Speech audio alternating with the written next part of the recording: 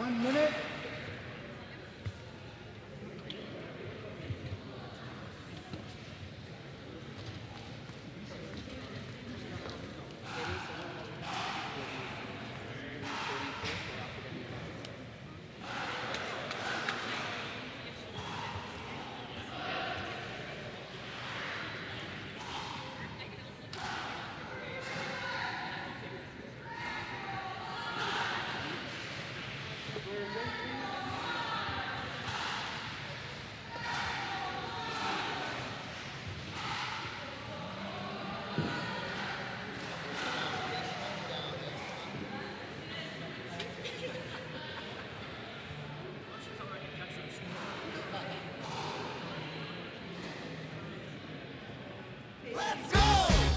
This isn't your grandma's pickleball game. This isn't a social event we do for fun. This is where champions are made. Get ready for the Canadian National Pickleball League's most explosive season ever. C4.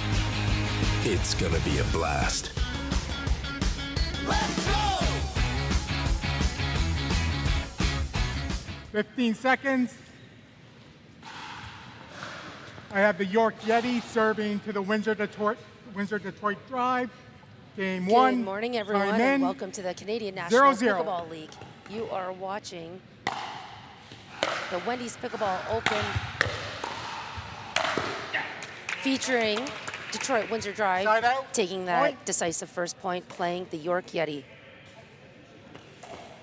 I'm Reese George, joined here by Sarah. Hello, everyone. We're excited to be here this morning. Unfortunately, Sarah and I weren't able to be at the last event in PEI, so we're happy to be back here in Guelph at the university here. 1-1.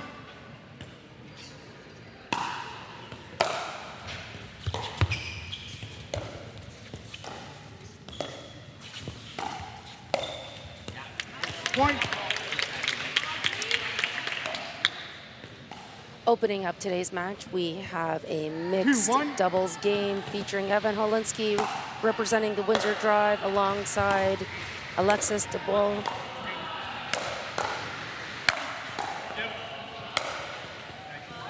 And on the side of the York Yeti, we have Audrey Young and Mikhail Gamond. We've seen these pairings already this season. There is some roster shakeups on both teams here that we'll talk about a little bit after. We will see one of them come in, I believe, on the side of the York Yeti.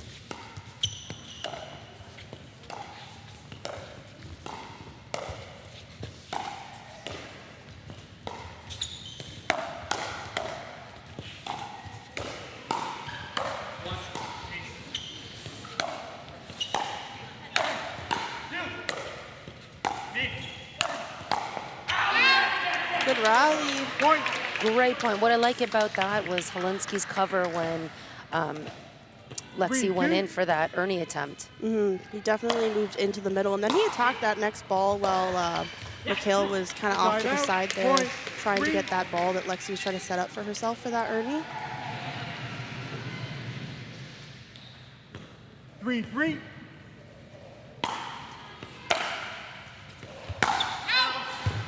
Side out. Point 4.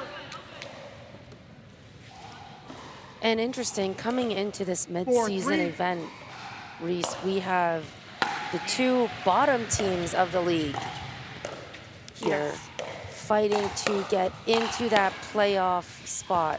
Top 6 teams qualify for playoffs.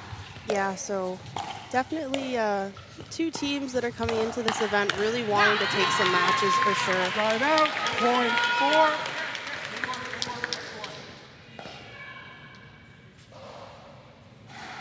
Four.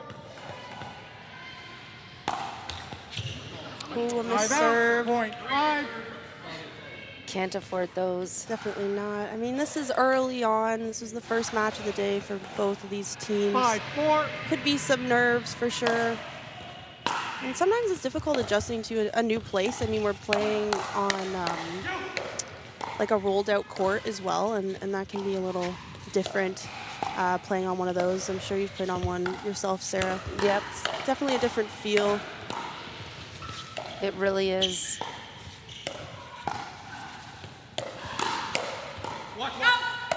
Big pop-up. Mikhail cleans that up nicely with a roll reset deep near to the baseline. Really great spot from Mikhail, too. We saw Lexi kind of go to the middle to cover while Holinsky was off to the side looking for that Ernie, and unfortunately she wasn't able to get back because Mikhail made such a quality shot down the line. Followed up with a deep drive through the baseline. 6-5. Side out. It's our point second miss 6. serve of the game. How important is it, Sarah, to get your serves in, especially with rally scoring? 6-6. Oh, absolutely. Yeah, you don't want to miss a serve and not get into a rally, and it's out. automatically a Point point for 7. the other side. For those who aren't familiar with rally scoring, every single 7-6. error is a point to the other team. So it is very important to get those serves in and get into that rally and get to the line. We find if you're not getting up to the kitchen line, you're often not going to win that rally. Side out. Point 7. And just following that rally, Reese, Audrey doing a nice job showing resets and the offensive opportunities. 7-7. Audrey's a very aggressive player we've seen so far this season, and it does work out well for her. Definitely prefers to pull the trigger before anyone else, and she thrives off of the pace for sure. Side out. Point 8. That ball going just Timeout. wide, Windsor and Detroit our Drive, first 8-7, time 1 being minute. called. Detroit with a marginal lead here, 8-7. Folks, we are coming to you live here at the University of Guelph. You can catch us in person. Come on down, grab a ticket. You can also watch us live on Game Plus TV, or you can stream us on YouTube. Our channel is the Canadian National Pickleball League. Yeah, so I think for the Detroit Windsor Drive, they're sitting in a good spot. They're making far less errors than the York Yeti at the moment, and I think those errors are costing them. So they're definitely going to look to settle in here and clean up some of those errors. Definitely don't want to miss any more serves. Definitely. And Reese, we were at the event where the Detroit Windsor Drive actually hosted that event, and I think what we really saw there is a team coming together, 15 seconds really remaining ironing out timeout. some of the Windsor kinks, Detroit finding Drive, really good partnerships 1. with one another, and it's York Yeti, proving 2. to be true here so far. Yes, for sure. And we've talked a lot about this partnership, Evan and Letty, Time and in. how much time they put together on the court. 8-7. And it really shows the chemistry that they have. Definitely, I would say their strongest pairing on this side of the drive. Point. So a good timeout for Detroit Windsor Drive. 9-7. Is that an offensive timeout? Did the drive call that? I think it would be, yeah. Okay, I wasn't sure, but that makes a lot of sense. Side out. The drive Point like their 8. offensive timeouts. We talk about that a lot too, using that as a strategy. 8-9.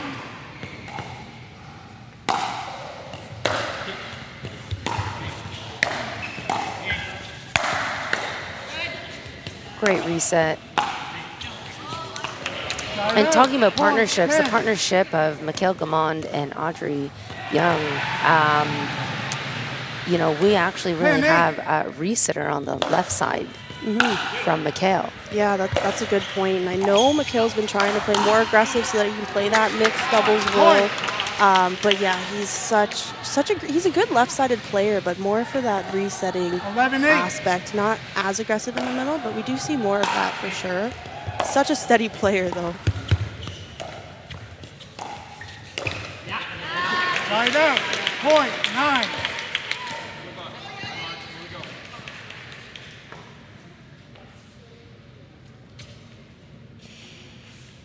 Nine 11.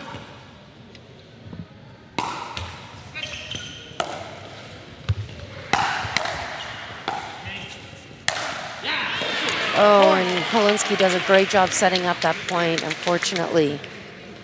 An unfortunate Yep. end to that 10 rally. 11. sometimes I feel like the thought is like, oh, should I hit this really hard? Where should I put this? I've got like all the opportunities here, a lot going through your mind. Foot fault immediately being called by the secondary referee. She sees the exact spot where Lexi made contact with the non-volley line. Yeah, Lexi not really agreeing with that, but looks like they're just shaking it off and moving on to the next point, which is good. It's important too not to let emotions get the best of you. There's not a lot of time in a game, and you don't want to let the points get out of control because of emotions.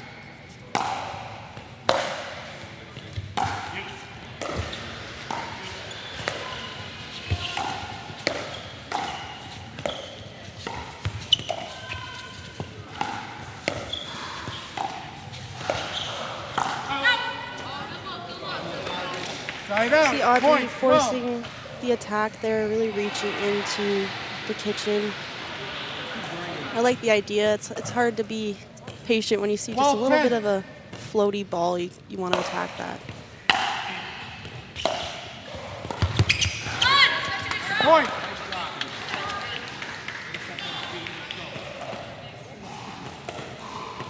$13-10. 13-10. Yeti keeping it somewhat close. A couple points given up there. And I think this is going to be a huge event for the York Yetis. They've made some changes in their lineup, as have the Detroit Windsor Drive, of course. But this is a team that I have seen so far this season struggle a little bit more than Detroit Windsor Drive. Yes, and looking at the past event the York Yeti competed in, they went 0-5. Unfortunately, not winning a match. I did see, however, they went to a tiebreaker with the Montreal Lions and lost in a tiebreaker, which is not an easy team to get to a tiebreaker with. That's right. So Montreal Lions, of course, being the defending champions 2 seasons in a row. I mean, even getting to a tiebreaker with them's got to bring up your confidence. Absolutely. Sure. But they're definitely looking to take some matches this event. Side out, point 15. And as we're kind of hovering into the latter part of this game, I'm seeing a bit of some hesitancy from the players. I think just kind of showing just how important this first game really is for both of them.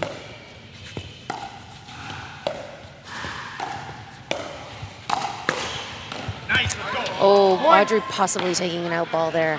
Yeah, you see her kind of point to the line like, oh man, I knew that was out. I shouldn't have hit that. It's hard sometimes right in the middle of the point and everything kind of goes your way. You get that popped up ball, but unfortunately, it's hard to lay off. All right, we have another timeout called. I think the driver feeling in a good spot right now. I feel like they're coming on top of most of the rallies, and they look like they're in more control for sure. And Reese, I'm taking a look at the current standings as we head into this event. Very interesting to see that the Grand River Rapids have that #1 spot right now. Coming in second is London Smash. They made a lot of changes in the off season, obviously proving to be good changes for them so far. And in third spot, of no surprise, Toronto United Pickleball Club, just a solid team since the inception of this league, of course. But in fourth spot, the Montreal Lions. Not exactly where, I don't know about you, but not where I expected the Montreal Lions to be sitting. Yeah, I'm curious to see, where they end up after this event here. 16-12. Okay, we're coming back. 16-12 for the Detroit Windsor Drive. Side out, point 13. See Evan saying, just a little long, just out, just a little. Just a little deep. It's good to see people joking around and still having Absolutely. fun while they're competing.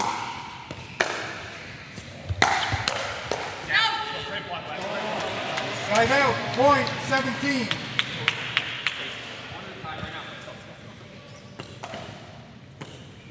$17-13.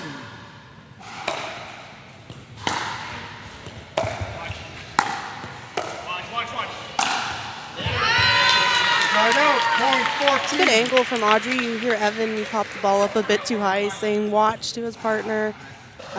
Audrey made sure that wasn't coming back. 14-17.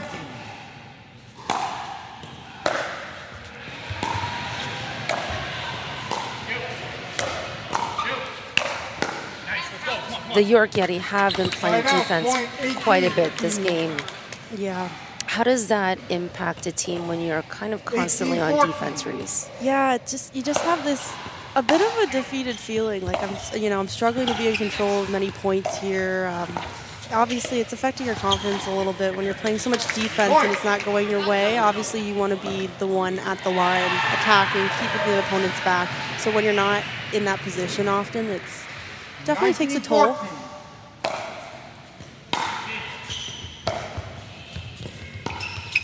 That being said, we have two really good defensive players on the side of the Yeti. I know Mikhail plays some really great defense and feels pretty comfortable back there, but obviously not the spot that you want to be in ideally. And I would say 3 of 4 players on the court right now are more power players, and yet the dinking game has kind of come into play here. And you're actually choosing to go to Audrey quite a bit. She has hit a couple of unforced dinking errors in these rallies, Reese. So it's possible that the drive have picked up on a pattern here. 15-20. And I feel Audrey's making more errors than usual. So for the drive to notice that and pick on that is definitely a good strategy. 16-20.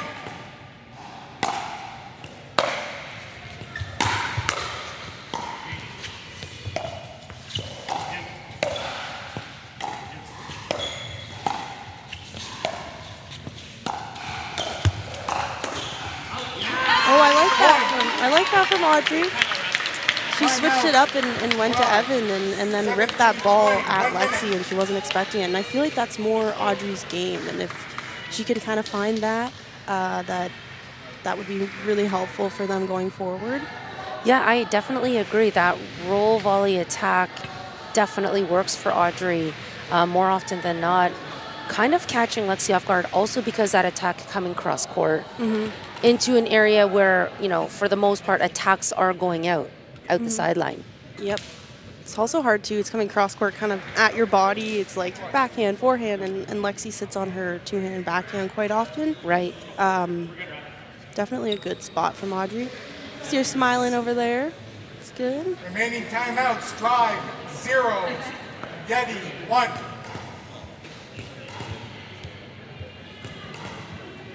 Time in, 17-20. The Yeti have been staying behind and score about 3 points. Let's see if they can't climb back on the serving freeze. Serving freeze means the first team to hit 20 points cannot win unless they are serving for the rally. Timeout Yeti.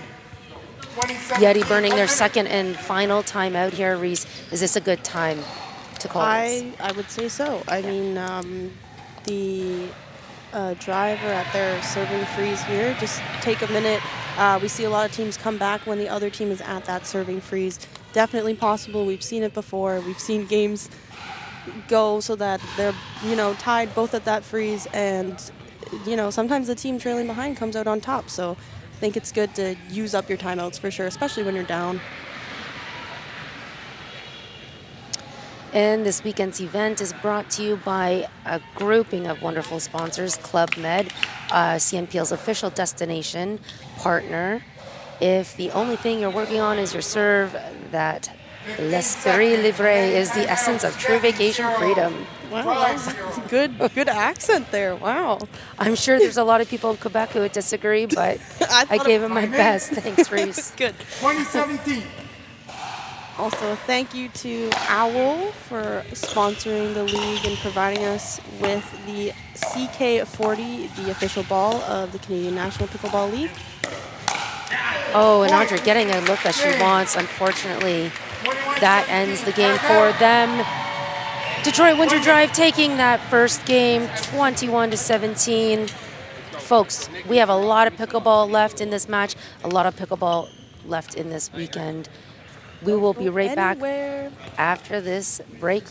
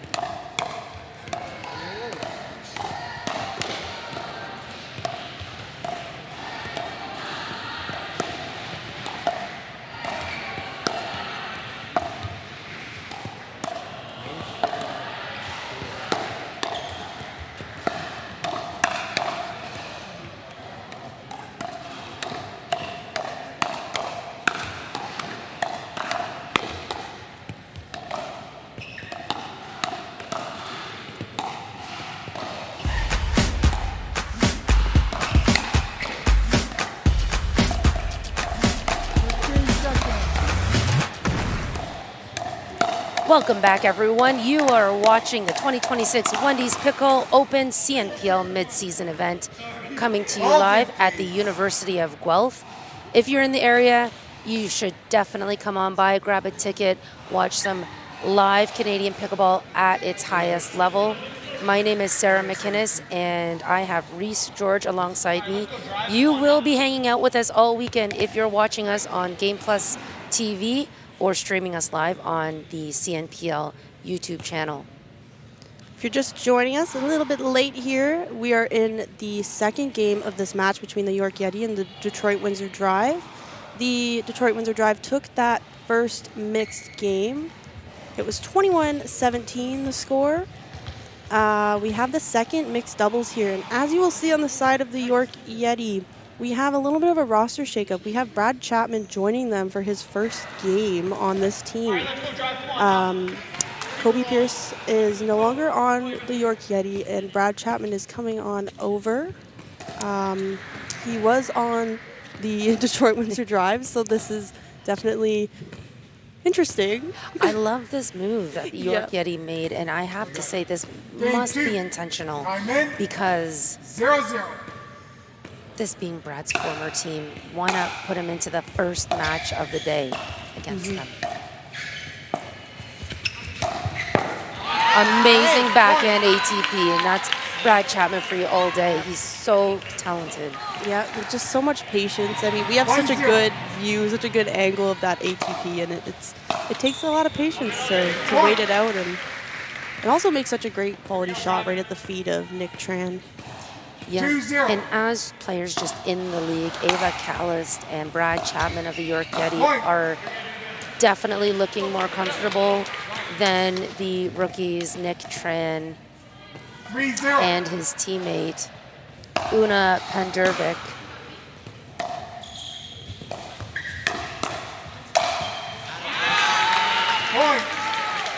And Reese, I'm not surprised that the Yeti have jumped out to a quick lead here. Yeah, I agree with you. I mean, I think even just in general, experience-wise, we have far more experience on the side of the York Yeti.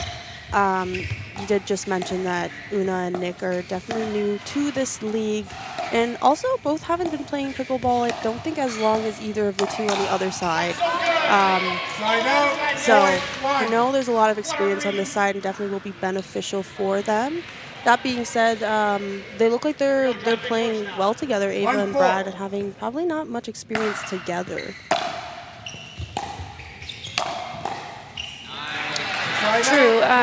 Callis, though, has played through multiple teammates in the couple seasons that I've seen her play. And I feel like she's adapted really well to everyone's play style. Yeah, she's just a quality right side player from what I've seen. She definitely does adapt. Great lob. Nick, being a left-handed player, takes that lob through the middle. That ball was sailing out, but it actually clips Nick on the forearm. That's tough. All smiles over there, though.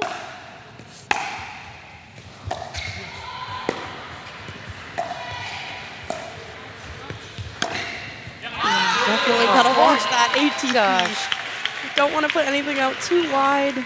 Brad looks like he does those in his sleep. That was just, it was tight too. And he was able to keep that down the line. It was routine. Oh yeah, for sure.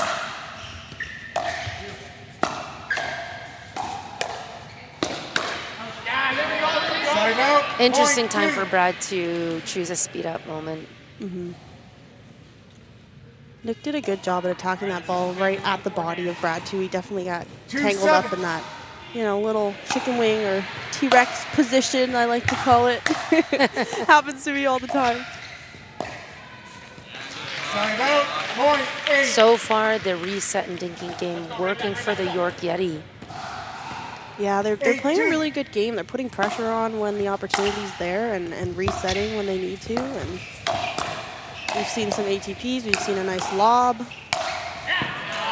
Both players, Nick and Una, kind of looking hesitant in their resets. They actually called that ball out, but Nick was confused and he thinks he saw out, but he actually wasn't sure. He was looking for confirmation on his bench and didn't get any. And when no one can see that call to overturn it, the call stands. So an out ball, 3-8.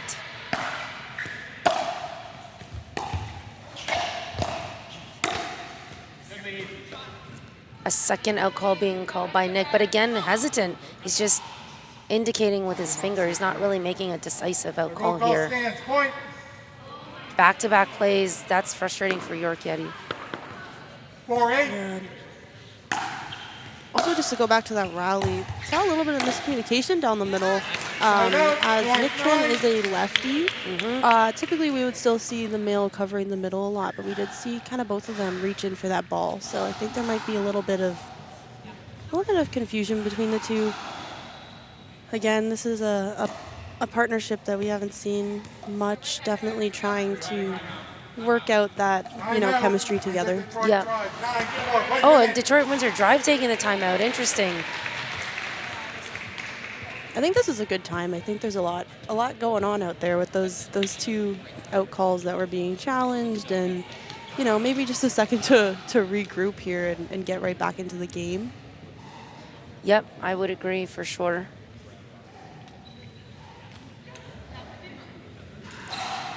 The York Yeti bench would have pretty good eyes on both of those calls, line calls.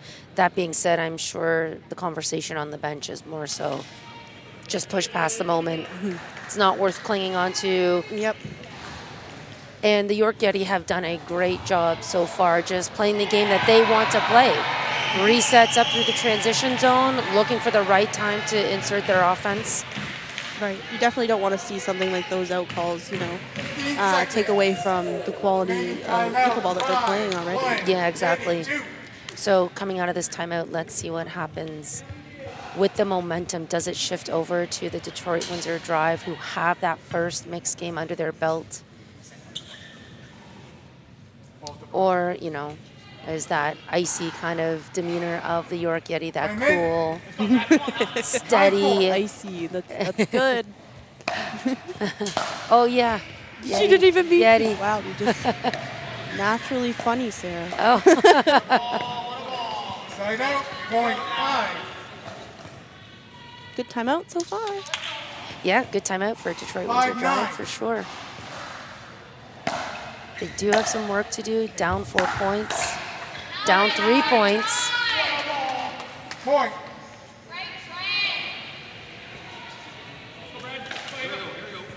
Six, 9.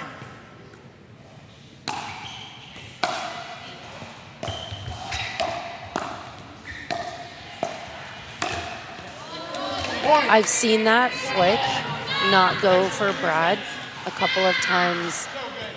That's kind of one of his signature shots. I agree with you. I was thinking the same thing. I'm like, oh, he's setting up for the flick. I'm like, this is not good. For the drive, and then unfortunately, a couple of those now. 10-7.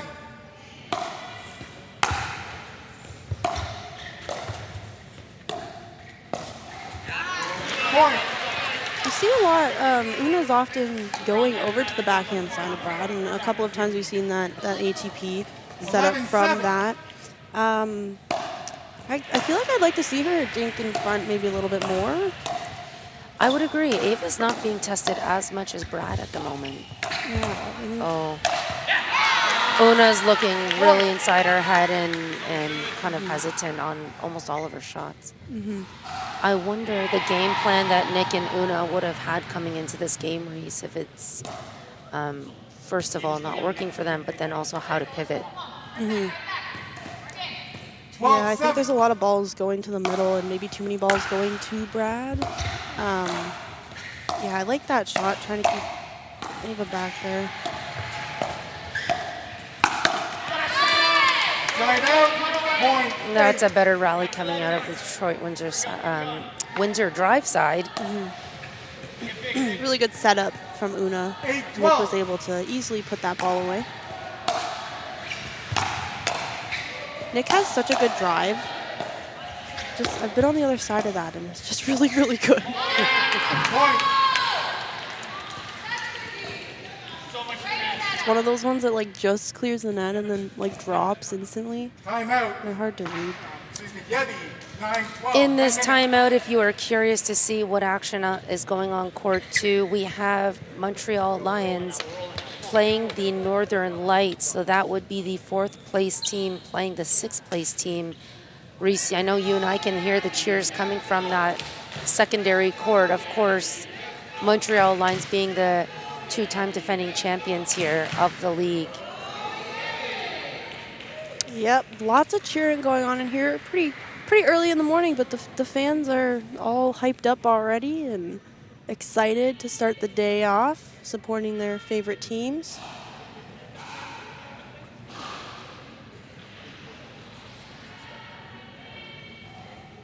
And coming up on this court after this match, we have the London Smash in the number 2 spot taking on Toronto United Pickleball Club in the 3 spot. That's going to be a great match, Reese, for you to call. We got lots of pickleball today.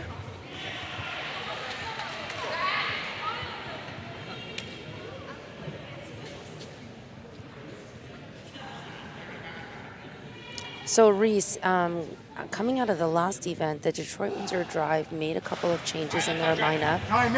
We now have Jordan Vigna as the 3rd female player and Miles Hoover as the 3rd male player. Yes, and it looks like Miles isn't here today at this event. I was hoping to see him play, as I'm not familiar with him. I do know that he's young, he's 20 years old, and he's from Colorado Springs, playing in a lot of the PPA Challenger events. Yeah, hopefully we'll see him at next event. Brad is so calm on the court, just so calm and steady. 14-9.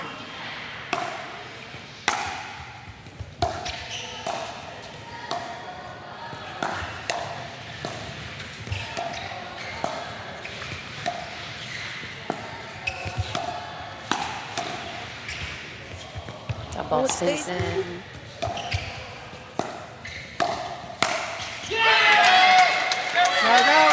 Point 10. And what a turnaround for Detroit, who were on their heels defending that rally and coming out on top. 10-14.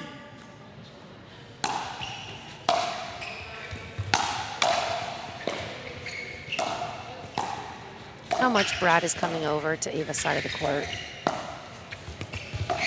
Yeah, I think that might be why Una keeps trying to go over to his backhand. He's just so light on his feet and so quick. And these resets just go lower and lower for Brad. That's amazing. What a time to flick. That was exceptional play from Brad Chapman. Wow. That, again, we had like the perfect view of this flick, and it was just so low, and he flicked it right through, clean winner down the middle. It's good to see that he's, you miss a couple of those, but he's still so confident in that shot. Absolutely. That's another routine shot for him, right? And good response from Nick Tran, taking a lot of the court there for that point. 11-15.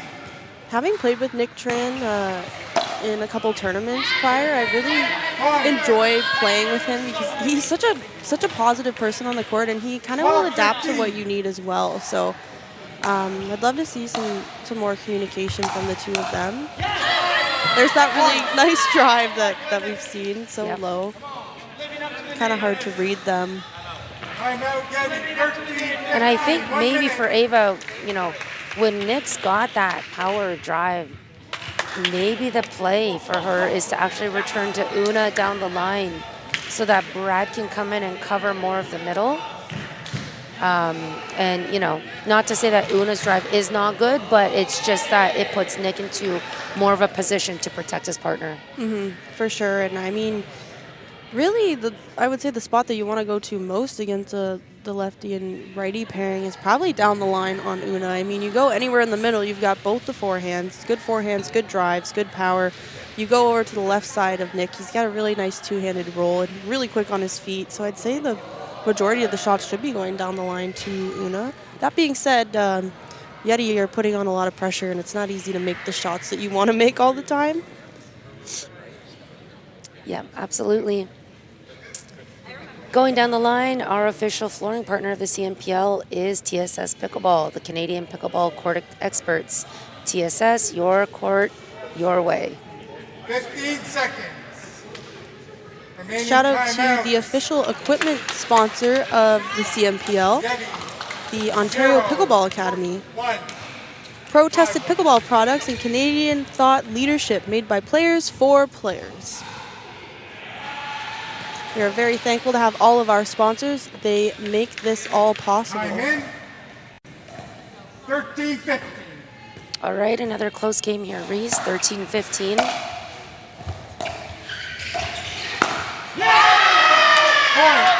And a solid play for Una. Now that's interesting though because Ava did return down the line. Okay, maybe Ava's seen something we're not seeing here. 14-15. Also, that's definitely a routine backhand from Una, and she has such a good Definitely. angle on it. Oh, So there's that partner protection that I was talking about for Brad taking the fourth shot of the game. great work from Nick Tran to get over and get that ball that just trickled over the net.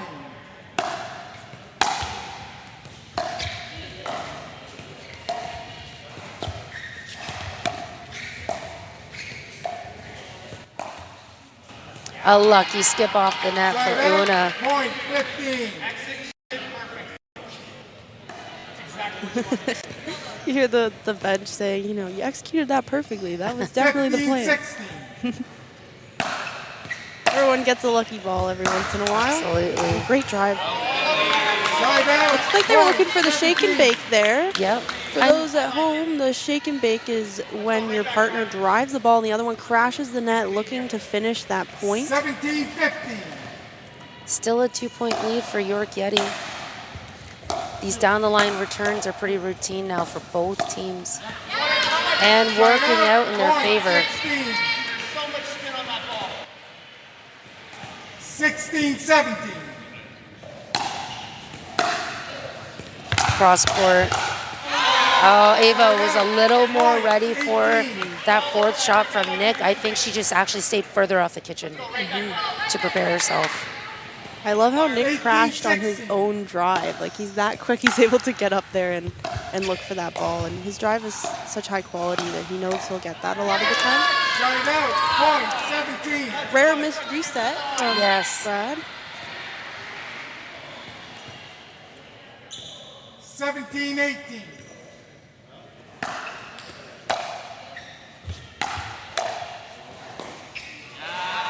Side out. Point 19. There's that return off the drive over to Una's backhand side that you were mentioning. It was effective. 19-17. Tight game here. 19-17. Cross court return. Cross court drop. Nick cannot get involved. Now he does.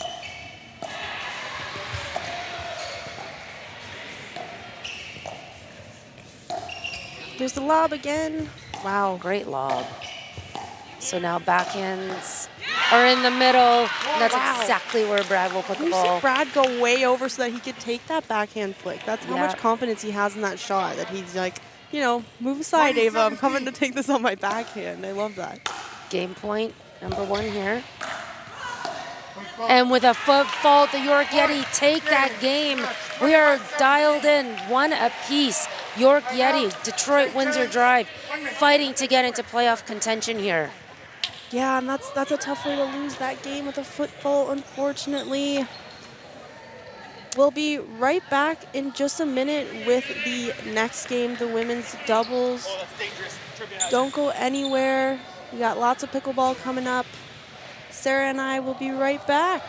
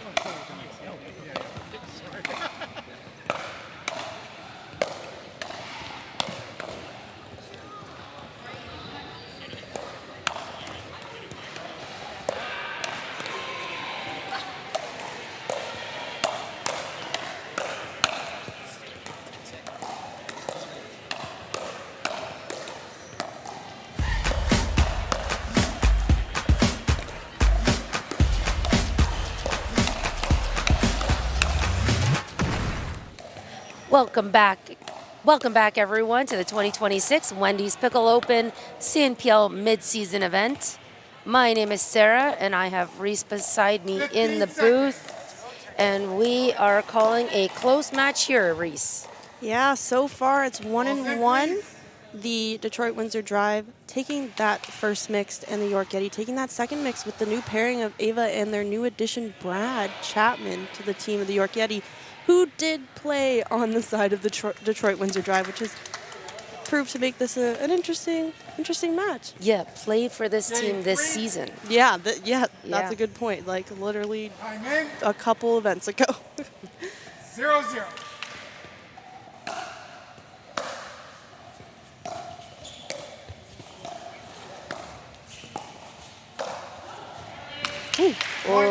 Oh, it touched Audrey. Okay. Great sportsmanship from her. Excuse me, correction. Side out, point 1. Looks like she tried to get out of the way, but unfortunately, it looks like it just touched her No, she's chest or her shirt. Ball is still dead. I'll recall the score. She's got a necklace on too. Maybe a touchdown. Here we go. 1-0.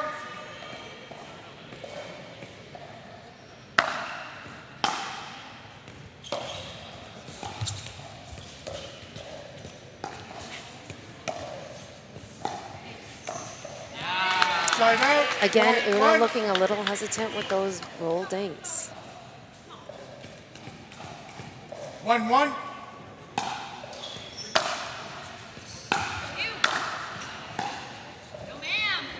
Side out, point 2. And Reese, what kind of gameplay do you think we can expect coming from Ava Callis 2-1. and Audrey Young of the York Yeti? Yeah, I'm wondering because on the side of Lexi and Una, there's a lot of power on that side. I know they will both engage in that softer game. We've seen a few errors from Una on the side of the softer game. Ava, we've already talked about, so solid on the right side. Very crafty with her lobs and you know, her defensive play and her cross-court dink. There's a lob right there. Such a good lob. Yeah, cross-court too. So I think she'll do a really good job at setting up Audrey for the pace. I'm hoping that we'll see that, and I think if they can get that going, the setups for Audrey, that they'll come out on top, but we'll see. Yeah, and what I saw there was York Yeti not allowing the drive to get settled into any kind of rhythm or pattern. Just kind of keeping them up on their toes. Jabal looking to do the same there. Unfortunately, that lob goes just a bit deep. I'm not sure how I feel about the choice to lob there, just because it hit the tape and kind of gave the Yeti enough time to kind of see what was about to happen. Side out, point 3. But that being said, we've seen some quality lobs, and we're seeing a lot more lobs in the game in general. Drive, 3-4, 1 minute. And a timeout, again, offensive timeout being called by Detroit Windsor Drive. Yeah, I think maybe just early on, they seem to take these offensive timeouts sometimes even early on. I mean, if you see Brandon Contrado, owner-manager, talking to the team, maybe he's seeing something already that he wants to let them know, like, hey, we need to change up our game plan already, or hey, let's try this. Sometimes easier to see sitting on the bench. Like, even for us, we're saying things and whatnot, but it's easier said than done, and you just don't necessarily see everything when you're on the court and in the heat of the moment. Absolutely, I agree. I absolutely agree with you, Reese. And this is one of the great things that we have with this team format is just the feedback and the support that the benches can provide for the players on the court. Drive, 1. Yeah, and that just shows the team environment too, right? I mean, even when you're not on the court, just contributing to your team any way that you can is crucial. 3-4.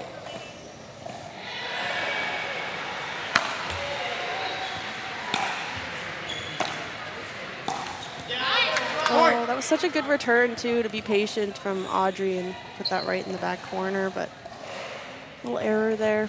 Yeah, actually, the drive were not approaching the non-volley line. I think Audrey had enough time and space to allow that ball to drop for a dink, and she still could have done a pretty ineffective shot. coming off the bounce. 5-4.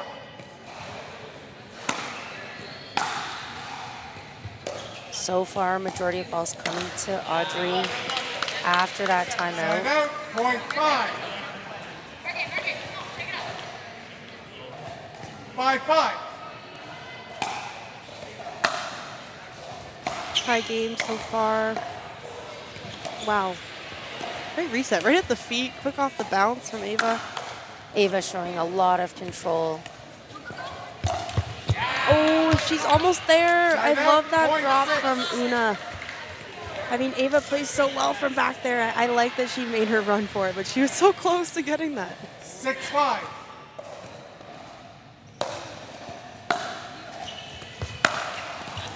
And interesting, with the mixed game, Ava Callis saw maybe slightly less shots than her teammate Brad Chapman. 6-6. And kind of the same thing here, where she's been playing the right side for both, but not seeing as many shots.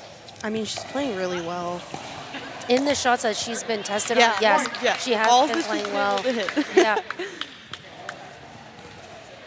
And we've seen like 4 lobs from her too. I really like them. Like in front, head on, and also cross court. 7-6. And maybe that's just a part of it. The team, Detroit Windsor Drive, do not want to be chasing down lobs. They need to save their legs for the rest of the day. Timeout, point 7. And even just that, like knowing that there's a player in front of you that does like throw up that occasional lob, kind of keeps you on your toes. Like I don't really 7-7. want to. I don't want to entertain that idea. I don't want to engage in that.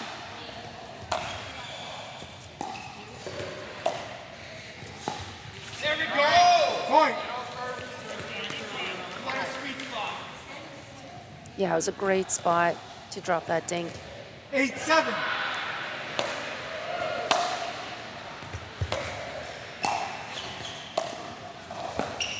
Another really great spot, and Audrey looking a little impatient, trying to take a lot of these dinks out of the air, imparting a lot of spin. 9-7. She got down really low for that one.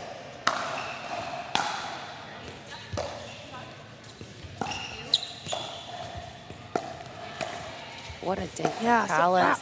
Oh, Point. just wide. Yeah. Wow, the ball control on that first one is crazy. Yeah, Ava really tucked her elbows in and got a lot of topspin off of those dinks. Yeah, she's really shaping the ball like wherever she wants to put it. I noticed too, a lot of her forehand balls look the same. Like even when she's going to lob the ball, like there's so much topspin and so much brushing motion, they all kind of look similar. So she's able to do anything at any point. Yeah, I agree. She can pull the trigger and hit a number of different shots with that setup. And that is one of the things we talk about a lot, Reese, is attacks kind of work at this level because the shot is disguised. It could be another type of shot altogether. It could be defensive, offensive. So it focuses, it makes the other players focus on what you might be doing. It's hard just to play the ball when you don't know what shot's coming. Yeah, even just having that in the back of your head, like, oh, the lob could come, where she's got, you know, the ability to shape this dink kind of wherever she wants. Like, Right. I feel like there's not a specific pattern coming from her either. Like, there's just a lot of different things happening, so it's hard to kind of, which I think is really great from her. I mean, teams aren't able to kind of figure out a pattern. Oh, good reset. That's where Audrey thrives right there when she Yeah. like speeds the ball up and Yeah. she sets herself up. We haven't been seeing too much of that. No. It's, 8-10. things could turn around though, right here.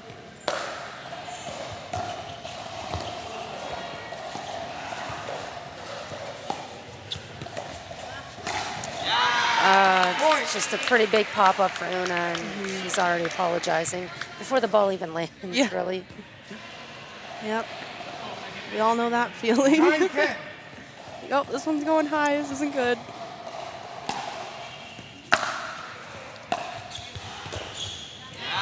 Point.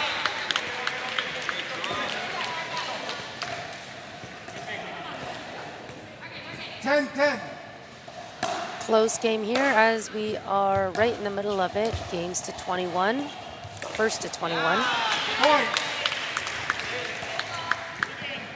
And the York Yeti hitting that halfway point first, really. 11-10. Looks like Lexi went to kind of punch, poke that Yeah. ball on her backhand there and went into the tape. Yeah, that's not a spot you want to go on Audrey. Like, she's locked and loaded, and she hits her backhand on such an angle. Makes it difficult. 12-10.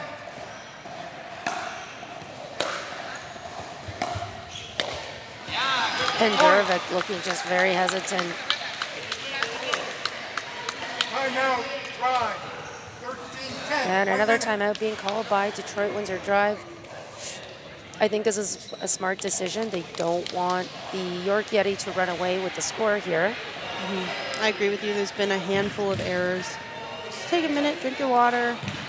You know, you guys are playing at a professional level. You just made a few errors. You're just going to get back out there and play your regular game. Hopefully able to clean those up a bit.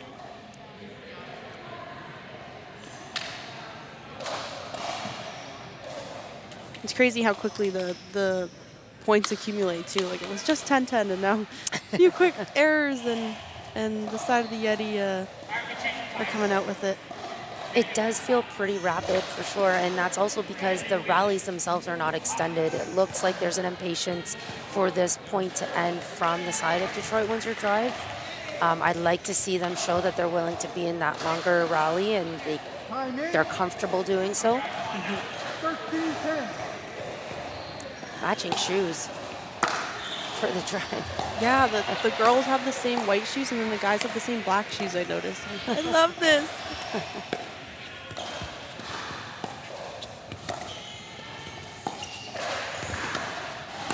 Ooh. There's some impatience from Audrey. She got away with it until she didn't. Until she did. Yep, it was good until it wasn't. Some good quality dinks cross court from Una. She was really pulling Audrey out wide. Side out, point, 14. Oh, miss serve. That's tough. Still lots of positivity coming from the bench on the side of the drive.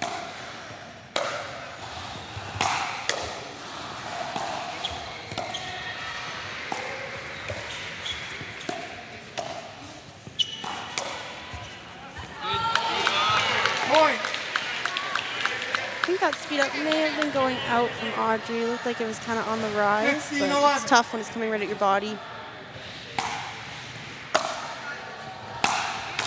Big drive from Audrey. Not surprised to see that speed up from Audrey. That was oh, what a get from Penderovic. Oh, good reset. And I love the fight for every team to stay in the rally. You see Lexi almost pushing Una over there. That was so good. What a get. This could be a bit of a momentum shift for the Windsor Drive, and of course that's exactly what they're hoping for. Sorry, yes. Excuse me, thank you. Yeah, really great get. I'll recall the score. Good communication from the drive too. I mean, Lexi said, yours, like, I don't have that. Una, like, pedal to the metal, want to get it. That was a great setup. She got the ball she wanted on her forehand there. Unfortunately, just into the tape. 16-12.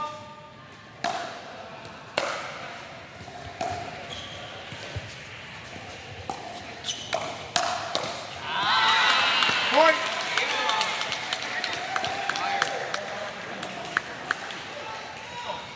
York Yeti pulling 17-12. away with the lead here. Oh, was it the hesitation that threw her off the cadence on that shot? It was there though. It looked like she almost like kind of ran into it, like a little bit too close to it. Yeah, it's tough. It's like, oh, this is a good idea, but I gotta just go for it at that point. And I think that that last shot did affect her performance in this rally here. 14-17. Blowing another ball just at the baseline. Smart move to go back at her. Go back to Audrey. Nice dig from Calist. Great dig.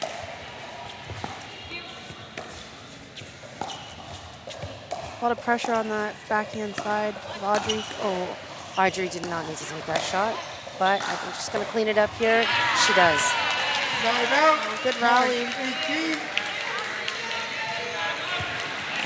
Both teams going from offense to defense. Okay. 18-14. York Yeti creeping just a little bit closer to that game win. High third. Ava's reset game is on right now. Yeah, wow. And just setting up Audrey so well. Yeah. And I believe the drive have burned both of their timeouts. I think so. They're in this until the end. I'd love to see some patience and some rally development here. Point. I really like that, like down the line shot from Una, but Ava's reset is just so good. It's on. And I kind of also want to see maybe some more talking between the drive. Looks like they're just trying to focus in though. Keep their eyes on the ball here. Nice cut by Una. I mean, and having taken both your timeouts, like you've had a couple discussions and maybe feeling like it's not going to plan or that your plan isn't working. Yeah. So it's like hard. Like what more do we say, right? I mean, when you feel like it's just not working. Timeout. Yeti. 15, I don't 20, know how 1 I minute. feel about this timeout. I think it's maybe a shade too early. Like Audrey had a couple of higher dinks at her where she was electing not to speed up, and I think she could have tried for it, being that the score was 20-14 in that moment versus hitting a dink into the net. Yeah, I feel like this timeout called by them could be beneficial for the drive. Yes. Yeah, the drive might actually be thankful that the Yeti called this one. But we don't know for sure what's going on the side with the Yeti. Maybe someone's got a dry throat and needs some water. We can only guess here. 15 seconds. Remaining timeouts. Drive 0. Yeti 0. Time in. 15-20.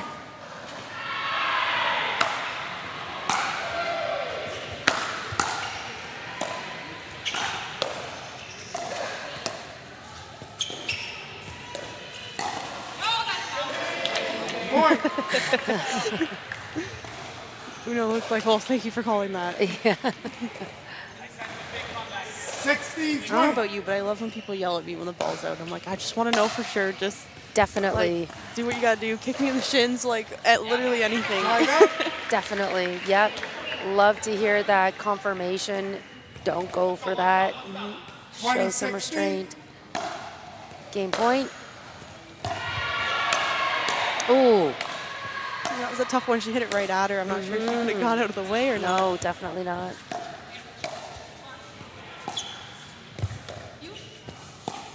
Back to the middle, high, almost like baiting dinks, looking for. Whoa! Oh yeah, what a time to throw in the lob. Oh, Timeout. Point. Ava's plays lobs there. are lethal. yes, they are. Fortunately, I think Audrey had so much time, and sometimes that's 17-20. detrimental. To have all that time to think and kind of figure out where you're going to go. Just off the end of her paddle, unfortunately. Back to this pattern, I think, yeah, dinks into the middle to Audrey, pulling her wide, and it is working. We've seen this pattern now probably 3 or 4 times. I wonder if that 18, timeout, the 20. drive, had that little conversation. And just like that, we're in a double freeze situation. Both teams needing to earn the win on their own serve. 19-20. Point.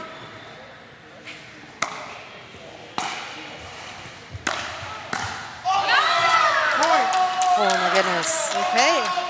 And we discussed this prior, that with this rally scoring in the freeze, like teams are able to come back. We're seeing this here from the drive. Let's see if they can finish it.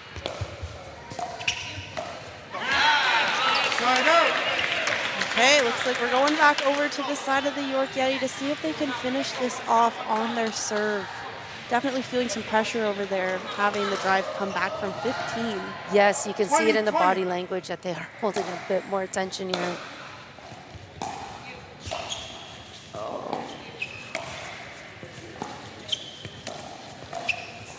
like teams are choosing to sit in this slower rally. Oh, and just that was a bait for sure.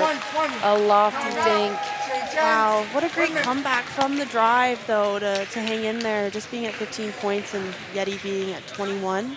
A very strong game for the York Yeti as they pull ahead 2-1 in this match, their first lead of the match. Some work to be done for Detroit Windsor Drive. Now they're, playing for a tiebreaker situation.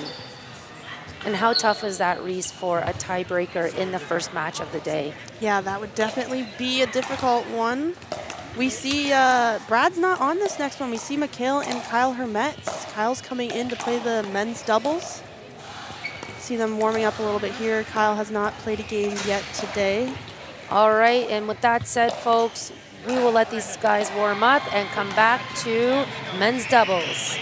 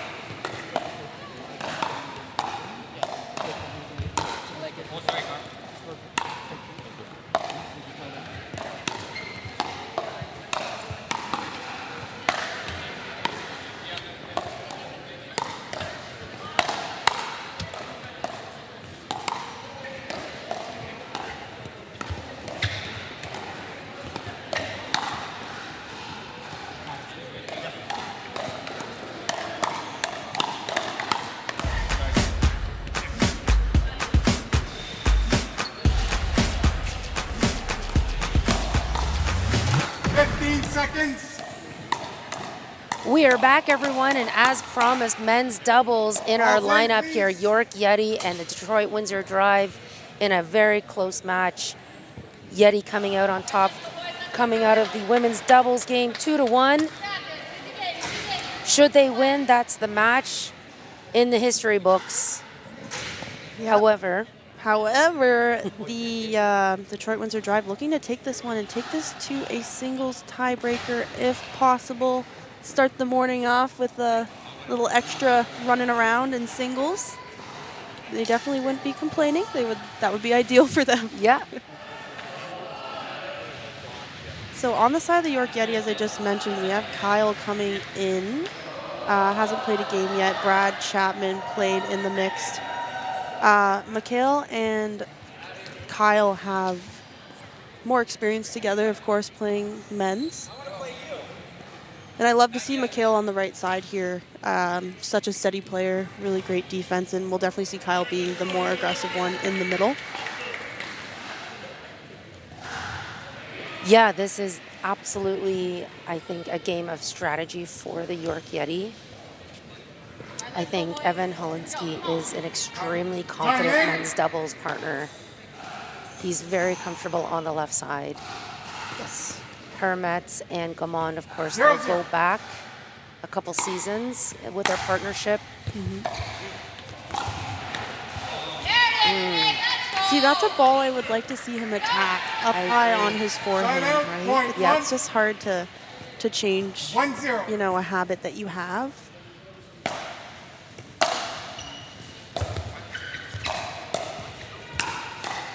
Kyle coming way over.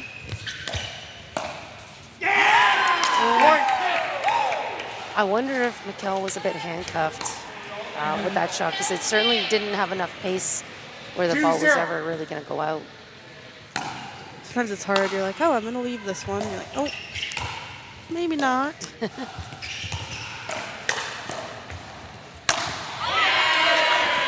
I love how Evan just stood there like, yep, that's good. You got it. I'm not even sure he knew where the ball went up to. I don't know about you, but if I pop a ball up like that, I'm like running like backwards or away. Like some of them are just such gimmies, right? Where you're like, okay, I am in danger big time. There's no way I'm able to get this back.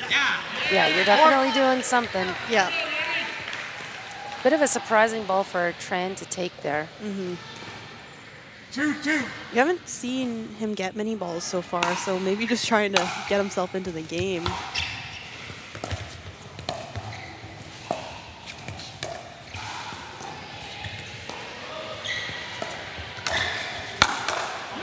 Oh, Kyle was there too. This was kind of a little bit sideways. I mean, maybe a self-defense, you know, gotta protect yourself at the same time. 3-2. Look at the windup from Evan Holinsky. I noticed that when they were warming up earlier. He's like swings his leg up in the air. I'm like, I don't know what's going on, but it's pretty cool. You know if he's a former baseball player, a pitcher. That's a good observation. It is kind of like that. Whoa. Oh, that was some quick hands on both sides there. Kyle came out with that one. Hermet's just on fire with that shot. Yeah, when his hands are on, they're on for sure.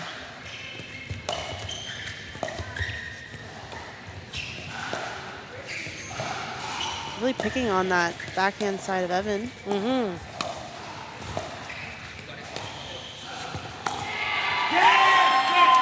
Wow. And I feel like that's a shot that Mikhail has to know is coming back his way. Like, he really didn't do much with that dink. 4-3. Yeah, I feel like Nick had, you know, multiple options. Again, a little bit of confusion in the middle at some points here. Yeah, I wonder how used to playing with the lefty Evan is. Point. Oh, works out in their favor right there. Sometimes I'm like, oh, if we don't know what's going on, they don't know what's going on, right? 5-3. Maybe not the best strategy, but sometimes it works out. They don't know because we don't know. Yeah, so we don't know. No one else does for sure. Oh, I like the choice to reset the ball from Nick there. Kind of threw off the pace. I mean, I think when the ball starts getting faster, Kyle's like, okay, perfect. Like, this is what I want. 6-3. Just to take the pace off. It's sometimes hard to adjust to.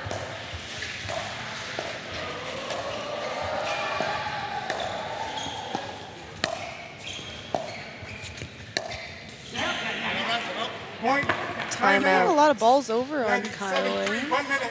Yes, they are. I mean, who would you say is more steady in terms of the thinking game at the kitchen? I believe it would be Mikhail. Yep. And when Mikhail goes cross-court dinking in this particular setup, he would be going to mixed backhand. So it's possible that that is also one of the reasons why they're choosing Hermits. Yeah. Yeah, there's definitely some different thought processes when you're playing against a lefty. Yeah, and Nick hasn't seen as many balls as Evan, but when he is seeing the ball, he's done some really good things. I mean, I wouldn't want to go over there much in general at this point.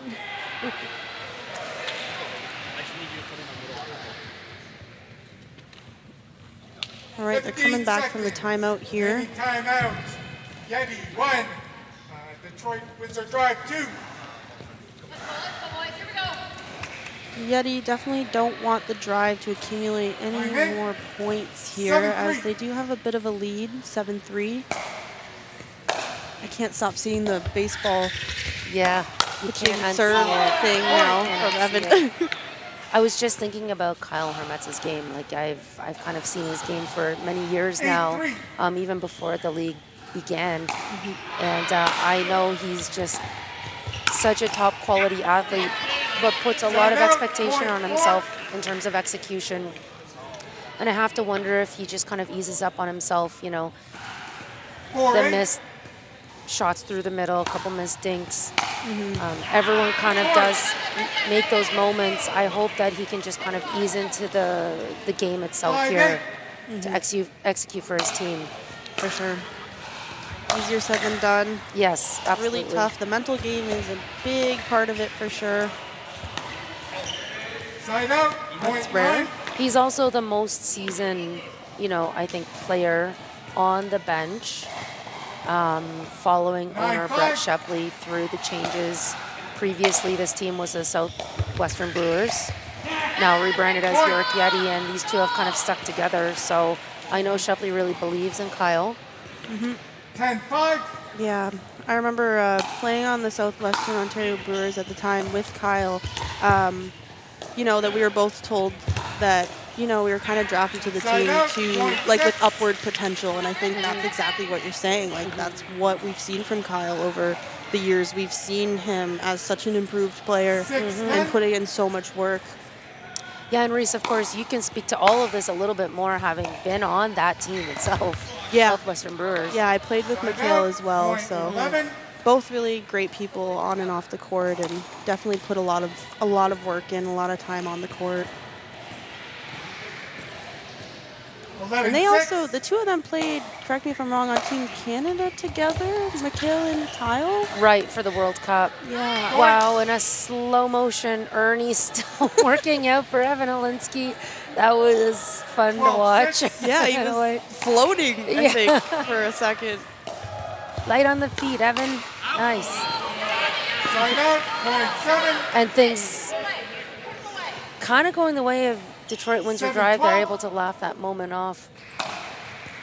York Yeti have work to do. They want this match win. Timeout, point 13. They can take this men's doubles win and close out the match here. So the pressure is on them. 13-7.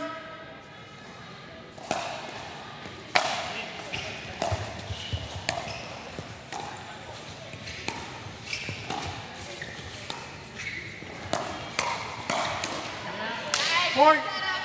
See, I'd like to see Kyle be a little bit more patient there. It almost looks like he's like looking for the winner off of that. 14-7. Like really angling downward. When you have these visions of where you're able to place the ball, it's hard not to make that shot. Like, it's hard to not do that shot. Yeah, or if that's a shot you've executed, you know, countless times in the past, you're like, oh, I'm just going to do that. Ooh. The ball looked like it tried to go over there, but fortunately not. 9-14. Shout out to C&D Pickleball Nets, one of the official sponsors of the CNPL. The perfect choice for those who want the best quality and play like the pros. The official net of Duper, CNPL, and the APP. These nets get around. Speaking of around. Nice timing, Reese. Kyle looking to finish this rally. Does so with an angled overhead winner. Wow, and that feels good too, especially after Mikhail did that nice around the post. Kyle steps into the middle of the court and says, I'm going to finish this off. That's some teamwork right there. Yeah, exactly. 10-14.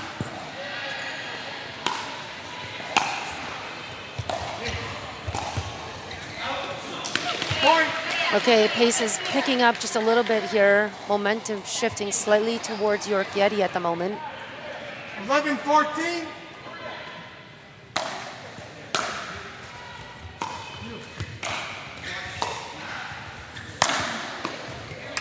I think Mikhail was in a bit of a better position to take that. Yeah, I think he was a little bit further back, so he Yep. had a little more time. Also, you'll hear Mikhail like say that it's high or watch when he's playing defense. He does often do more of the lob situation to get the ball back on defense because his defense is so good that he's able to just keep getting them back. I've seen him in some crazy defensive rallies. Yes. One thing we talked about in the women's doubles, Reese, is the patterns that we saw from both teams, and I'm not seeing necessarily as many patterns happening in this men's doubles game so far. What are your thoughts there? Yeah, I don't think we're seeing many long rallies. And not anything specific, like you're mentioning, pattern-wise. Yeah, I mean, the driver's still ahead, but not by much, and we see an offensive timeout being called here. Perhaps Brandon heard us and was like, okay, we got to get some patterns going here. We're going to have to ask Brandon after this match. That's what's up. Yeah. Maybe we helped. Maybe we contributed to this. Off to the side here, we see more teams rolling in as the first matches are coming close to an end. He's definitely the one talking here in this timeout. Yeah. Reese. Yep. I guess we'll see. Michael Gauthier in the house. This event for CNPL. Michael, of course, being a longtime photographer for many top players in pickleball in Canada. Yeah, definitely. If you have the chance, go check out his social media on Facebook. You can see all his awesome action shots over the years. I've been fortunate enough to have a couple from him. I don't know about you, Sarah. Yeah, he does such a great job. Yes. He loves the sport as well, right? So he plays, I believe. Oh, yeah. Yeah. He coaches, he plays, Okay. he knows this game extremely well, which is also part of how he can take such beautiful photos. I think one of his photos I have on my main page of my website. Time in. Nice. Yeah, he's great job. Good ambassador for the sport in general as well. 16-12. Okay, so a 4-point lead here for Detroit Windsor Drive. Coming out of this timeout, what are they going to do?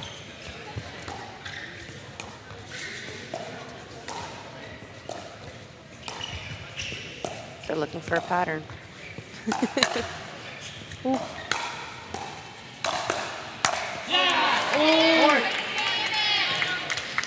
Goes for the little scorpion. Did he need to get deeper into that scorpion position? 17-12. Yeah, he might have needed to sit on the ground. I'm not sure. I feel like I would have fallen over in that instance. I don't know.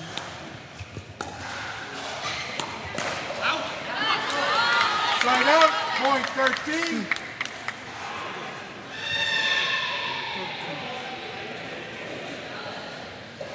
Thirteen, 17. All right, York Yeti definitely wanting to get some points here near the end of this game. They're definitely wanting to take this match. Would prefer not to go to singles. 14, 17.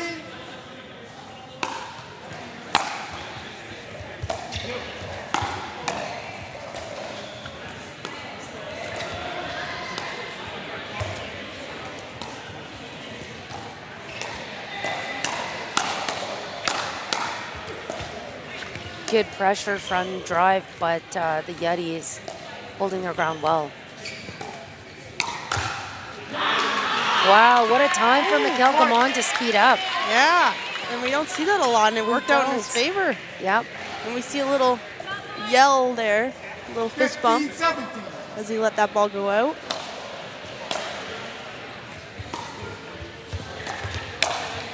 Oh, Oh, he body bagged both of them. he body bagged both of them. Off one, into the other. Ouch. And I'm glad that Nick has protective eyewear. Yes, he's got the fancy Pila glasses on, as 16, far as I 17. know. Those are pretty cool.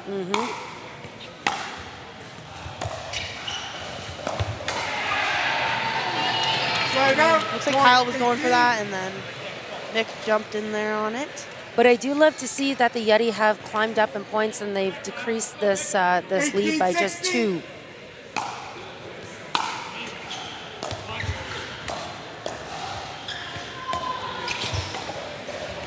I think it's important that the Yeti stays, you know, kind of calm and collected here.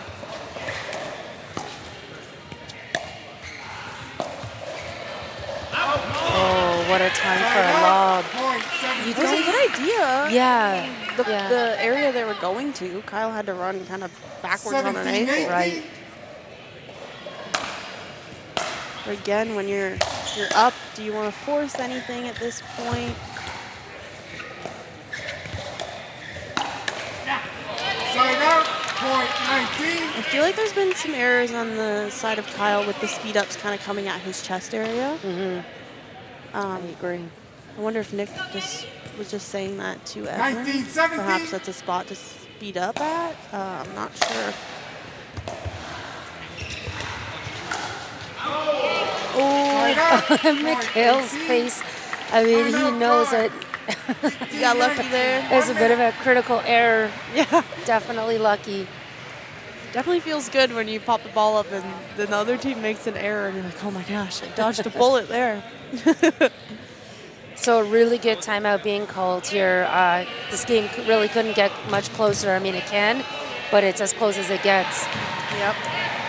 Definitely not a spot that the York Yeti want to be in, as they want to just take this match. the drive, I'm sure, feeling pretty good about this and confident that they can bring this to singles.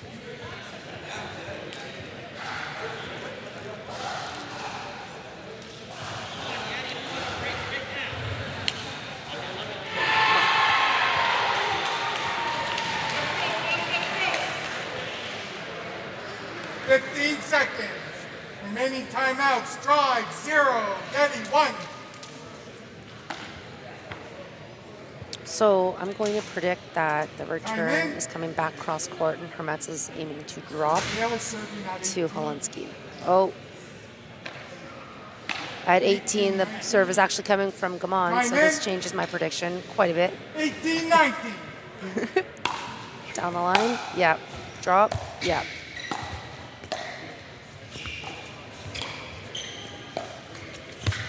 Yeah, the priority for the Yeti was just to get it the non-volley line.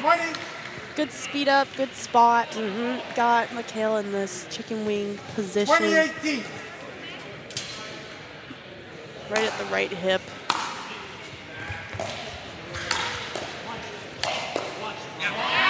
Side out, point 19. Okay, we got a double freeze situation going on here, meaning the York Yeti are frozen at 19 and the Detroit Windsor Drive are frozen at 20 game points. Both need to accumulate a point on their serve.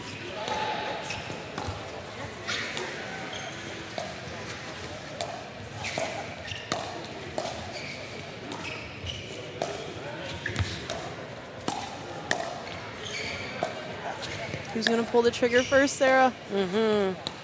I feel like the drive. We're going to try to do something different here. Yeah. Mikhail was just ready for that flick. They were both so locked into the middle. That middle, like, the ball was always going to come back. All right, so here we are, 2020. Potential match point for the York Yeti. I can tell you they want this badly.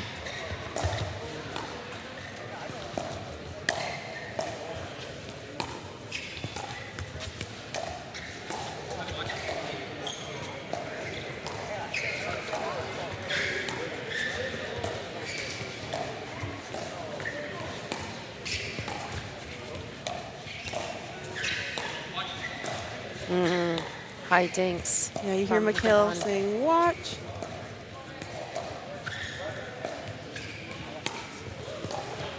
I think this might go on until...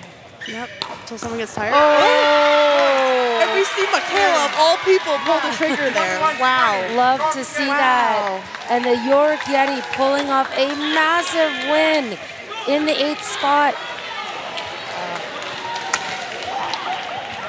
Yeah, that was such a great job for the York Yeti, especially having lost their last 5 matches. To finally win one's got to feel good. With your little bit of a roster shakeup, you've got Brad Chapman coming in. Came in, did his job for sure in that mixed game. Wow. And of course, our post-match interview. We are setting it up, folks.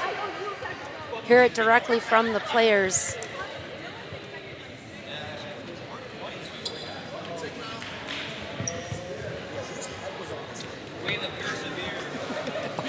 We've got Kyle Hermetz joining us here in just a second.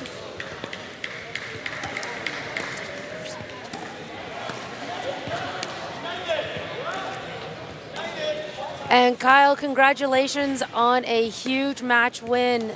You know, that game could not have gotten any closer. Talk to us just about some momentum shifts and where you saw the turn of the game kind of headed into your favor. I think the biggest thing for us was just stay calm, be composed.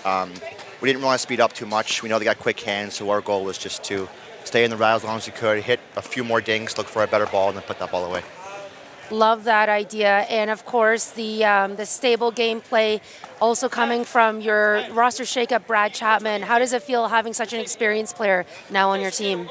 It helps a tremendous amount. He's so composed. I mean, as you see, he's very calm, even on big rallies, but you got a few yas out of him, so that was pretty big. But he brings a whole nother dynamic to the team, and it's great to see. Yeah, great job, Kyle. Congratulations on this first match win. You're playing great as usual. I see your parents in the background there. They were waving. How important is it to you to have your parents here with you, supporting you through all of these games? It's awesome. It brings me back to when I was in my hockey days, soccer days, all the other sports I played. They were always next to me and supporting me, so it's great to have them here. Wow, that's awesome, Kyle. I'm really happy for you guys. Congratulations on your first match, and good luck for the rest of the day. Thanks so much. Appreciate it. All right, and with that said, everyone, London Smash taking on Toronto United coming up next. Don't go anywhere. We will be right back with you after a quick word from our sponsors.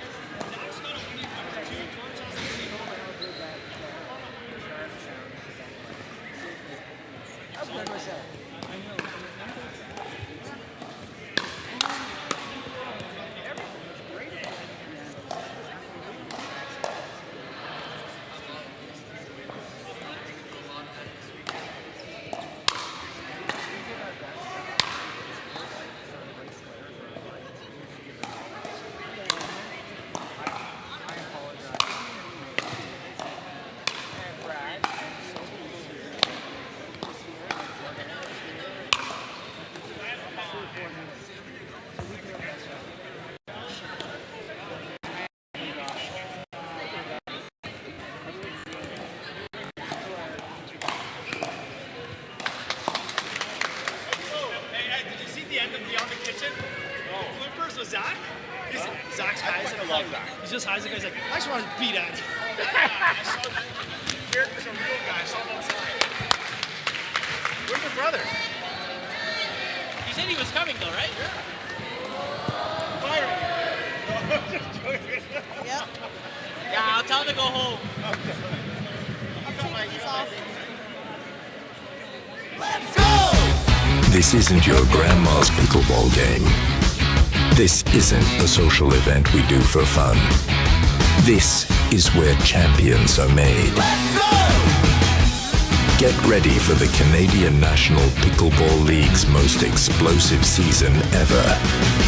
C4. It's gonna be a blast. Let's go!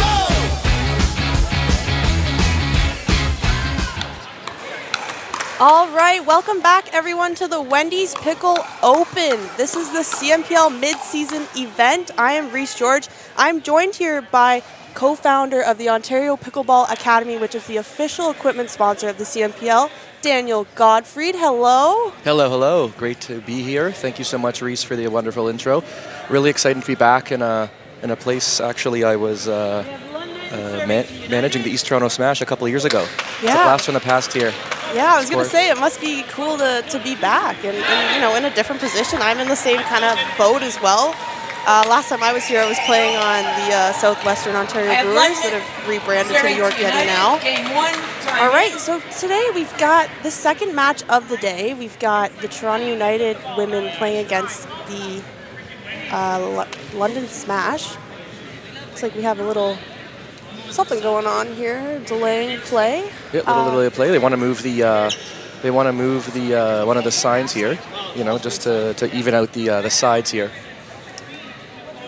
Hey, listen, we're sponsored by Wendy's here. We gotta give them some love here. So just moving the Wendy's sign off to the side a little, but yeah, Wendy's a new sponsor of the CMPL. Yep. All right, so on the side of the London Smash, we have Anne-Sophie and Abika.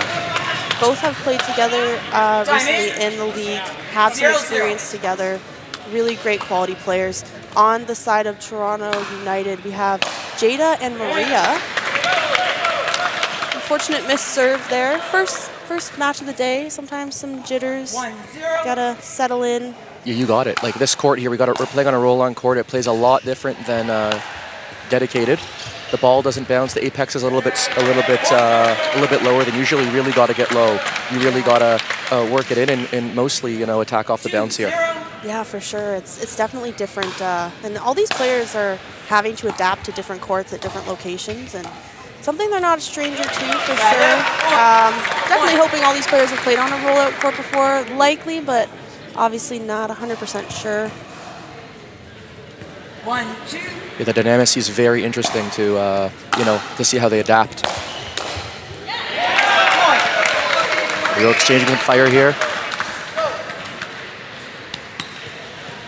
2, 2.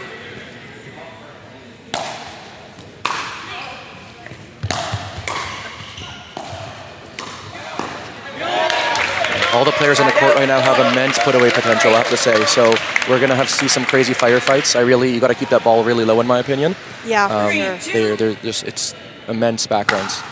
Yeah, I agree with you. Side out point. 3. A lot of these ladies coming from tennis as well. Powerful ground strokes, really powerful forehands and backhands as well. They have put away power on both sides. I agree with you. Definitely not wanting to hang any balls up too high. Side out point. You got it. Maria with a little miss on the roll there. Nice try, though. Great shot selection. 4, 3.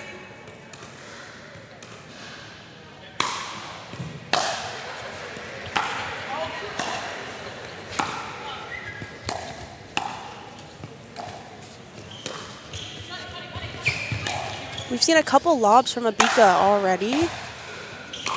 Probably with the intention of setting Anne-Sophie up, but unfortunate error. Good reset from Maria.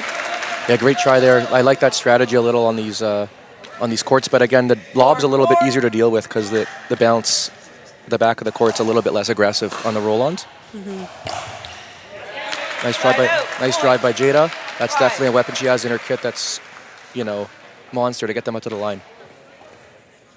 5, 4. Keeping a close game so far.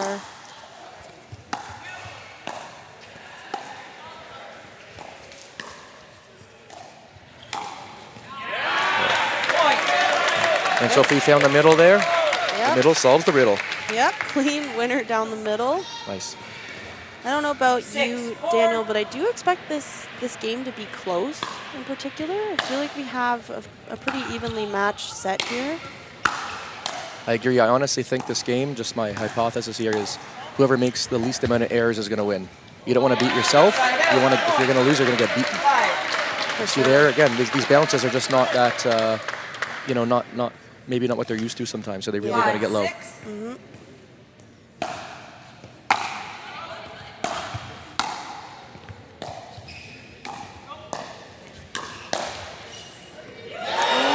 Lucky bounce off the tape, lands in the back there. Yeah, Toronto United with their signature little snap when that happens too. Yeah. There we go. Fun team. They got these antics, you know, with body bags. I think the Viking clap. Yep, they definitely have fun out there. That's for sure. Oh yeah.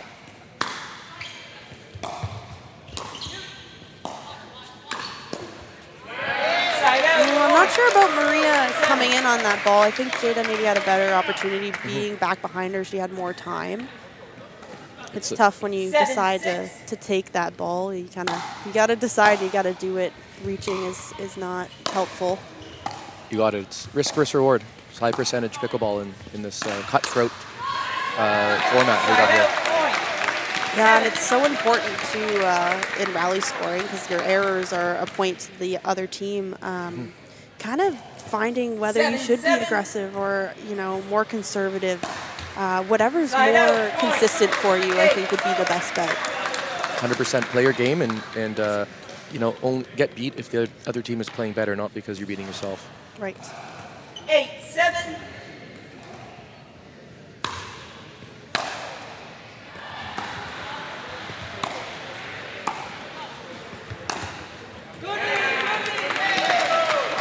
Okay, ball's long. We've seen a couple of those two-handed rips off the bounce from Maria. It's hard with the ball not bouncing as high, right? Yeah, so she's not able to attack those I as hope well. she's aware of the sort of difference in play style that you really have to play on these roll-on courts. Yeah, that's a really good point. It could change some aspects of these players' games with the ball not bouncing as high. Yeah, exactly. You're just not touching it high enough, or there's a way, a higher percentage chance of the serving team be able to crawl back in the front of the court.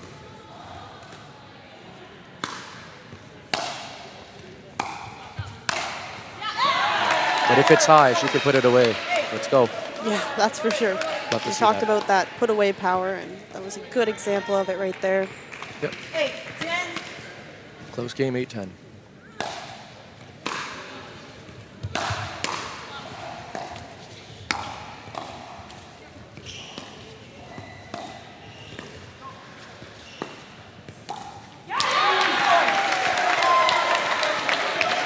Great job there to jam them. Looks like the drive drop is really being used. 9-10.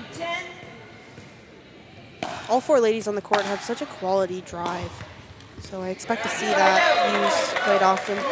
Yep.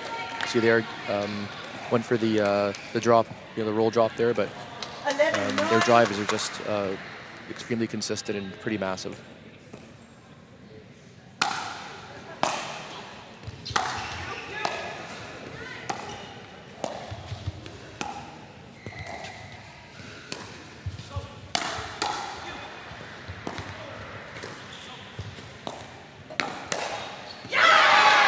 Great counter there by Maria. She's sitting on that backhand middle. Again, the ball is just not bouncing as high as it maybe they're used to. And it's just from, again, if we're going to break down pickleball's simplicity, it's the high ground wins. Low to high, high to low, right? That was a low to high.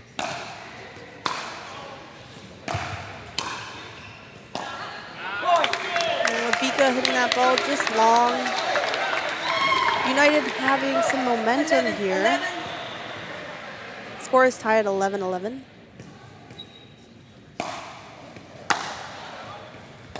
Oh, that ball looked close. Stayed Oh, there. Yeah, that short hop. That's where the ball is not going to bounce. Is the same. Nice try, though. Yeah, I want to see Maria give herself a little more time, like however long it takes to get to the front of the net. Don't need to rush it. Yep. Sometimes it takes a few trying to reset that ball into the kitchen. You got it. Ooh, definitely don't want Anne-Sophie running in at you like that. She gets that momentum going and puts her entire body into her shots. And yeah, definitely some power behind this lady. Great aggression. 13-11.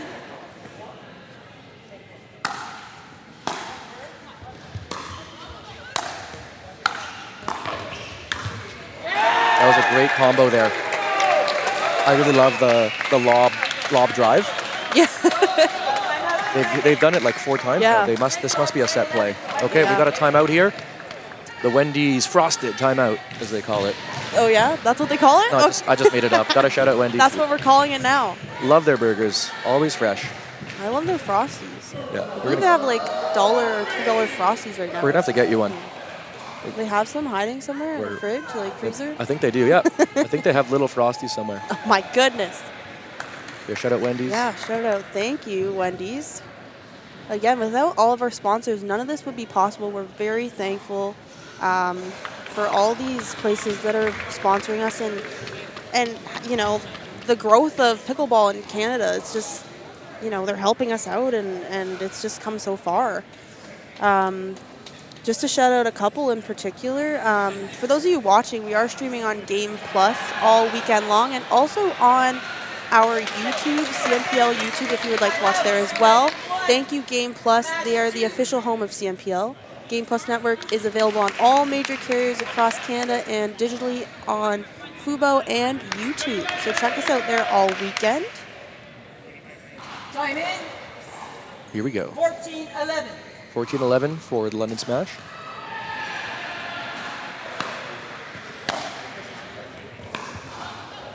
There's the lob again. Yeah. Lob drive. Yep. Oh, nice try. It's definitely a set play now. Yep. And I haven't, I've watched a lot of matches, and I am yet to see anyone else lobbing from the baseline like this, like Abika does. Definitely something these players aren't used to seeing often. Yep, I agree. Nice drive there by Jada to catch her. Didn't get to the line in time because of that, I think that serve touched the net as well. 13-14. Take advantage of that. Yep, sometimes it just throws your timing off just a little bit. Oh, look at that. Okay, Maria's like, not in my do hand. that too. There you go. Yep.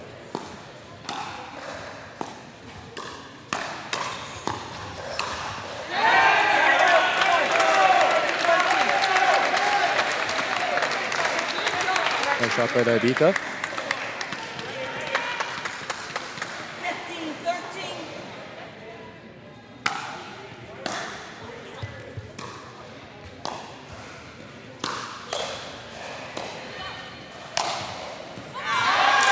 Great put away there by Maria. 14. Yeah, we saw a drop drive combination in reverse there. Very rare. Yeah. 14, Abika wasn't able to get the fourth ball down there. Okay, that's a couple missed serves from Maria. Yep. Seen the very first one of the game, and that one as well. Yeah. Really important not to miss your serves. If you can help it, of course it happens. You know, we're not robots, but really important in rally scoring, as that is a point for the other team right away. Here you go. And Ibika off the net and miss as well. So Yeah. exchanging misses there. Listen, they're going for it. It So I shows a guess little that- confidence as well. Yeah. I guess they cancel each other out there then. It doesn't matter now. Close match.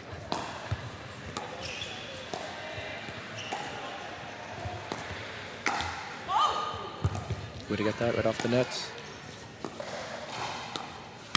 Great shot by Jada. It's something that players are really looking for now. Like classic pickleball from a couple years ago was just ripping wide shots, but now you're jamming middle, inside Yeah. foot. Yep. It's a great pattern, especially on these courts, because I think, hopefully they know, you could jam the foot, inside foot, even more intensely on these courts. It just does not bounce enough. Yeah, and we saw Anne-Sophie going for a classic shot that she goes for. It's going towards her right foot on her forehand, and she wants to hit that back down the line, but possibly because of not having as much of a bounce, like she's not able to do exactly what she wants with that dink. Yep, you got it. All right, we got a timeout called here. Score is close, very close. tied, actually. 16-16. You called it, Reese. You felt it in your bones. I did. I felt it. Yeah, we'll see. Again, we predicted that this game was going to be close, and it is. 15 seconds. Yeah, I mean, I feel like we're just kind of trading errors back and forth at the moment, and the score will stay close that way. Rally scoring is often close if you have players around the same caliber, similar caliber. We'll see if one team can pull ahead a couple extra points, maybe feel a little bit more comfortable. There you go. Nice try. I want to see both teams, because we're, London's up by 1, taking maybe a little off their drive and just keeping in that window. Yeah, Has it to go looks over like the net. they're going for a lot, for sure. Yeah. A lot of pace. Yeah, these girls could deal with all the pace. They just needs to go over the net. Nice exchange. Oh, nice try there. Bika was in the mid-court battling it out and still won that point. I want to see United actually maybe take some pace off and go for the feet there instead of giving her the angle. Oh, a little trickler on the net by Anne-Sophie. It wanted to go over for a second, but Oh yeah. I've seen some players blowing on the ball when it does that, and it cracks me up every time. And I've seen it work too. It's pretty crazy. That's wild. Yeah, I feel like I wouldn't have that in my brain in the moment to do that, but whatever works.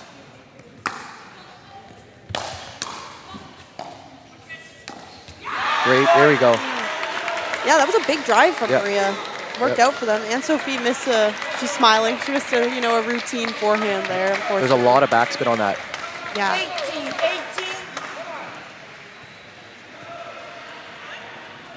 We're all tied up 18s. Staying neck and neck as expected.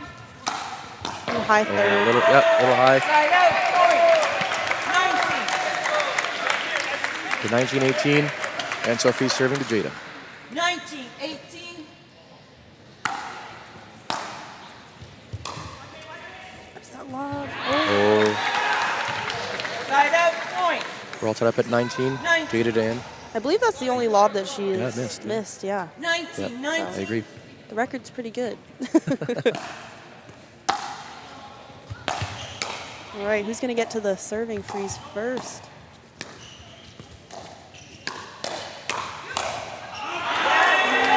Oh, it was there. Yeah, I wonder if little Jada jammed. maybe hit an out ball there. She's way up in the air on her Yep. forehand trying to hit that. 2019. It's tough when you're in the heat of the moment. All right, we have a timeout being called.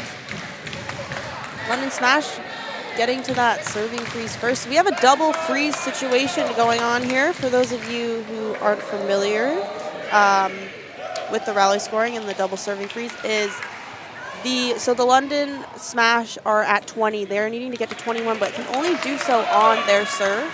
And then on the side of the Toronto United, they are at 19, and they're also frozen. They're not able to advance to 20 unless they are serving the ball. 15 seconds. Remaining timeouts. United. So London Smash looking to 0. finish this Smash here 1. on their serve, and we will see if they can do it.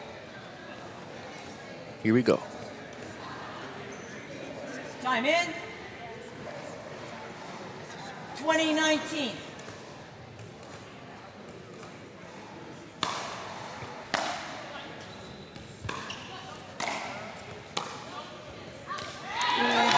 Here we go. Side out. All right, again, United does not get a point from this as they 1920. will not advance to 20 unless they get this point on their serve here.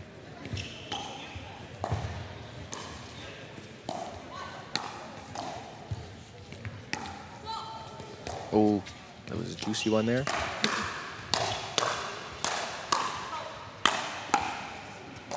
Great defense by London. Ooh, Great defense by Toronto. yeah, great job by Jada. Maria left the ball a little high there. That was the point of the match for sure. They exchanged insane defense. Yeah. That is pickleball right there. Wow. Great defense from both sides of the court. Abika upset because she thinks that ball may have been traveling long.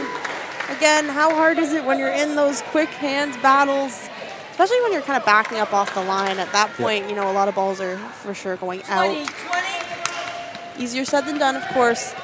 Oh yeah, here we go. We're all tied up. big point.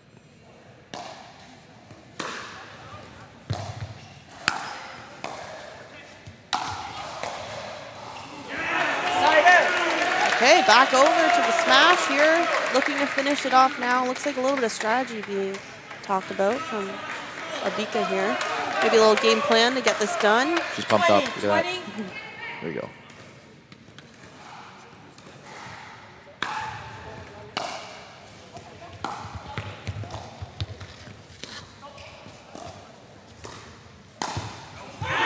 Wow, she gets out of the way. Abika leaves that ball, and the London Smash take this first game in the women's. And it was a close one, just as we expected. As close as it could get. Yep, exactly. As close as it could get. Great work from the Smash. Yeah, that came down to, like you're saying, the errors, just exchanging errors, like you said earlier. Definitely, you know, there's a lot less pressure earlier on in the match. Oh, 1, 2 points, but that's all it takes. Yeah, for sure. All right, do not go anywhere. We will be right back with the men's doubles. You won't want to miss this one. It's going to be a fun one for sure.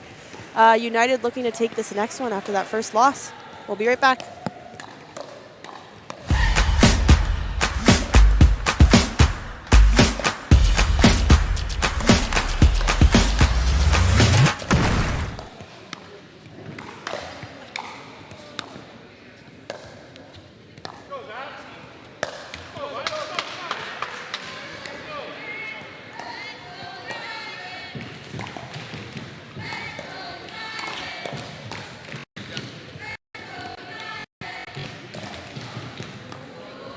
Ball's in.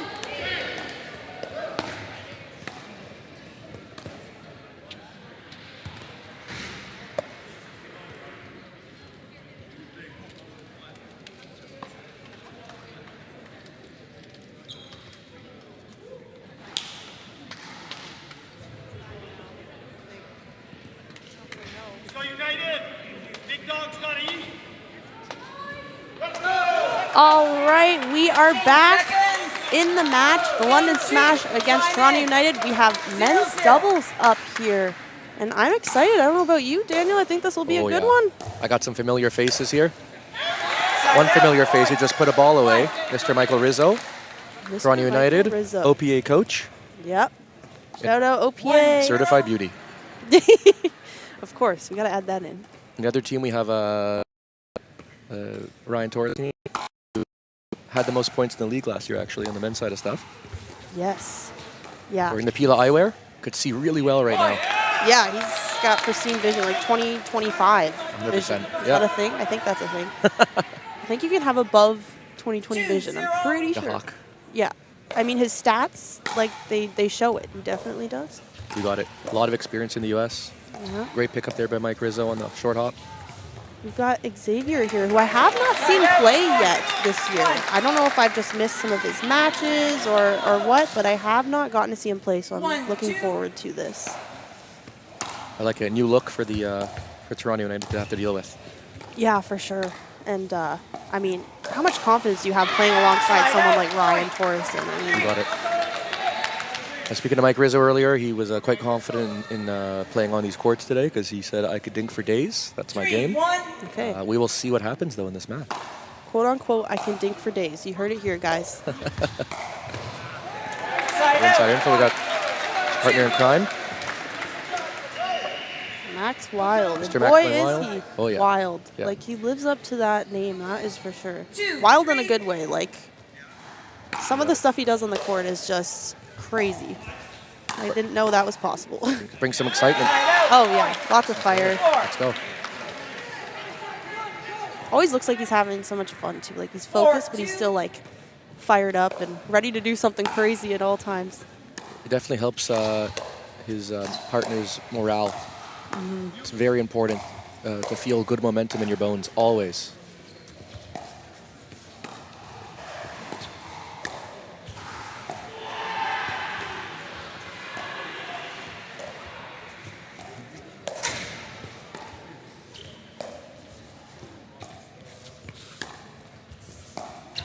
Lob.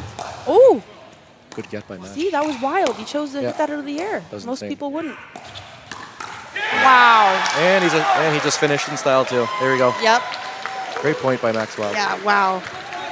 He hit that like almost sideways. Just really cool. Most people would let that drop and go for the reset off the lob, off the bounce, but But he's crazy like that. he's wild man.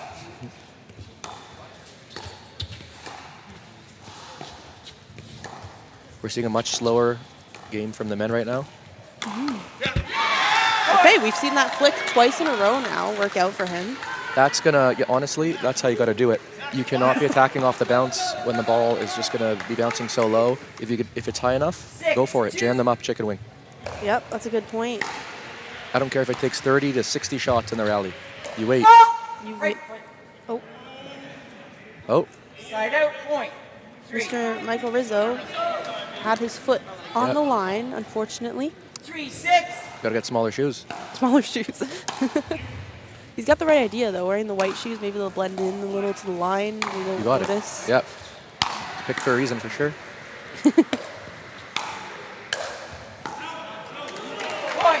Oh, Smash calling that ball out. Ryan is certain of it. What do we got for a 4-6. score here? 4-6. The side of United is leading. Good resets by Xavier. Oh, I like that down the line.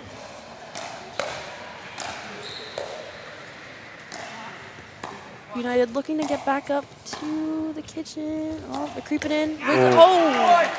Rizzo was creeping in there. Yep. That was a good quality Thorson shot. challenged him, down Yep. that line there. Yep. So I'm still moving. That's the target. 5-6.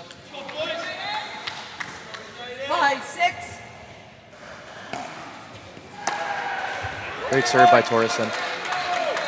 I saw some RPMs on that ball there. I'm in my way. Saw some RPMs. 6. Yeah, we should get a radar gun out here and let you know how fast the serve was.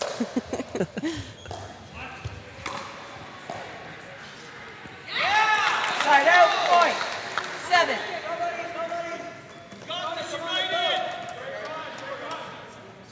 7-6.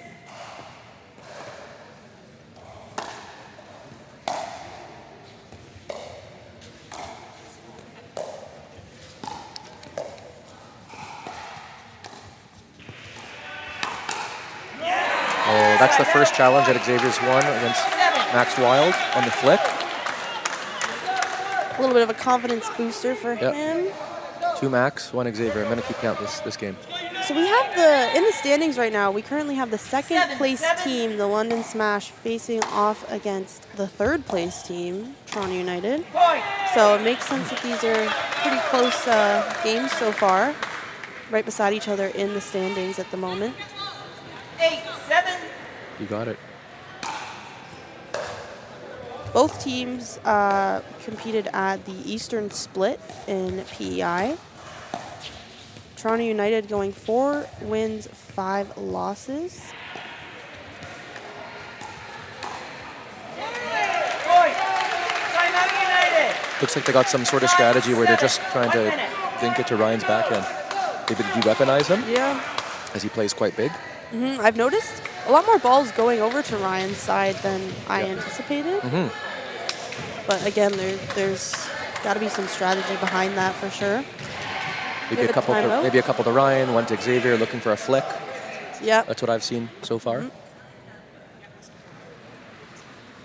Yeah, see, a little,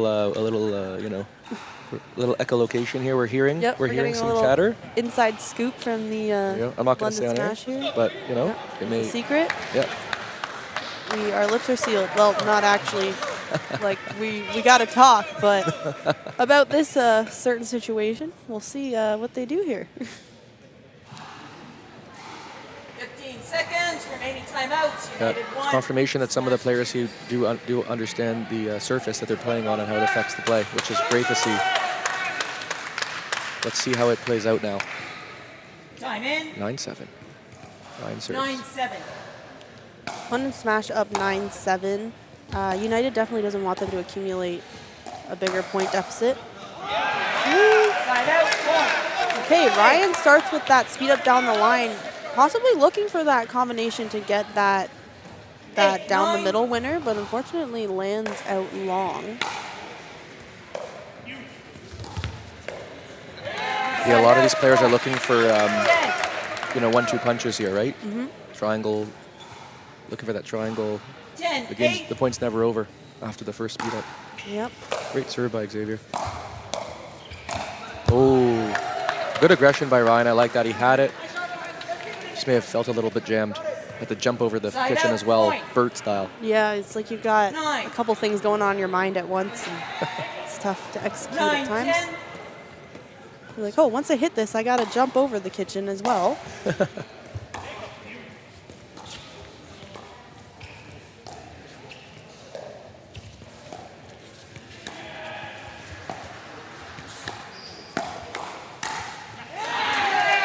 Ryan set up Xavier really well there.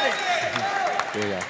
And Ryan's holding it down. He's getting everything thrown at him, and he's just keeping it steady, like we said before in the women's match, not making those errors on the dinks. Yeah, and Ryan has come on top of a few of these points where he's started the speed-up exchange as well. Great put away by Max there for the United. 10-11. 11.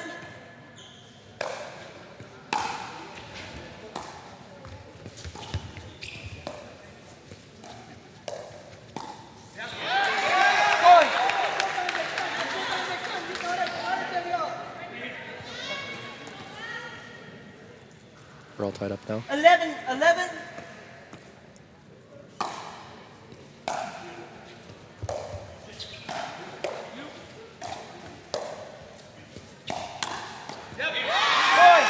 Great counter by Max there. That's one of his signature shots. I think that, anti-chicken wing backhand flick thing. Yeah, he almost kind of jumps into it too. Puts a little bit more pace on it. He's a pretty tall guy too, so he's able to attack it, kind of from his hip area and still get the ball to go downward. You got it. I attack the ball from there and it goes into outer space. 12.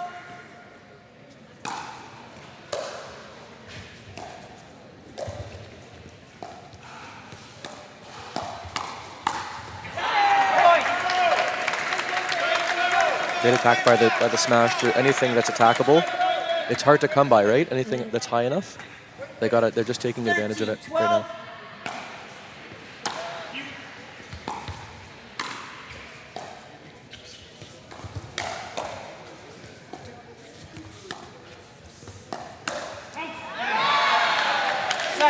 A little bit of a no from Mr. Michael Rizzo on the counter there. Yeah. He was ready for that, that's for sure. 13. Still neck and neck with the score here. 13-13. Side out, point. Serve is called out.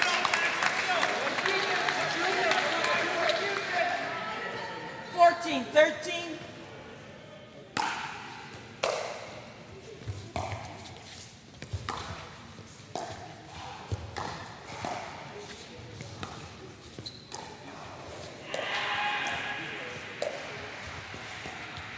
Ryan taking a lot of the court here.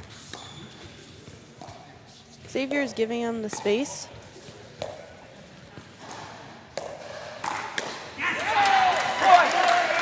Nice attack by Xavier. I wonder how much experience Xavier and Ryan have playing together. I'm not sure.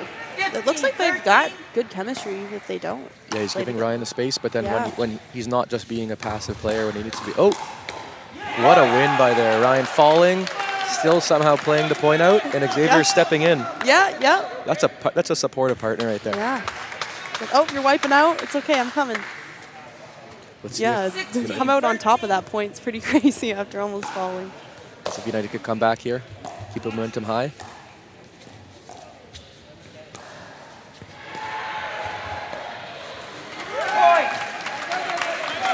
Nice try by Rizzo. A rare miss there. Taking a timeout. 17-13 here for the smash.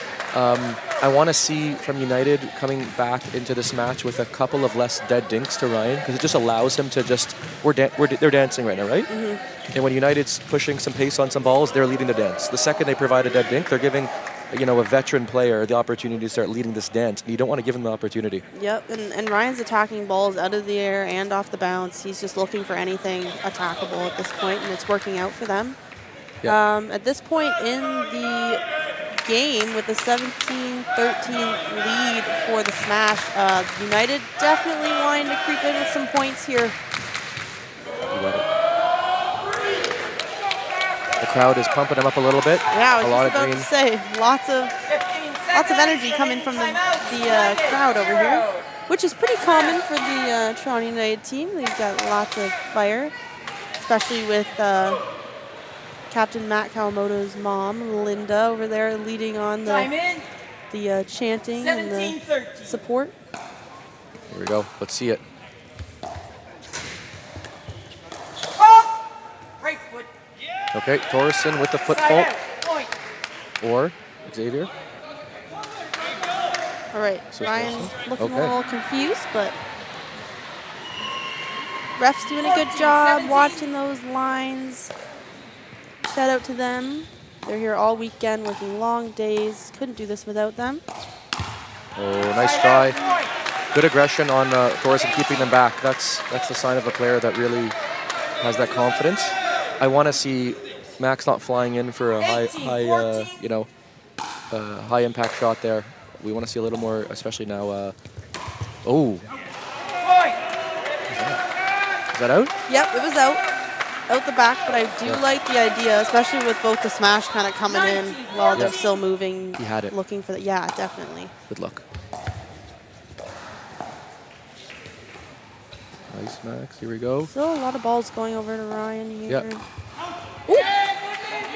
See, Xavier, a little jump out of the way there. Okay. See them play the point out a little bit more. Don't get desperate. Grind them out. 30, 60 shots doesn't matter. Grind them out. Yep. Can't be in a rush. Yep. So we got Game point. Yeah, game point here for London. Wow. That's just a quality flick there to end this game. Timeout changes. All right, great job by the men there. I mean, they kept the game close. London Smash come on top for the men's doubles, putting the London Smash up 2 games so far. Don't go anywhere. We will be right back with the first mixed.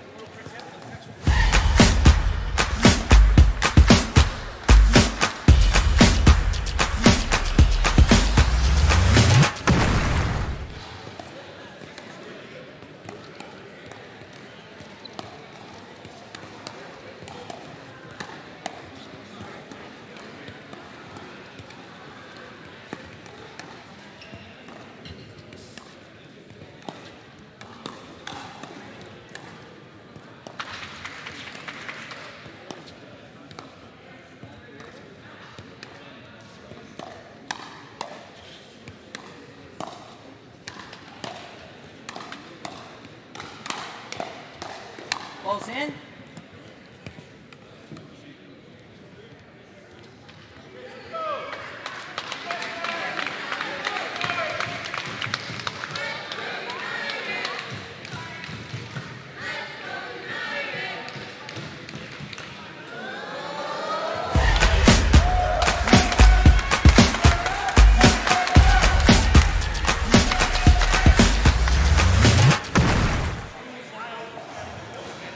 All right, welcome back, everyone, to the Wendy's Pickle Open. If you've missed the first half of this match, London Smash are up 2 games so far, going into the third game, the first mixed doubles. We're having a quick little discussion here with the ref before we get underway. This is going to be a spicy one. I can already tell. Okay, Daniels, you heard it here, Daniels. It's going to be a spicy one. Yep. Just the vibes are in the air. Yep, spicy vibes for sure. Maybe some spicy Wendy's chicken coming through here. Maybe that. Oh, there's people. People are eating things over there. Time in. Might be spicy Wendy's chicken. Here we go. All right, and Sophie to start us off.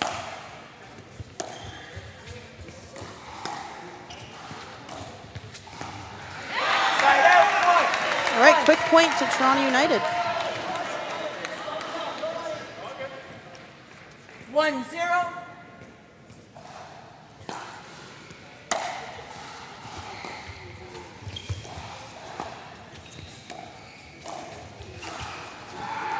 Ryan coming way over there.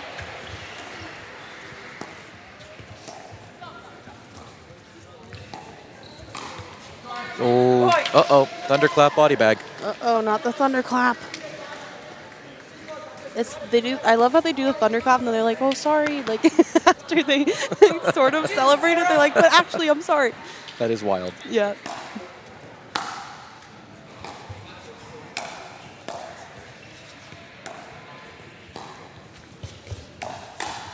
All right. Nice. Max gets the reset, comes in. So there's the same play that Max did last time, but maybe he has a little bit more time. I don't want Anne-Sophie to be intimidated by him flying in because he's still moving, Yeah, right? that's fair. They jammed him last time when he was doing that, but if they don't do it, he's going to take advantage of it. Yeah, she's got great counters as well. I Yeah. think she'll feel pretty confident at the line. 1-3.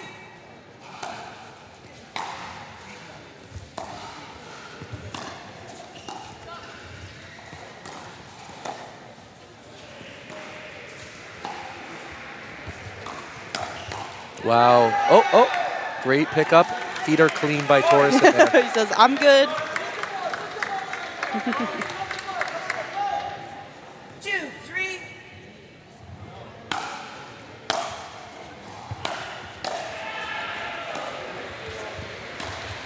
Side out. Right there. And Sophie definitely wanting that one back. A routine backhand for her. 4-2.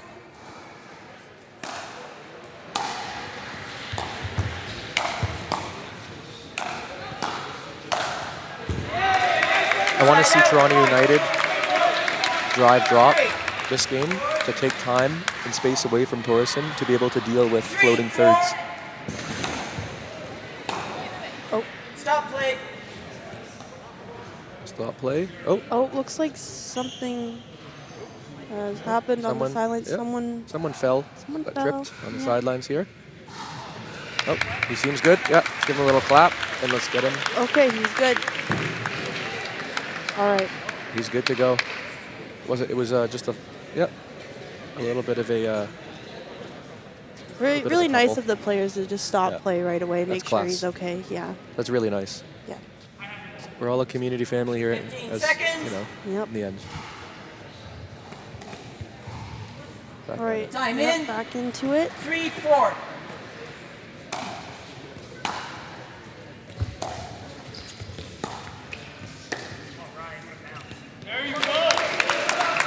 Side out. Point. So I see they're dropping to Max's backhand to keep him small, while the United have been dropping to Anne-Sophie and Ryan's coming over there. So I want to see how that pans out.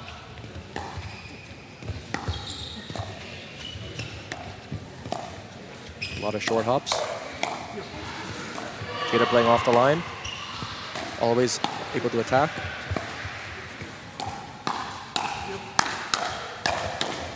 There we go, just like that. Yeah, great job from Jada, especially getting those short hops like you mentioned aren't as easy with the dead and bounce, more dead and bounce that we're getting on these courts. Yep.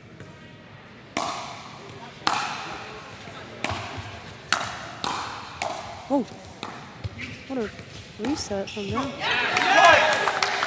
Just effortless too. Nice shot there. Not sure if Anne-Sophie knew that she was going to grab that. Yeah. 7-3.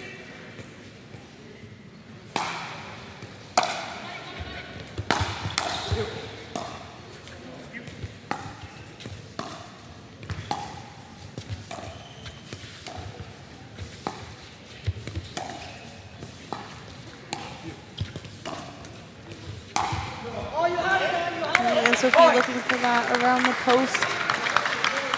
Fortunately, not able to get that ball in. It's hard on these courts, right? The bounce just isn't going to give you the same distance. Timeout. But nice attempt, though, either way. Timeout called by the London Smash. The score is 8-3 on the side of United. London Smash definitely wanting to put a stop to this and close this point differential.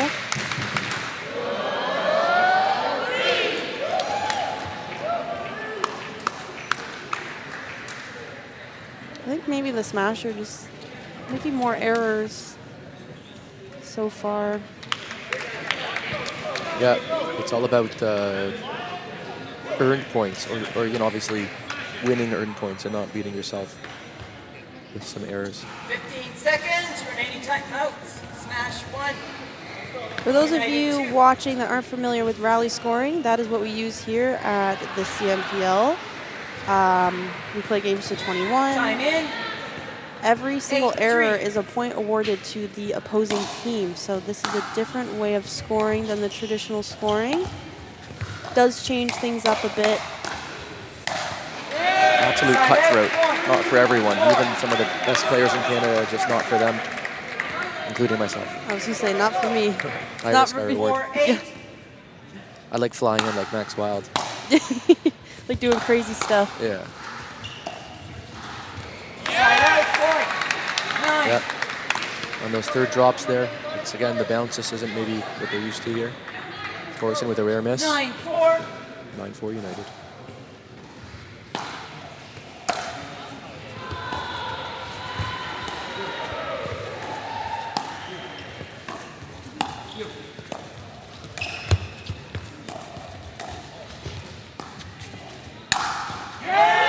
Torsen working the entire court like he's some sort of mutant crab over here. Shuffling around. Looking for the Ernie as well. Yeah. 5-9. Got back into position quite quickly. And Sophie finishes it off with a quality overhead. Oh my goodness. Gonna drive there, sacrificing the body. Yeah. Careful. I'm pretty sure some of my skin from like season 1 is still on one of these courts. I mean, it could be this one. It's looking familiar.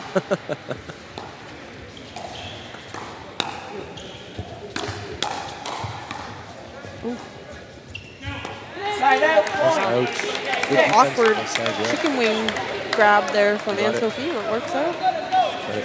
But Jada's forehand topspin dinks are just relentless right now. She's off the line, able to put so much pace Point. and angle on it. So I'd be surprised if they still keep feeding her those. Hard to deal with. Yeah, lots of pace for sure. Keeping the smash on the move. 7-10. Point.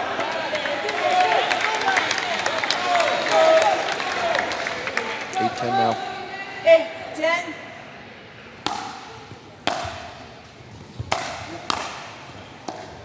There's the drive drop. Side out point. Nice try by Torsen. He was there in the middle. He kind of read it. 11-8.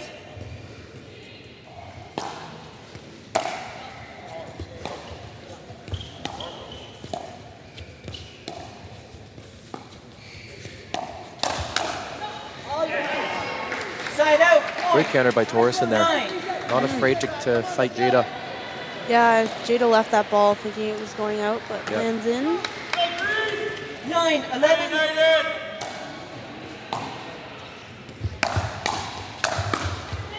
Just out. Net trickler. Oh my goodness. That was quite the court coverage from Yep. Thorson there. Those are the plays I love. Yeah. That's Crazy why I can't, ones. That's why I can't play this format. 'Cause I do that every time. 10-11. Thorson says, I'm wild too. I love that. There you go. We got a timeout called here. Momentum is at all-time high right now in this match. Yep. On the court. London Smash have come back and closed the point deficit that they were in. I think this is a good time for a timeout from United. Yep. Don't want momentum going too far on the side of the Smash, especially after a point like that. You got it. This will really help them. Here we go, guys. Let's see a nice match here. Let's see United creep back the momentum, grab a little bit that they earned at the beginning of the match here.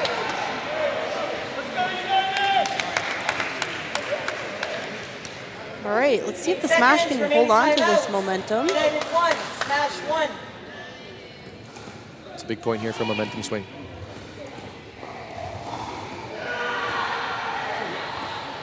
Time in. 10-11.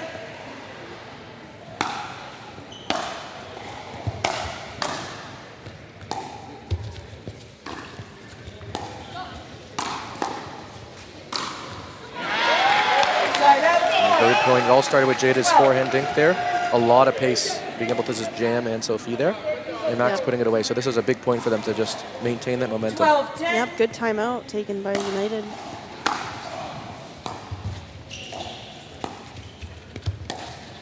Oh, wow. Oh, both fancy. Yeah. Who can out-fancy the other? That's what's happening. The ladies say, we'll just stay cross-court. You guys do your crazy stuff. What a point. Great athleticism from both the men on the court here. 13-10. Such aggressive dinks, and they're able to get to them and still pull them back cross-court. It's crazy. Great drive by Jada. And Sophie maybe a little tangled up there towards that right shoulder. 14-10.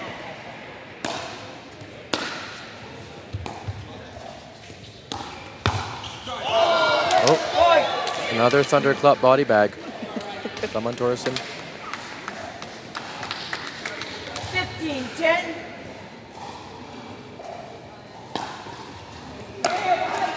Side out point. Nice serve by Max. I see them dropping quite aggressively in a very small area on Anne-Sophie because they know anything close to the middle, Torreson's going to grab. Yeah, they definitely have a smaller margin to work with here.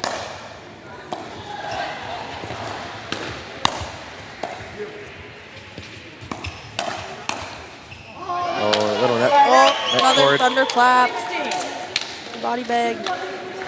Off the net body bag. The thunderclaps give them a little bit of energy for sure. I think that's a good tactic, the thunderclap thing, because it's already frustrating when you get body bagged and then you see them do that and you're like, oh my goodness. I'm so angry. Even more embarrassing. Yeah, we'll play the mental game. I like it. Oh, she went for the ATP again. Nice Such try there. aggressive forehand dinks from Jada. Yeah, they're relentless. I'd just go stand in the corner over there. And Ryan, you got the rest. Yeah, she aimed for Jada's inside foot instead, just like that. Don't give her that angle. Yeah. Give her that time to step off the line. She's got time, and she's able to get that big swing that she does on her roll. Jamming her up a little bit. It's probably the best way to go. Just clip the line there for Anne-Sophie. Great search and destroy there on that ball. Search and destroy. Yeah. Point. 13-17. London Smash still trailing behind a bit here. 17, 18 now, 18-13 for Toronto United. 18-13.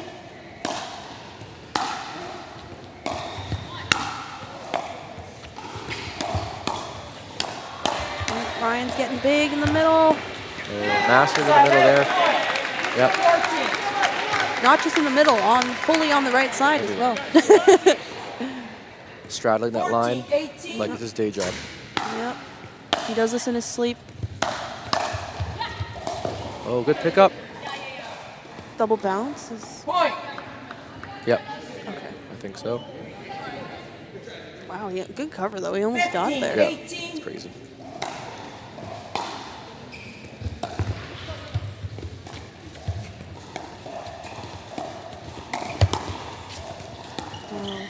Great early defense by Jada. Yeah, really good job. Let's get. Oh,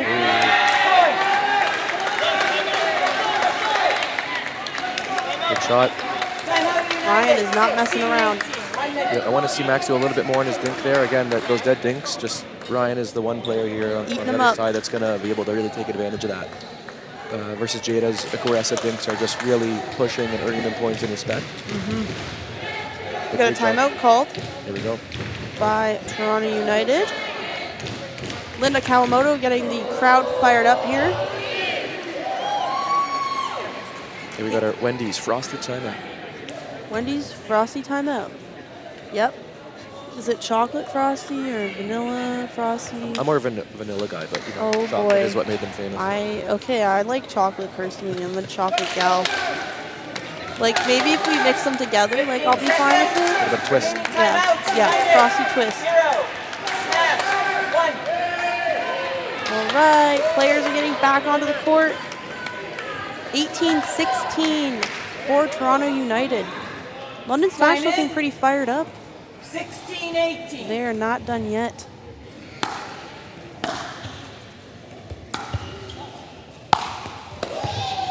Wow, great grab by Torsen. Max with a put away there, but great try by Torsen there. Yeah, I feel like how many overheads from Max can you actually return, you know? Like, eventually there's going to be... He's a big boy. Yep.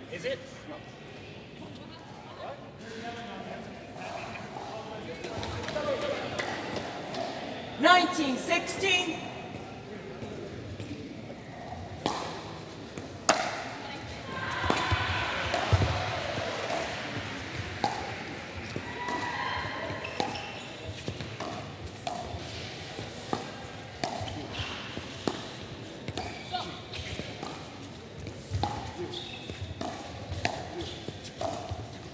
Ryan trying to relieve some pressure from Anne-Sophie. Great find there. Yeah, she got the pop-up she needed there. I do like Max's dinks there. They were quite aggressive at that point. They had them by the heels, but at the end of the day, that put away opportunity was too great. 17, 19.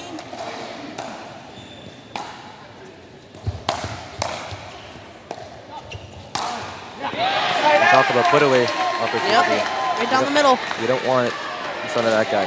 No, you do not want to pop balls up to Mr. Wild over there. 20, 17. Game point.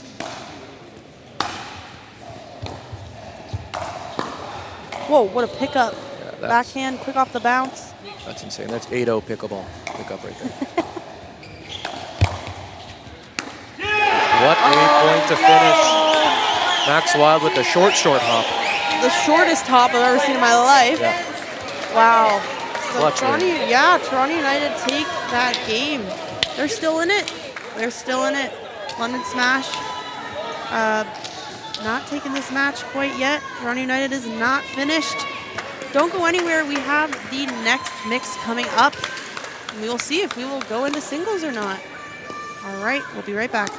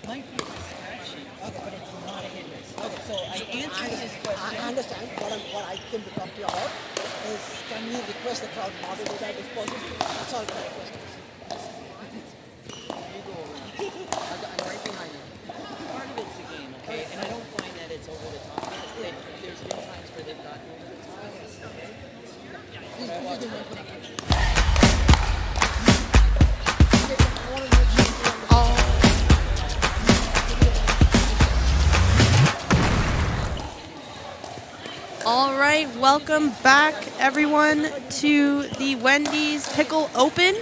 This is the mid-season event of the Canadian National Pickleball League. We are on the fourth game of this match. Toronto United live to see another day here, hanging on, hoping to bring this to singles and win this second mixed game. So far, we've had some really close games, and it's been a lot of fun to watch this. Oh yeah, these great points, especially that last point of the last game in mixed with Max Wild's short hop. And we're gonna see here who prevails. Game 4. Toronto United on their heels, down 2-1. 0-0. Abika starting us off here.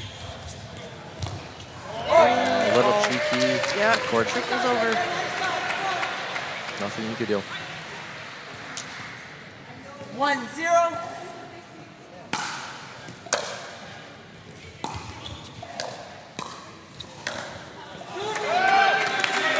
Nice try with Mr. Rizzo. His backhand flick is definitely one of his signatures. He can Yes. shake that one off. If you listened to me commentating last year, I just went on and on about his backhand flick. He told me he'd send me a video instruction on how to do it, but I never received it, so I'm still waiting. I think it's just in his blood here. Big finish by Maria. 1-2.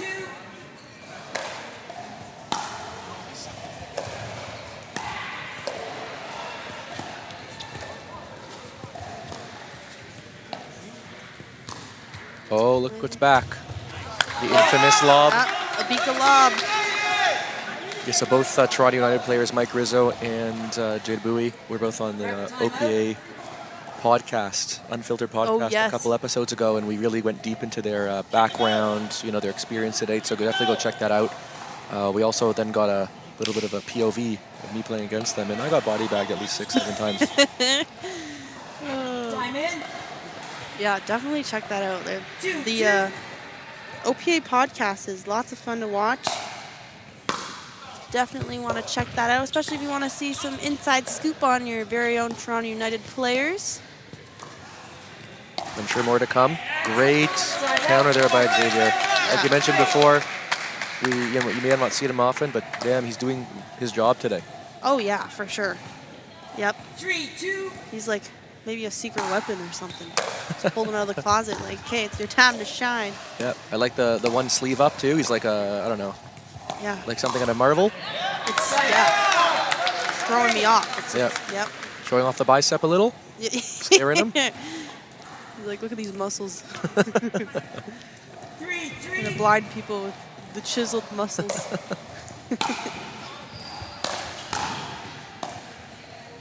Here's the drive drop, trying to get up to the line. Yeah, Maria, you get that one this time. I think Mike blew on that one. Did he? Yeah. I love it. Oh, there's a lob.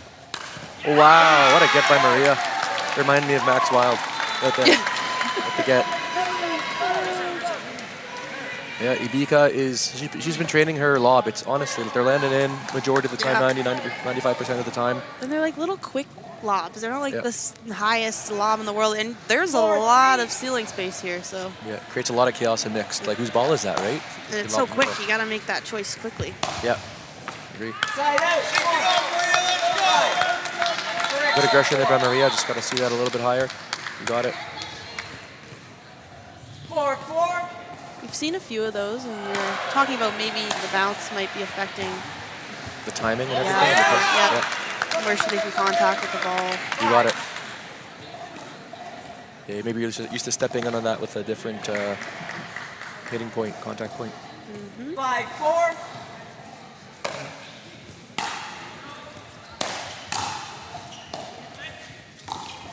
Nice bait. Some of those drops are very baitable. It's like, going fishing, I call it, into the kitchen. With that backspin as well. Maria's chopping at that. Yep. 6-4.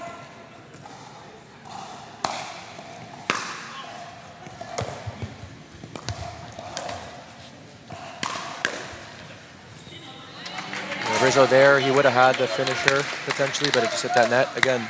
Side out point. His flick is dangerous, and it's going to come in handy. 5-6.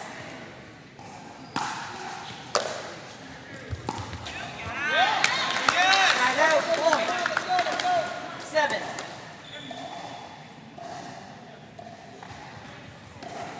7-5, Michael Rizzo serve. 7-5.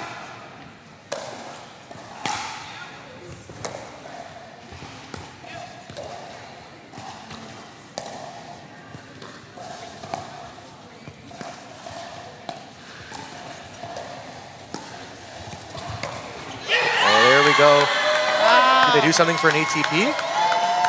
Where's the ATP celebration? Start something? Like, yeah, we got to talk. Throw a Frosty on the court? Yeah, we got to talk to Toronto United. They have the thunder. They have the thunderclap. Where the ATP has to have something too. Little jig or something. Yeah. Great shot. Just a lion roar from Rizzo. Nothing to bring her confidence up like a nice ATP. Good pick up. Yeah, nice. Oh. Oh, she gets it. Oh, okay.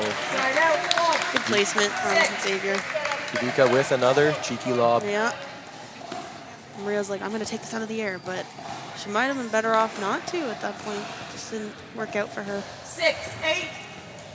It looked crazy though. Cool It effort. did. It looked really cool. Hopefully someone got a picture of that.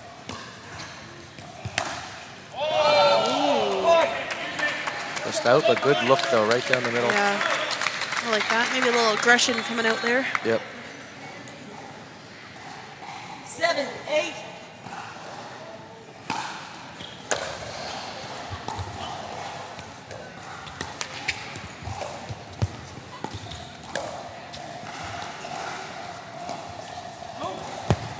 Little break it by Ibika. Another lob. Backhand attack. Rizzo finish. Oh! Oh! That, it was an exchange of hand battle. Wow, what a Xavier's point. hands is so Yeah. quick. He is confident out there right now. Yeah. And Maria has to really do some ballerina moves here to get these lobs. Yeah. I mean, she's doing a good job. I try and Yeah. do that, and then I don't even know where the ball ends up. Phenomenal get.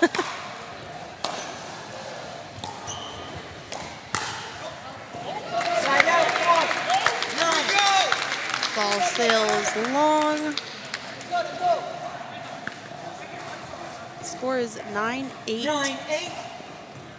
Staying nice and close thus far.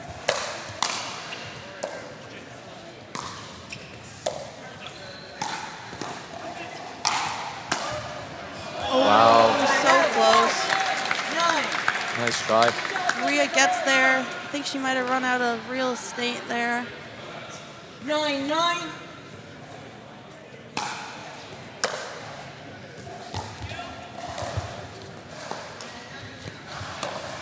Another ATP. They gotta figure out some sort of celebration for it. Yeah. Great patience there. Rizzo coming from the world of golf. Lots of patience, lots of technical, The golfer. technicality. Yeah, it's showing there. Patience of a monk. Oh, is it going over? There. Side out, Ibika could really place that lob. She's hitting the same spot, that inside, above the inside foot of Maria there. And quite frequently, too. Yeah. 10, 10. That's just how precise they are. I think it's that area in which like Michael might not be interested in grabbing it. Oh. What a crazy play. Danced on the net, Yeah. went straight across the net. Definitely gave him a lot of space. He got there quickly. I did not even see that was in. I don't think the players in front of it did either. Wow. Side out, point. 11. Serve is out. We're close out. We're tied up right now, 11 all. 11, 11.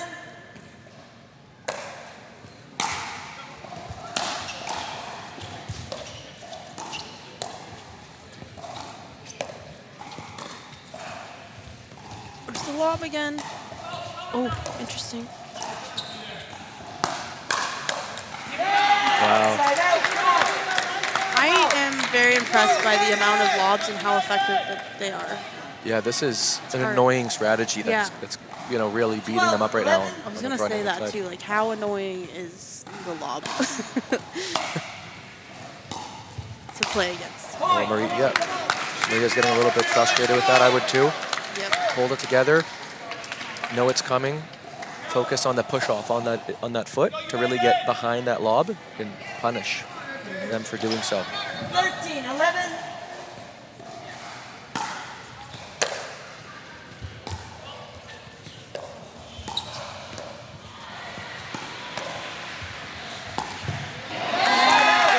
Good spot from Rizzo.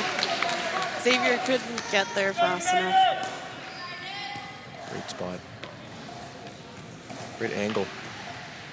12, 13.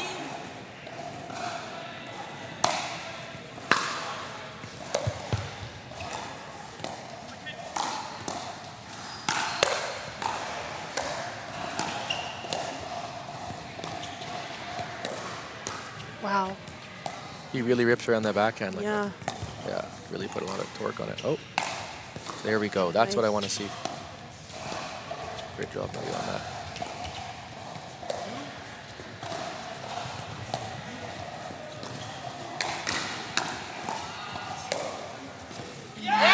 Side out, point. Oh, little controversy on the court there. Ball in the court stands. Didn't see it well enough over the Wow. Charlie to Very close. smash, calling that ball out. Yep. Timeout United. Yeah, good timeout. You don't want it getting to you. Yeah. Good idea. Guess we'll never know. Guess we'll never know unless we go on YouTube and go backwards and look. We'll do Take a that later. screenshot and send it to and- the players. Yep. Just in case anyone was wondering. No, we actually just, as players on the court, we just move on and don't let it affect us going forward. Head back to the court, touch that wall, and just reset. Yep. You can't win games relying on just like, your ball hitting the line. Yep. And the game's close. Yep, you got it. Anyone's game still. 12-14. United. I'm gonna claw back here. That timeout's great. Just get their head back into it. I would personally love to see some singles. 15 Ooh. seconds. I don't know remaining about you. timeouts. United 1, Smash 2. Of course, I would like to see We some. love singles in the booth. That is for sure.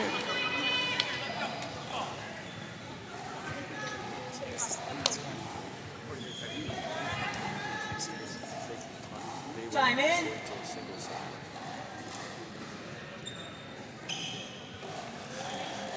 We're done with the Wendy's timeout right now.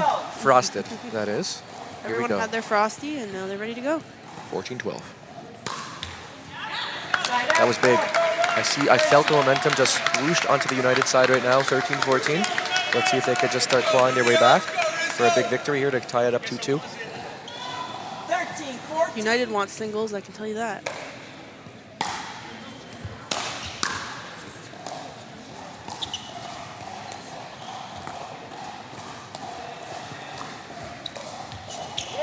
Side out point. I like that look by Rizzo, but Maria had that wasn't a good enough lob. Maria had a lot of time and space to just murder it. But I guess he just doesn't, he wants to show his partner, like, you can't pick on my partner. Yeah, and that's fair, and I like that from him too, trying to take a little bit of pressure off Maria. She's had all the pressure on the lobs. Yeah, you got it.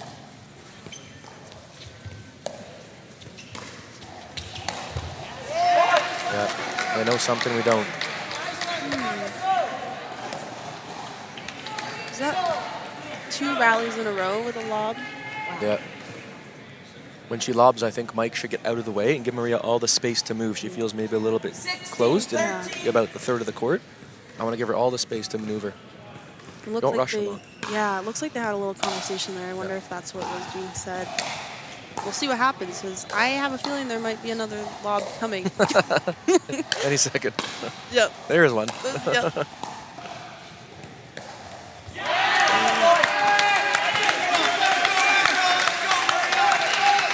17-13 now for London. We've got to see something from United. Yep. Anyone's game still. Just a little bit of confidence, a little bit of momentum has to come their way on the court. Yep, points can accumulate fast in this rally scoring.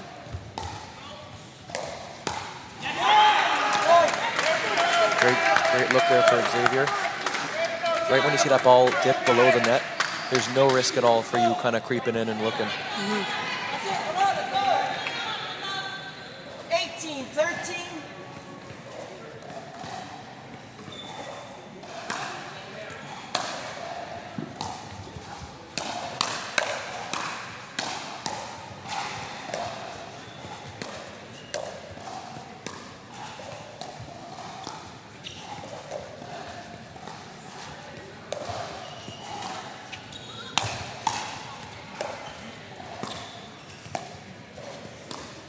Oh, 2-in-1 rally? Stop. Oh my goodness. It's literally part of her kit right now. Yeah. I don't even remember seeing that at other events, so I don't know if this is something she's really worked into her game recently or specifically against this team. I'm not sure, but wow. Yeah, it really stops that prolonged rally from happening and pushes them off the line. It might be a little too late now for United to try some cheeky lobs.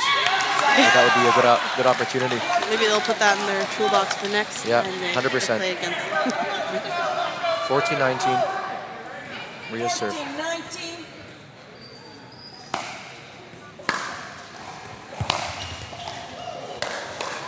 Wow, what defense by Vika. Wow, that was an earned point. Yeah, they got out of that one on top. One reset is all you need. Yeah, such good defense from Abika on that. She got that overhead smash from Rizzo. Here we go. We got this is for the match. Yep. Match point here. Abika serving.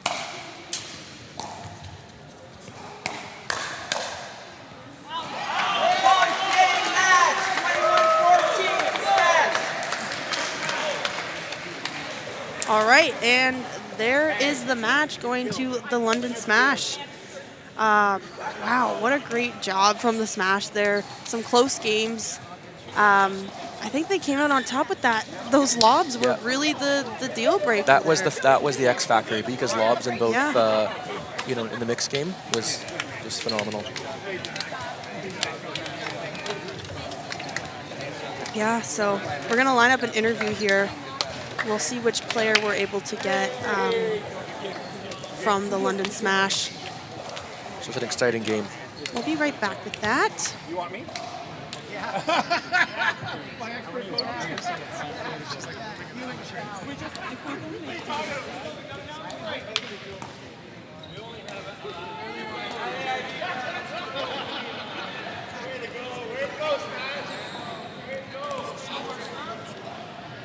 Oh, okay.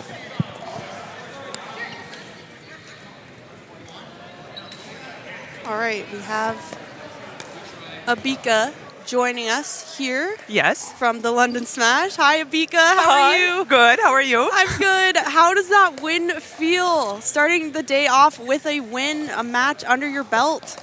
It feels amazing. It was a little difficult in the beginning because of the low bounces and just, we're not used to the courts yet. But we're dialed in, the whole team played well, and now we're relieved and excited. Yeah, wow, Abika, we really wanted to talk to you specifically for the interview. Your lobs, there were so many of them, sometimes multiple in one rally, and they were so effective. Tell me, was this a strategy just against the Toronto United in particular, or is this part of your game in particular? It's part of my game.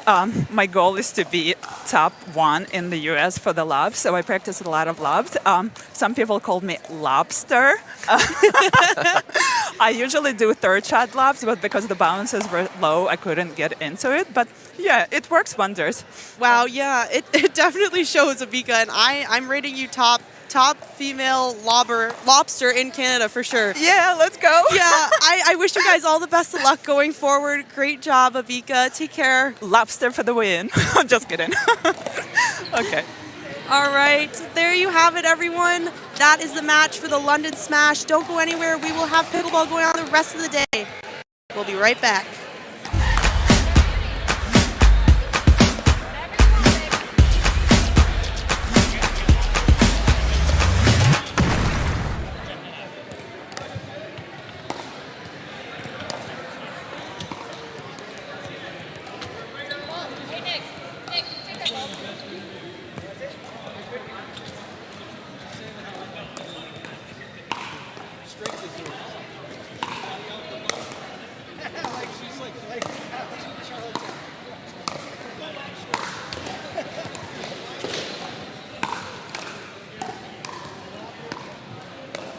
Got her as a commentator. She's got a great sense of humor. She offers a race. She's looking over.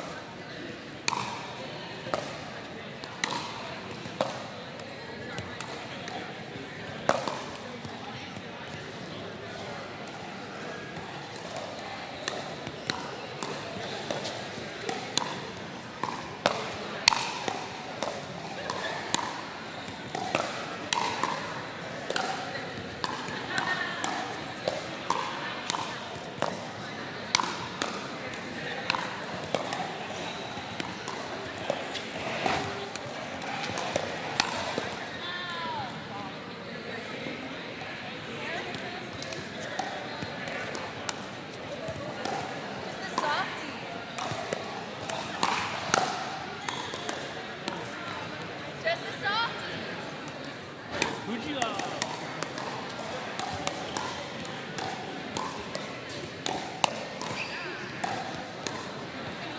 Great warm-ups in the game.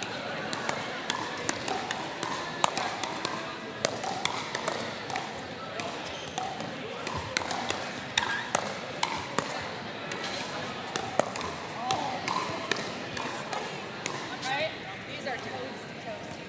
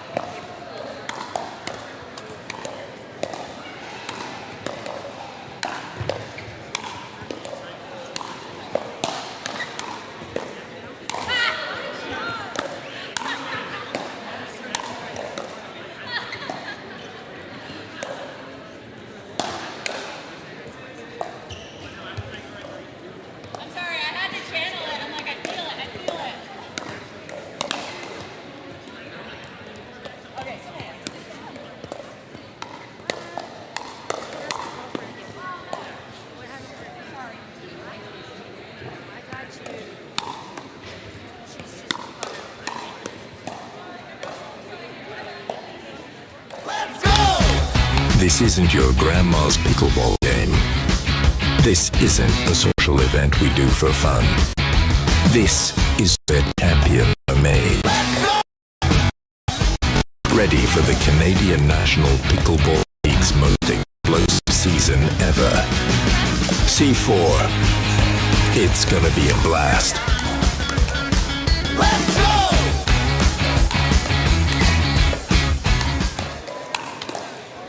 And good afternoon, everyone. Welcome to the Wendy's Pickle Open CNPL Season 4 Midseason event. My name is Sarah McInnes. I'm in the commentary booth. Beside me is Carolina Hack, teammate of the Grand River Rapids. Welcome, Carolina. Thank you. I'm happy to be here again. Yes, we meet again. That's we, good. We last saw each other at the Western Split a couple months ago in Windsor, Ontario. Today we are here live in Guelph, Ontario. Folks, if you're in the area, come on down, grab a ticket, watch Canadian pickleball at its best. Yeah, this facility is amazing. I remember 2 years ago we were here, but this is an upgrade. Yes, Huh? loving this setup. Yeah. We've got lots of space. We've got Air good conditioner. seats. Air conditioner is Right, key. remember? Those fans were working hard for us, though, 2 years Right. ago. They really were. Good, and I'm excited about this game. So we have lights and drive. Yes, and what a huge win for the Northern Lights earlier today. I wasn't here, but I heard like it was a good win, right? Yes, so the first match of the day for the Northern Lights, they took on the fourth place defending champions Montreal Lions and won 3-1. Wow, that's a huge. Yes. That's good. They need this, and we have like a new member of the team, right? Jacob, who played one event with Toronto United. It's true, yeah. Last year he played one event with us as well. Okay. And he's so happy to have 16, 17. How he's 17 now? He's definitely under 20. It's 17 or 16 for sure. Yeah. This is the future. Actually, it's not Absolutely. future, it's the present now. It's the present. That's right. Nice. So if they are play. So what happened the first? They are Jacob play with Jess in the first, or no? The mix. So that was on second court. I was here calling the first I'm court. sorry. Okay. Yeah. But here we go, everyone. This is a team pickleball event. We use rally scoring. So on every single rally, a point is earned for the winning team. The games go to 21 points, first to 21. And this first game, as you can see, features a mixed doubles matchup.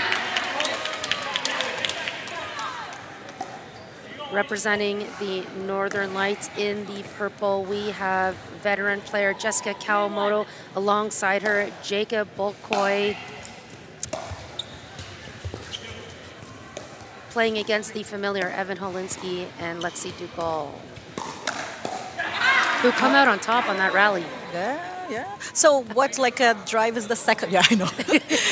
Drive is the second match of the day. Yes. They lost to Yetis. They lost to the 8th placed team, the Yetis. Oh, that's Yes. yeah. So let's see how. Also, first match of the day, always a lot of nerves, and right, this is a new. We are playing for the first time in a pickle roll, right? Right. I don't know if everybody's familiar about this pickle roll. So technically, Let's talk about it. It's a huge difference for the players, right? So, okay. So essentially a material simulating that of a hard court, sport court, has been rolled out onto this hardwood floor here at the University of Guelph Athletic Center. Let's go, Jacob. Start us off. Let's go. 3-5.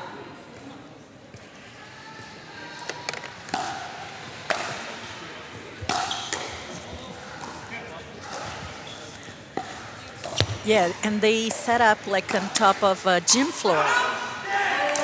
And they've set it up on a hardwood court, correct. And that makes a huge difference in terms of the bounce as well. So it's for the players, they have to adjust. And they're playing with an owl ball. It's a huge combination. So, yeah, I see some when we played the first match, took us a few points to be used to the bounce and the rhythm. And there is some spots you can see the bounce. It's not that spot, but the bounce is different. And I think because the ball doesn't bounce too much, it's really hard for the aggressive players to speed it up or like do complete different. You cannot create so much things when you have this situation. That's my feeling, like in terms of strategy. You have to play more basic. Right, but speaking of creating things, what a rally by both teams here. We had ATP defense, and Ernie attempt, and everything shook down in that rally, let me tell you. Yeah. Let's see.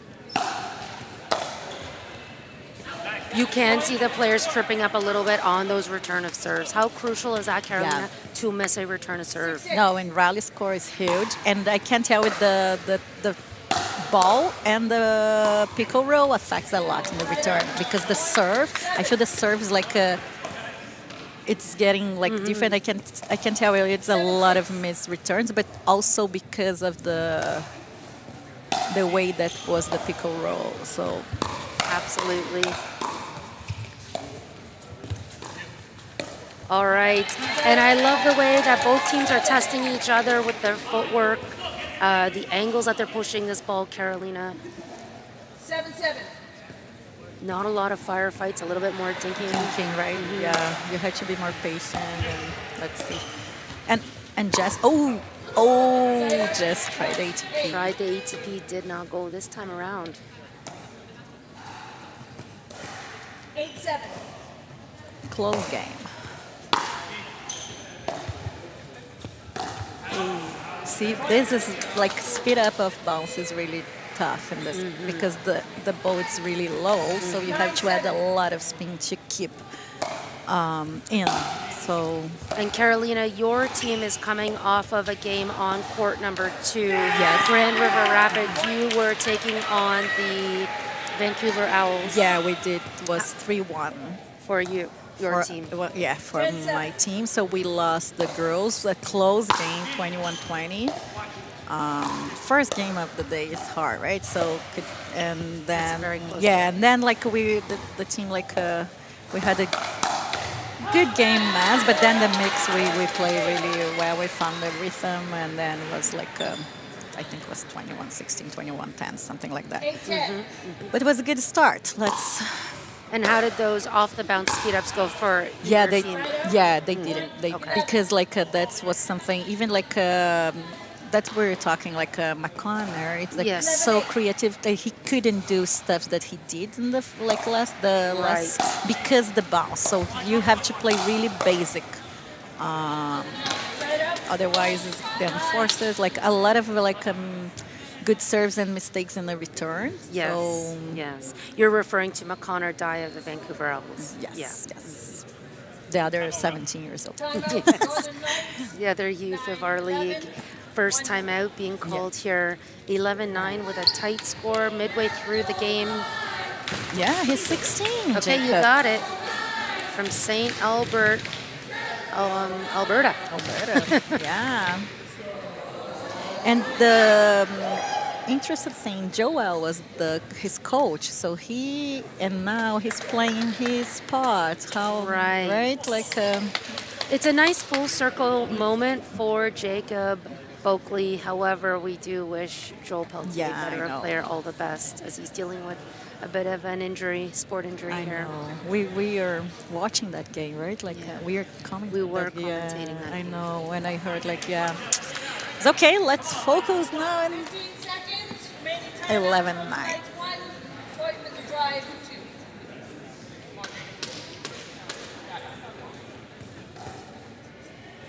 Time in, 9-11. Oh, it's 9-11.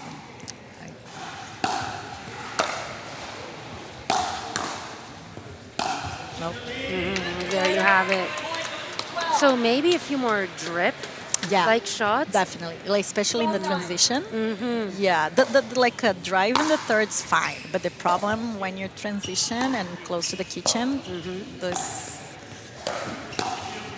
And if you're wondering what a drip is, yes, first of all, we have a lot of unique lingo for the sport pickleball, but a drip would be a hybrid shot of a drive, which is a power shot, and a drop, which is a more controlled shot. A lot of neck cord balls as well. Yeah. And usually a drip, we try to aim their fit, right? Like to cause a pop. Like it's aggressive shot. Yes. Like to set up. 14-9.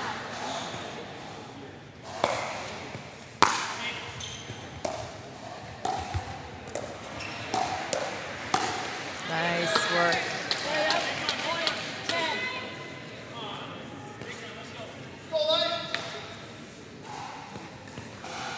10-14.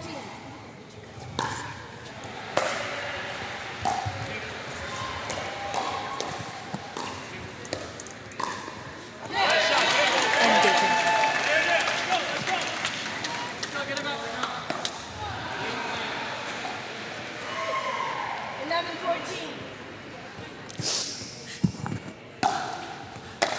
11-14.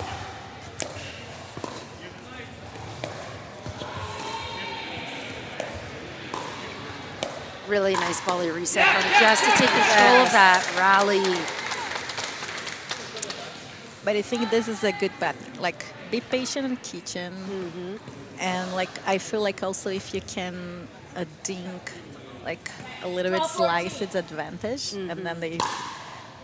Now, why do you think that dink slice is an advantage Because right now? because of the surface. The surface, so, yes, right? So Right, so when that slice hits the ground, it's going to play differently than it typically would. Really low. Yeah, it cuts in low. That's Marie Christine specialty, That's right? right. That's right.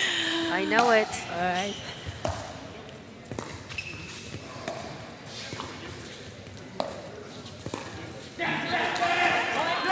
Jess has those 9 out of 10 times. Yeah. I can see the strategy here, drive there. Oh, talk about spin. Right, and also the space. Yeah, it was a different bounce as well. Let's in the replay. You see? Wow. Just came up so different.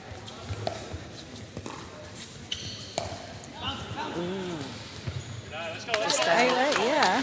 I've seen Evan trying the lob a few times today. Really, like Shake things up. lob is not something that I like. They're using too much. Like I feel.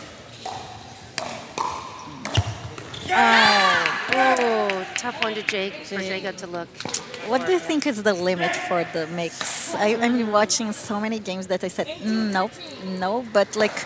I'm going to say this. If it compromises the male player's balance, it's not the right shot for them to go in for. Yeah. Right? Jess was set and balanced. I know. Jacob wasn't. So that for me is the line. And then I can see like we were playing owls like McConnor and Anna. Yes. And so she was in. It's like sometimes it's like a half, like a I don't know. It's close, but when you're a star, that's the other thing. I think if you're there, commit. Yes. And I felt they hesitate because it's so close. Right. Right. So. There's a spatial thing going on as well. When you're entering that much airspace of your teammate, you're absolutely aware of just how close they are because they were the ones set for that ball in the first place. So it is a tricky decision to make and one that you can't really reverse.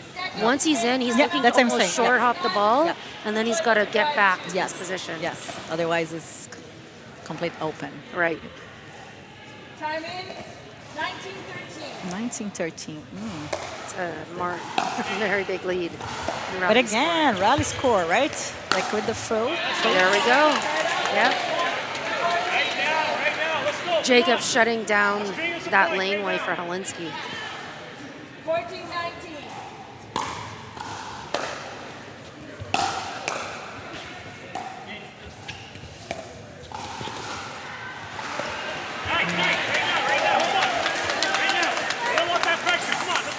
Okay, let's see. 2 points in a row. True, 2 points back to back. A little bit of momentum here. 15-19.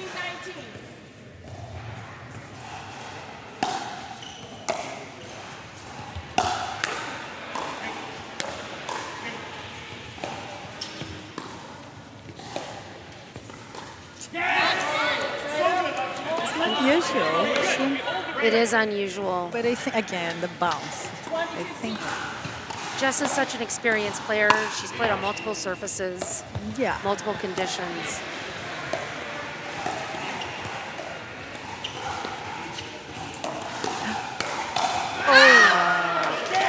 Game.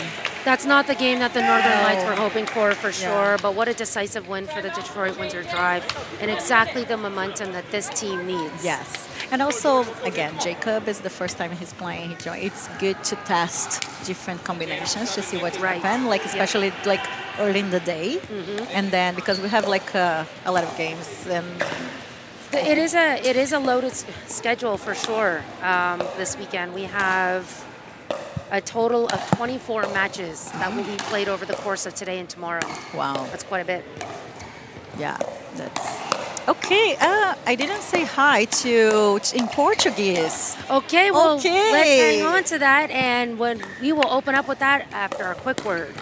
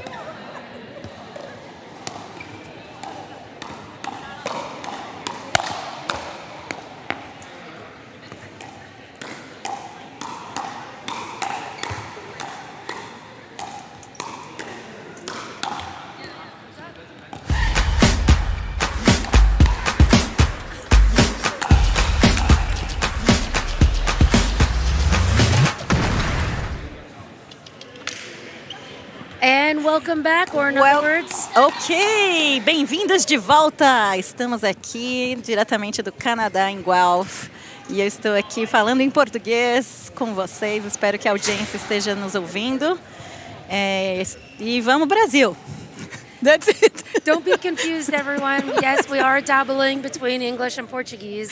My name is Sarah McInnes in the booth alongside Carolina Hack, Hello. a true master of the Portuguese language. I know bifonish. That's about it. Isn't that a sandwich? The what? Portuguese sandwich. Someone told me it was a bifonich. Beef. I think we got it right. Maybe beef. It's Portuguese from Portugal. Bifana. Maybe. Oh, yeah, that's it? This Portugal. Okay. And I'm Brazilian. So, okay, it's a little bit different. We but figured it out, though. Oh, you're good. I got you. That's how much of an expert you are. This language. Carolina, your team is sitting number 1 in the standings currently coming into this event. What are you guys doing so well this season so far? I think our starters, the 4, they're like getting a rhythm together, play together. Of course, they're in play sometimes. I have 100% of one game. Nice. Nice. Like I said, no. I feel like the pairs, like mix, we got like Bruno, it's a really good balance with Marie and Lucas and Ento. So Bruno is a different player for sure. Yes. Bruno has bring so much energy and he's Check that ball, by the way, folks. amazing player. So yeah, let's see how. But we haven't played with all the teams. We never played Toronto United. Oh. We're just gonna play in the next, not this. Yeah, that's so. There's some things that we haven't faced yet, but I think we are in the right direction too. Okay. Okay, so we have now mix number 2, Danny Voss, And we do And know, yes, Davis. I don't know. Ben Davis. Ben Davis. Yes. And I've enjoyed watching Ben so far this season. I think he brings a lot to this team for the Northern Lights. Yeah, and we have a new face here. Not new face. She's Not new to the not league. now to the league, but to the season, right? Yeah, so Jordan Vigna, formerly on the team of Toronto United, along with you, in fact, right? No, I Or wasn't. There was no crossover. Actually, they trade me to her. Oh, Sorry, so sorry. Oh no, it's fine. It's part of the. It's part of the any sport. Yeah, almost. We had. Trades going all around, and you're in a great position now. And Jordan Vigna here for first time with the Detroit Windsor Nick Tran. Nick Tran. Okay. 3-2. Let's see. Steve. So Steve is not in the team anymore, right? The Steve 14, Petropoulos. 14 years old. I don't know how was the strategy behind it, but like again, good players back. But Stevie, I'm gonna miss Stevie in the league. Okay, why is that? I think she's an amazing player, young. I think, I don't know. I wish she would be still in the league. Let's see. Maybe next year. And Nick Tran is a lefty. I think he's the only lefty in the, let me think. Yeah, like. Aside from you. No, in terms like men's. I think, men's. Yeah, Yeah. I think we are the only lefties in the league this year. No, Louise. Louise Kwong. Yeah. Also on the lights. Yeah, but Nick. So 4-4.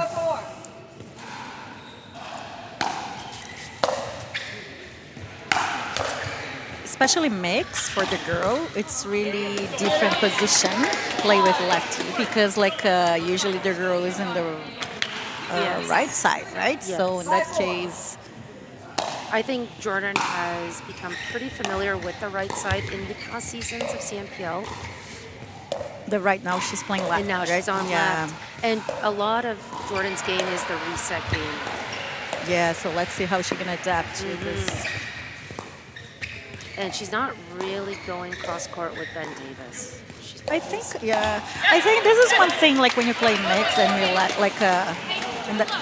we cannot be scared about cross with the guys. Like, right? Like, like if you're dinking, what they can do, actually you're gonna move. Like, I don't know. I feel like I think change and mix it up is the good thing, not just go to the girl in front of you. But let's see how. So how can Jordan, with her resets on the left side, set up for Nick, whose forehand is in the middle as a lefty? Yeah, that's. That's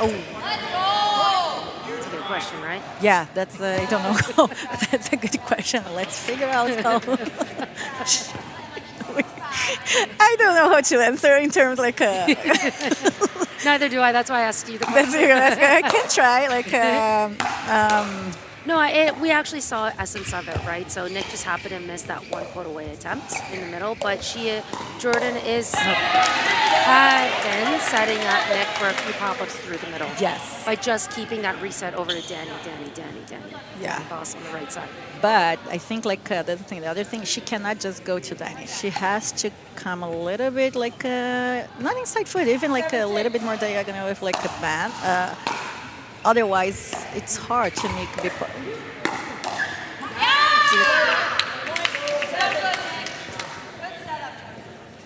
Even for the opponent team, it's a really weird situation to play with this like lefty and like you have to adapt to the strategy. And then, could you provide some input as a left-handed female playing on the right side? Yeah. Right? Yeah. In the mix. Would it be any different for the male who would typically be playing with a right-handed female on the right side?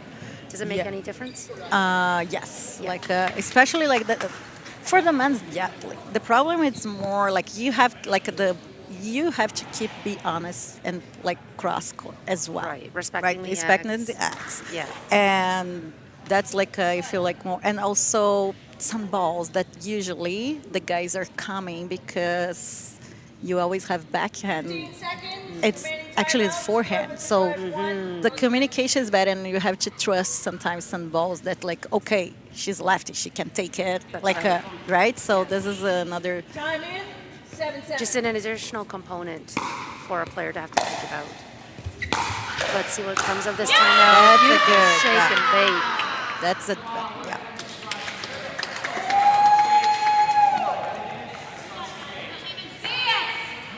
I think the most interesting partnership that we had was myself and Mark, because we're both left. Then after one season, everybody figured out, but in the beginning was really different. Right, Sarah? I will never forget where I tried to put away the ball to extend the match in the finals of season 1. I put it in a spot that typically would be a backhand. Backhand. I know. I'll never forget it. Oh no, Yeah. Sarah, I'm sorry about that. Are you? No, I'm sorry about you're still have this. No, it was a great learning moment. Incredible. Yeah. Like it helped me grow as a player. But that's the thing, I think everybody didn't expect, but then the second season, everybody studied how to play against, right? Yes. And then you adjust, and then Mark and I said, You're welcome, world. welcome. But yes, completely different, because everything that you think, it's in your muscle memory, it's opposite, right? So that's...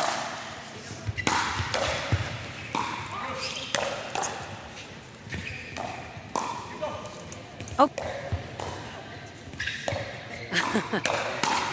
All right, another nice setup and put away for Nick Tran. Again, just Jordan with the relentless blocks. Still a tight game though, sitting at 10-10. 10-10.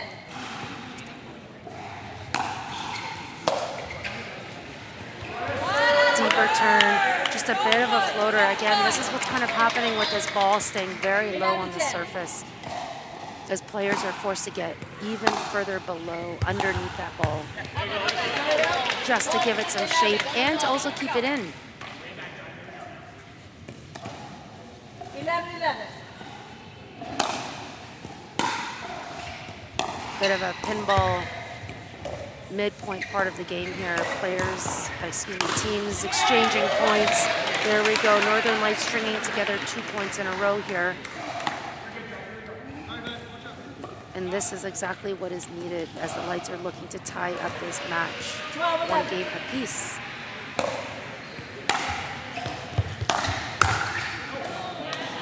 Three in a row. 13-11. Okay, let's see.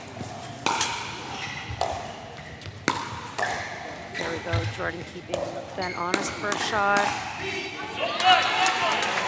It just seems like the driver forcing the pace a little bit too much here. 14-11. And I'd like to see them just recollect themselves.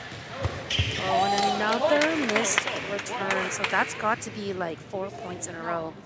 I can see why maybe Nick would question that out call though, Carolina, because the ball really skipped. And Was typically really that means, close. yeah. We have a good angle here. Yeah. Yeah, it was close. All right, that's a momentum stop that the Detroit Windsor Drive really needed. Yeah. 12-15.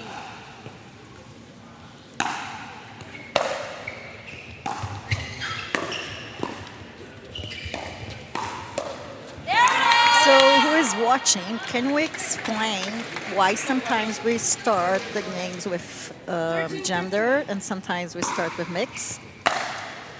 Right, so we can explain that. Yeah. Are you talking from a strategic standpoint or who gets to decide? Both. Let's because someone asked me about this, and I think it's good to understand how. Okay. It is typically the home team that gets to set up the sequence, whether it be mixed or gender doubles that go first in the lineup. And so that would be specific to their team's strengths and weaknesses. Yeah, perfect. Yeah, that was something that and now this is the fourth event, right? Fourth this Correct. season. Yeah, Yes. we understand a little bit more how the teams work. Or some players they have a slower start, so maybe it's better as a team, right? Yes. So sometimes you can see different strategy right now based on what's happened in the past. So let's start with gender, not or mix. So this is really team events. A lot of strategies are behind everything, right? So if a team is a slow burner start team, what are they starting with, gender or mixed? So depends on the team. For example, some teams like the gender is like slower starter. In that case, because this, I think usually they pick like gender. But because if that happens, like you can see like a statistics like you're losing or like a close game. So let's try to change the strategy based on that, right? So I think it all depends how are the teams like. And I suppose the opponents they're playing against, right? So Exactly. if they are Yeah. a slow-burning team, but they're playing a hot, fiery team, they actually want to force that slowdown. Right? It's about not just like your team, but also like how the opponents like it. Yes. And now we have a lot of stats to analyze and like. Right. What about Carolina, a team, would they ever strategically hope to push a match into a tiebreaker situation? Right, or is every team going for let's end in 4 games? I mean, obviously, who wants to run their legs? No. But if they're a team who feels like, for some reason, their best shot is to extend into a tiebreak, does that happen? Oh yeah, especially if you have, for example, we have like some partnerships that they are not losing at all right now. Right. Right? So you know it's going to be hard to beat them. Like, for example, Mason. And then you know you're like one. So then you have to put all your... And usually it's mix 1, for example. Right. Right? So then mix 2. So you have to like try to get at least gender. Yep. And then this is a strategy to try to go to the green tiebreaker, because I feel like green tiebreaker... Yeah, some teams are really strong singles players, right? Tennis players, and then like Toronto United's a strong singles team. Yes, you're right. Yeah, and I actually feel like that strategy of drawing teams into a tiebreaker, I saw that a lot more in season 1. I've seen the least amount of tiebreakers in this 4th season than any other season. You're right. Even like the 2 last. What a reset from McCran. What's speed up of bounce. It's hard. Bounce. And also interesting that Danny was going for Jordan's backhand on the line versus across to the right hip. You're right. Oh, I like how she killed the momentum of that shot, although it looks like a bit of a miss hit. Yeah, they break the momentum. Now it's 20. Match point. Yeah, just like that. Game point for Northern. Game point, not match point, sorry.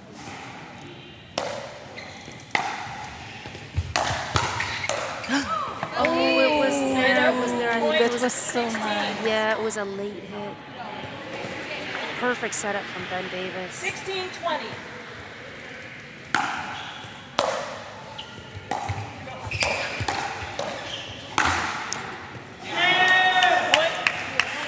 And look how much that ball slowed down off the net cord early. I said, oh my God, this is an easy put away, but like the net can cause so much problem. And there have been a lot of net cords today, at least on my court here. Yeah, and gonna be this all weekend again because of the bounce. Right. So that's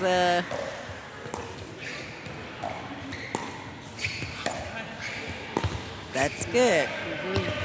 The way they're pushing through this ball, this is that style of game that I think works best for the surface. Oh, maybe it's a no call, doesn't matter. Okay, so game point number 2. Denny to serve, and you better be sure if she gets that look again, she will not miss. 2017.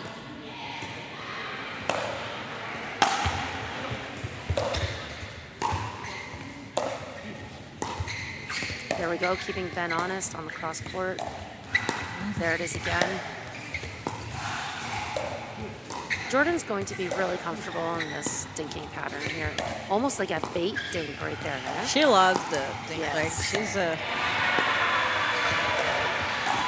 No. Oh, the hands. Oh, so. This is a great rally.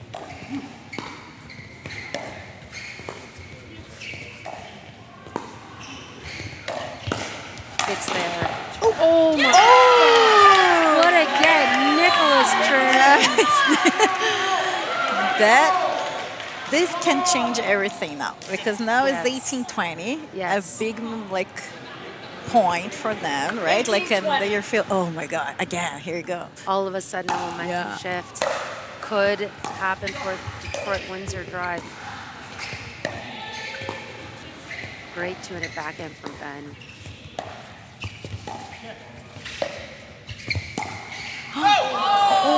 Not there, and so the Lights fight for another game point. Smart offensive timeout It here. was good. Yeah. Great decision. But if if they hold a little bit more in the dink battle, they're gonna be okay because this is the strength for Jordan. She doesn't miss a dink. Right. And I felt like Nick, like 2 or 3 balls was like too soon to speed up. So, but again, it's the first time they're playing together. That's something they have to. Nick's first time in the league. Yeah. Right. I heard they have the new guy in the drive. He's coming this afternoon. Oh yes. Miles. Yes, you are. He's coming. He's playing. I believe so. I believe that we will possibly see Miles Hoover. American, right? Yes, join the Detroit Windsor Drive for the remainder of this weekend. Okay. For sure. Of course, just let this rally play out. Oh, it's what? Yes. And normally that is to somebody's backhand, which is dangerous. Yeah. So I like to say that was a very astute play from Ben Davis. Yeah, was it, and maybe was the strategy here in the timeout, right? Yeah. So it's a good, like they tried twice and then they had one timeout. That was a perfect time. Right. Really nice win. And so that 21-18 win for the Northern Lights draws this game into a 1-1 tie as we head into gender doubles. I'm someone here.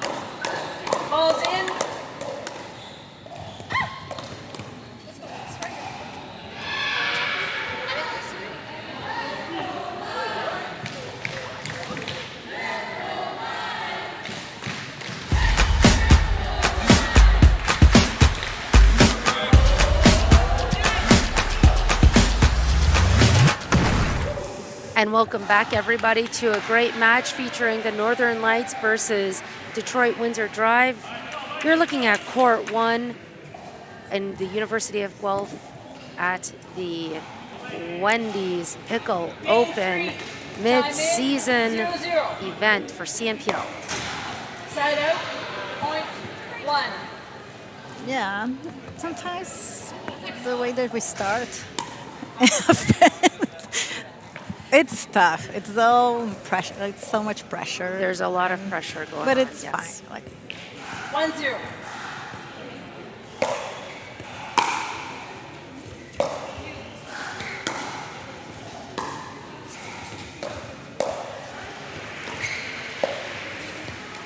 so, Jordan is playing left again. Interesting. Really interesting because I believe that Lexi Duval has been playing left for the most of the season. And she's more aggressive. Yes, So- and speaking of aggressive, she hit a really aggressive angled shot that was called out. Like, yeah, but that's. Let's see, like, what is the strategy behind? But I would, if I'm the coach, Uh-huh. can I Talk to me, can Coach. talk to you? I don't Kat? know. I would put like opposite. Lex is in the left, but maybe we're wrong. And we may see that change. 1-2.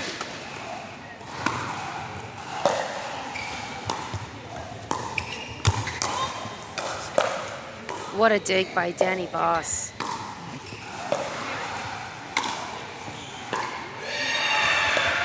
So they are testing, even light, they are testing because I know the first match was Louise and Danny, right? So I think they are trying to figure out how the partnership. And what do you think about teams still figuring things out as we hit the midpoint of the season? Side out. 3-2.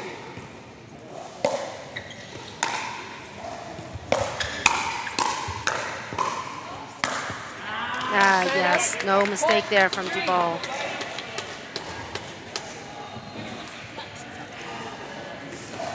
So I think like the strategy is not, it's also who we're playing against, right? So, and Jazz wasn't in the first event, so technically this is the second time they're playing.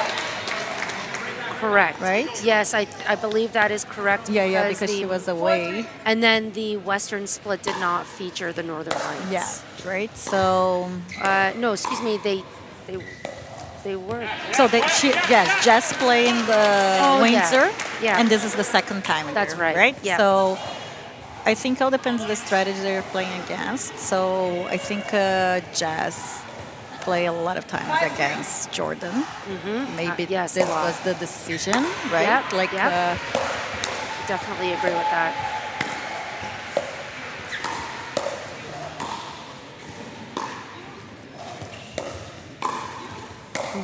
we see this ball. If it's Lexi, it was.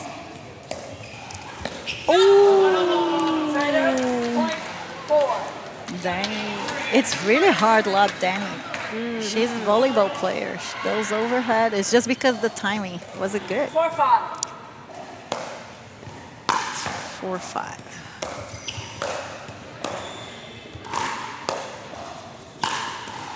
Great spot from Jess.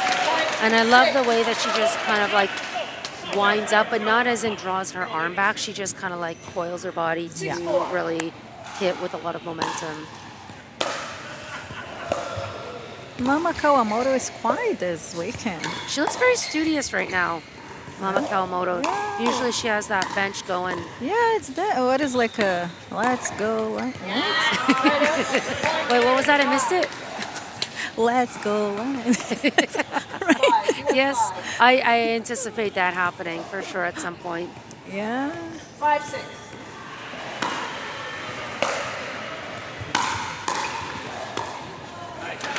Great push from Jess.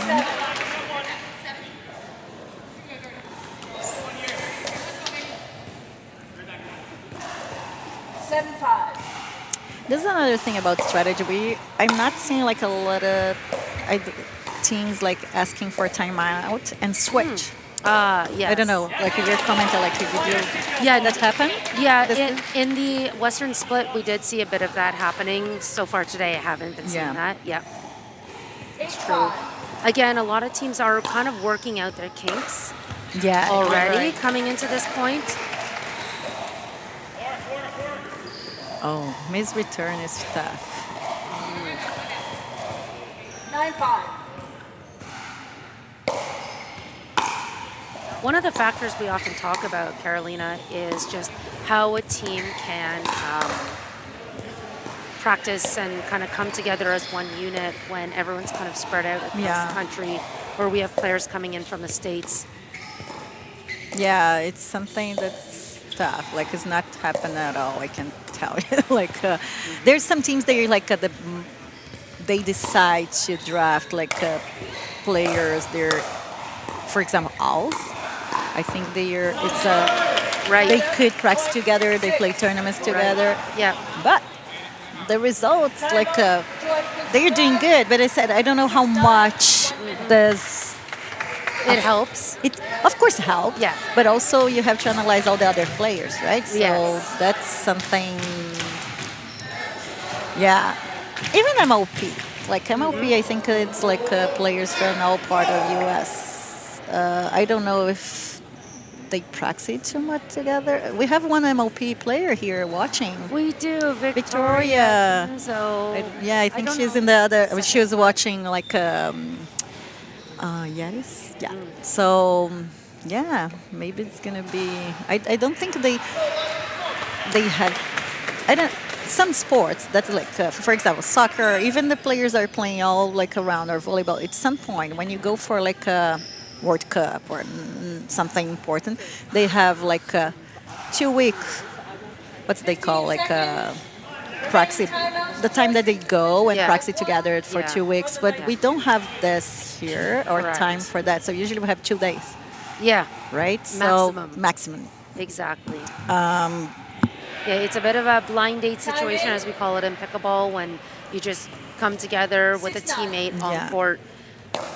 Sometimes you get those fairy tale results. Yeah.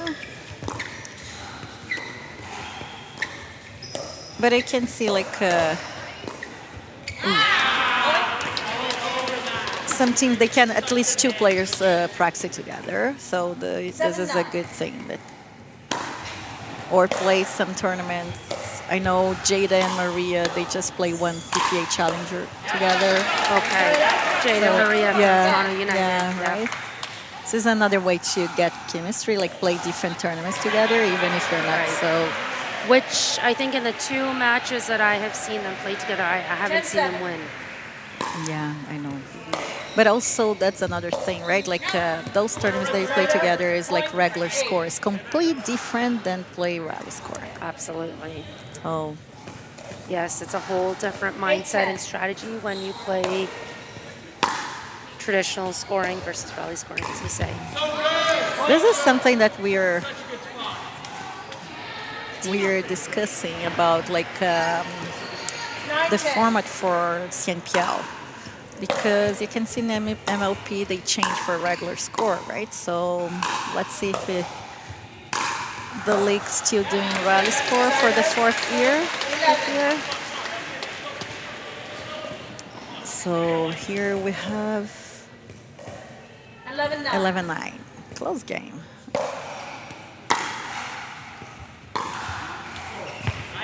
Side out, point 10.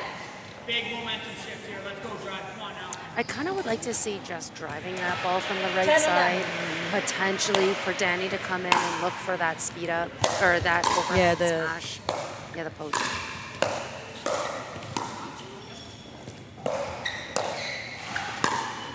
Good resets for the drive here.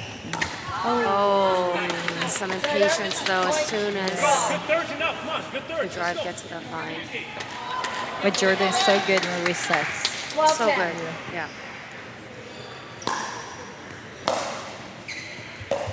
Side out, point 11.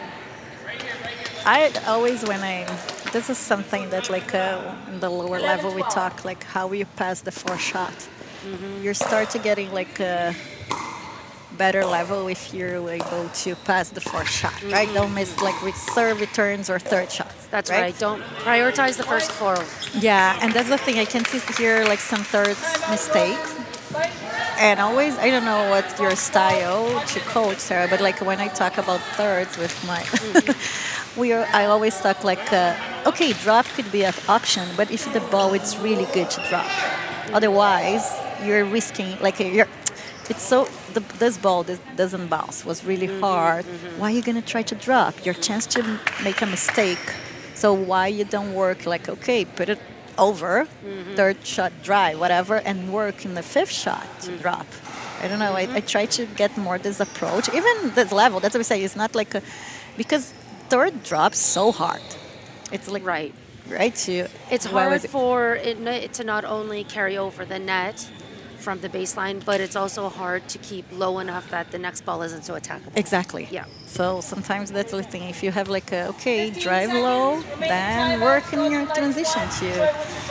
Right. Oh. Now, how about the thought, though, when the ball barely comes up and it actually is coming in with a decent amount of topspin, how easy is it for someone to hit a ground stroke?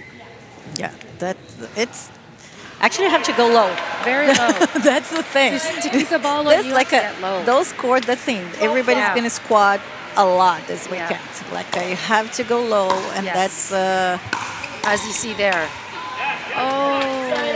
Point And 13. Jordan did a great job getting the look that she wanted there. Yeah. 13-12. So a good timeout for the Northern Lights. as they gain back that lead. Oh, that's Nice hands. nice hands. Jordan was ready. 13-13. Tight game. Oh, I'd like to see a little more composure from Danny Boss there. Usually she has this shot, but again, this Exactly. score we can't. You see, it's the second time that she tried, and the results are exactly the same because Right. And now I'm thinking maybe she went for that shot, maybe out of frustration from losing that hand battle the play before. could be.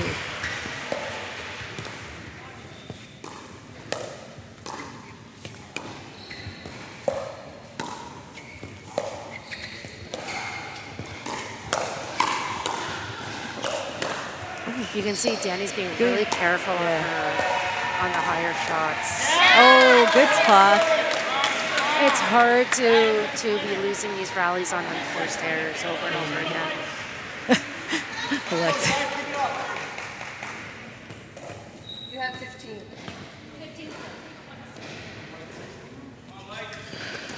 Oh, they can like actually good momentum for drive.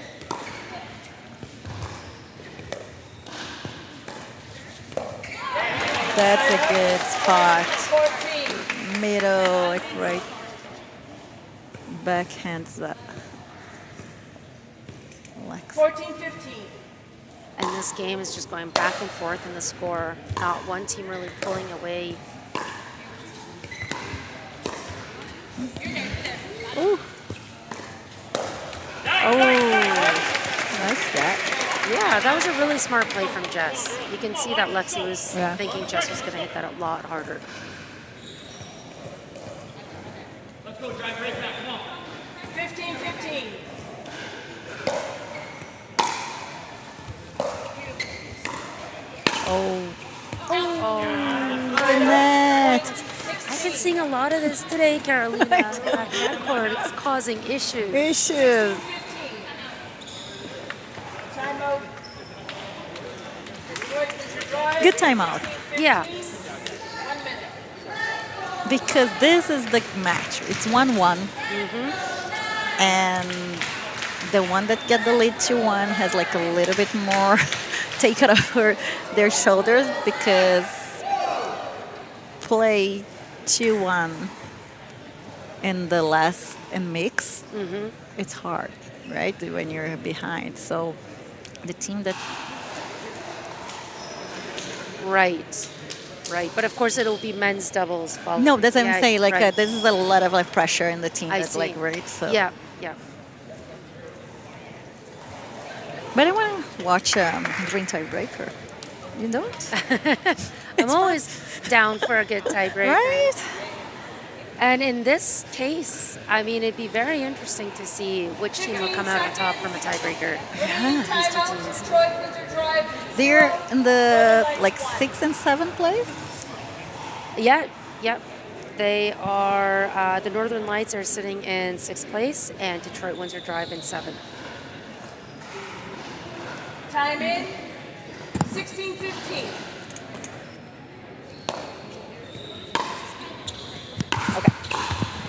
And that's the standings as of the last event. So not taking into account the results coming out of the first 2 minutes. Okay. Yeah. So the strategy here, you see, like they're playing much more jazz, but now she's Warming up. yeah, not warm up. Like she's ready for Yeah. right, like 16-16.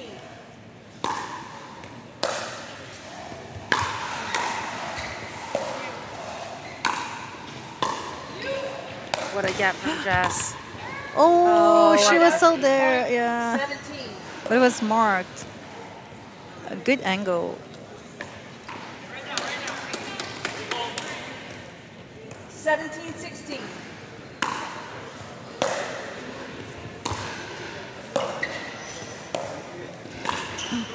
That's such a classic. Oh, Jess just like rolls a volley off of one foot, I thought, cross court, shit.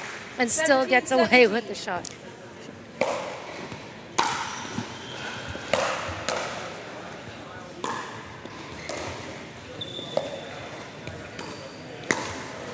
Net There's that again. unlucky net cord. Now, do we think that ball's going out on Jess's side, Northern Lights? I don't think so. I don't know. It's close. 18-17. 18. That's a big momentum to get the 19. Ooh, what a drop. Yeah, love the change in direction. Oh. Really good work from Danielle Voss. Really nice. In a high pressure moment too. Yeah. 18-18. 18-18. The benches stand up to cheer for the. I did want to see more drives coming from Jess. Unfortunately, this one doesn't go. 19-18.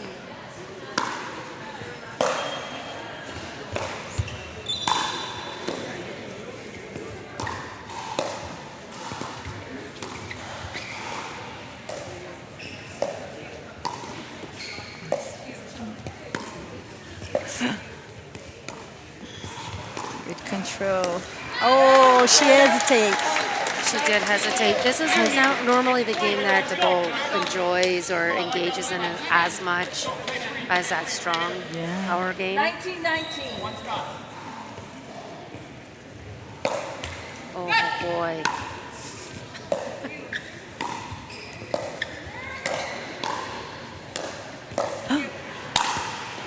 Oh, yeah. What a defense. That one might just be able to... Oh, communication.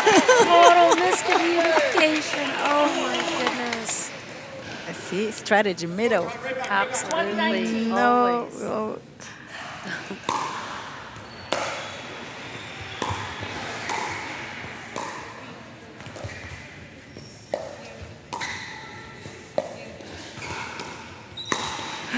What a spot. So smart from Jess Kawamoto, giving the Northern Lights a slight edge in this match, 2 games to 1. Guys, with that extra special point, we are going to cut to a commercial break and we will be right back.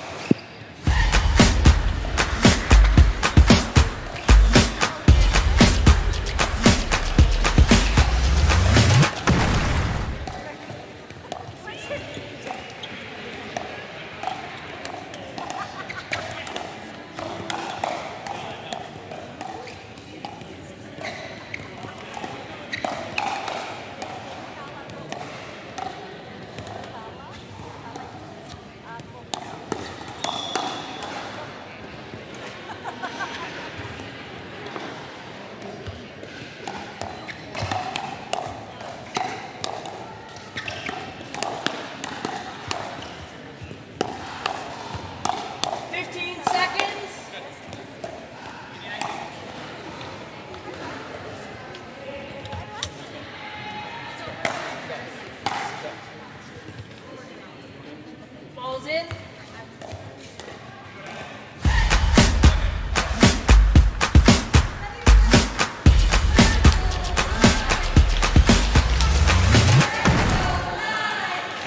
Hey everyone, we are back with men's doubles here at the University of Guelph. You're looking at us, Sarah McInnes and Carolina Hack, and we are taking on the Detroit Windsor Drive and Northern Lights match here. Carolina, what a match so far. So good. The last point was so good. The Jazz made the right decision to attack. We call chicken wings. Okay, now now the drive boys has a drive. No. Okay, I have to say something to the English clearly is not my first language. Sometimes I say I'm trying my best. You're doing Okay, great okay, job. but it's right. No, you're doing a great it's job. good. I know. What it's entertaining. So The drive boys, drive boys, earning that point. It's okay. Everything right now is extra special. Drive boys is good. It's like a Backstreet Boys, Drive Boys. Detroit boys? Detroit Boys, Drive Boys. It's just a good name for a band. Okay, let's be serious here. Okay, what is the strategy here? How they gonna take this team? Like, play more Jacob? What do you think, Sarah? So far, I could see that the Detroit Windsor Drive would be interested in testing out Jacob. He has a little bit less experience this season so far. Ben Davis has proven himself to be a very solid men's partner. And there's a lot of pressure on Jacob, right? Like, Yes. Yes. There's also a lot of pressure on the Northern Lights team to get this win here. It's true. So Actually, for both teams, because like both had like they won the Lights. They won their first. the Lights, they both won their first match. No Drive. The Drive No. lost their first match. Yep. Excuse me. Yeah. 5-2. 5-2. Good start for Lights.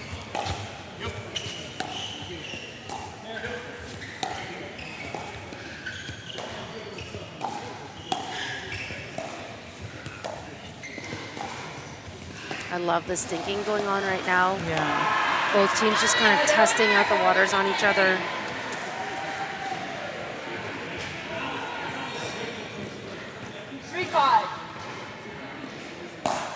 What do you think of Evan Holinsky's baseball serve, his windup? It's a little bit new, I feel like. It's different. Like he doesn't move his. It's just arm. Yeah. Why baseball serve? It felt like a windup, like a pitch. Like, we'll take a look at it again. Okay. Yeah. Let's take a look. It just reminded me of baseball when I saw it earlier Really? today. Yeah. Okay. Let's see. I feel like always he never. The footwork looks like baseball. The way he's winding up with his leg. Okay. Yeah. I'm trying to. Now, yeah. Okay. Next one. Let's see it. Next one. 4-6.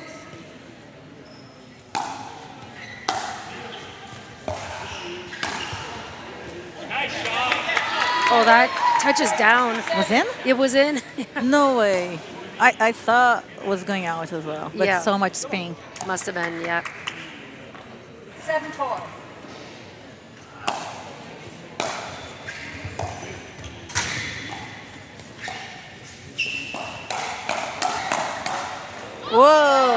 Whoa! Saved by the neck cord. Nah, but like they are so fast. Oh yeah. We the can hand keep speed like is- it's You just move the eyeballs. You can't move your head. Yeah. Yeah. Whiplash.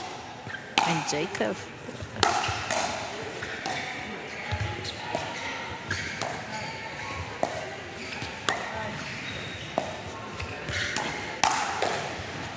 Okay. Now. Okay, We get to see let's the see. serve. 5-8. 5. Okay. Oh, Right? Yes. A little. yes. This is new? I feel like it's new. I didn't see it in Windsor. No. Yeah, you're right. He does all arm usually. But Yeah. still arm. So Still arm. 9-5. yeah, maybe it's gonna help. Like yeah, it's. Oh. Okay, I received. Another great battle. These guys are really testing one another out here with the hand speed. Fast hand, yeah.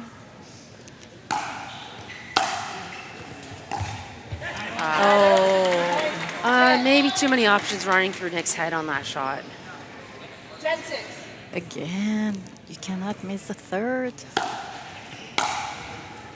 To make a decision on what type of third you're hitting and location, it's a split-second moment that a Yes. player has, right? Yeah, that's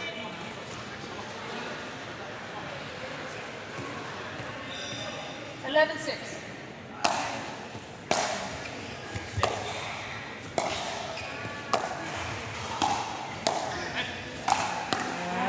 Yeah. It's bad. Point 7. So tough if you can't get that ball down on the 5th or 7th. 7 Yeah. 11.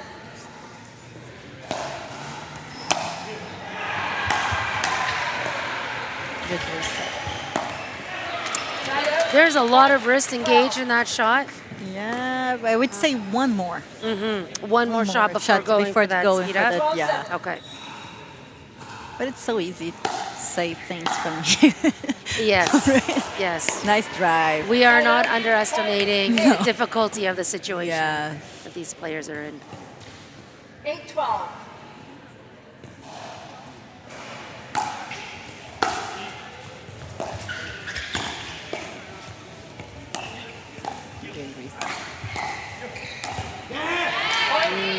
One more? One more again, right? Yeah. Exactly. Definitely. 9 12.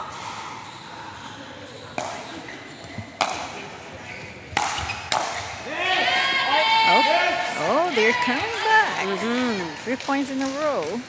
10 12. I would ask timeout. I would think after this point, if the drive get it, yes, the timeout will be called. Nice reset. Wow. Oh, really nice sequence.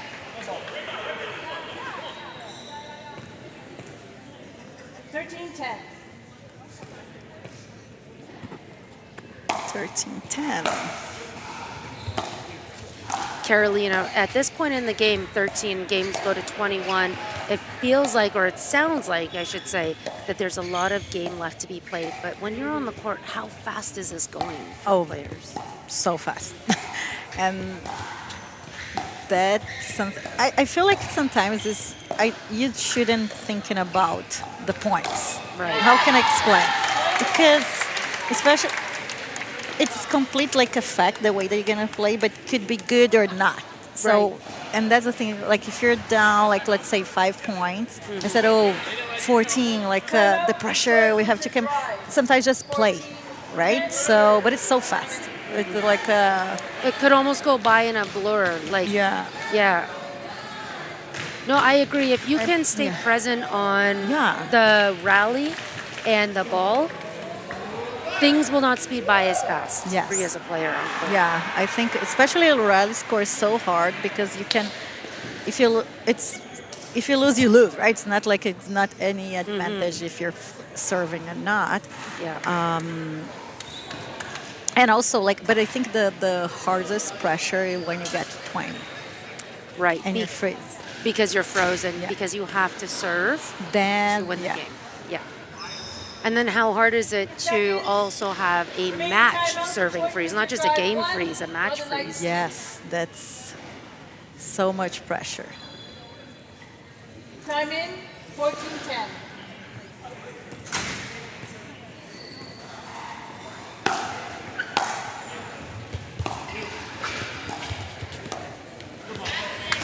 Side out. But we always talk about when you talk about strategy, and we said that before about like teams that have like a slow start. It's hard because you don't have too much time to come back, right? So That's true, too. That's like rally score. You have to start strong. Right.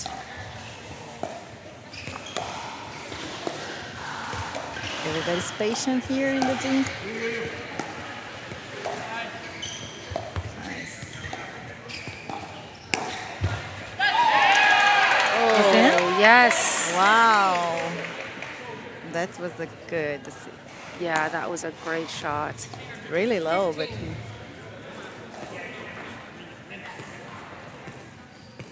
15 11.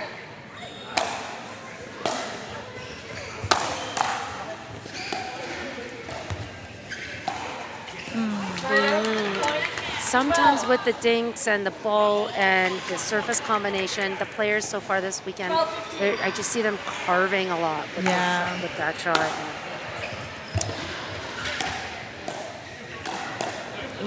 good resets. I mean, how many times do we say simple is better in pickleball? Yeah.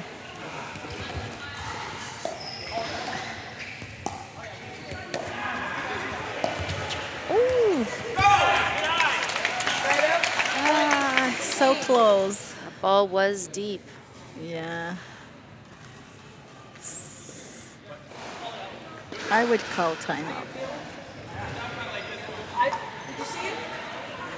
It was a call the court stand. 16-12.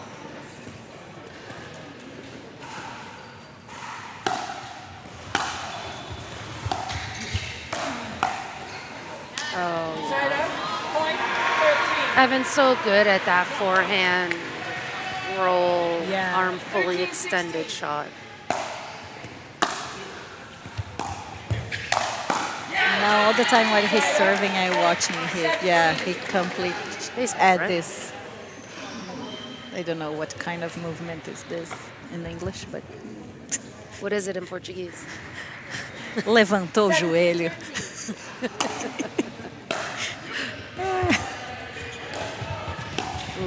Ooh, Jacob really. He thought was out. I think. Yeah.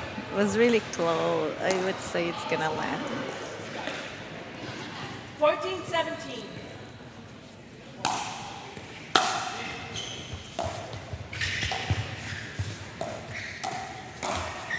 Oh, One more? one. No, this one I think it was the right decision. Just like, I wasn't lucky. 18-14.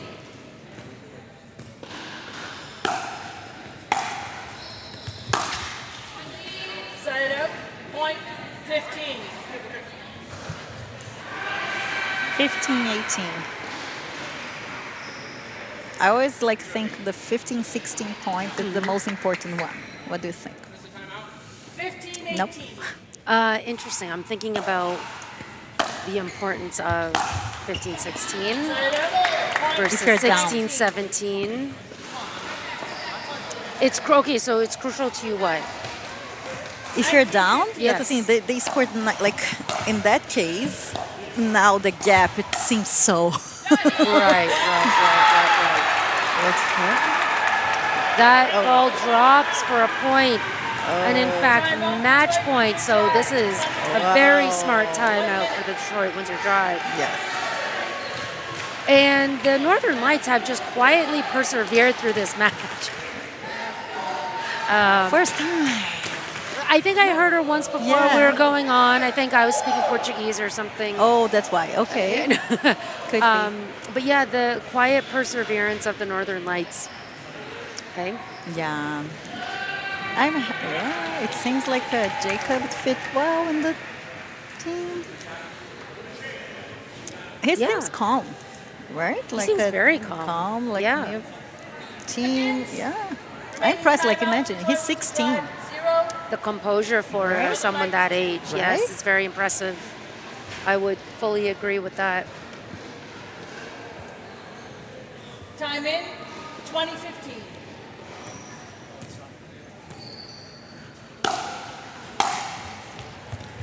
No. Point.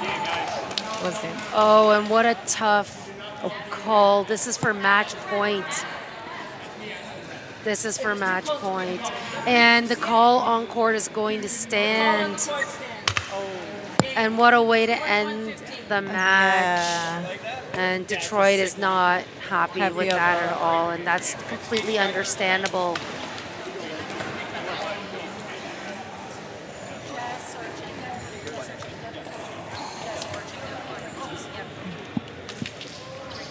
And Carolina, I mean, no one wants to go out on a line call, but it's know. certainly a close one at that. It was close, yeah. But I think that the Lights deserve. Like I know it wasn't just this point, right? Like they think they play well. Oh, Jazz is gonna.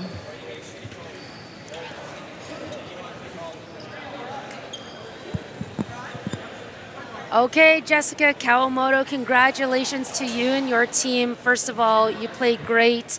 How does it feel to be playing, on these courts, the pickle roll, in this environment today? Oh, it's awesome. There's lots of spectators. It's so much fun. Our team's having a blast out here, and it's even better that we won this one.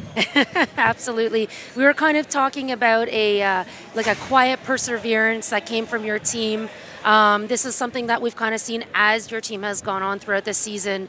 And with the new addition of Jacob Boakley, how is he fitting in with the dynamics? It's awesome. Unfortunately, once we found out Joel was injured, we were pushing to get him, so we're really happy that he's on the team. He's fitting in great. We're playing amazing together, so it's lots of fun. Awesome. Oh, congrats, Jess. Thanks. Okay, my question is like, how do you think this pickle roll affecting the strategy in the game? Do you think it's like quite similar, or you changed something about this? Yeah, it's a little different. The ball doesn't come up quite as much, so I think it's a little bit more advantageous for our team. We're a little bit of a softer dinking team versus some of the harder hitters, so it's a little bit nicer for us. Some of the ones that like to attack off the bounce is a little bit harder, so it's just a lot of patience. You're right, and it's working. Congrats for the second winning at the day. Thank you. And with that, everyone, thank you so much, Jess, and good luck the rest of the weekend. Thanks so Folks, much. we will be right back. Don't go anywhere. We are coming to you live, CNPL Season 4 here in Guelph, Ontario. Ciao, ciao.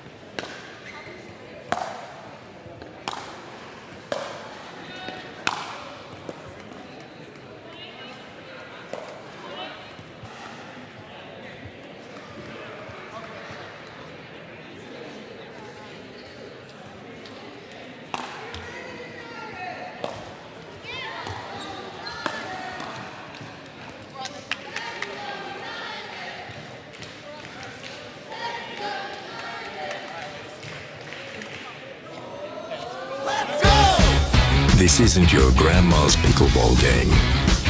This isn't a social event we do for fun. This is where champions are made. Get ready for the Canadian National Pickleball League's most explosive season ever. C4. It's gonna be a blast. Let's go!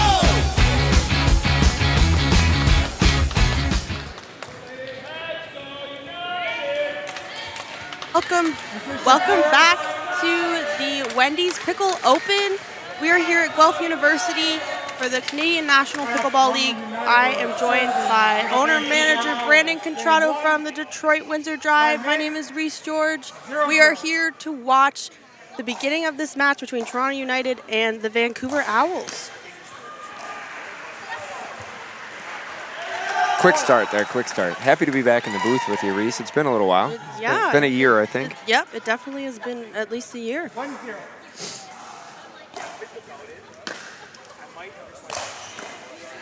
Probably less stressful being in the booth than on the bench while you guys are playing, I bet. Definitely after the start of the day we've had, but yeah, interested to be able to sit back and watch United and the Owls here.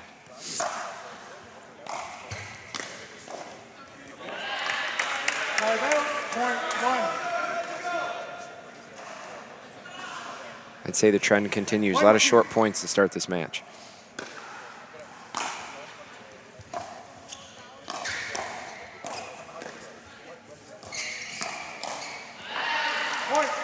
Good hands battle there overall, and yeah, great facility here. A lot of space around the courts. I know some of the players though have struggled to elongate the points, which is why I called out. Seems like the points have gotten shorter and shorter as we've gone throughout the day here, compared to what we may normally see from all 8 teams. So it'll be interesting to see how everyone adjusts. Yep, we're playing on a rollout court here, a little bit different than our previous events, which the players seem to be adjusting to fairly well. Sometimes the bounce isn't quite as high as it would typically be on some other locations that we have been at. But that's the beauty of these players, is they're able to adapt to basically anything you throw at them at this level. 3-3.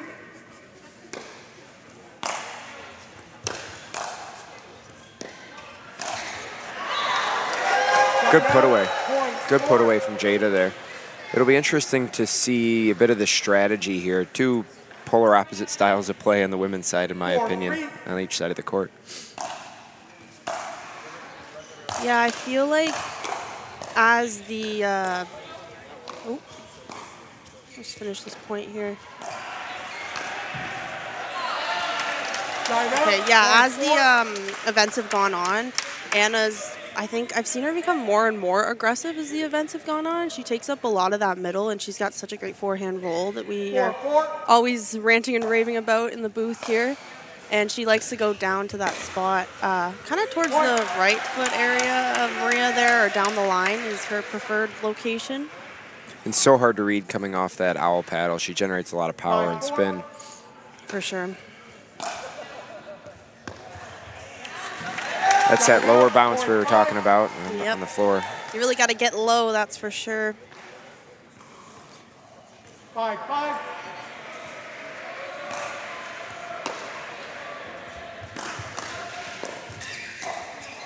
We're just deep there, and as we roll across the screen with the player introductions, we have a good global presence on this court, right? I'll go into it after this next point.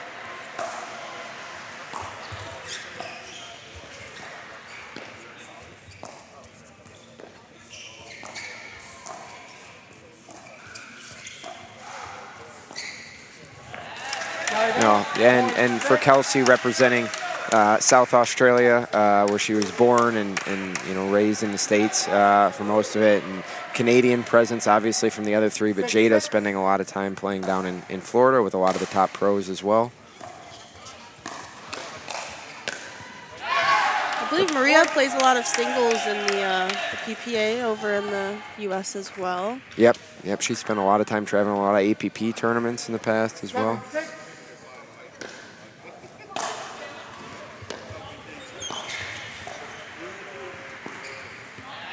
A couple missed backhand dinks from Jada. You can see she's pulling up a little bit on the ball, right? You've seen that from a lot of the players, I think, so far today. Normally, you can pull on those dinks with a little bit higher bounce, and I feel like mainly the ladies are struggling more because of that backhand pull. Ball's not coming up, and then they're just dumping the ball into the net. Yeah, I saw in the United's previous match against the Smash, Maria likes to rip the ball off the bounce a lot too, but I think she wasn't getting the higher bounce that she's used to, causing some balls coming out the back. But again, these players are adjusting as they go. 9-7.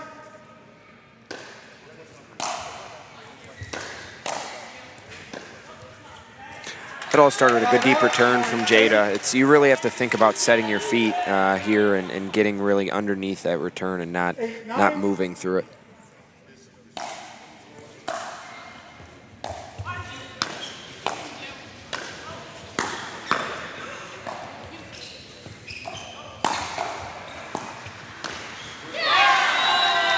That's that wristy put away from Anna. You leave a ball up. Yeah. So hard to read with her length and with the way she's able to manipulate the ball. You're late reading it. You're lucky just to be able to get something back over the net. Yeah, it's like her backhand's heavy angle to the right and her forehand's heavy angle to the left. Hang out on your sideline. Yep.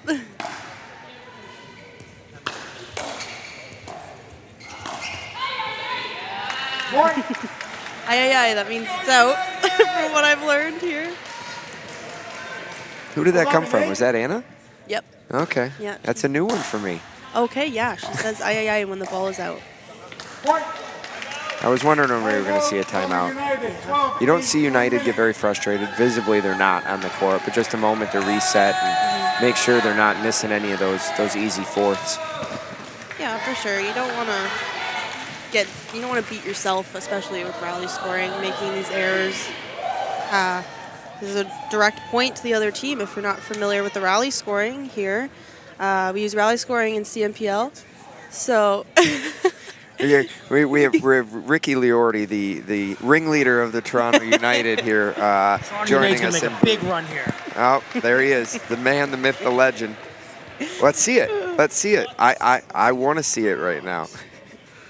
All right, so we're going to see if this timeout was helpful for United. Ricky Liordi's got absolute faith in his team here, that's for sure. And there's been a great fan turnout here. Just speaking of the energy that Ricky's obviously bringing, and you can see Jada and Maria ready out of this timeout, but it may not look like as many people on the live stream as what have been throughout the day. We have the good games going on as well here, so it's been a very good turnout.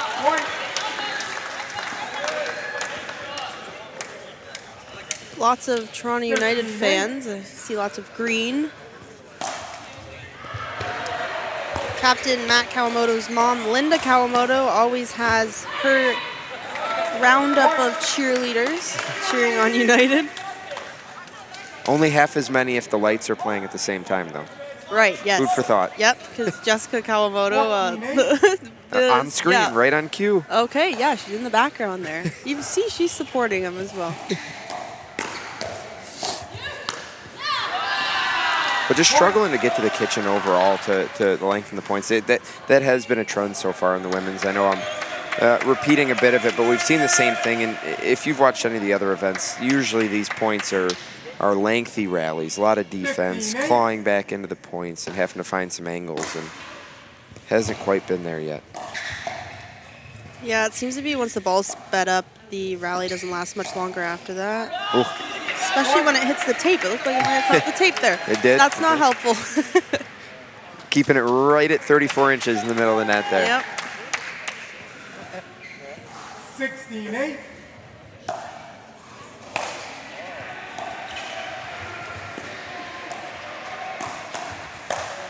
That was a great initial speed up from Jada, especially switching to a little one-y flick in the middle there. Not something I've seen as much from her. We know she has a lethal backhand, Tui.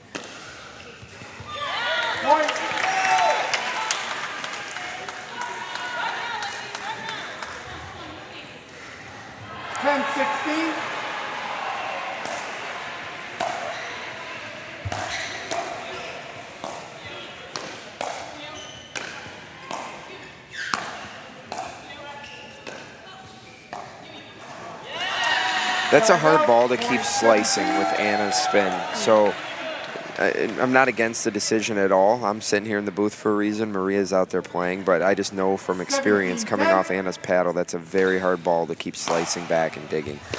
Yeah, odds are it's going to get higher and higher. Yeah. And Anna's got such a long reach into the kitchen as well. She's able to take more balls out of the air than most.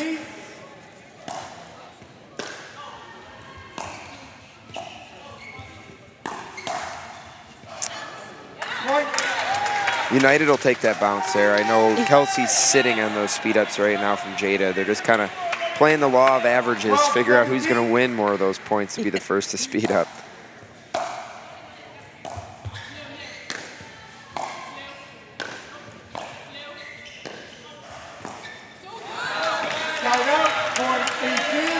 Right at the feet of Jada, wasn't able to pick that up off the short hop.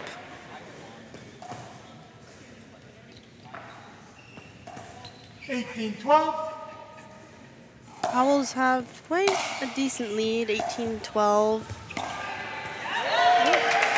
Ooh, that was tight. That was tight. Very hard to tell from here. My roll call on the court stands. Point. So I was calling that one just out. Timeout from United. But yeah, it's hard to tell from here. It looked like it definitely could have been out.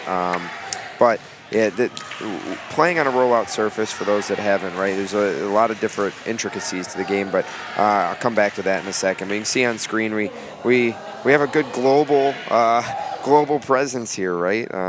Maria originally from St. Petersburg, Kelsey originally from Australia, and then everybody spending a lot of time globally. I think maybe Anna's the most concentrated in one area out in Saskatchewan, but she travels for a lot of the national events around Canada as well. So getting to see a lot of great international flavor pickleball if it's your first time tuning in to CNPL.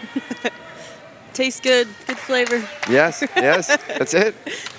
I just like that wording you use. You like that? Yeah, it must be an American thing. Yeah, maybe. We'll ask Kelsey. 15 seconds. Remaining timeouts, United. It's also nice to see everyone coming together to one event too, right? Like yes, it's awesome. I agree. For Canadian pickleball, it's awesome. Time in.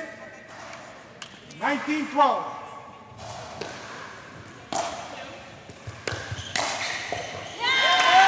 Great spot from Maria.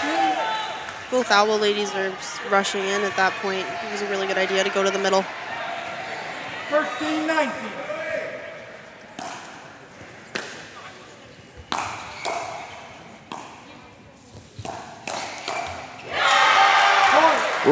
Other than Anna here, we're in a true two-y battle. You have three ladies all sitting, waiting for speed-up two-ys off the bounce, quite honestly. And then you have Anna's angles we talked about in flick. So we'll see if that stays true here. It's getting a little tighter, scoring line-wise.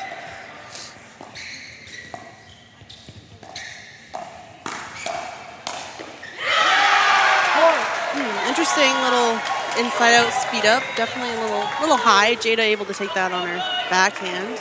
I'm liking this. A lot of the other matches so far today, we've seen everybody get tighter, closer to match point, which is somewhat normal. We're seeing everybody play a little more free right now in this court as we've gotten closer to 21. 20-15. Right, game point for the Owls.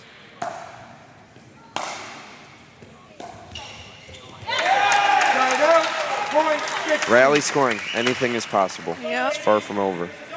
For those of you at home, there is a serving freeze, so the Owls will have to get to that 21st point on their serve.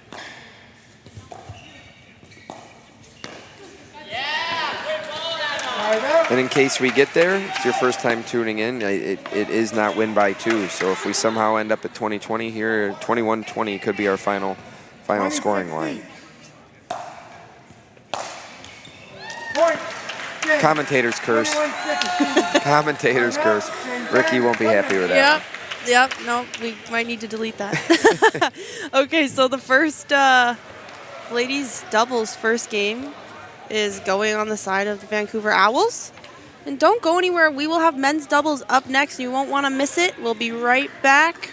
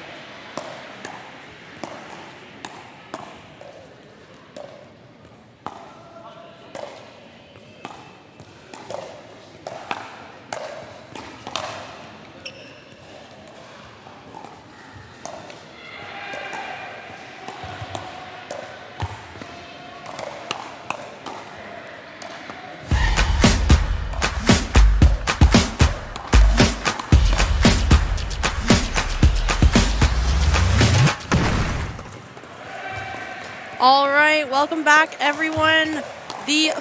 We're here at the Wendy's Pickle Open in the University of Guelph. This is the Canadian National Pickleball League, and we have the second game of this match between the Vancouver Owls and the Toronto United. The first game went to the side of the Owls, so the boys are looking to take this next one on the side of the Owls. Toronto United looking for some answers here.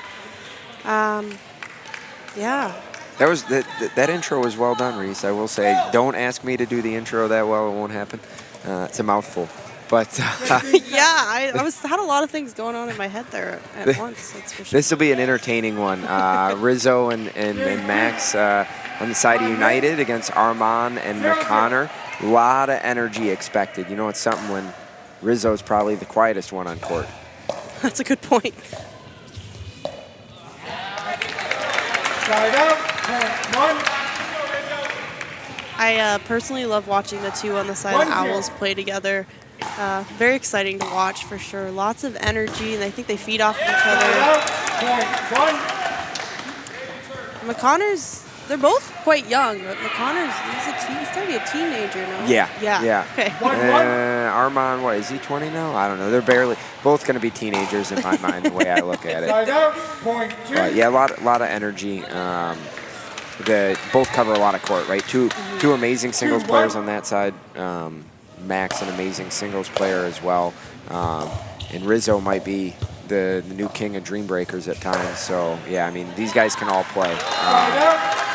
Should be entertaining to watch. But again, I'm going to be a broken record. The points shorter and shorter and shorter as the day goes along. I'm hoping to see some of these extended rallies.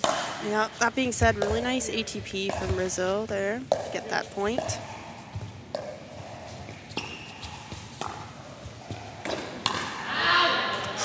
Side out. Catching Max up high a little bit. Yeah, a little bit of an awkward spot. Max has such great counters, kind of from the waist area. I think he's a taller guy. He's able to get those balls down from that area where some aren't able to. That's true. It's a little unique motion, right? If you notice, Max jumps every time he hits a counter, so he goes heels out and makes his height even larger. Honestly, most people stay low, and yeah, he's a threat in a firefight for sure. Yeah, once he starts jumping, then you better watch out. And usually you teach it the opposite, right? We both know, like, you tell students keep your feet on the ground, stay planted, but light on your feet. It works the opposite for him. He's up and down and somehow can hit balls while up in the air. It's pretty amazing. He's wild. He is wild. He's wild. I like what you did there.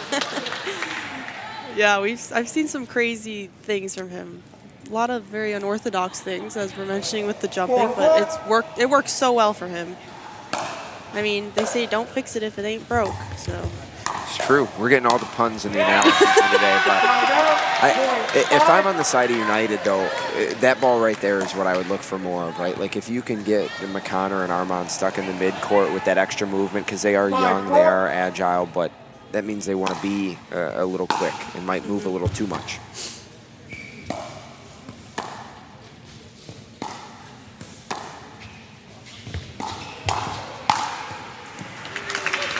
Side out, point five.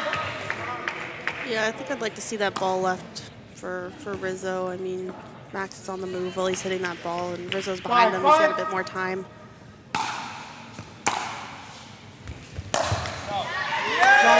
Yeah, I agree.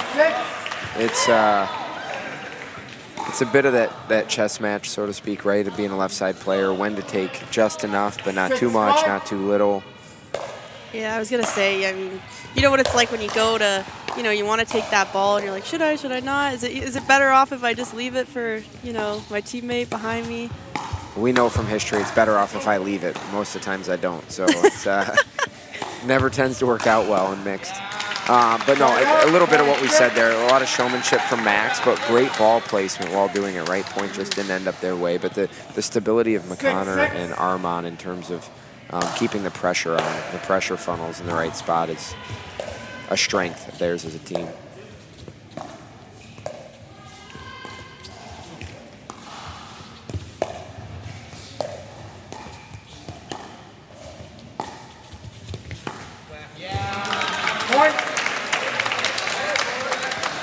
But putting a lot of pressure on the backhand of Max there.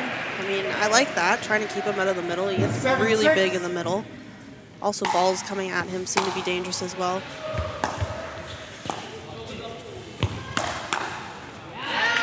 It's just, for me, it's getting used to seeing some of the uncharacteristic errors from every player that's been on the court today, because every one of these players' consistency is through the roof. But when you change little things like the lighting, the surface, things like that, every player is playing with the same conditions, but changes little shots like that. For example, that's something I'm used to Armand just putting away and ripping, but visually there's a lot going on around us here, and that can change how quick you can anticipate the ball.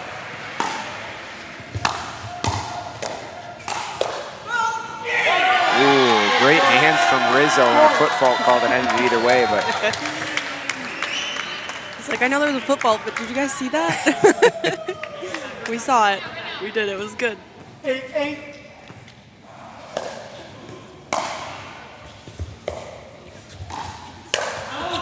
ooh, he was getting amped up. I love seeing Rizzo get amped up. For those that we have a lot of different sporting backgrounds, right? So Rizzo was a college golfer in the U.S., and I just can't imagine how animated he gets. I can't see him on the golf course. It's probably he's meant for this. the opposite.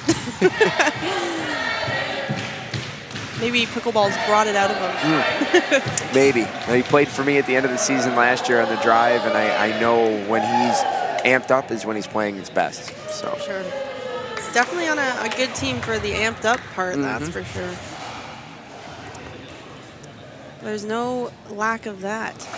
As we hear Ricky Liordi coming over here right into the booth as usual. we have our ages on screen, though. We asked and they answered. So 20 for Armand. I was close there. We'll just say 19. And 16 for McConnor. So 16. all I'm going to say is those guys combined are still my age. So I feel really old right now.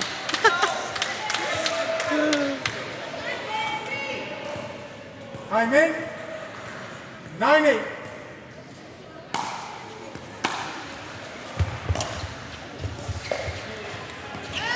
That was a well-placed drop there from McConnor. Ton of topspin on that thing. 10-8.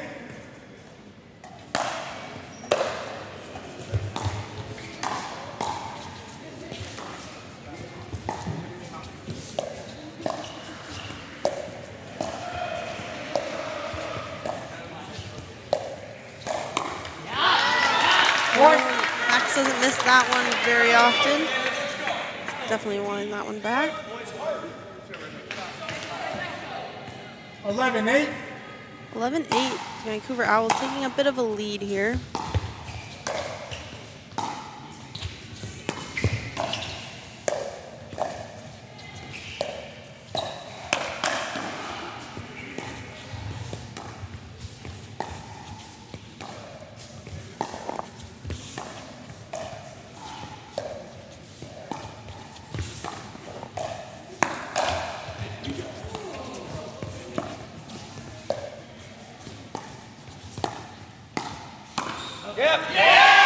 Well-played point all the way around. I was just going to say, I really like the patience from McConnor because they are a team that likes to speed up and get really flicky, and when they got back into that rally, he really held a couple that I'm used to seeing him pull. I really thought it was going to sway the point their way, but great hands from the guys on the United side. Yeah, some good self-control too, especially when that's usually your game, but you're playing against two people on the other side who are, just as good, if not better at times at the fast hand. Let's go United! 12-9.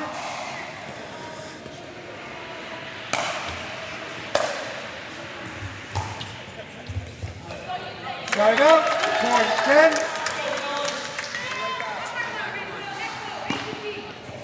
10. 10-12.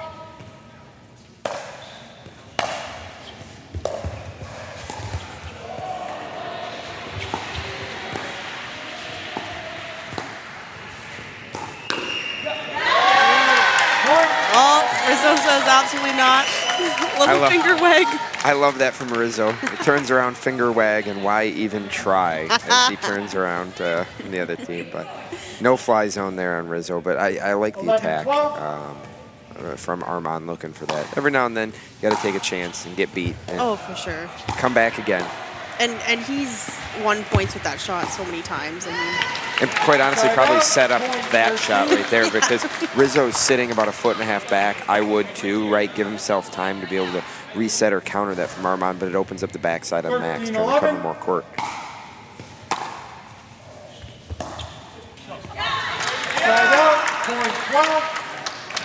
I think the ball maybe didn't come up as high as O'Connor was hoping for. 12-13.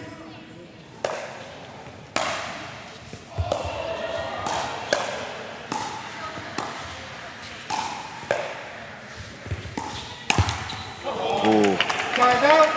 Next event, I want to put a Spinorama 360 tracker on Max to see how many times, how many rotations he makes in an event weekend. Is that like a Interesting. thing on an Apple Watch? Should we add that on there? No, I How don't many know. 360 turns you do in a day? I might be the least tech-savvy person here. I don't know what an Apple Watch can do. That's a heck of a good ATP there, though. McConnor almost stunned with that coming around the post. Yeah. Some precision right there and some patience. 13-14. Just looking here in the standings right now, Toronto United's sitting in 3rd place and the Owls are sitting in 5th place. Let's not go any further down the standings than that, please. Don't worry, I was just going with these two. Oh my goodness. What a Wow.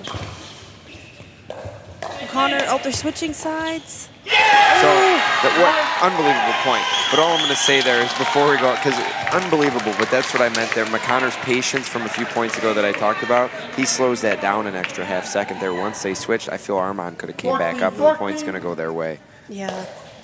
I'm not sure how I felt about O'Connor coming over to Armand's side and then flicking that ball immediately. He got lucky he hit the tape. Maybe that gave them an extra second or two, but yeah. Taking your own time and space away at that point, Yeah. right? Yeah, Especially when you know how that's quick fair. Armand is to get back if you give him a chance. Yep. Side out, point 15. It's hard when you're in the heat of the battle. It is true. It's much easier to sit here and talk about it where we are, but I'm like, oh yeah, just do this, guys. No 15, problem. 15. Nope, it's not that easy.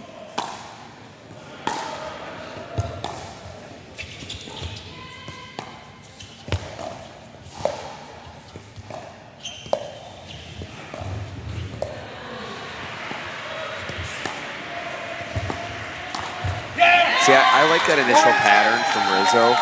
If those two can get into that dead dinking kind of push dink from Rizzo into the middle of McConnor's body, it's not gonna end in a winner off of that 99.9% of the time, but it's gonna allow Max to get a little craftier and bigger once the ball releases to Armand.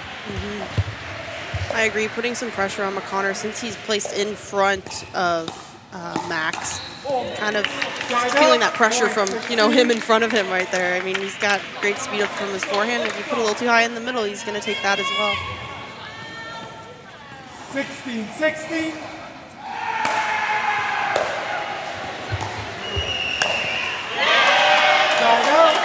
That skipped out and into Armand. I don't think he could have hit a higher drop than what he hit there. He's not happy with his paddle positioning, but the reality is I think that was a bounce-driven error. Yeah, we definitely don't see high thirds like that often.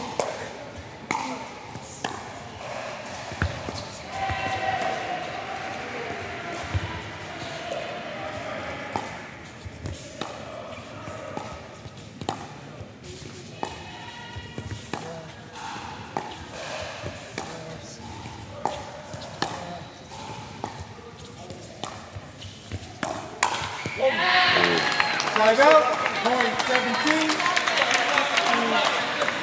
And for the sake of saying it, Max will watch it back and not be happy with me for saying it, but if he stays square there every now and then rather than trying to move his feet through it, he has so much control and power that, quite honestly, he's going to hit that counter winner there. Because he's a force to be reckoned with, but sometimes that extra little footwork that wins him points like that is also what loses a couple points every now and then. So We saw the little jump there. Definitely left the ground for a second. 18-17. Probably gets extra. He probably gets more power and is able to get it down more all at the same time. For sure, yeah.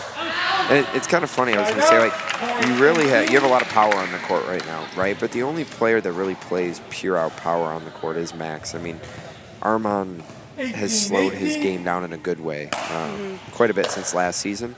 Playing with the Friday Aura paddle now, and I think that's also, you know, been a really good fit for him. His ball controls even become better. Yeah, he's a very crafty player. Looks like he's added a lot to his game. He's even dinking with the slice sometimes, using his two-handed roll at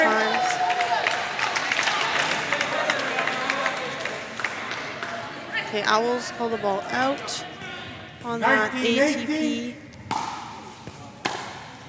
Owls looking to get to that serving freeze.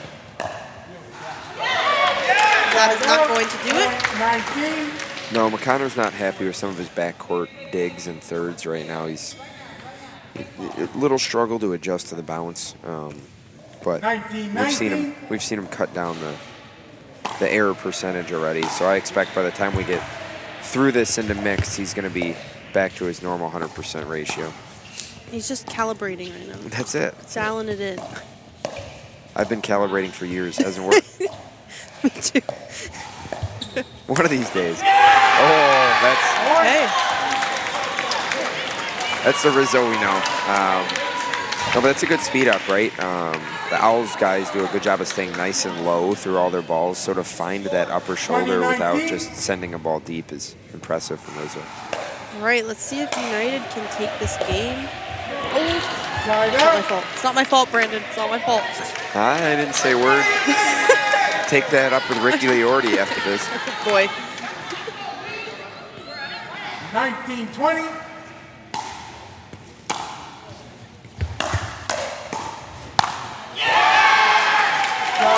That's tough. I like the push. I see what Armand was looking for, right, by kind of putting the pressure and moving up the court quicker. Maybe a little shake and bake, but tough at 19-20. Definitely a tough spot to be in.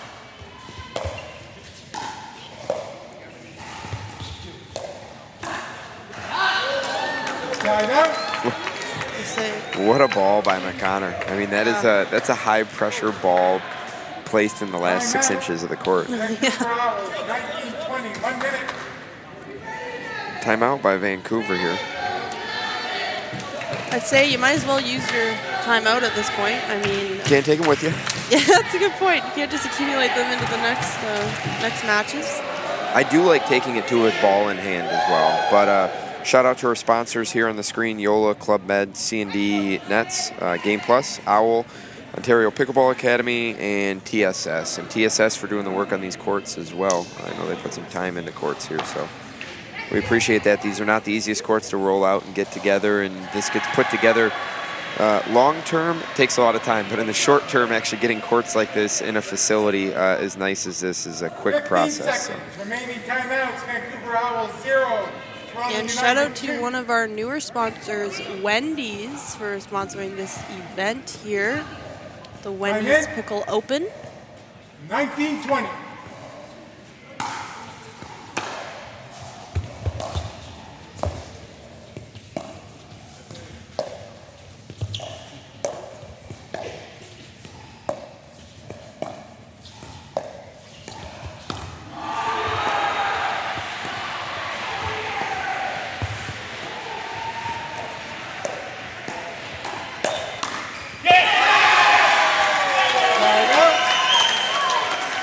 I believe this is potential game point number 3. I believe so. Good setup from Max there. He loves that extended backhand kind of poke flick. Connor was really far into the middle and definitely wasn't going to be able to reach that ball down the line. Ooh. I was waiting for maybe a little drop shot there from Armand. He can get crafty at times, but especially here, like we said, with the bounce, good idea. Keep your opponent back. Don't want to give him the kitchen line for just no reason. Let's see if the Owls can get to that 20.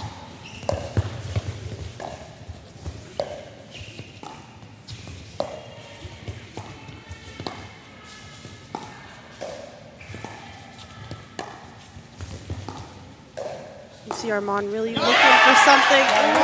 And he was almost looking for it too much there, honestly. He knew they were looking for the speed up, but he almost pulled himself out of paddle positioning, waiting for a speed up from Rizzo. Smart timeout here by United. We'll give Ricky Liordi or Matt Kawamoto credit, whoever called the timeout over there. But I know you guys like an offensive timeout. It's the only good timeouts are offensive timeouts, in my opinion. Hey, you heard it here, guys. You hear us talking about the drive taking their offensive timeouts, and now we get to hear exactly. And quite honestly, and yes, there are good defensive timeouts as well when there's big runs, but it's rally scoring, right? A lot of times you need that. The mental, even if there's zero strategy to it, with the ball in hand, any little mistake is a point, right? So where normally you'd say, okay, return team is at a big advantage in a sense in pickleball. I think if you have the ball in hand here, match point or otherwise, you're in a sense at an advantage. Mm-hmm. Especially after being like pumped up and excited from the previous point, you just got a second to regroup. Yeah, give your opponent a second to think about it, worry about it. That too, yeah.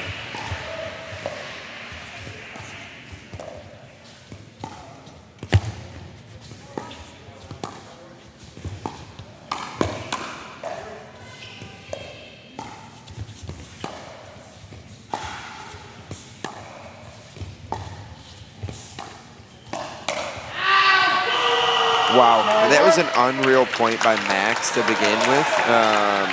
Just all credit due. Like that one little block that he got back at his left shoulder was absolute insanity. But Owls are able to find a way to counter and leave a out ball be out. And here we go, 19-20 for the 30th time. What a roar from Armand there.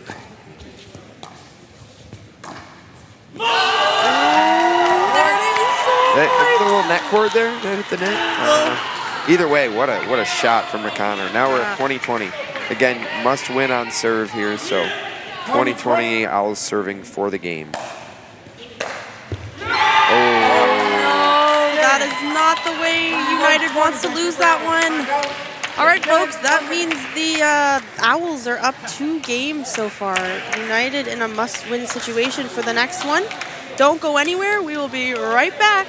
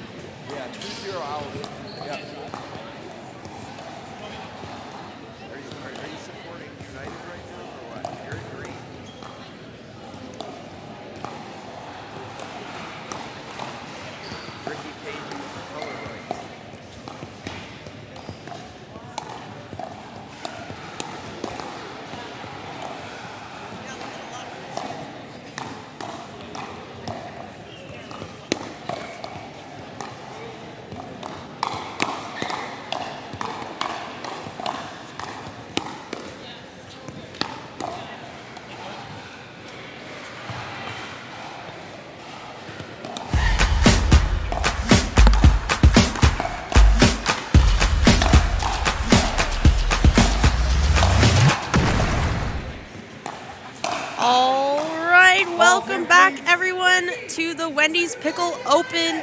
We are in Guelph at Guelph University.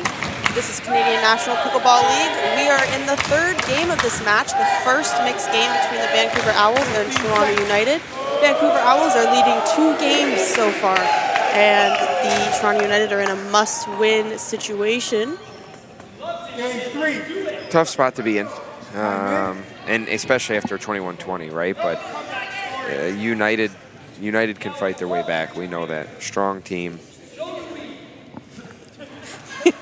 You hear Ricky Liordi saying, "We love a comeback story." He's just encouraging his team. You know, I don't care how we get it done, as long as we get it done. Well, it may not be the biggest comeback of all time, but it would be a heck of a comeback. Right? I don't know how many 0-2 to Dreambreaker wins we've had this year, if any, actually.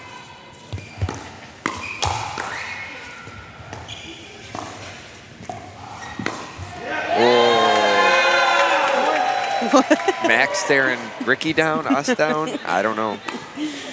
Oh, that was some athleticism right there. 1-0.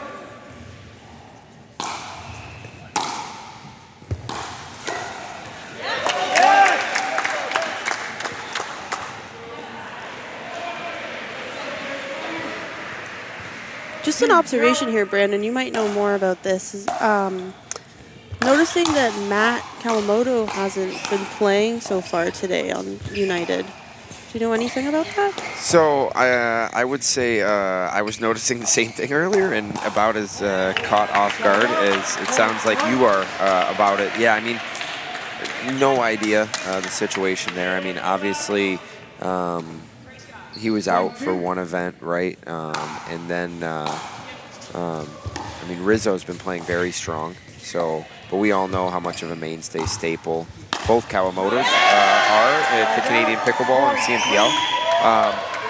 Maybe just a different look and a different dynamic too. I mean, honestly, if I'm coaching United, whether I don't know, maybe as an injury or whatnot, I don't know. Great look there, by the way. Nice counter, Jada through the middle. Armand going down to a knee, and yeah, I like the athleticism. Yeah, didn't give up. Yeah. Oh, that middle's been open there, and they're gonna have to close the door for the side of the Owls if they don't want Jada to keep finding that. But I mean, looking at least the men's doubles side of United against Owls, there is an argument to be made that Rizzo's regardless of health, regardless of being at every event or anything, like, is a very good fit against that team as an alternative to Matt, stylistically. Mm-hmm.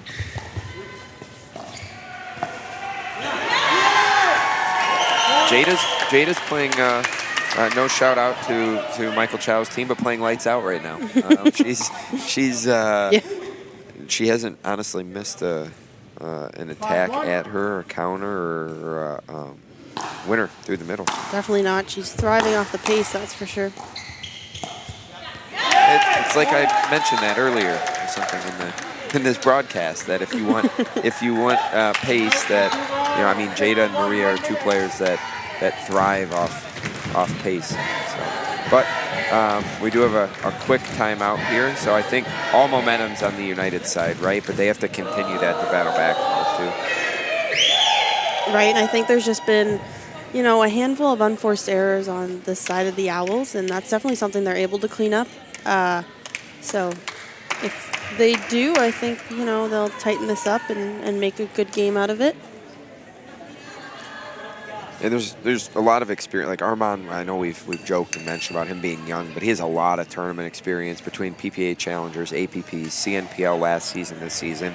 And Kelsey has a ton of experience. One of the stronger females in the APP side, pro side in the States. And really made a name for herself quickly here in CNPL as well, which was expected. But, yeah, I expect a lot of adjustments, right? 6-1. Quite honestly, is nothing in rally scoring, as you and I know. Yeah. But yeah, and Jade is going to keep pressing. So if you keep giving her pace, you're going to see balls you're not going to be able to return. All right, let's see if the Owls switch something up here, clean up the unforced errors a little. 6-1.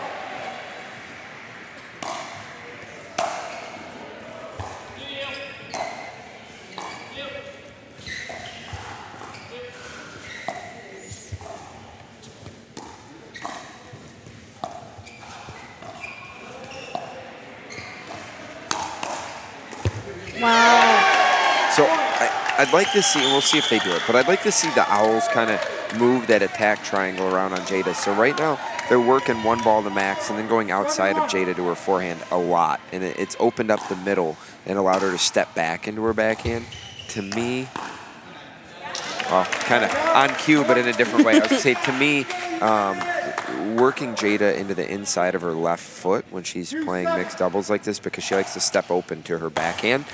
Still a lethal shot, but buys the other team a little bit of time to move the ball around when Max is so big with such good court coverage.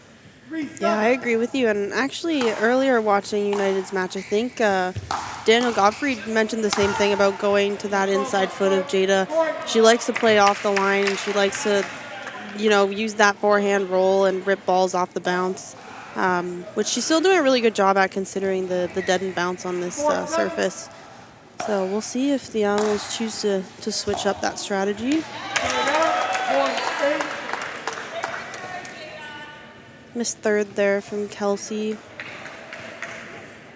8-4.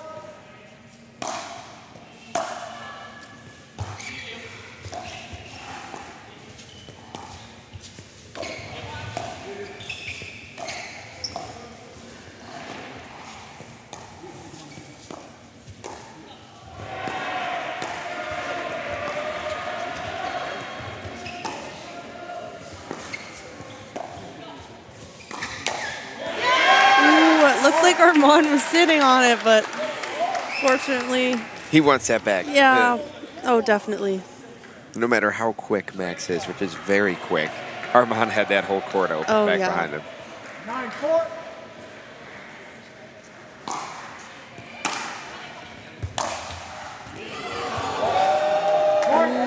Oh, we see some snapping happening.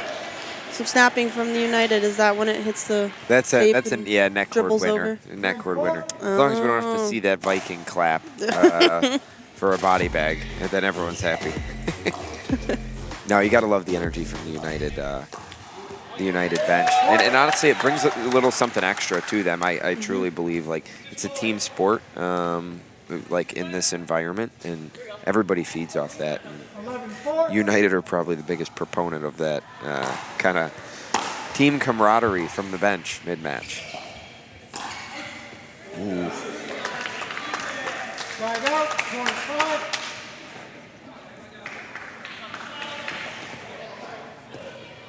$5-11.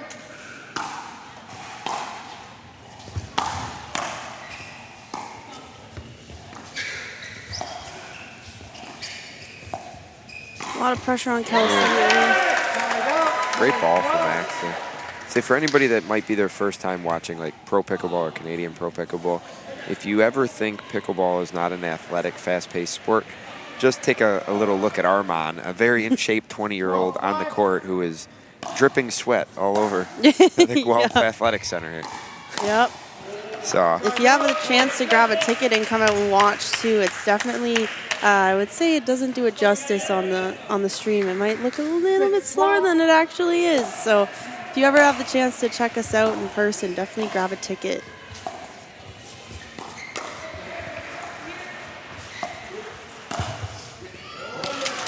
there's our Viking clap. And you get a smile out of Armand. I mean, you got to love that, right? Just a well-placed ball from Jada, but all good sportsmanship at the end of the day.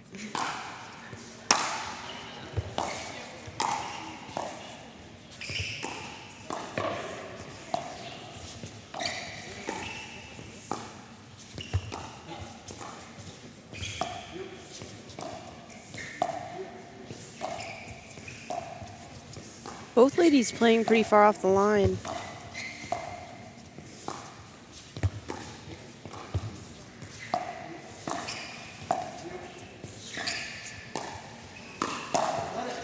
I think part of that's how big both males like to play as well. I will say right through schools of thought, either ladies are going to play a little deeper backed off the line or they're going to play a little further, we'll call it east, if you want to go east and west, just in terms of left and right across the court. I prefer the movement east and west, but for both of these ladies, with how heavy their backhands are, playing off the line is probably a smart play. 14-6.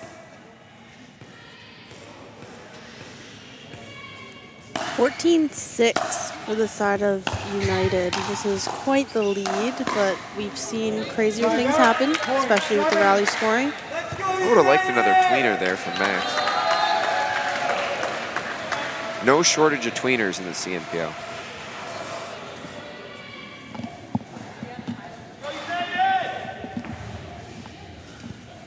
$7-14.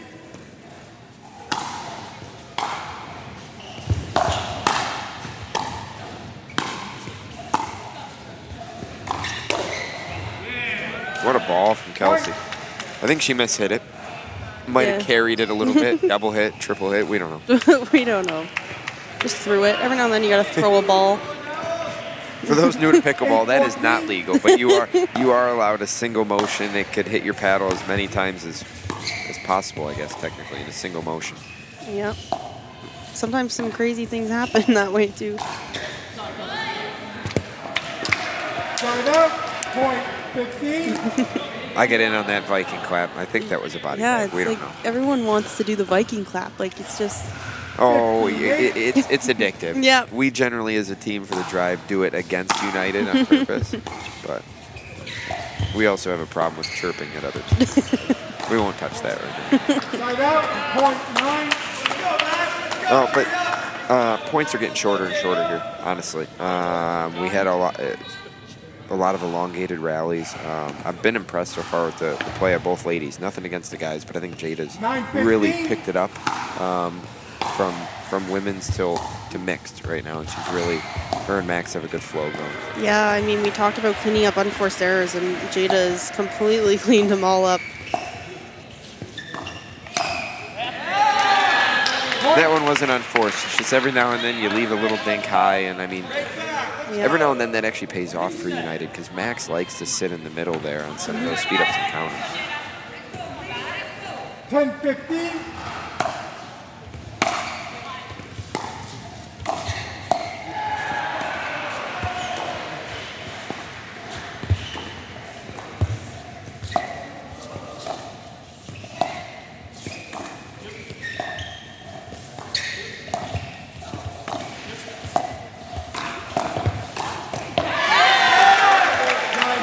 Constructed point there. Good patience of holding the line from Max while Jada works everything back and forth. I do want to get a step counter though on Armand. We could use an Apple Watch for that one. That I do know. But he has one on. Does he have one on? Oh yeah, I think he's got a Whoop. Got a Whoop band, yeah. What's a but Whoop? You know what a Whoop band is? No. No free ads for Whoop here today. Okay. No, it's I'm gonna have to Google it. It's a good fitness tracking subscription band, but no screen or anything on it. But I say that because there aren't many players that move as much as him, and every now and then when you have a player playing as consistent as Jada is, I think it just, as much as it creates wins and holes for him a lot of the time, when someone's playing almost picture perfect, it allows the ability to go underneath him a little bit more and create a few more holes against him. That's a good point. All right, we have a timeout being called here. Then Mama Kawamoto over there getting everybody going. Yep. Everybody going. Well, I was sitting over there earlier during your match, and she tosses me one of the pom-poms, and I'm like, I don't want to cheer for it. I did. I just kind of held it on. Unacceptable. Like, I want all of you to win somehow. It's okay. I understand. If she tossed one to me mid-game, I'd probably take it too. So, one of the nicest people on the planet. Oh, yeah, for sure. I don't think I could say no either. But yeah, everyone loves the Kawamotos, that's for sure. Purple or green pom-poms. Yep. Always. No, we'll see if Owls can regroup here. I mean, I've seen 7 points mean nothing in these rally scoring games. 17-10.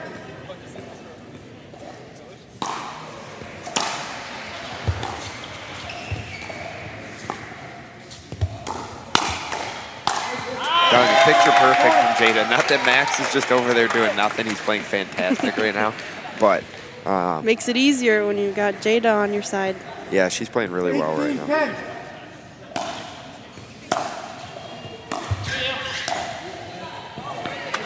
Just a bit deep.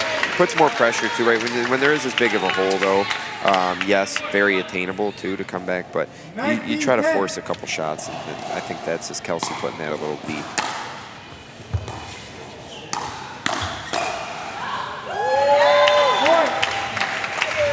Okay, this is bringing us to potential game point for United. United looking to live another day here and take this game.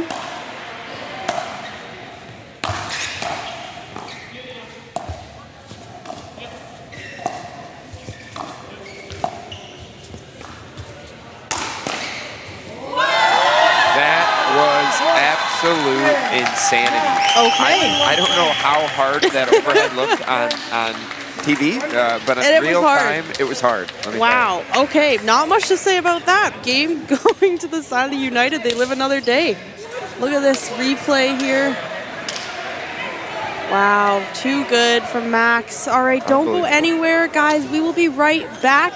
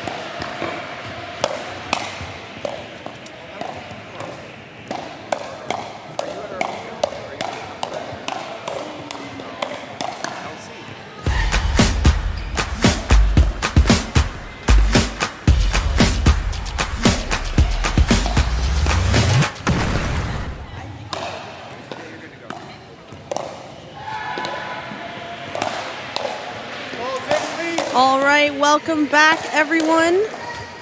We are here at the Canadian National Pickleball League at the University of Guelph. This is the Wendy's Pickle Open. We are at the fourth game in this match between the Vancouver Owls and Toronto United. Toronto United taking that last game there and living on. If United are to win this next game, that will bring us to a singles tiebreaker. If the Owls take this one, they will take the match with 3-1 in wins. We will see what happens. Let's get into it. 0-0.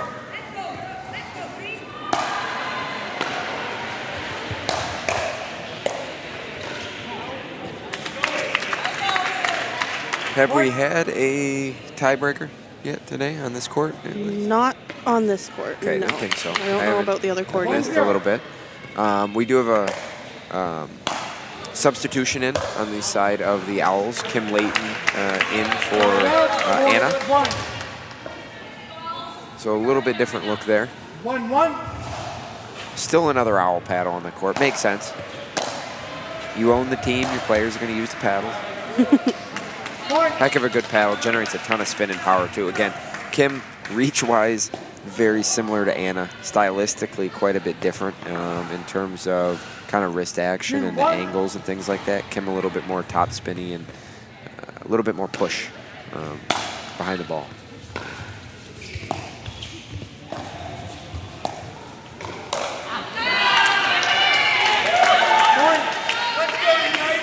Those are attacks that these two, as a mixed pairing from the Owls, really like. So I'd like to see Rizzo make the adjustment, get a little bit lower to sit through blocking or countering those.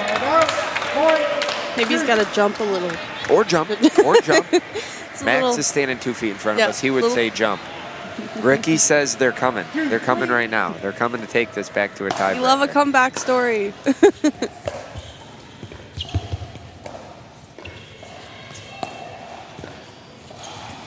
Oh, they're getting the pressure. Tough spot for Kim, though, too. I mean, your team is, not that I wouldn't have done it. Don't disagree with the decision at all, right? Kim's an amazing player. But tough to come in cold with our substitution rule into kind of a match where you were fully in the lead. You were dominating 2-0.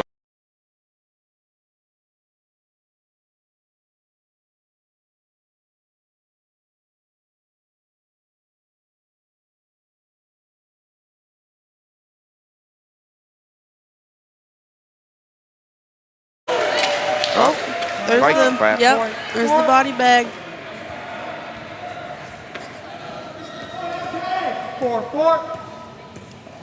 All right, 4-4.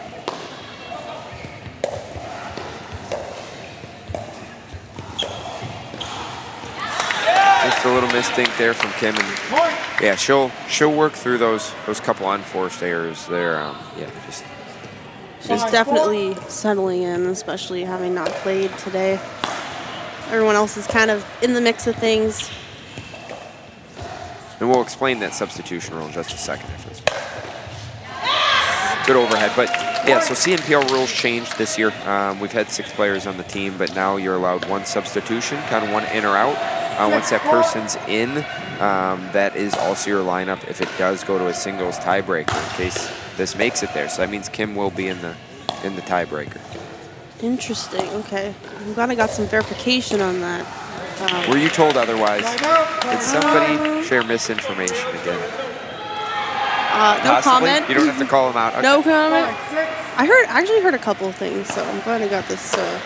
There's a lot of different, we'll call them like kind of sub-rules around, like, no pun intended, but like rules around it, like nuances. But yeah, basically the reality is once one's done, and it's not 1 per gender, it is 1 substitution. So if a female comes out for another female, there's no opportunity for the males to swap then or anything like that at that point. And you don't have to declare it like before the start of the match or anything. You can if you want when we all submit our lineup.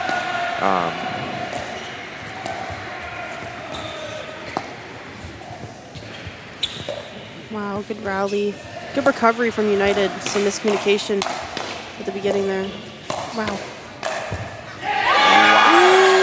McConnor may be hitting an out ball there. What a point all the way around. I got into it. I had to stop talking. Shouldn't be talking during the point anyway. I need to stop. But yeah, and some teams will declare it before the match because there's a react portion, as you know, to the lineup. But you can sub mid-match to kind of throw the other team off as well. Wow, great hands on Maria there. I'd like to see McConnor and a coach side coming out of me, but I'd like to see McConnor go maybe 60-70% on that counter, right? Like, he has a ton of power, very quick hands, so he's almost ahead of the ball. But because he's trying to swing to put it away, I feel like that's, you know, it's that margin for error just becomes smaller. Well, I want to make a highlight reel of Mike Rizzo's facial expressions after putaways because they are priceless. They're money after he puts the ball away. Yeah, they are. And on cue, there he is. Stone cold when we're midpoint, but afterwards, you get him once he's turned his back, and yeah. That's the best part. The other team can't even see his reactions. We just get to see them all. 7-9. Quick look at McConnor as he's serving. Foot fault, right foot. Foot fault on Kim there. Right out, point 10. And now, contrary to some of the things we've talked about the other ladies, and you can see foot clearly in the kitchen there, but Kim really holds the line for the most part. You know, she's not a player that's like sitting for two-way backhand or something like that. So every now and then, it is a little unforgiving if she's not comfortable popping a ball.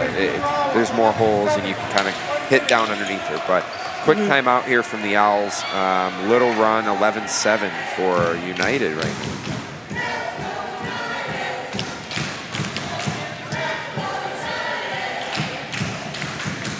See, you just want to cheer for United. I do. I'm glad I was off camera there, but personally, I'm cheering for a singles tiebreaker too. To me, it's yeah. Oh yes. I don't know. It's fun. We love a singles tiebreaker. Always have to cheer for the underdog, and right now in this current situation, it's United. And we cheer for our sponsors. There we go. Thank Look at that you, lead-in. all of our sponsors. You are the reason that we can do this. Yola, Game Plus TV, Club Med, C&D Pickleball Nets, Owl, Ontario Pickleball Academy, TSS Pickleball, and Wendy's for this event. Thank you so much. Wendy's giving out little quarter-sized slices of burger earlier. Yeah. So if you want to grab a ticket, just another reason to come out. I'm assuming they're doing that tomorrow. Another foot fault on Kim. Oh, okay. So our second referee for this match, Rhonda, she is on the foot fault. Oh, yeah. For matches I've watched today, that's the 8th foot fault she's called, and they're all spot on. None of them were the wrong call. She is dialed in on that line. She is. She got us on game point earlier for the drive. Ooh, heck of a poke, though, from Kim to even get a paddle on that. Let's go. 13-7.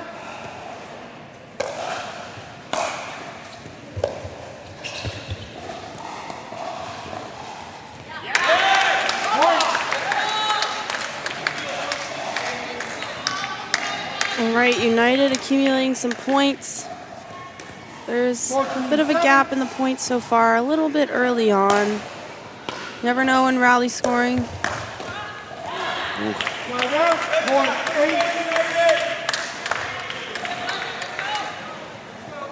Does seem like this could lean the way, this game could lean the way of United, as long as they don't try to put their foot on the gas too much and try to end points too quickly. Because I know for Maria, she's very strong at that game, like great game all the way around, but she can end points very quickly when she wants to play that style.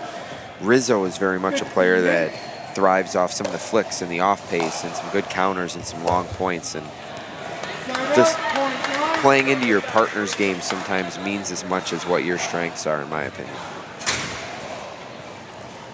9-15.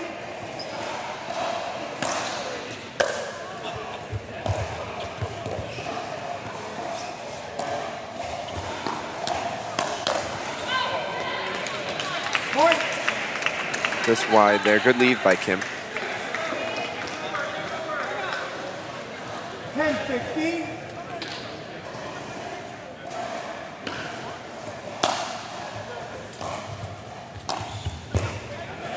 Wow, great spot from Maria.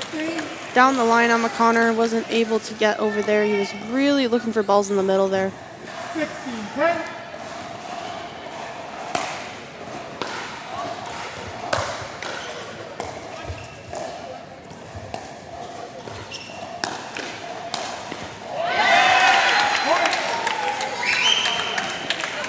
You can see Kim still trying to get fully settled, but that's a tough hands battle with Maria. Like, Maria plays so condensed with a short swing.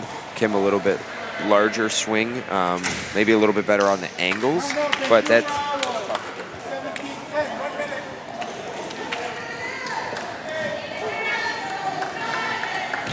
Okay, we have a timeout called by the Vancouver Owls. Looks like Kim wanted to call this timeout. Maybe just needs a minute. Still trying to settle in here. I had to stop talking for a second. Somebody wanted to mute me. Yeah. I don't know. It wasn't you, though. It wasn't me. I got a secret button on the floor I'm pushing. I'd get tired of me talking to it. So No, that's our job. You're doing a great job. That's what you got to do. Just got to talk. We get paid the big bucks. Oh, yeah. I got a water brought to me. Did you see that? Oh, did that just show up here? Yeah. Thank you, I Sarah. could use another Diet Coke. Who's ever bringing freebies out here? It's just water. Max or Jada might need one too. They heard me. I don't know. Oh my gosh, I thought Max was drinking a Twisted Tea at first. Giving a lot of free sponsorship shout outs. Coke, Twisted Tea. 17-10. All right, we're focusing back up here. Pickleball. Great dig by Maria. Great dig. Keep that point going. We'll see how much McConnor tries to take over here. I expect him to get a little bit bigger and a little more pressure, maybe over to Maria's side. Right on cue. I got to get the ball on the ground, though, first before you create the pressure. 18-11 for Toronto United. Again, this is a do-or-die situation for them. They're looking to take this to singles. 19-11.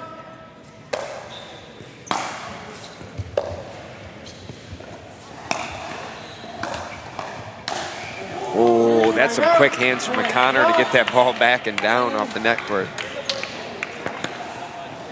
12-19.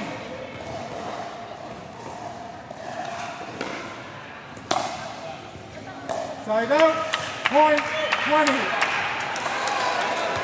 Just like that, game point. Send us to a singles tiebreaker, possibly. 20-12.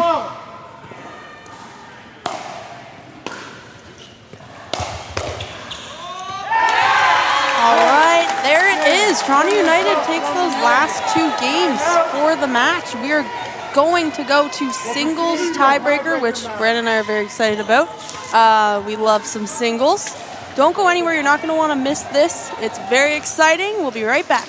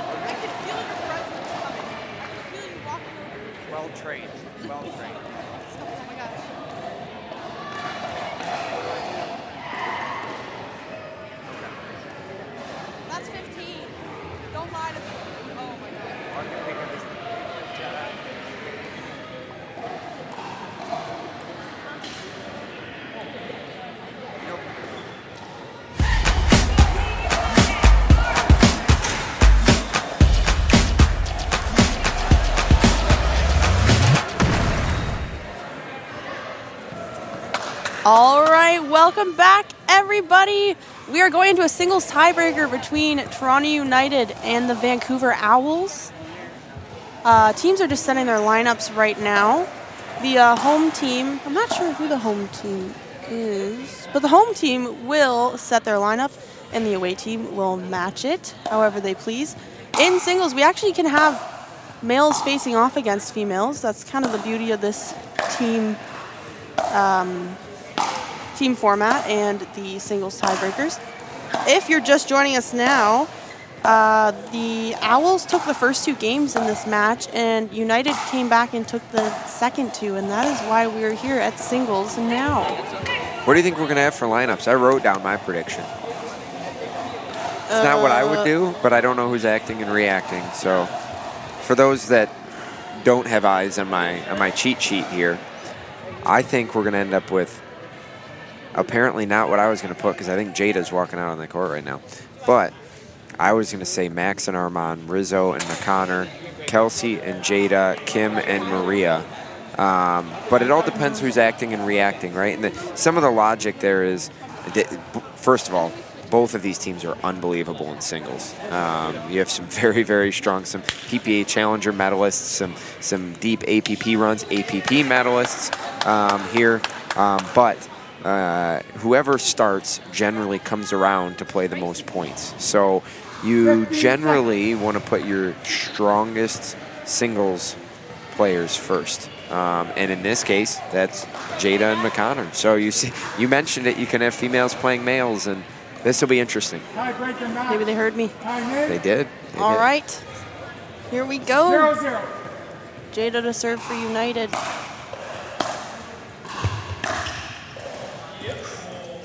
Just out. And if this was a react from United, I'm not sure, but if they were the ones reacting, I love the decision. To me, a lot of pressure on the males when you react and put a female out there up against them.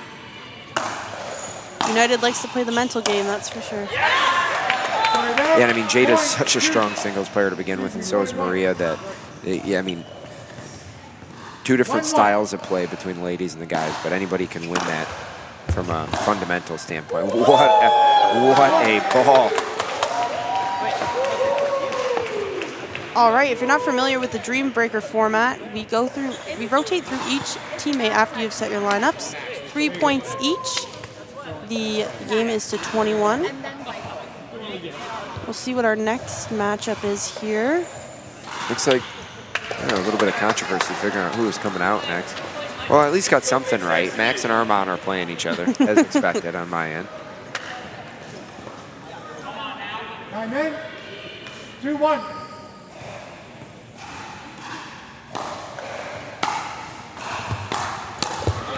And for those that haven't been able to tune in and watch Max play singles, if you've ever watched Tyson McGuffin run around his backhand to hit forehands, Max, no offense Tyson, will put it to shame. He will round more backhands to his forehand with great passes, just like those 2 shots, than anyone I've ever seen, quite honestly.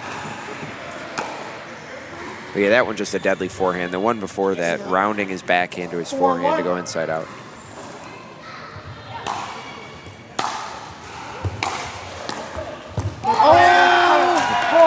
Oh, also a foot fault. Ronda saw a foot fault there as well, even if that did make it over.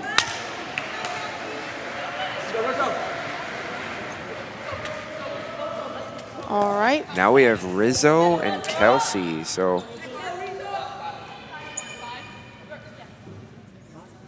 swapping up the lady guy combo here. 5-1. Do you have this one right too? No, definitely not. No. Epic fail for me on the prediction. I do like this matchup though too in terms of United. Like Kelsey's very strong, I think, in the singles game. Rizzo likes a little bit more of that. I'd call it maybe 2 years ago. Men's like high-end pro singles, a little bit more get into the net as quick as you can rather than playing more of that Armand Max baseline style. So I like mixing it up and having him play a female player. And generally I say that for those new because females are generally stronger than the guys playing from the baseline like all day long, in my opinion. So we try to stay away from the baseline game when playing against a female in singles. Yep. 7-2. All right, we got Maria and Kim here. Kim coming right to the line. Ooh, and a good leave. Very smart leave. Does 50% get me a passing grade? Because I at least Yes, had 50%. 50% right? is a pass. Oh, okay. 3-7. Also, just taking 1 point off Maria is huge for Kim. Yeah. I mean, I know, Maria hit that ball out, but to leave that and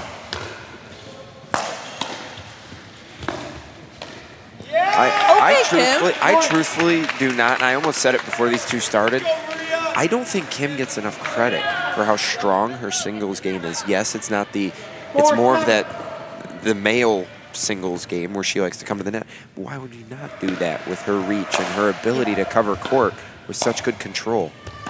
Because you don't want to get caught back like that, right? Like, she needs to find a way to get into the net and she'll win points against Maria. yeah, and like you mentioned, most females are playing from the baseline, and she's not doing that, which is already giving other females a different look. 8-4 for United so far. Back up to the top of the order here. Oh, what a ball from Jada. On the run, just paints the line. But Connor's not thrilled with that net cord because I think that clipped the tape. Oh, yeah. 9-4.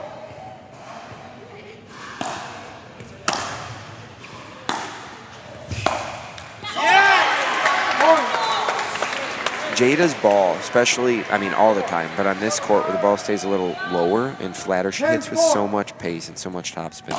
It's hard to get underneath it to get a good return.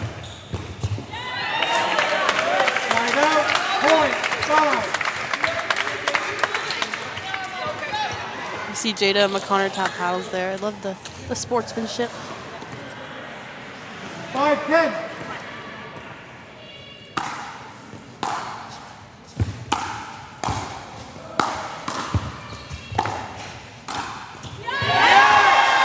Just too good for Max, quite honestly. Like, there wasn't really a bad ball there from Armand, but so we are at 11, so we'll take a timeout to change ends.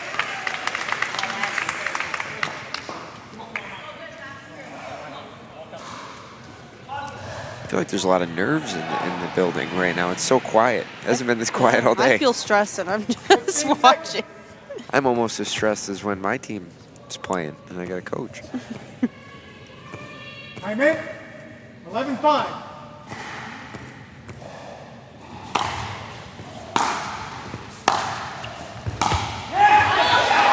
Point.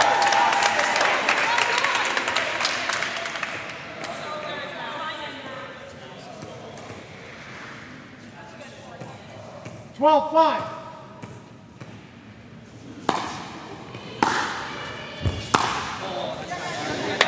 Side out. Point. 6.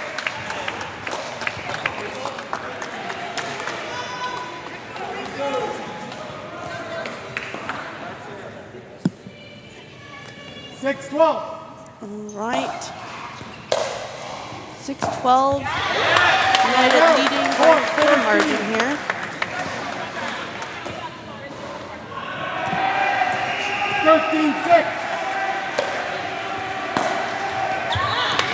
Kelsey will want that one back.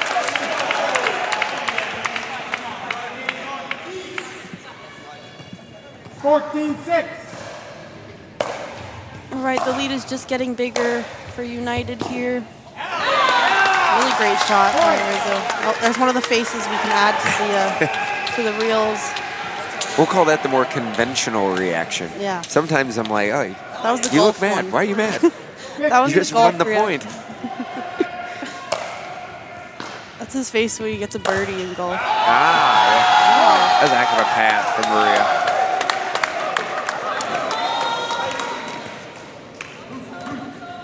16-6.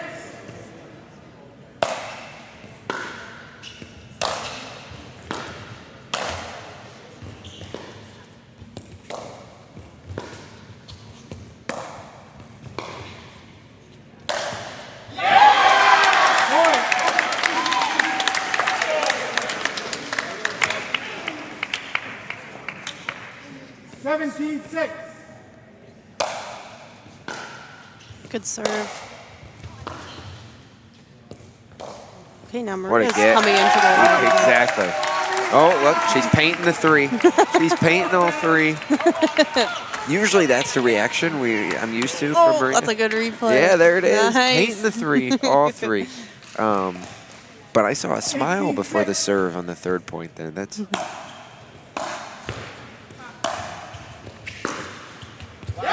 Oh. But yeah, that's new because she's very... the height of professionalism. Normally she is stone cold until the points are over. 19-6.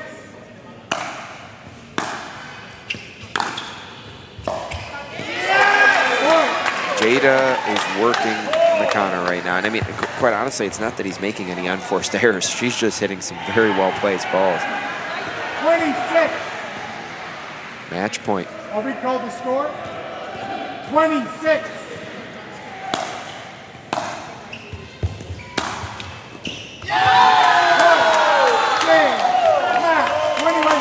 All right, and there you have it. Toronto United comes back after losing the first 2. Ricky's pointing at us here in the booth. He did tell us. He did. Yep, he said, we love a comeback. And he told all of you at home. All right, we're going to try and get an interview going here with one of Toronto United players. Don't go anywhere. We're going to...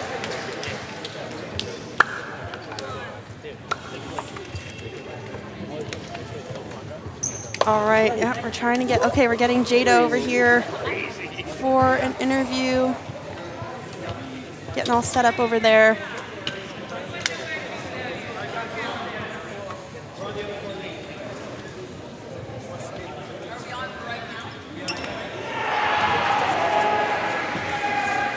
All right. Hi, Jada. Great job out there. What a comeback from you guys after losing the first 2, coming back and taking this in the singles. That's amazing. How did you feel after losing that first women's game? You came out absolutely so strong, like not only in the singles, but in the doubles as well. Was there something that changed afterwards, after that game, different strategy? What was your thought process going back on the court? Yeah, I think after being down both of the gender doubles, it's like you still have an opportunity to come back and then bring it to a dream breaker, which our team loves. I love it, especially. So it's not a problem. Like we see what went well, what didn't, and change it for the next ones. But when I step on court, I come out swinging. It doesn't matter if I'm up or down. I try to be aggressive and just be confident with myself. And yeah, that's what we did, and we came out on top. I'm so happy. Yeah, you should be. You had such a great performance and so strong. And when you say come out swinging, that's exactly what we think when we see you. Yeah, literally. Oh, we got the seat behind you. I love it. Oh, so cute. Wow, you guys are doing great today. And I'm so excited for you guys going forward, all the energy that you have. How did it feel to get that match winning point in singles? Yeah, I just love winning it for the team. I just love all these people so much. So doing it for them, like it just means more. But I just want to finish it, to be honest. Yeah. Well, you did your owner proud. Ricky called it when you guys were down 0-2 that you were coming back, so he'll be very happy. Yeah, I think we just have, all of us have a lot of belief. So even if we're down, we're always going to come back. We're always going to battle. So okay, well, congratulations, Jada, and good luck on the rest of the weekend. Thank you so much. Thank you. All right, everyone, that wraps up this match. Don't go anywhere. We have another match coming right up. I'll be back in the booth with Sarah. Come back to see us.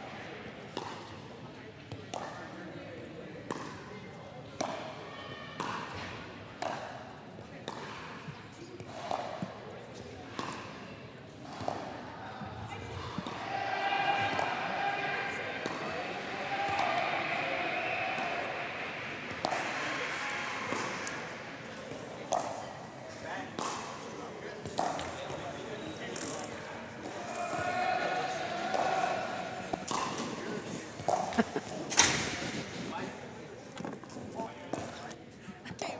is he gonna tell us? What? I don't know. I think he said like 3 minutes, or they're gonna. He's staring right at us. Sir.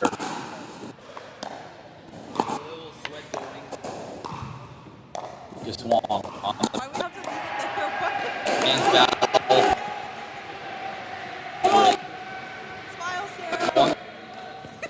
One smack.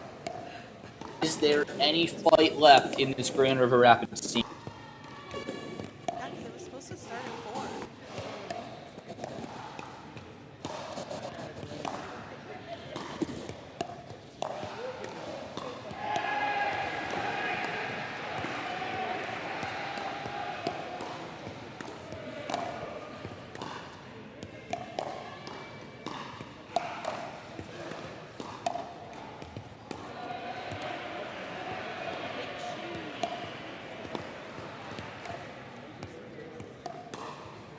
We are.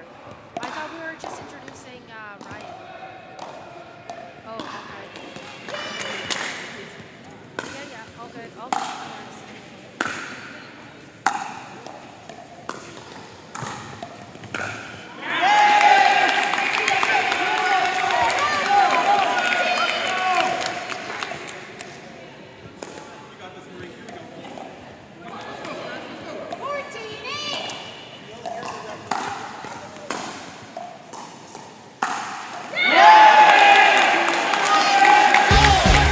This welcome isn't your back, grandma's everyone. pickleball game. This isn't a social event we do for fun. This is where champions are made. Get ready for the Canadian National Pickleball League's most explosive season ever. C4. It's gonna be a blast.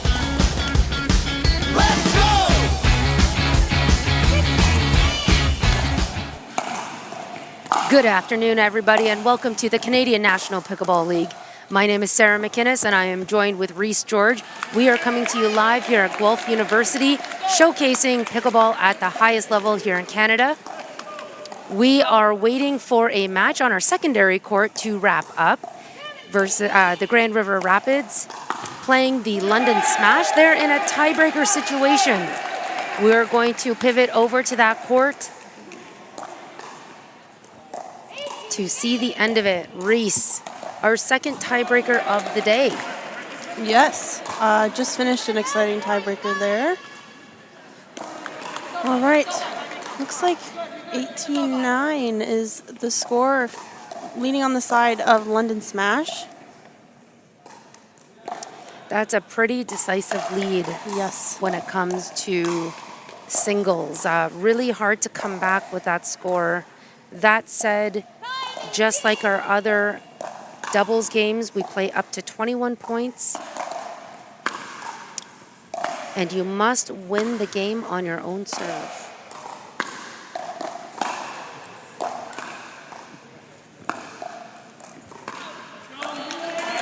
Looks like that ball might have just been wide from Antoinette on the side of the Rapids. Bringing London Smash to 19.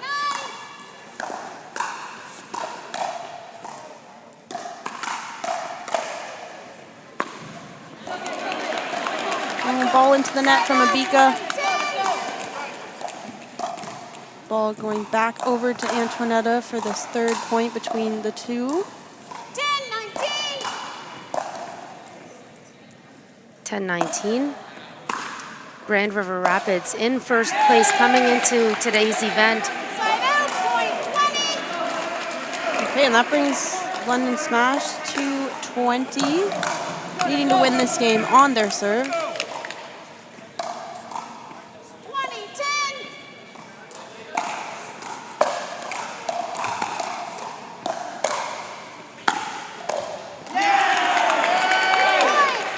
Okay, and the London Smash take this match in the singles tiebreaker. Xavier with that winning point. And very interesting. I mean, these teams are top 1 and 2 coming into this weekend, Reese. What a huge win this will be for the London Smash. Also kind of introducing Xavier Richard into the lineup officially here. Yeah, and as you mentioned, 1 and 2, I mean, the Smash are sitting in second, and to take down, you know, the #1 team in the standings right now definitely feels good. I mean, all teams want to be in first at all times, if possible. And of course, Grand River Rapids are playing a back-to-back match here. That's why we're actually watching the end of this singles tiebreaker, because the York Yeti, who have had a fairly successful day so far, are waiting for them. York Yeti will have fresher legs, undoubtedly, for this match. So you'll have to think, you know, how will the Grand River Rapids strategically get through this second last match of the day? Yeah, for sure, and especially after Grand River Rapids just playing that singles, definitely Right. feeling a little bit more fatigued than they would just playing the regular 4 games within the match. I'm sure they'll be making their way over here, but not rushing, that's for sure. Probably going to take some time to regroup. I'm sure we'll give them a couple of minutes. Looks like the York Yeti are on the court strategizing. Probably were watching the game prior to this. Right, and I did see the York Yeti warming up as the previous match played out, you know, working hard on our practice court here in Guelph. And you can see Captain Kyle Hermits giving the team a bit of a pre-match talk. Like I said, they had a fairly successful day so far, taking down defending 2-time champions, the Montreal Lions. Yeah, and I think they're feeling more confidence this weekend, especially after in our last event out on the East Coast, they weren't able to get a match win. So they've broken that streak of going 0-5 and are happy to get a match win here.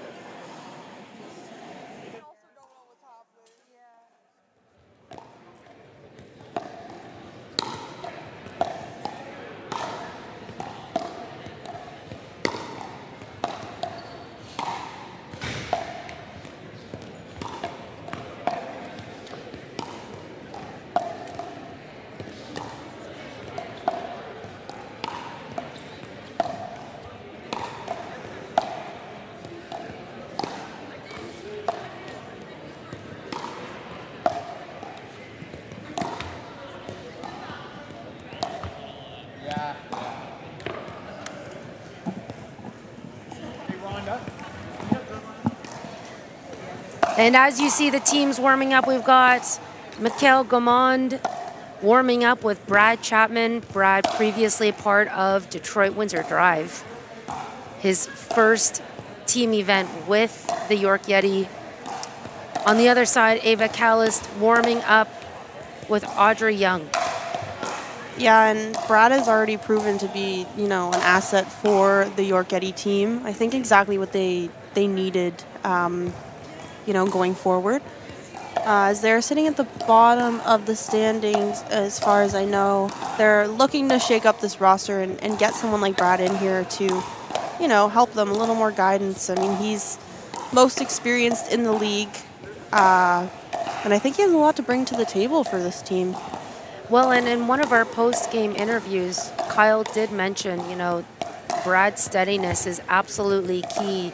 It was key to their early success today, and they're looking to carry that composure throughout the rest of the weekend, and I do think that will pay off for them. There's an abundance of talent on this team. Yes, I agree with you completely. And if you're wondering what's going on right now, we just have a little bit of a delay because the Grand River Rapids just finished a singles tiebreaker on the other court. So they're slowly making their way over here. In the meantime, we'd like to highlight some of the sponsors of the Canadian National Pickleball League that we are very thankful for. To start with Owl, that's the official ball partner of the CNPL, the Owl CK40, unmatched quality and 3 times longer durability, endurance that outlasts the competition. And a big thank you to Yola, the official paddle partner of the CNPL. Inclusion, inspiration, and innovation. Yola Pickleball. Play with vision.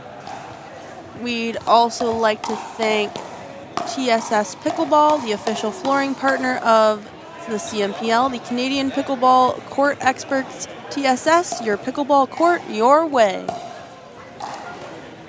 And just to kind of recap where we're at, everybody, this is the second last match that we are featuring today. We will also have a full schedule tomorrow, starting at 10 a.m. We have 24 matches all together across this weekend, Reese. So if you're in the area, in the Guelph, Ontario area, grab a ticket, come on down, watch some pickleball. It's a lot different live. It's fast, it's exciting. Yep. And if you're lucky, since this is the Wendy's Pickle Open, we might have Wendy's here tomorrow, and you might be able to get a little snack while you watch. Shout out to Wendy's for this event. Looks like Grand River Rapids are about ready to hop on the court here. We saw the refs looking at a couple of balls. Both teams will kind of agree on a ball.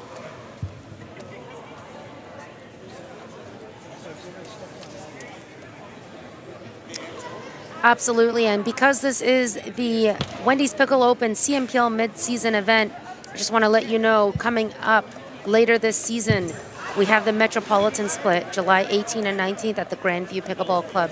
10 matches will be played throughout that weekend. If you're wondering why there's so many less matches, that's because only half of our teams will be there. This is a mid-season event, so it features all 8 teams. Every single team can have up to 6 players. Not all do. Like the Montreal Lions, for example. They have 4 players on their roster. Yes, and a lot of the teams we'll see have 6 players, but they're opting just to play 4 of them for the most part. Some of them will sub in a player. That being said, we are going to get underway here. We have Grand River Rapids facing the York Yeti. Okay, and they're coming out swinging. Yeah, big rally to start for the Rapids, and it's needless to say they are warmed up coming out of that singles tiebreaker.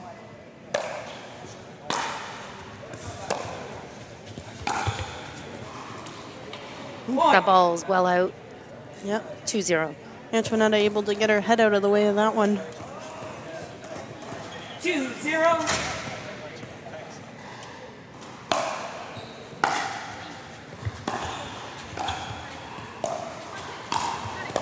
Great spot by Mikhail. Big setup for Audrey. The call was out. And because Ball in the court stands. neither referee can see that ball, the call will not be overturned. 3-0. Shout out to our officials for doing a great job every single event that we have. Side out, point. 1. On the side of the Grand River Rapids, we have Antoinetta and Lucas, and on the side of the York Yeti, Audrey and Mikhail. Point. I think we'll see a lot of those third shot drives from Audrey. 2-3. I would agree, yeah. And what we saw earlier today, Reese, is Side out, point. Audrey really kind of setting up Mikhail on that left side kind of nicely, right, with her drives. They almost have like an opposite dynamic going on usually. Yeah. I mean, Audrey, I would say, is more of a power pace player than Mikhail is, which isn't traditionally what you see in a mixed game, but it works well for them. 3-4. Yep, they've absolutely found the plays that seem to be working for them. Side out, point. The York Yeti are in a kind of bottom spot in the league at the moment, sitting in 8th place. 5-3.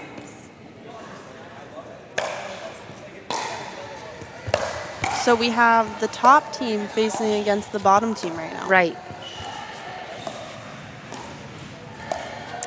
But as we say in pickleball, on any given day, anyone can beat anyone in pickleball. Yep, especially rally scoring. Can be quite unforgiving. You got it.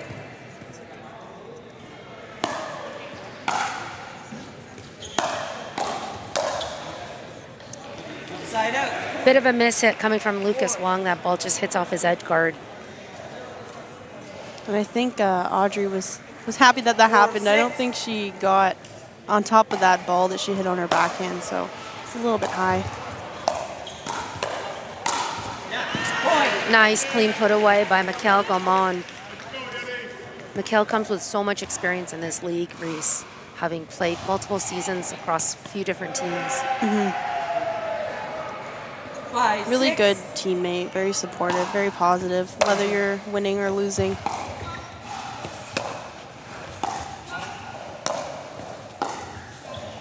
Side out. 7.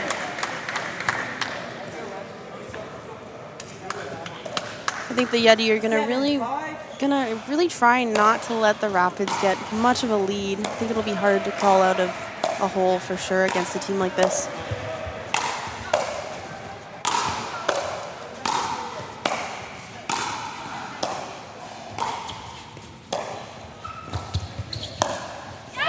Wow, that's an aggressive play from Lucas Wong. I really like that move. I think he was like, okay, I think it's time for me to insert myself into this. Yeah. You see that clean winner down the middle. Mikhail with the little head nod, like, yeah, that was good. Oh,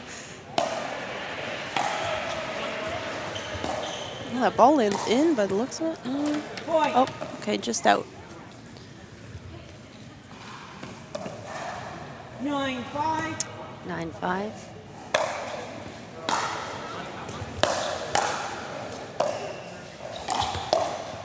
Nice reset from Antoinetta. Side out. Point. Yeah, we saw Audrey go for an Ernie there. We haven't seen that, I don't think, before. We did see, it looks like it may have been a set play because Mikhail slid right into the middle and was covering. Oh, that's a good spot from Audrey. Yeah, and what Antoinetta is trying to do there, controlling that volley reset on the move into the little corner of the court, is not easy to achieve.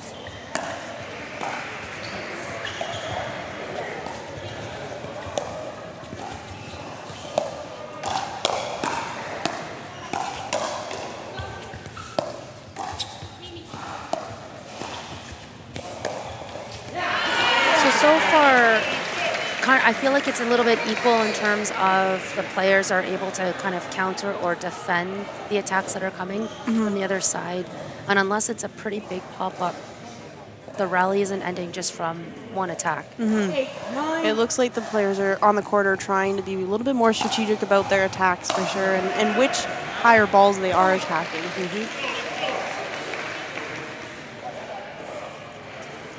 9-9.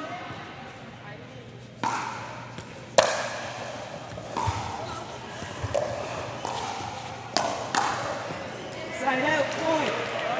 10. What are your thoughts on Audrey Young speeding up or counterattacking through the middle as often as she does? I like her cross-court attack, but down the middle could be a dangerous area, especially in mixed. You got Lucas, who's super quick on those counters in the middle, and then if he's not getting it, Antoinetta's got her backhand there, which is just as lethal, if not more lethal. So I'm not sure that's going to work out very well, but wow. Great defense. Yeah. Oh, yeah, that's just too good for Lucas. Such good pressure from Lucas, and he's like covering a lot of court, and he's coming in when he needs to and leaving balls when he needs to. Yep. Because you can tell he's got a lot of confidence in Antoinetta, of course. So yeah, absolutely. He's not over-inserting himself. Pretty equal play going on here. Oh, overbaked it. Yeah, I like the idea too. Not many balls have gone over there. 12-9.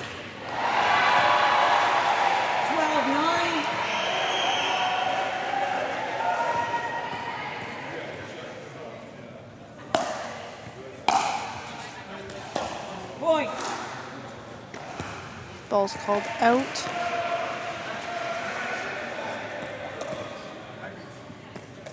$13-9. 13-9 for the Grand River Rapids.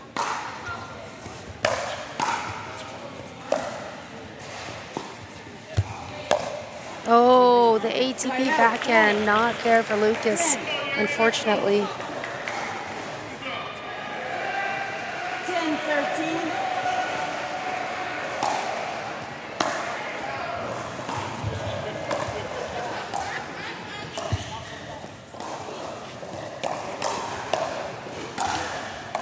Unlucky bounce. Oh, Antoinette, I can't make use of it, unfortunately.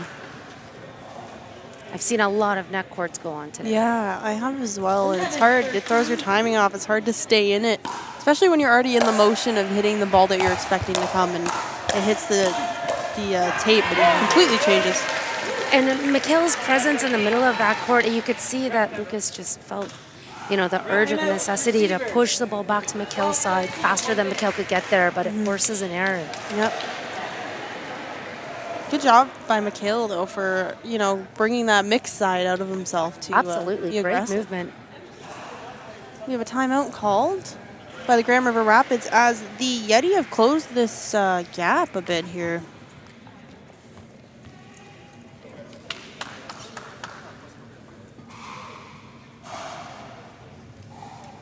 And I feel like this is just a momentum timeout. I do feel like all of the players are playing very steadily. There's some smart pickleball going on. They're seeing the ball well. They're moving very well. This game could go either way, Reese. Yes, it could. I'm sure the Yeti would love to take this first one. I mean, taking any games off of the Grand River Rapids is good. Confidence booster for sure. Yep, absolutely. Them sitting in the top spot in the standings.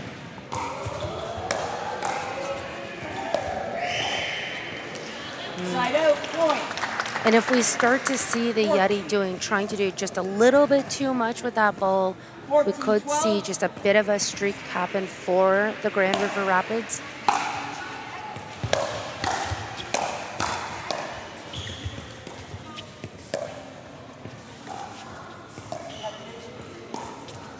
It's a lob. Seen a lot of lobs today. Okay, so Reese, in a previous match, Carolina was commentating with me. We were talking a lot about the surface and how that's impacting the players. The ball's not coming up very high at all, so it's actually changing their game styles.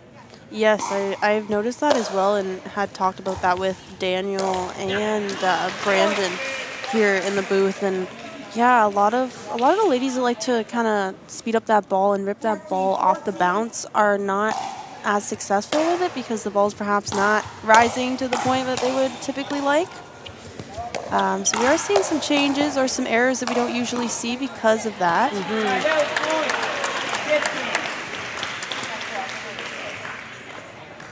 Overall, though, I think the players are doing a good job at adapting. They've played at a lot of different places, lots of different surfaces. It's a clean drive from Lucas Wong. Down the line. Sometimes you think like, oh, there's no way that could go in. Like, it's such a small margin, but yes, it can when you're Lucas Wong.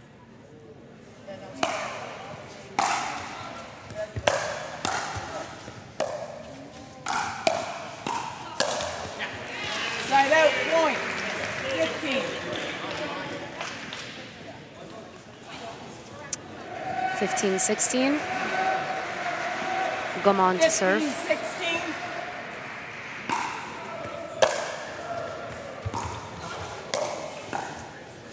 Good pickup.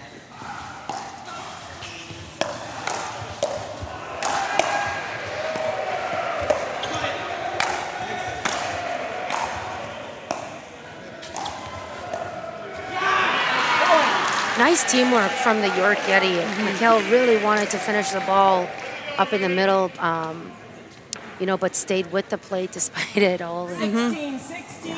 And you even hear him say, nice shot. Yep. Right in the middle of the rally. It's very encouraging. Oh, nice drive. Oh, I do like that. I like that from Mikhail. Yeah. He saw a high ball and he went for it. 17, 16.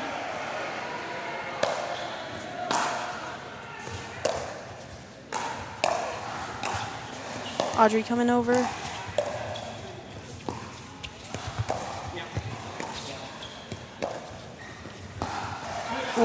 what a crafty play. Wow. From Mikkel. Come on. 17. Mikkel coming from a background of, I believe, badminton, and Audrey Young, a previous tennis 17, player. 17.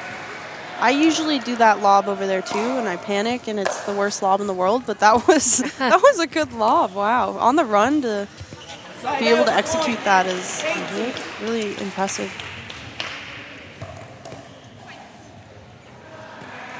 18, 17.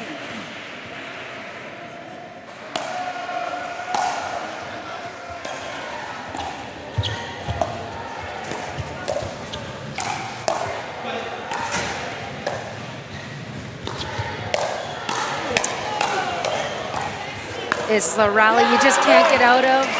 By slowing it down, you just got to go with it.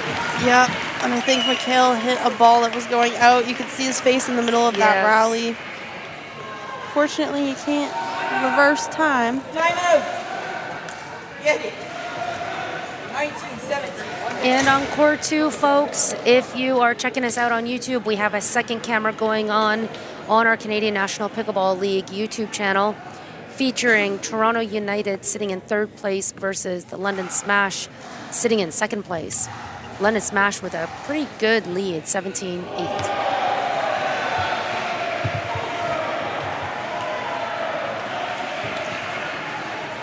Over here, we've got 19-17 for the Grand River Rapids. Yeti keeping this game, honestly, a lot closer than I expected. Yeah. But again, we talked about how they've got, fresher legs than the Grand River Rapids. They might be feeling, a little bit tired, especially after playing singles. 15 seconds. Remaining timeouts. Yeti 1. Rapids 1.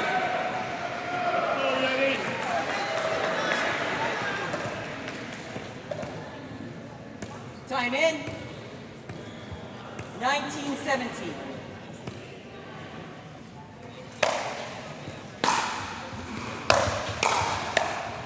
Great reset.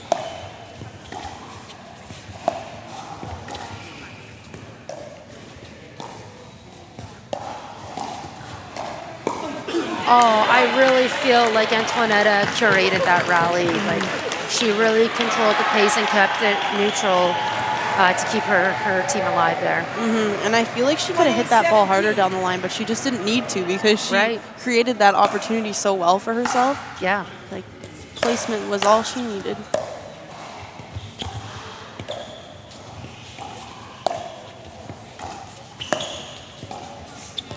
Nice pressure from Lucas Wong. I like it right at the tail end of the game there, just putting Audrey on her back heels. Okay, so the Grand River Rapids take that one. Game pretty close, 21-17. Don't go anywhere. We will have the next game coming right up, the second mixed doubles between the Grand River Rapids and the York Yeti. We'll be right back.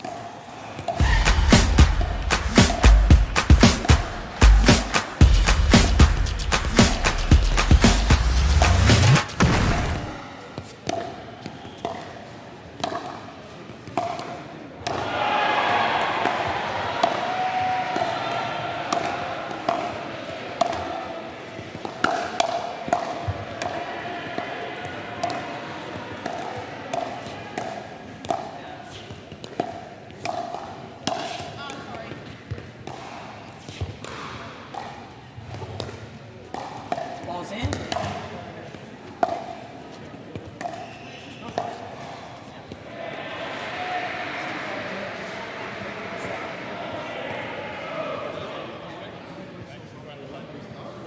Yep, 15 seconds.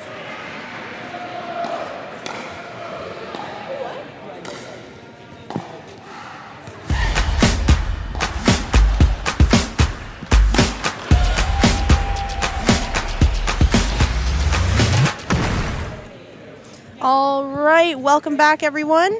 We are here at Guelph University, the Canadian National Pickleball League, the Wendy's Pickle Open. We are on the second game in this match between the York Yeti and the Grand River Rapids. The Grand River Rapids took the very first game Although it was a really, I would say even closer than the score reflects. 21-17 is not a bad score at all, but man, did the York Yeti put in the effort. They absolutely did, and they will here as well. Brad Chapman and Ava Callis of the York Yeti are going to give it their all. Yeah, right on cue, Sarah. What an ATP from Ava. Such a good angle. 1-0. Point.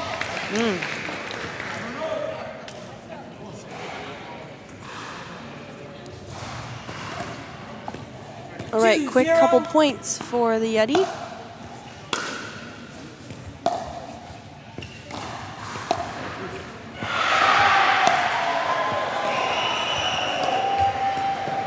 Side out. Point. 1. 1-2.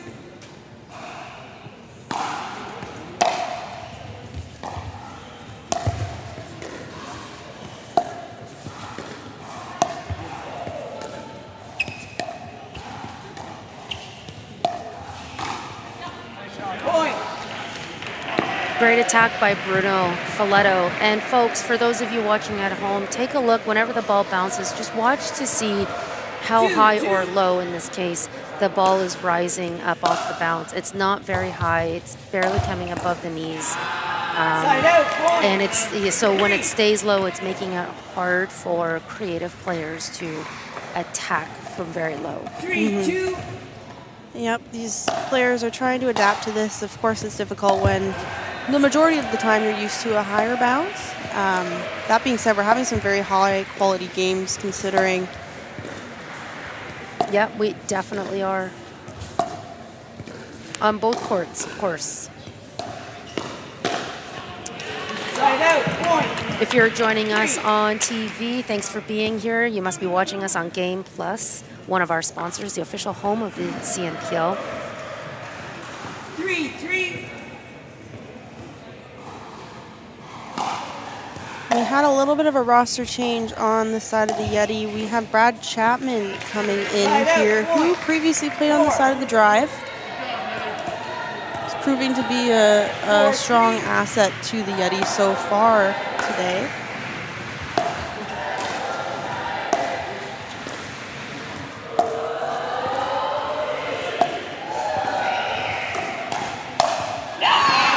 I really like that play.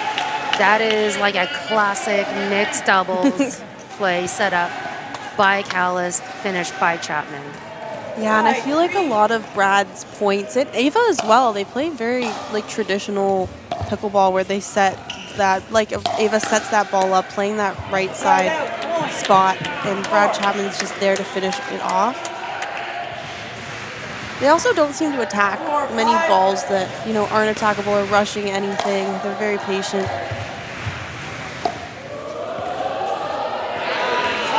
I have also really liked the pairing on the other side, on the side of the Rapids. Marie Christine and Bruno. I think they complement each other well also. I would agree. I think maybe Bruno Folletto and Antoinetta Toskova could be a little bit too much fire. Like, it'd be amazing, but I find that Marie Salvas could probably balance out the fire in Folletto. I agree. I mean, he's so fiery. Actually, fun fact, Bruno is the first overall win, has the best win percentage in the league right now with 81%. Wow. Yeah. Great stat. Yeah, so he's definitely up there, which is expected, as he also has one of the highest dupers in the league, if not the highest. So I guess they kind of go hand in hand. It's expected. He didn't earn that rating from nothing. Yep, he had to win. Yeah, have to do some winning, that's for sure. 7-6.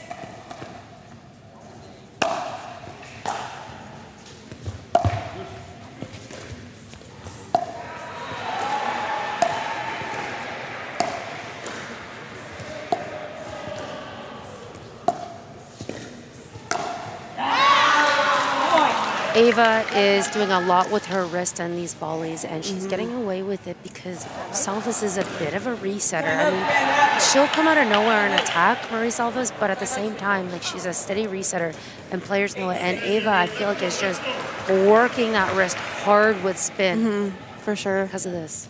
Yeah, and I mean, Ava did a great job there. I think there were a couple where I thought she was maybe going to pull the trigger, but and speed up that ball, but she really waited for the one that she wanted, and it worked out in their favor. She was able to get that ball right down the middle. So options for the York Yeti to stay in this game, Reese. What could they possibly do, to stay in this? Yeah, I think not letting Bruno get fired up is definitely a main thing. I mean, when he starts getting fired up, the rest of the team gets fired up. Marie-Christine seems very serious, very dialed in. Yeah, so I think you don't want Bruno to get too involved if you can. Like, if Ava can keep sitting in that cross-court rally with Marie-Christine, kind of try and keep Bruno maybe honest down the line once in a while, just to keep him out of the middle. I mean, easier said than done. I think that would be beneficial for them. Well, let's see what they can make out of this time out here.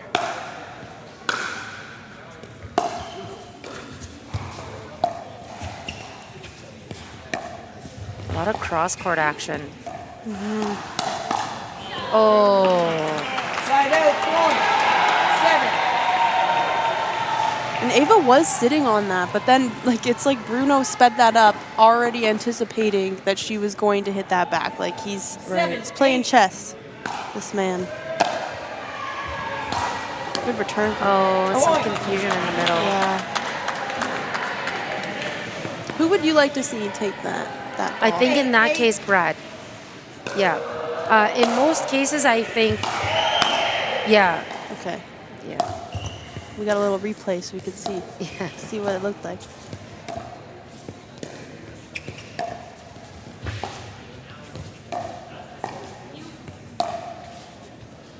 What a lob. Wow. Yes. Oh my goodness. I love Brad's overhead smash. Like, he gets a little jump in it, and yeah, I've always liked them. I don't know why. Replay that one for sure. Yeah. I believe Brad's also a former badminton player. Okay, that would make sense. That's up, right? That would make sense. I was going to say, if he doesn't, he probably should play some badminton. It does kind of look similar to Mikhail's, I guess, too. Yeah. Yeah.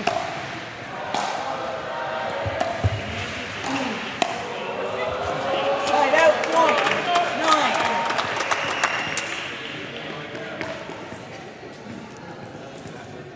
9. 9.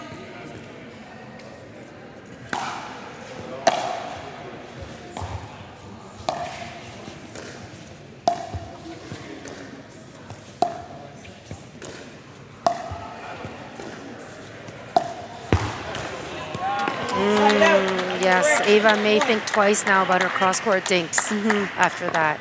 You see Bruno lunging over, and it's like, uh-oh, danger. Yeah. And he's able to hit the ball so effectively, like completely outstretched.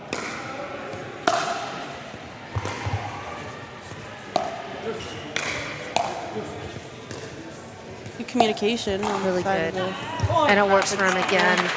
Time to keep Bruno honest, I think, York Yeti. See what's happening down that line. York Yeti calling a timeout here.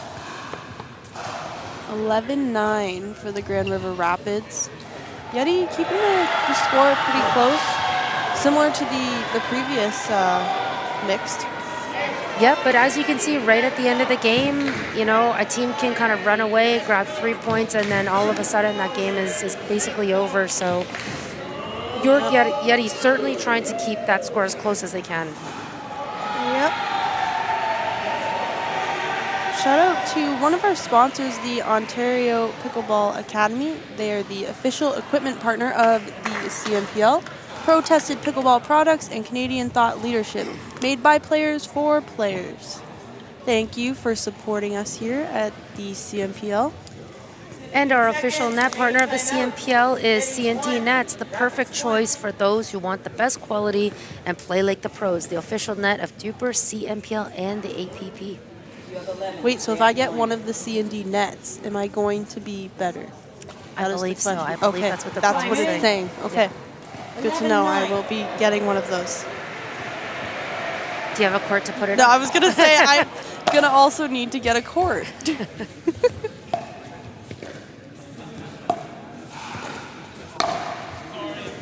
Side out, point.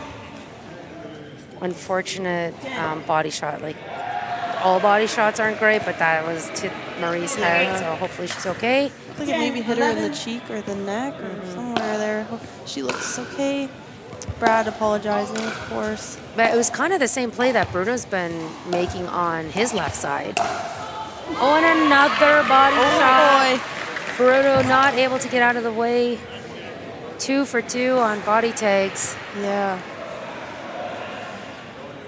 I mean, he's a pretty big chested guy. Like, he's a pretty big target.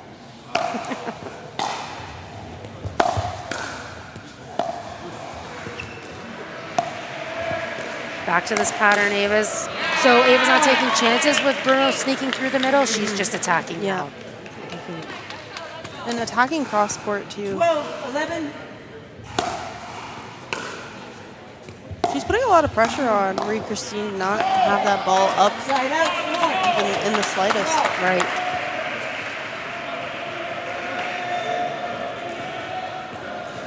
Twelve, 12. 12-12, tie game.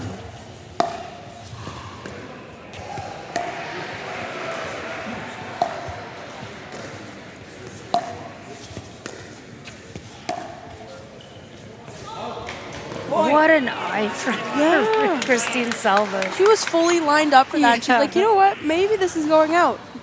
Talk about court awareness. Yeah, her like radar went off all of a sudden.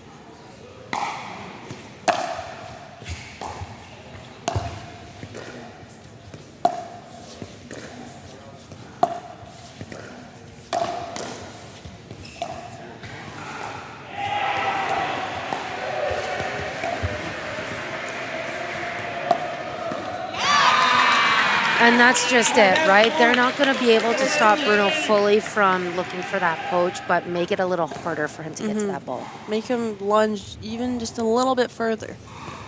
There's got to be a point where he can't lunge anymore.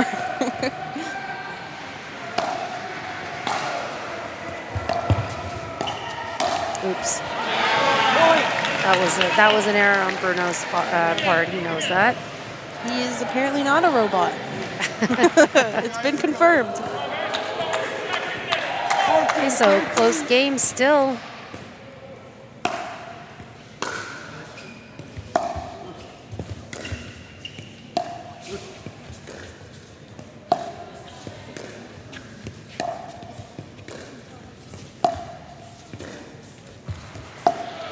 Marie Christine playing well off of the kitchen line to handle the topspin of Callis. But it may just be opening up the court too much.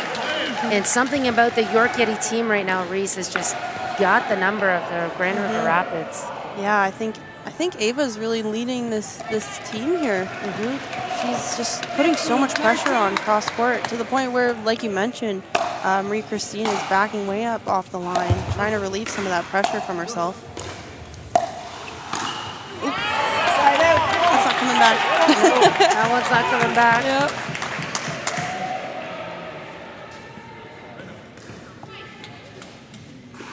$14, 15.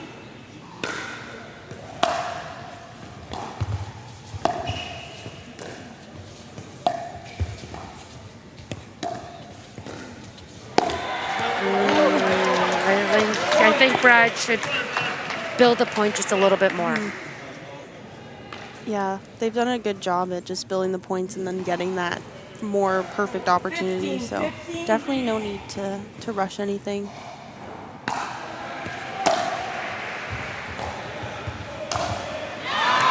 Love that inside out from Callis. She's got the height to just manipulate that ball down the line.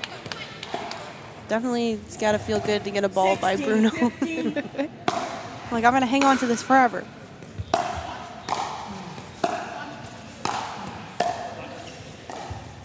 So smart, so Oh, smart. she almost got it. And in particular with this court, Reese, with the ball not rising very much, it's a really heads-up play. Yeah, that is a smart move for sure. 16-16. It was like, I would have had that if we were playing on a different court. Point.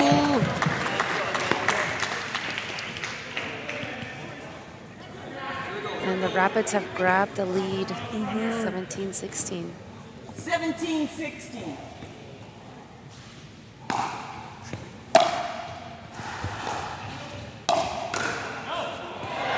Side out, point. 17.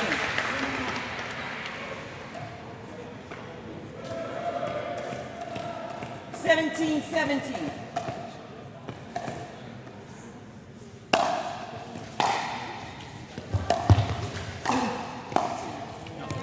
Side out, point. Try to take that quick off the bounce.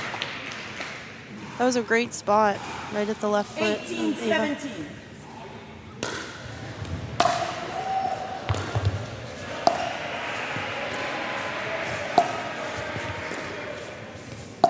And this is the pattern that we have seen. Oh, Brad wanted to clean that rally up so badly.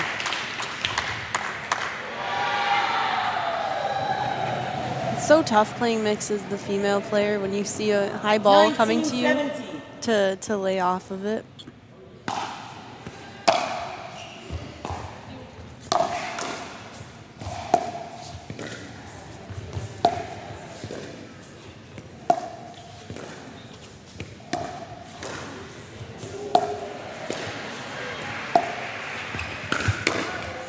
Oh yeah, what a get. Oh, he blows it over. Bruno blows it. Oh my goodness. Wow, that was quite the rally. Yeah. Just a little bit of everything there. That was great. A really nice ATP from Marie Christine, and then the ball, like Brad gets that, and it just rolls over the tape. You see Bruno blow the ball over the net.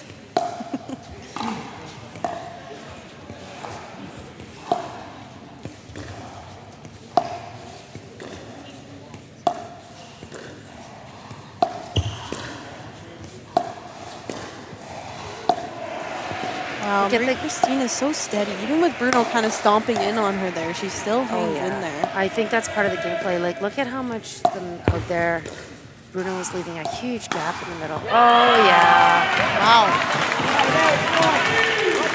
That was a big play from the Grand River Rapids. And that relentless and discipline, I'll say, is one of the reasons why they are the first place team. Timeout Yetis. 28. And again, I feel like the role from Marie Christine is like just keep slicing that ball back. Bruno's going to insert himself whenever he sees the opportunity. And even if he kind of comes over and then Psych doesn't get it, she's like, I'm just going to keep going, keep going. Yeah, and that's hard to play against. To play against someone with that much consistency and confidence to go back cross court literally until the cows come home. Yeah.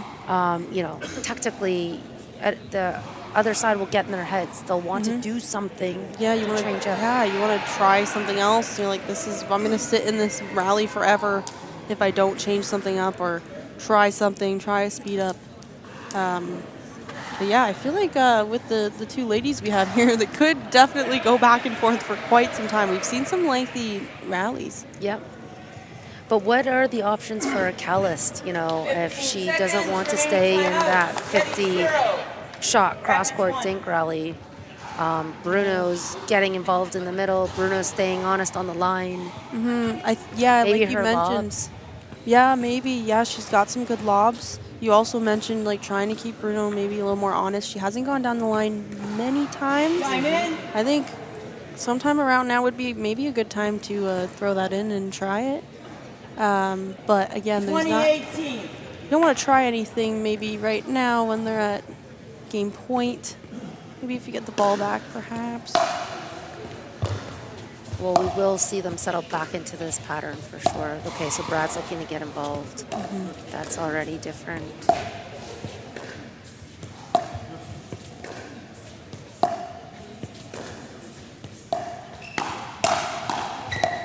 Oh, amazing reset.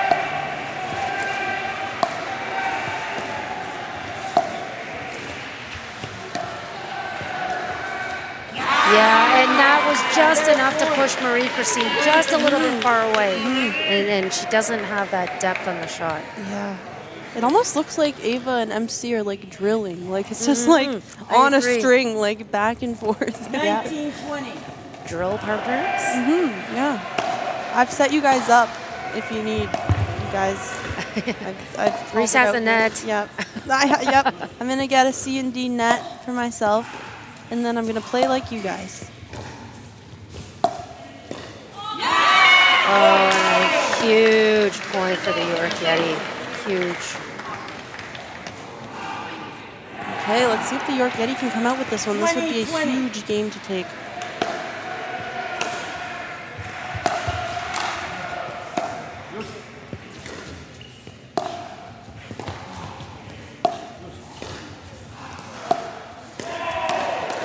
That's it. Oh, what a it get. trickles over. I'm shocked Bruno didn't come in and take that middle ball. Marie-Christine going down the line twice during that rally.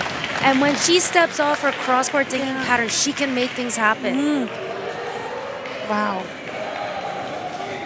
So cool to see her switching up, too, at this point in the game. She said, I got to do something different if we want to win this. Yeah, that's just too much. Too much to handle there. Okay, so the York Yeti get another crack at this. 20-20.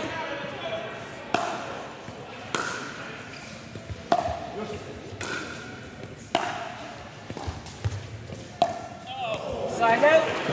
Oh boy, and back and forth we go. Who's going to finish it off? You don't really get too many chances at this level. 20-20.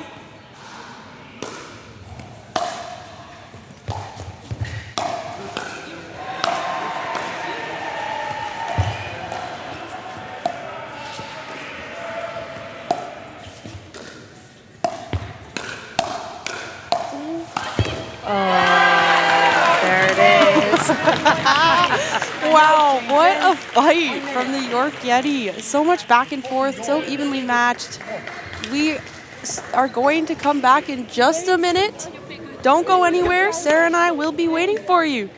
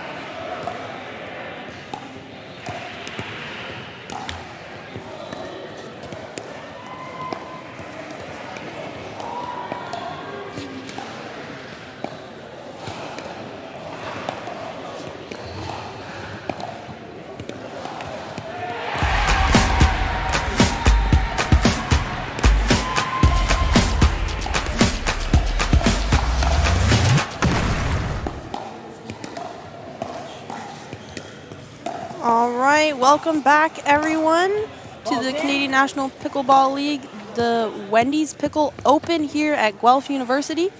We are in the third game of this match between the York Yeti and the Grand River Rapids. Grand River Rapids are leading 2 so far.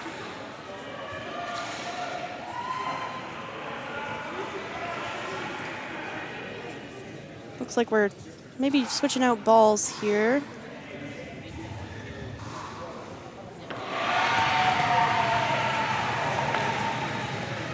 All right, York Yeti putting on a really great performance despite, trailing 2 games. Yeah, I'm really impressed with them and the difference from the last time that we saw them play. How about you, Sarah? Yeah, I couldn't agree more. I think that roster shakeup, adding Brad Chapman to the team is working out really well for them so far. What a reset. From her ankles. Yeah.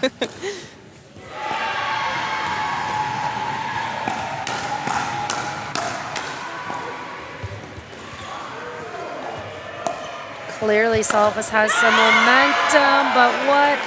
An ATP. Didn't Ava open up the other game that she played with an ATP? Wow, yeah, maybe that's her thing. ATP specialist. Yep. Then she's got some nice lobs too. Maybe lob specialist on the side. Add those to your resume. Yep. Side out, point. 1. I think she signaled maybe went off the top part of her paddle there. Didn't get quite on top of it. 1-1.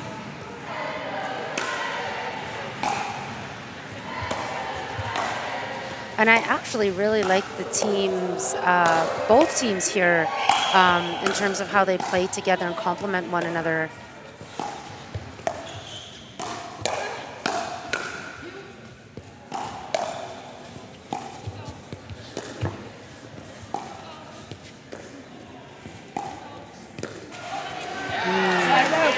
Audrey really moving around those dinks, going to the right foot of Marie-Christine and also to the left foot, kind of not able, it makes it so she can't really get her footing or get in a comfortable position. And we know she can sit in a comfortable position for such a lengthy period of time. So Marie-Christine Salvas is playing the left side, whereas in the last game she was on the right side, and maybe it's that she's a bit more comfortable on the right, but Audrey pushing the pace of that dink rally is very smart.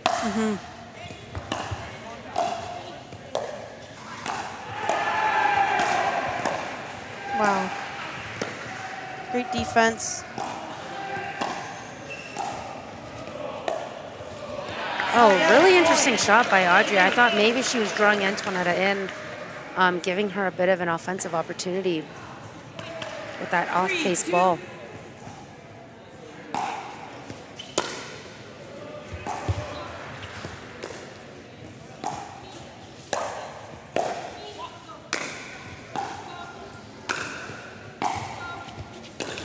Wow, great pickup from Audrey.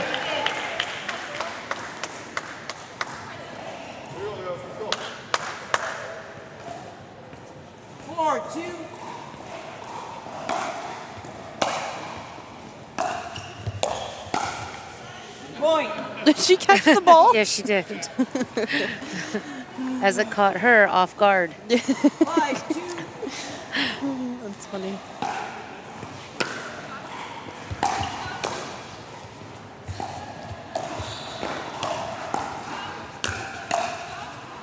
Great hands by all four.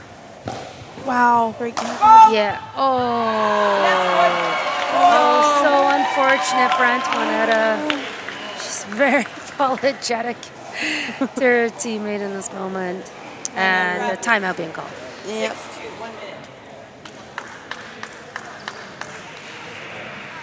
I don't know if we have a replay just so we can see that foot fault a bit better.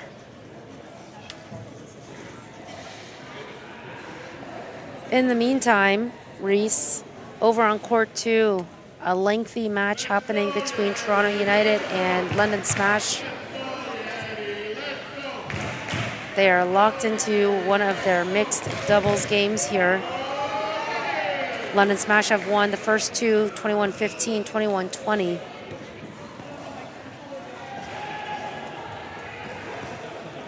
Lots of good pickleball happening here at the University of Guelph.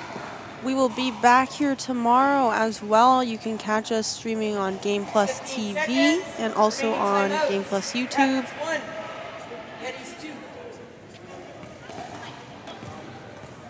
We do also have 2 courts going, as Sarah had mentioned as well. Diamond. And we have a total of how many matches did you say? 24 today. 24, excuse me, across the weekend. Yeah, lots of pickleball this weekend. That's right.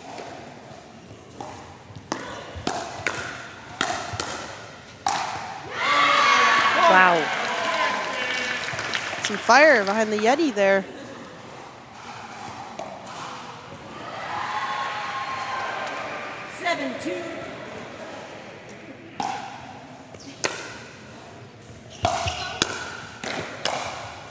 Wow, really seamless switch from the Yeti there too. This is kind of what I was mentioning earlier. There's a synergy for both teams, I feel. Wow. Wow, huge overhead by Audrey Young. Really great setup on that cross-court lob from Ava, too. Ava's got so many tools in her belt, eh? Like, she's just very versatile and, like I think you mentioned before, adapts to the person she's playing with really well. Side out, point. 3.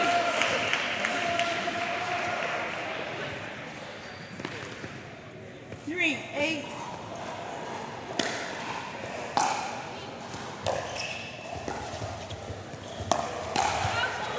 Point. Okay, so do we want Audrey to take that ball through the middle, typically on the forehand? That's something we tend to see. Ava with her two-handed backhand kind of already set up. She wanted that ball. I think typically we would want to see Audrey take it, but maybe that's something the two of them should discuss if they feel that Ava has a better shot at it.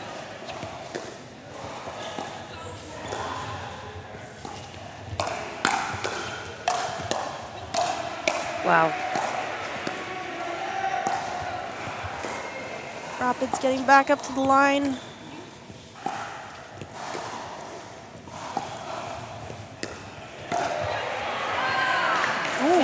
She hits her again. That's another body shot.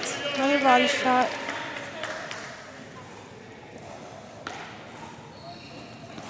Nine, 4.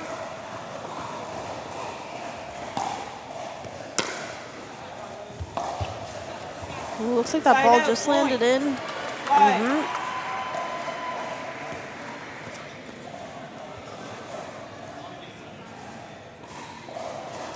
5, 9. So the York Yeti are leading 9-5 so far. Point. Audrey has sent the ball out the back a few times more than Ava has this match. 6, 9. Yeah, she puts so much pace on the ball. It's so important to get on top of it or else the ball will be sailing for sure.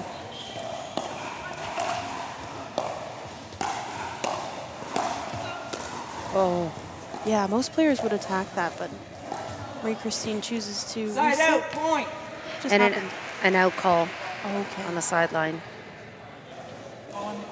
No one can see that ball, so the call stands. Got a replay.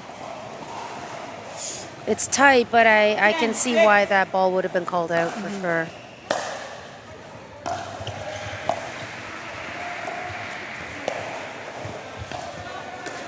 Smart play, Yeah, electing not. she didn't Oh, force it. another out call was just made by Audrey. Back-to-back tough out calls. Do we have a replay on this one?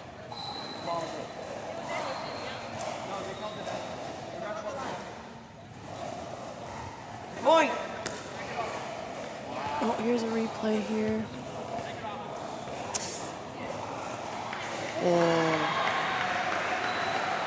It's looking out. 11, 6. It's so close. It's tough.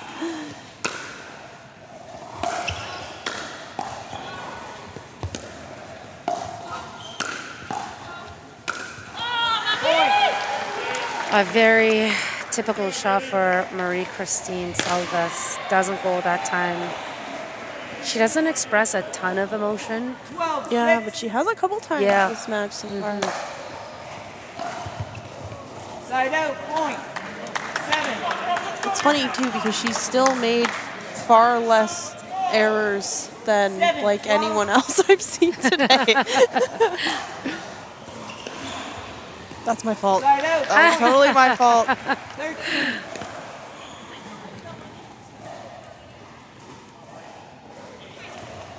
13. Seven.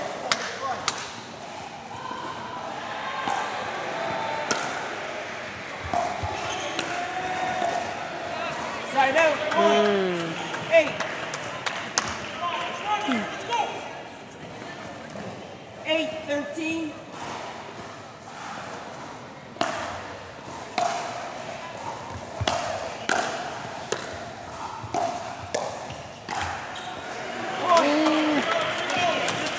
The net just grabbing that ball and taking that point away from Audrey. Timeout Yetis, 9:13, 1 minute. Okay, and I think this is a momentum timeout as the York Yeti do have a 4-point lead, and they do not want that gap to close up at all. For sure, we talked about the momentum on the side of the Grand River Rapids, and when they start rolling, they start rolling. Yeah. That might have been a pun. Yeah. Like rolling rapids. Is that a thing? Rapids roll, right? Absolutely. I think that's a term. I don't even know for sure, but I was trying. I think you got there. I think you did it. Okay, I made it. Yeah. Yeah, you don't want them to have momentum. They definitely thrive off of that. But I think the York Yeti are playing really, really well here, and we've had some unforced errors on the side of the Grand River Rapids that we don't typically see. So if they're able to clean that up, I think they're still right in it for sure. Right, and we kind of talked about the impacts of that tiebreaker that the Grand River Rapids just came out of on court too. And could that be now when they're starting to really feel it in their legs, fatiguing in their head, decision making, just kind of changing a bit.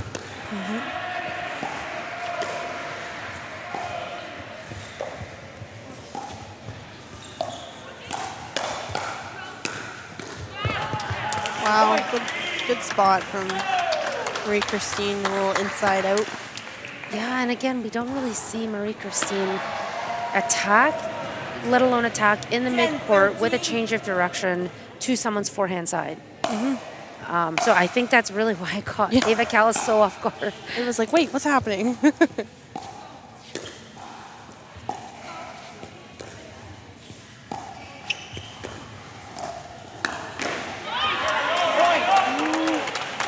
Ball just a little too high there. I think Ava kind of poked it. Maybe some miscommunication in the middle as well. And is it possible that this momentum timeout from the York Yeti actually is working against their favor, as that lead has in fact closed up?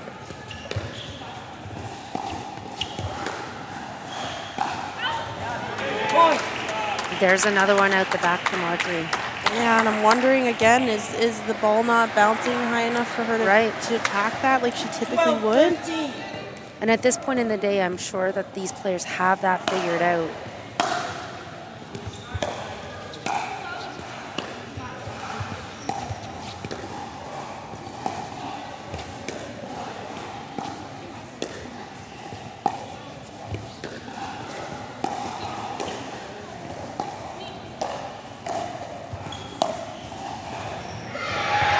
Really nice lob. Really, oh gosh, and another line call was just made. Okay, Toskova might start losing her mind here because she does typically fight for tight line calls as it is. It's going to be hard to see this. That's a really tough angle for us to see on the replay. Oh, that does look out. It does look out. Yeah.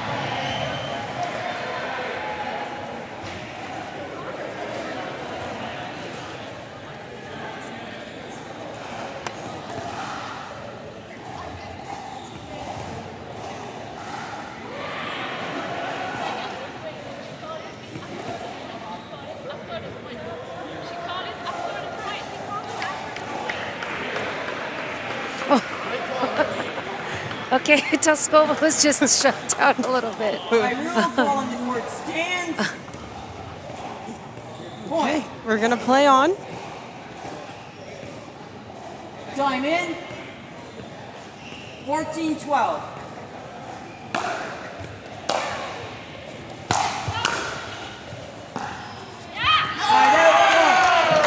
And you know, this can light a fire. Yeah. Right? Yep. Could light a fire under the Grand River Rapids.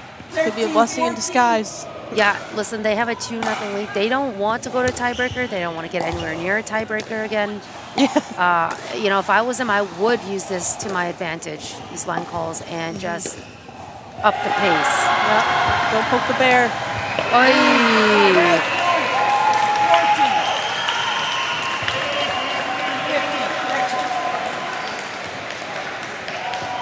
It's tough when you pop the ball up and you already know you're way out of position and that you have, no business getting back to get that ball. Right. 13-15.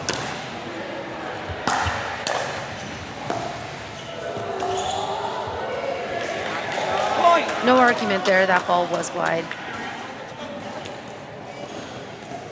16-13.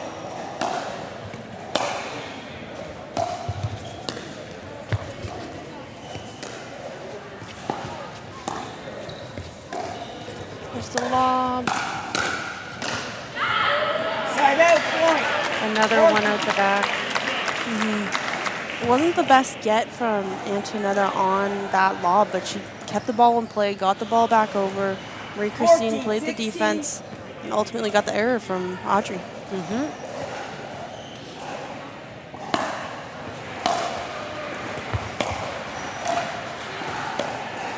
Side out point. 17.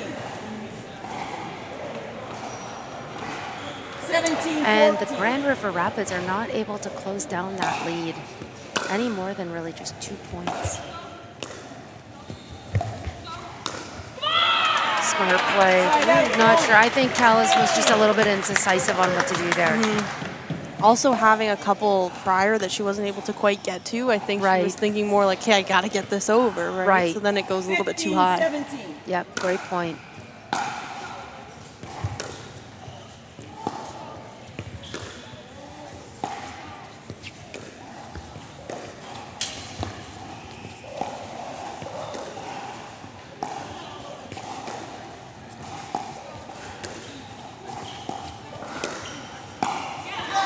I was surprised she didn't rip that first one on her forehand, and then she opts for the backhand.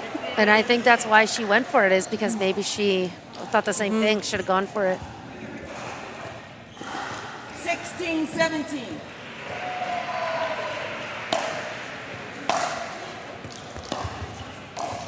Point.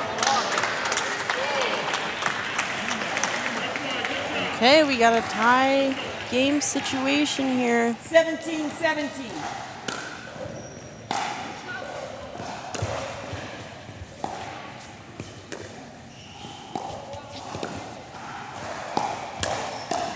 Nice grab from Toskova. Oh! Side out point. I love that she's trying to take away, you know, an opportunity from Audrey to stay in the rally, but 18-17. came at a cost. Yeah, and Antoinetta usually paints those lines too, so that's not an uncommon or shot that she isn't able to execute. Two uncharacteristic mistakes coming from the Rapid side. The Yeti on the brink of a game point. They don't get it yet. Such a close game.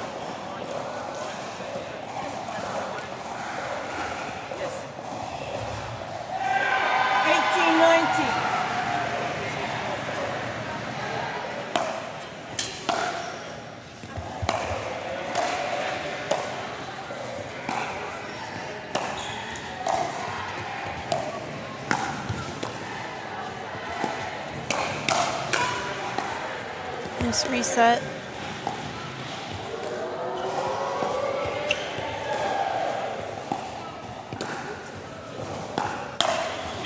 Oh, nice.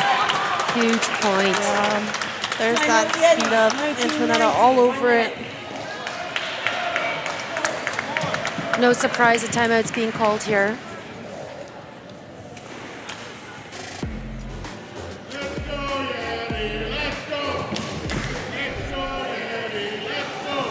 And as we take a look at this replay, it's that speed up over to Antoinetta's forehand. And, you know, Audrey would either need to get that ball just a little bit higher, like closer to the shoulder, or a little bit lower down to the hip, I think, to really jam up Antoinetta in that case. Basically anywhere but where it was. Easier said than done, again. One way to put it, yeah.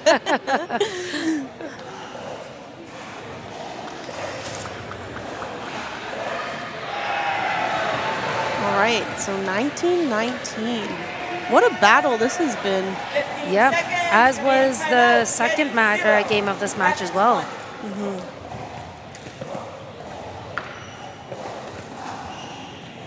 Time in. 19-19.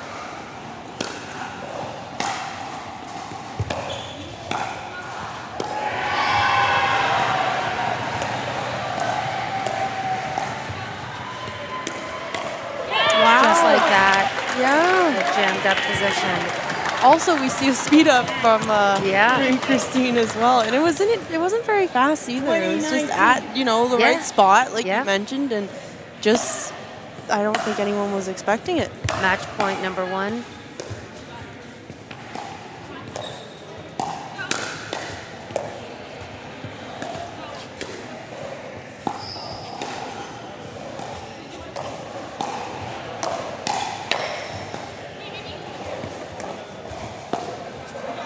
Wow.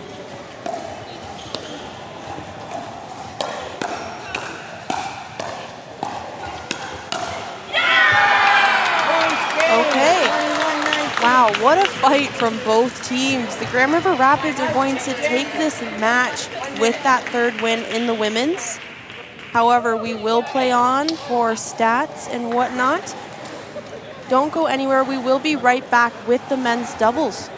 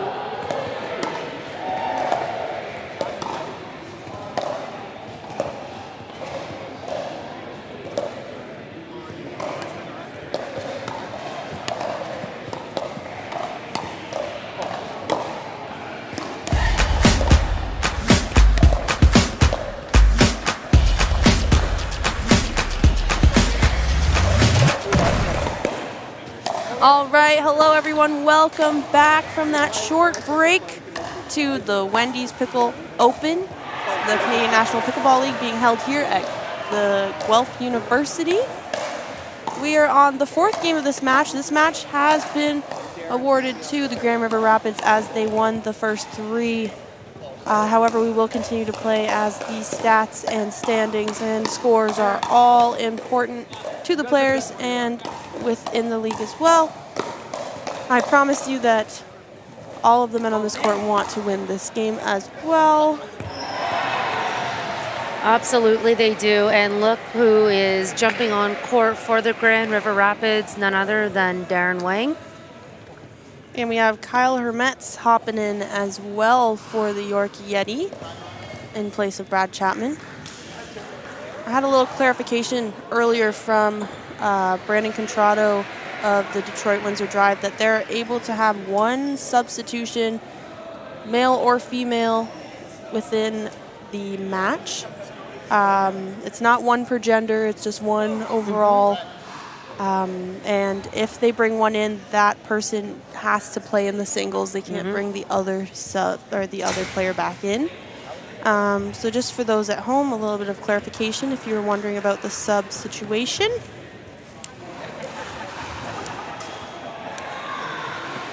I think they might be clarifying that. Yeah, it looks like it right now on the court.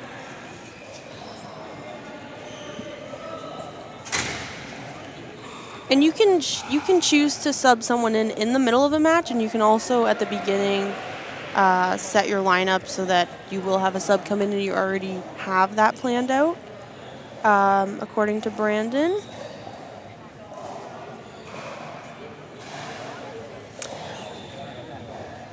Looks like we're getting things sorted out. The officials for the CNPL doing a fantastic job. We could not run this league without you. So thank you for everything you do for us. 15 seconds. And onwards we go. Game 4. Time We've in. got some fast hands on the side of the 0-0. Grand River Rapids.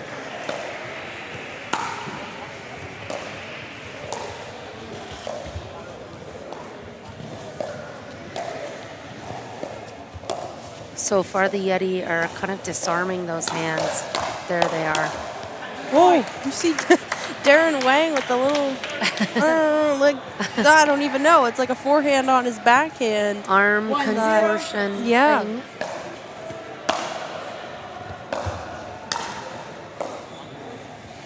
Oh, Side out, just point. short. 1.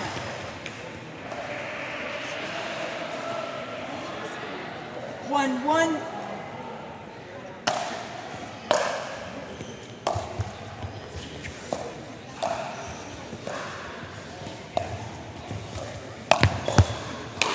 The Ernie specialist. Okay, Lucas. Jeez. Oh Side my out, point. goodness. I have no words for that. Lucas just got everything back that we did not expect to come back. That was so good. Wow. 2-1. And he looked so nonchalant while he did it.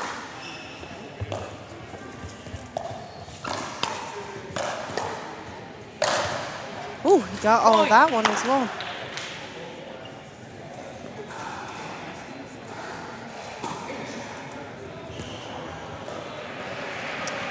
And again, we talk about hand speed coming from the Grand River Rapids Reese. You know, at some point, I think, you know, the Yeti, I'd love to see it open up on the highway, you know, just go for it. Yep. Point.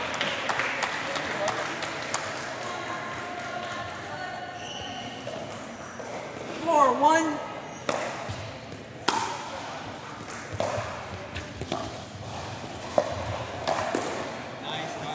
Side Yeah, out, great flick point. from Kyle Hermetz. Really good.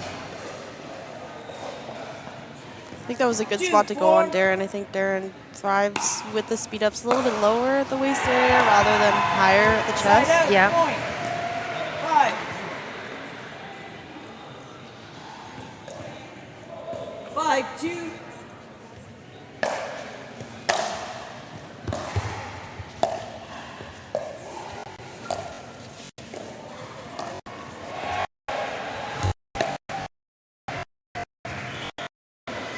Darren has his paddle pretty low at times as well. Oh, he does. He reminds me in a sense of J.W. Johnson Side out, with how point. low he's setting that paddle. 3-5.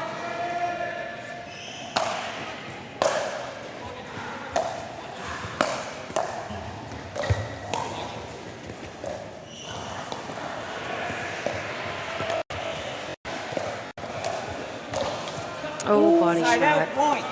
Really high body shot. 6.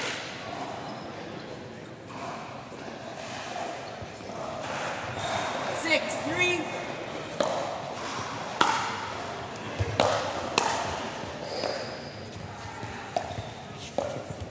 Side out, Or I like point. the idea. Darren was looking to go back behind Kyle as Kyle came way over to take one of those balls. 4-6.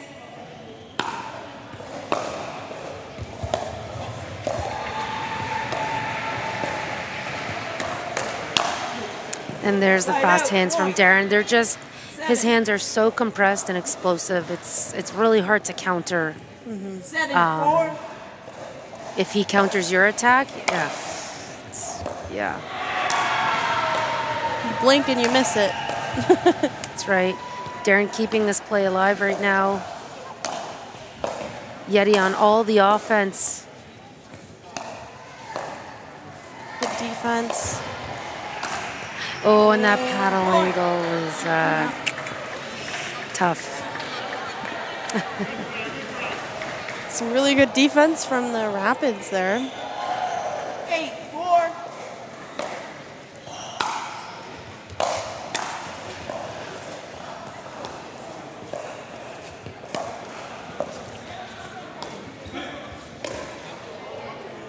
Side out, point. 5. We've seen a few of those, eh? Overheads kind of just fluttering long. Yeah, I mean, that was a pretty quick lob. And Lucas does, I think, typically try and take those out of the air. But that was a pretty high quality lob. Definitely not easy to take that. Oh, there's another one. Great work from the York Yeti. I mean, they've made so many good plays this match. Yeah, oh, for sure. And they seem to just be really coming together as a team as well. And Yep. yeah. They're fighting, lots of great rallies. Point. Yeah, that ball goes deep from Lucas on that block. 7-8.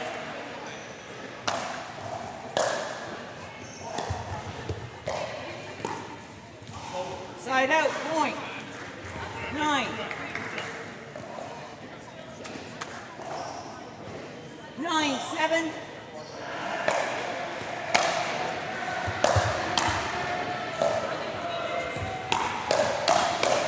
There's that hand speed again.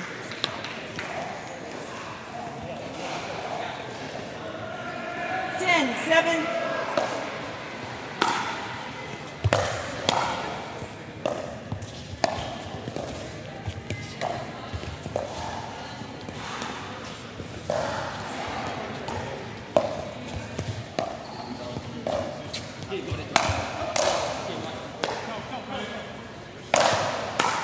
Wow. Nice defense. Nice defense. Wow, and they get back up.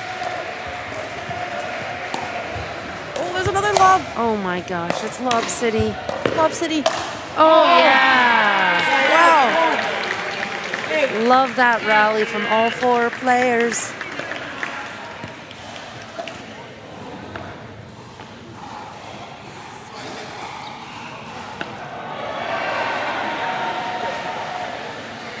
Eight, 10.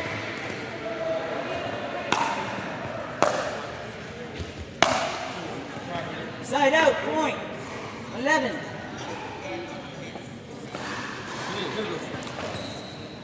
11-8.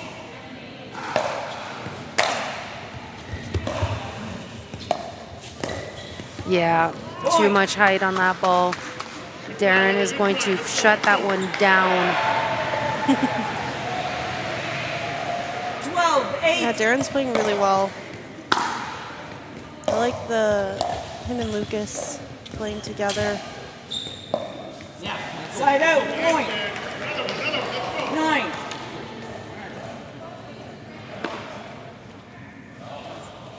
9-12. 12-9 for the Rapids. 13. 13-9.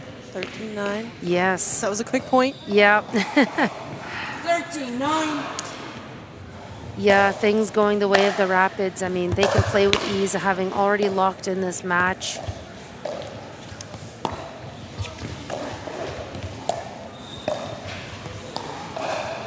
So many lobs. So many lobs going on. I think partially because that ball's not coming up. If there's an opportunity to lift that ball, it's not a bad move overall.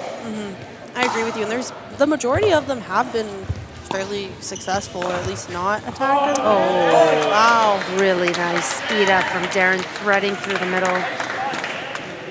Yeah, Reese, I guess the only difference right now is that all 4 players are on high alert for lobs, because they've happened so many times. This is true.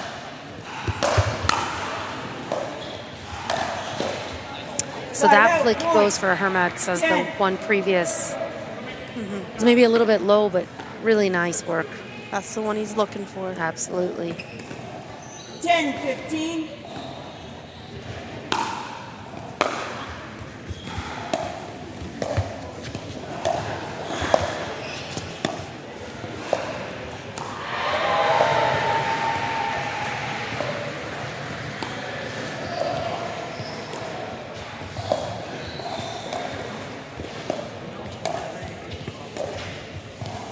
So Command and Hermets have stopped attacking because, the hand speed on those counters is just really tough for them to handle. But that's a better play for them as a team, I think.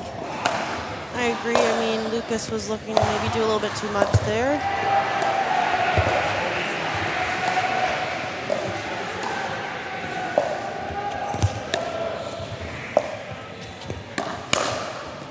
That's what I'm talking about. Yeah, Darren was all over that. Even if you don't think he is, he is. He is. Yeah, he's, like you mentioned, like J.W. Johnson, he's got his paddle in a low position, but he's just there all of a sudden. Yeah, those are some really good reflexes, good anticipation as well. Side out, point. 12.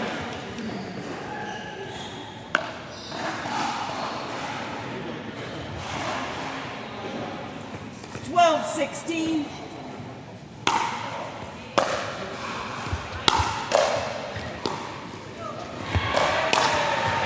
Okay. There's a counter from McHale. Oh my goodness. All over that one, down the middle. 13, 16.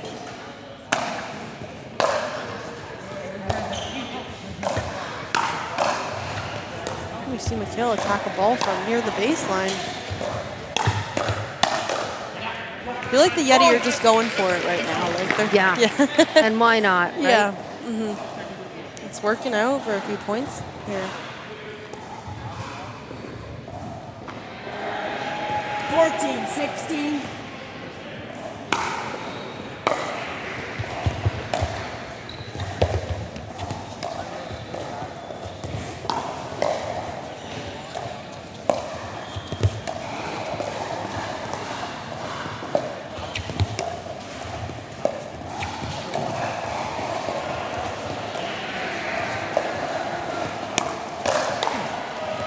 Side out, point. 17. See, I wonder if McHale were to have in mind that he wanted to attack that, to counter it back, if that would have went more in his favor rather than trying to reset it. It was quite high, and we did see him, you know, kind of, he does this little punch with almost like the paddle tip kind of downward. Yep. Yeah, it's a great counter punch position. Side out, He point. also does do that little jump as well sometimes.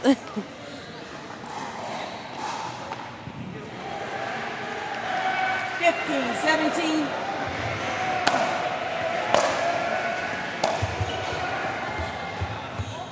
Side out, point.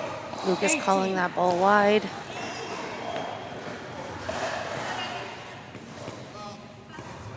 $18, 15.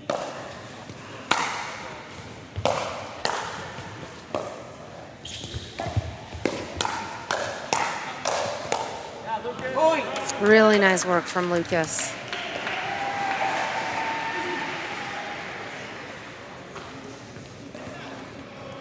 $19, 15.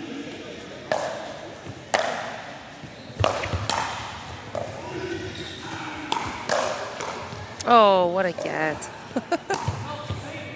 There's a lot. Oh, too bad. Too bad. Smiles on his face here. 20, 15.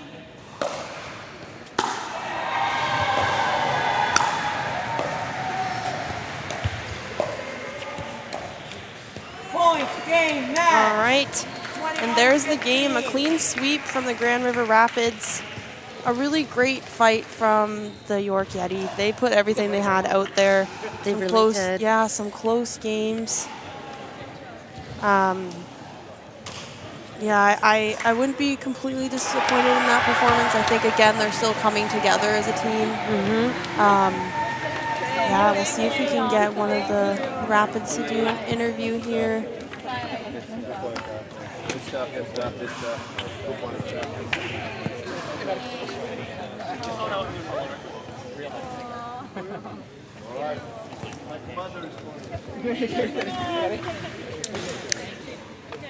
And of course, as always, we have this post-match interview, player interview coming onto the mic.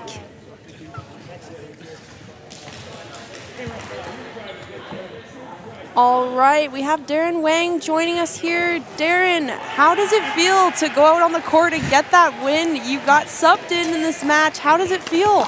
Yeah, it feels really good. I was watching a lot today, which is good because I love supporting this team. But it was good to get in there, and I had a lot of fun. Yeah, you looked great out there. Sarah and I are so impressed. I mean, you've got such quick hands. We're talking about how you hold your paddle in a lower position, a lower ready position, but that you get your paddle there, you anticipate, and you're so quick. How much do you rely on your reflexes in this game? I think I rely on it. I think I work more on patterns and anticipation more than just reflexes alone. But yeah, it's a big part of my game, and I use it when I can, and I see the opportunities for sure. Yeah, I mean, it definitely shows, Darren. I mean, you've got your paddle at the right spot at the right time. We're so happy to see you playing. You're doing a great job, and we're happy for your team. How does it feel to have a clean sweep over the York Yeti? Oh, it's really good. We had a tough one, a close dream breaker, loss against the Smash. So we were a little low energy going into this, and it was good that we were able to pick ourselves up and get through it. Well, excellent performance, Darren. Congratulations again. We're happy to see that your team is doing well again this weekend. Thanks, guys. All right, everyone. So that concludes our second last match of the day. But guess what? We have one more happening on the court warming up. Vancouver Owls about to take on the Montreal Lions. Catch us after this quick break.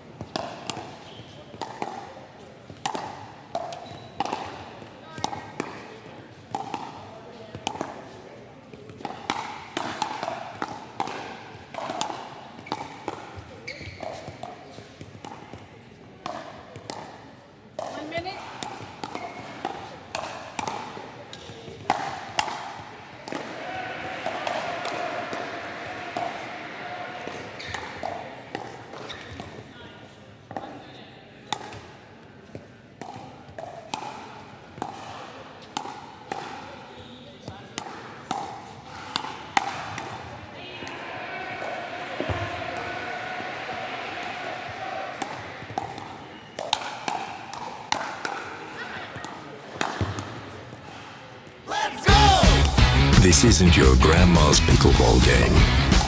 This isn't a social event we do for fun. This is where champions are made. Get ready for the Canadian National Pickleball League's most explosive season ever. C4. It's gonna be a blast. Let's go!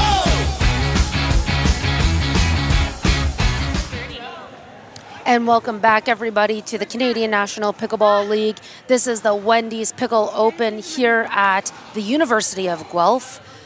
We have our final match of the day about to get started.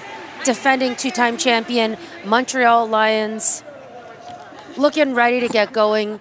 They are taking on the Vancouver Owls. This is going to be an interesting game. We've had a tough day for the Montreal Lions in terms of wins. Vancouver Owls have had some good momentum breaks. We have former teammates playing against one another. A lot of dynamics going on. Everyone hungry for a match win in this case. Let's see how this one plays out.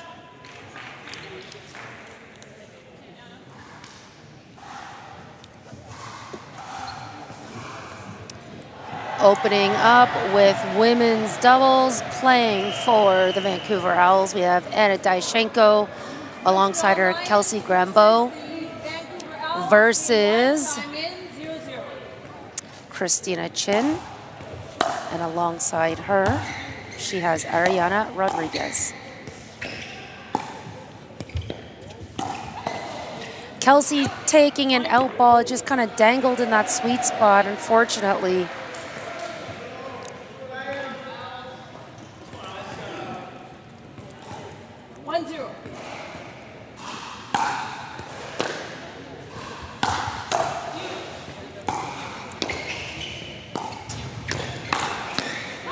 Yeah, and Christina's all over that down the line forehand shot.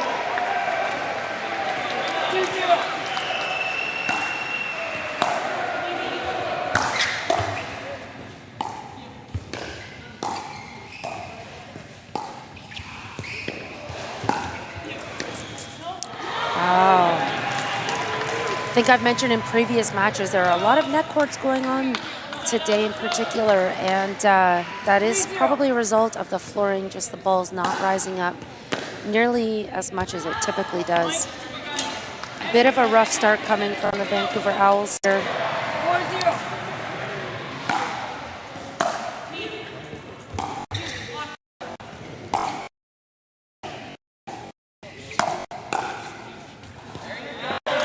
That's some good pressure coming from Dyashenko.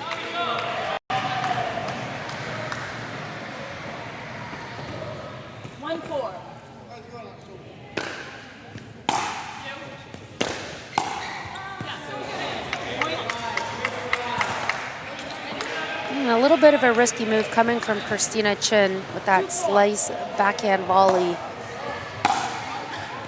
earning a second point for Vancouver Owls, a third point.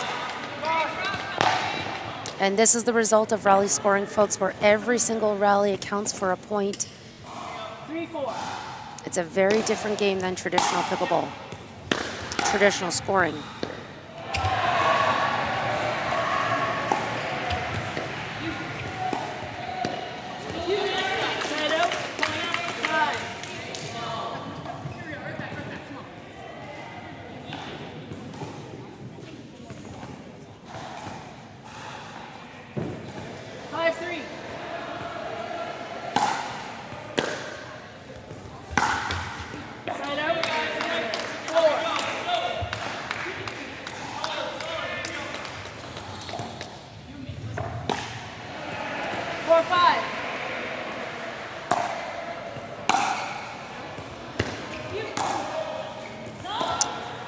Uncharacteristic out ball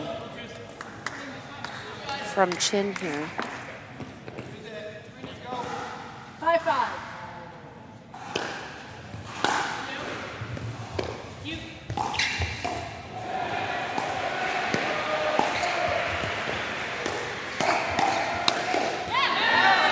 Christina's blocks, you know, They're effective, they're dropping in the kitchen, but that bounce is sitting a little bit high, and so Daishenko actually did a great job just pushing that extra attack over to Christina's right hip. Ernie. So the Vancouver Owls have picked up some momentum here, grabbing the lead. 7-5.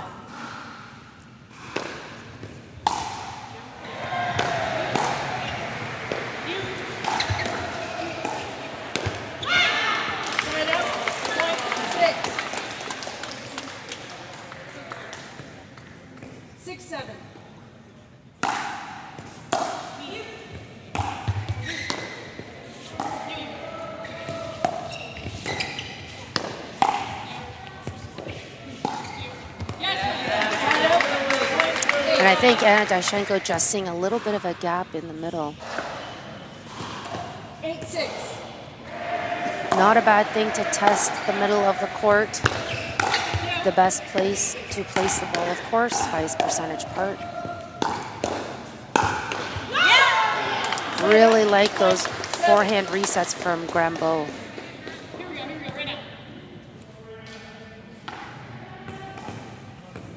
7-8.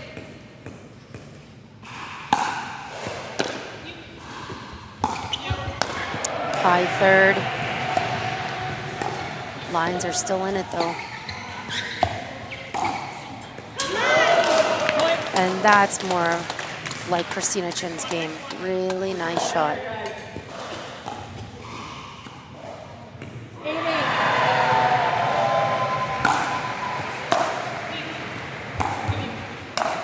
Another high third.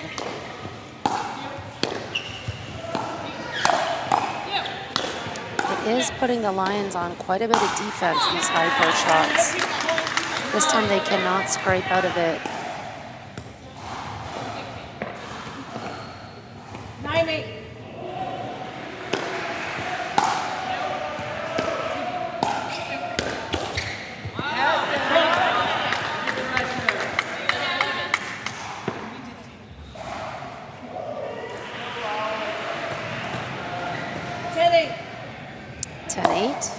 Grambeau to serve. A deep return from Chin. 11-8. Games go to 21, folks, in case you are tuning in for the first time. 11-8. At CMPL, we use traditional scoring. Every rally counts for a point. Great get. Great get from Grambeau, and I'm not quite sure what Christina was trying to do, as that ball was just so tight to the net and had zero height, really, for her to do anything other than just a light dink back into the other side. Each team is awarded 2 timeouts per game. And you better believe that every team makes use of these timeouts.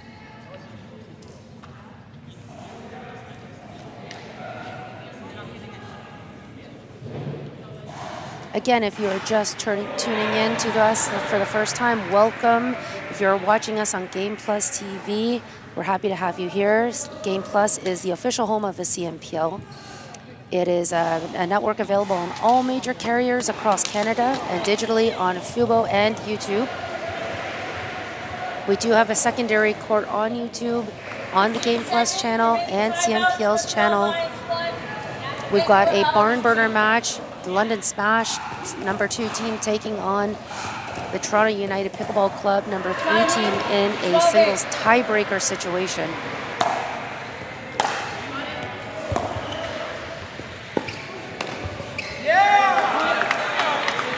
And all things working for the Vancouver Owls right now.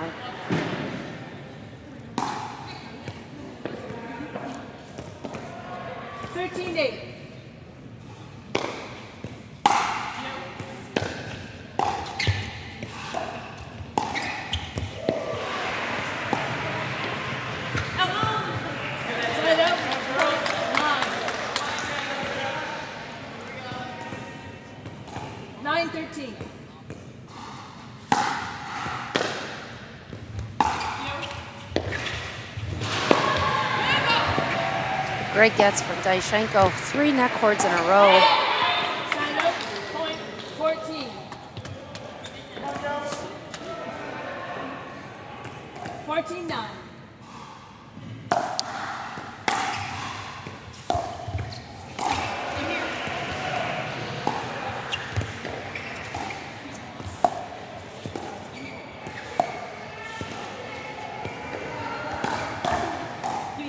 Great grab from Grambeau. That ball's going to be out. Coming into this weekend, the Montreal Lions, again, two-time defending champions, sitting in 4th spot. Vancouver Owls just behind them in 5th spot. And you have to wonder in the back of their heads, Vancouver Owls must be gaining some confidence as this first game is unfolding. They do believe they can take this game. They do believe they can probably come out with this match win as well. Kelsey is locking down the middle of the court with her two-handed backhand.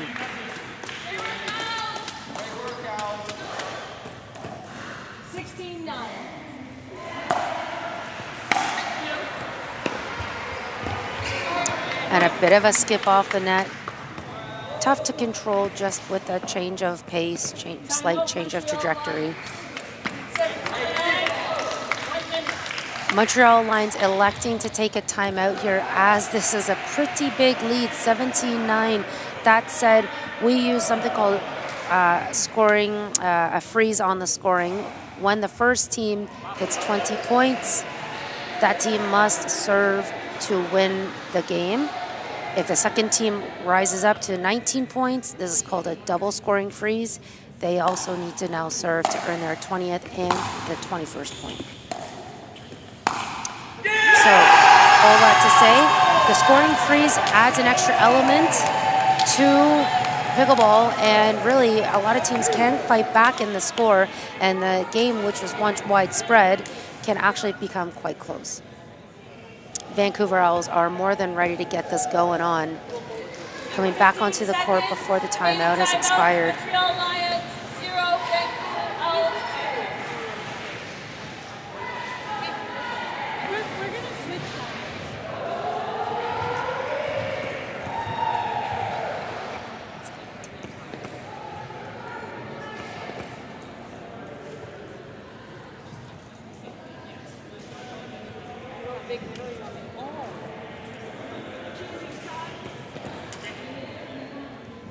And we see a side change coming from Rodriguez and Chin.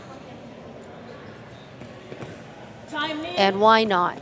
They've got nothing to lose with this side change. This could just shift momentum ever so slightly and allow the Lions to climb back into the score. It gives them a different look on the court, and it gives the opponents an extra element to think about. However, that said, there's nothing to think about there. Dyashenko making quick work. 18-9.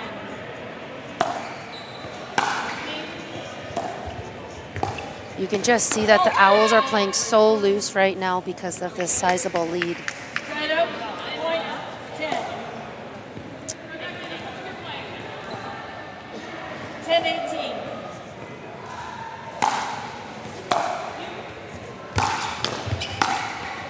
Side out, point 19. I was not at the previous event, which was the Eastern Split in PEI, but coming into that weekend, the Montreal Lions were hot.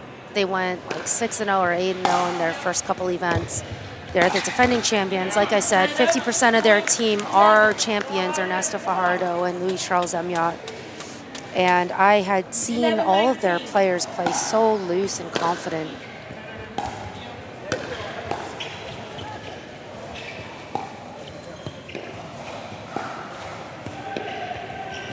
It looks to be a slightly different story here at this Wendy's Pickle Open mid-season event.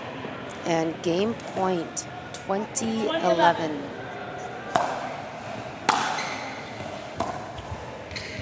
It's not going to happen just yet with a missed third shot from Grambeau. 12-20. Point.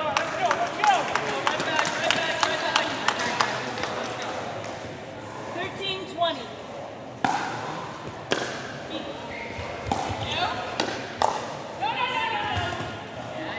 Side out.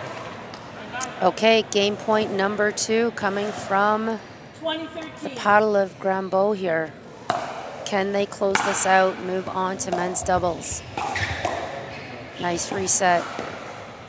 Ball going back to Chin pretty consistently, but that change of direction from Dyashenko giving the Montreal Lions their 14th point. And again, just a little bit of momentum is all it takes for these pro players to fight their way back into a game that once looked a little bit like it was already in the books.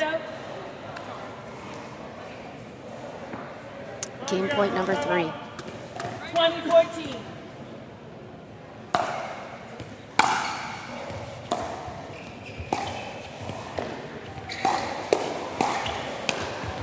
That's going to do it. A flying backhand volley from Dyashenko. Lots to look forward to, though. We've got the men's doubles. Our boys in white and red about to take on Armand, Jiwa, Maji, and McConnor Dye. Don't go anywhere. We'll be right back, everyone. See you soon.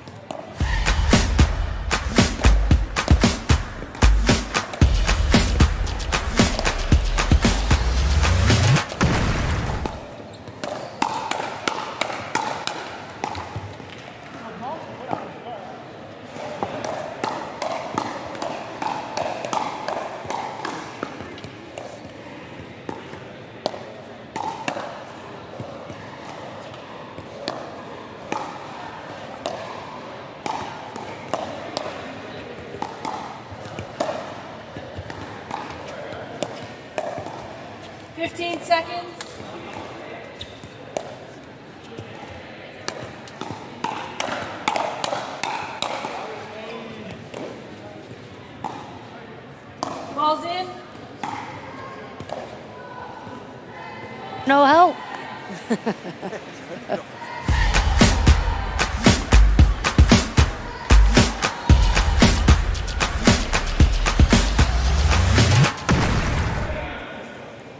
And we are back, everyone, coming to you live at the Wendy's Pickle Open CNPL Season 4 Midseason event.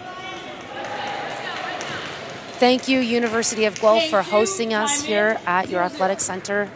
0-0. Here we go.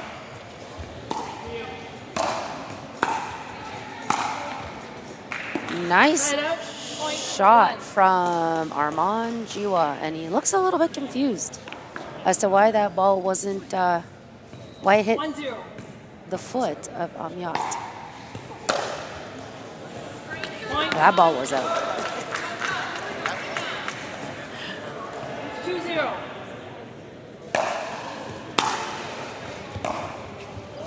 So another strong start for the Vancouver Owls. I mean, this is exactly what happened in the women's doubles.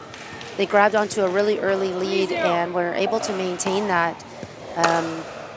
It's not that they're working extra hard for it. It's that the Montreal Lions are kind of giving them this early lead. At least from my perspective, this is what I'm seeing. That was the right call. That ball was out. Point 1.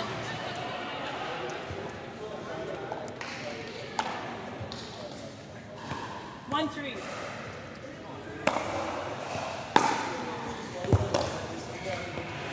Side out. Point 4.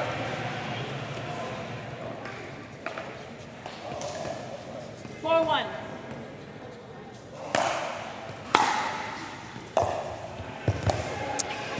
Really nice shot from McConnor. And the hands are just lightning on the side of Vancouver Owls. They're playing loose and confident here. Montreal Lions have some figuring out to do. They are faced with a bit of a riddle this weekend. How to get back on track. How to find that momentum that they earned so early on in the season. 2-5.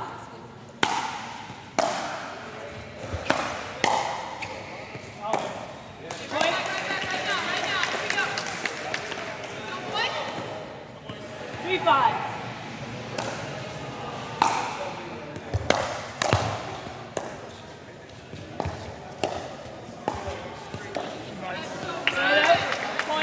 Right, and so if the Vancouver Owls can push the pace with this ball and make Louis Charles and Ernesto move that much more faster, I do believe the Owls have a bit more of an advantage here.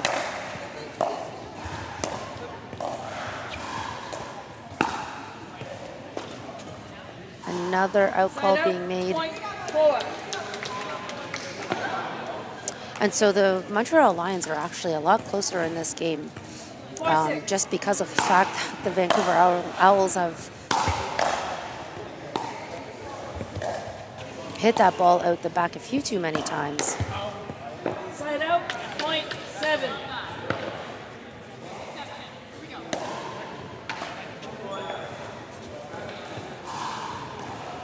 Seven, 4.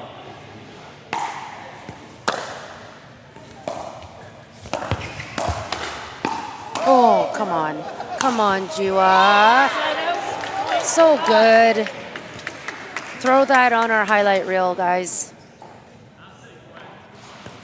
5-7.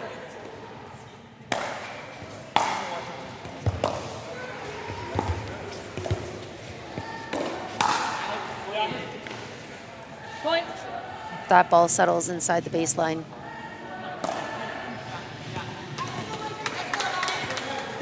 6-7. Around the back. Side out, point 8. I see some discouraged faces coming from the Montreal Lions.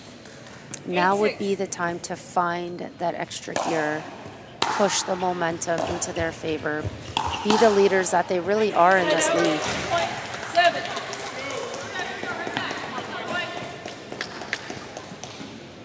7-8.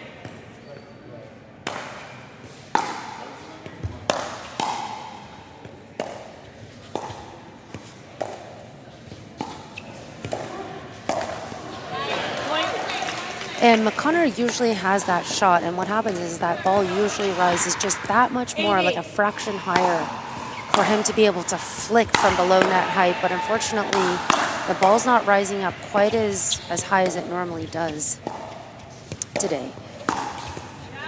No mistake there from Joa. That's really one of his signature shots, backhand flick.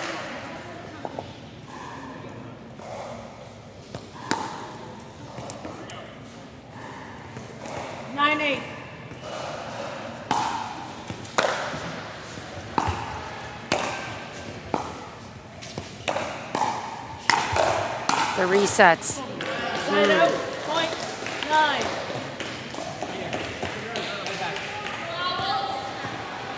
9-9. And we are knotted up, 9-9. Side out, point 10. I did not see it. I think it's fair for the Montreal Lions to just double check if that ball was in or out. Neither official can see it, so the call stands.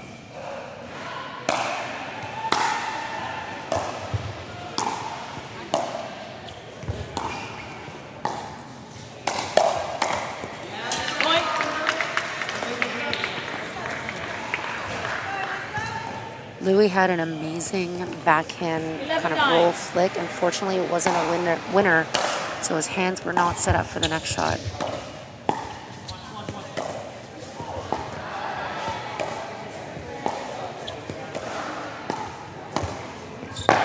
There we go. Puppet master, Amiot. Really nice play.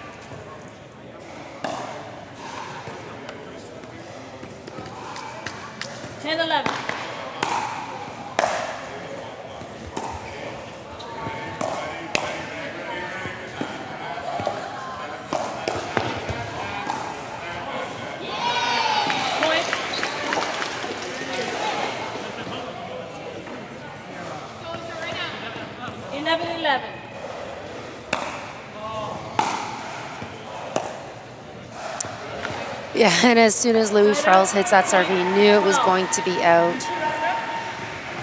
You really do get punished for missed serves in this league with rally scoring. 12-11.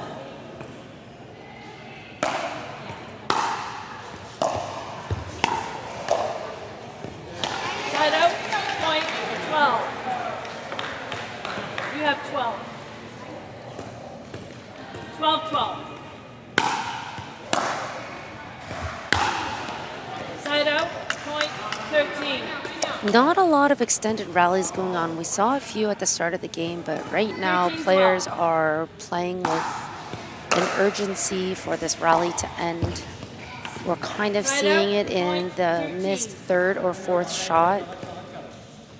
13, I really 13. believe the team that can settle in and start landing these third or fourth shots will ultimately come out on top.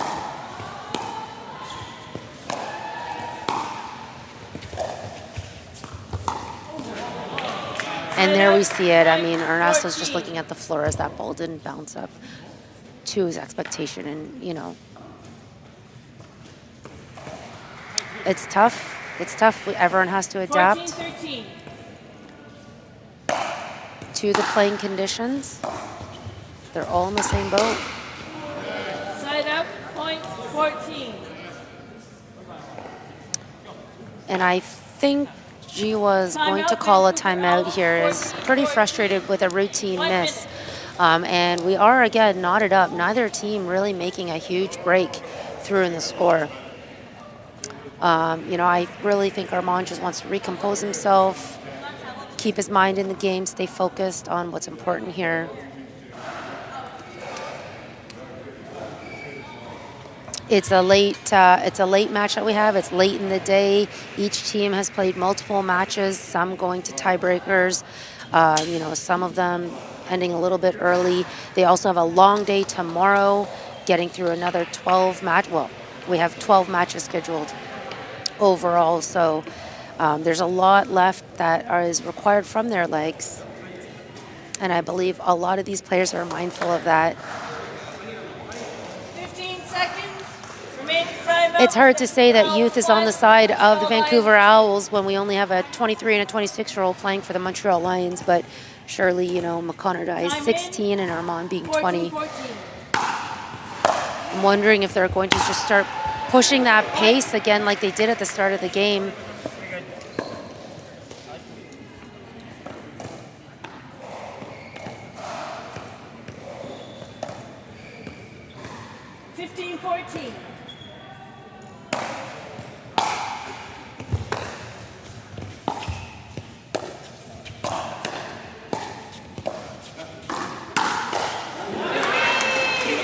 And I think that's a tough one for a die to set up Armand for. Like, Ernesto is just sitting with his backhand in the middle so strongly.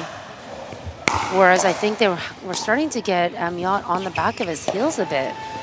So I wonder if a couple more shots and then the opportunity might come their way. Point 15. A little bit of self-talk there from 15, Amiot. 16.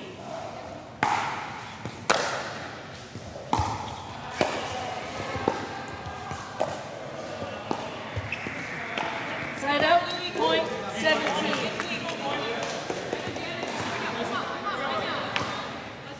17-15.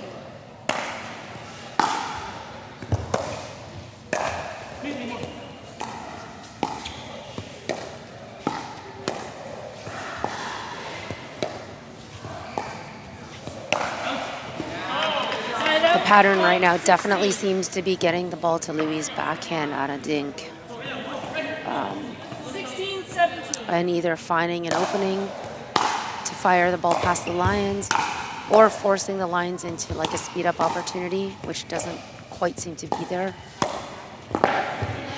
There's the risk though. If you get that ball too high on Louis Charles, he's just creating so many angles with that backhand. Really nice job. 18-16.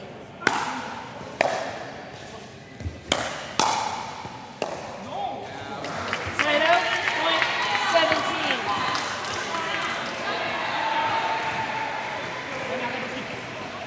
17-18.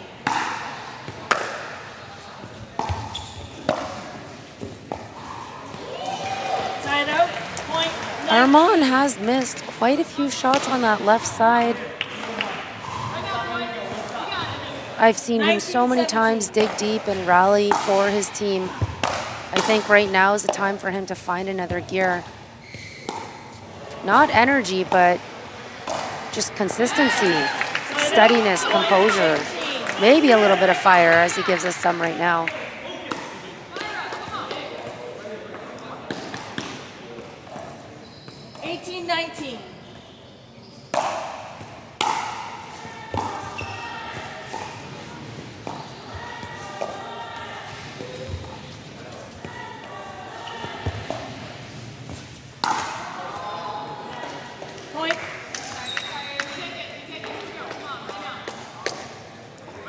missed ATP attempt from Fajardo. 19-19.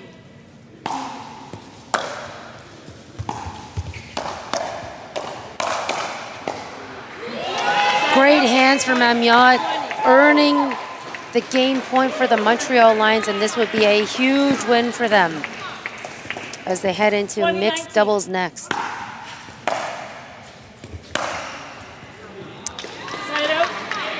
Game not earned yet for the Lions, though, and we are in a double scoring freeze.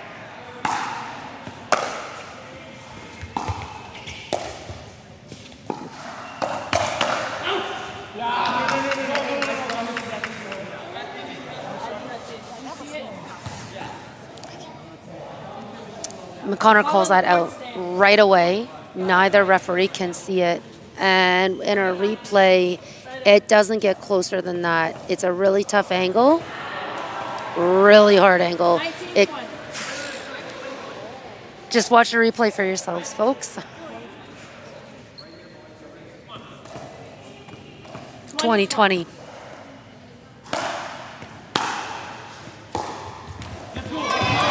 Maybe the ball don't lie.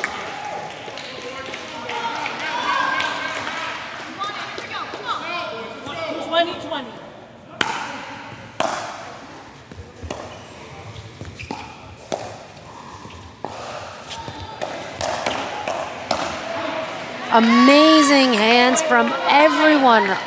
And another close call. An out call being made, and that's going to get the Vancouver Owl players off their bench.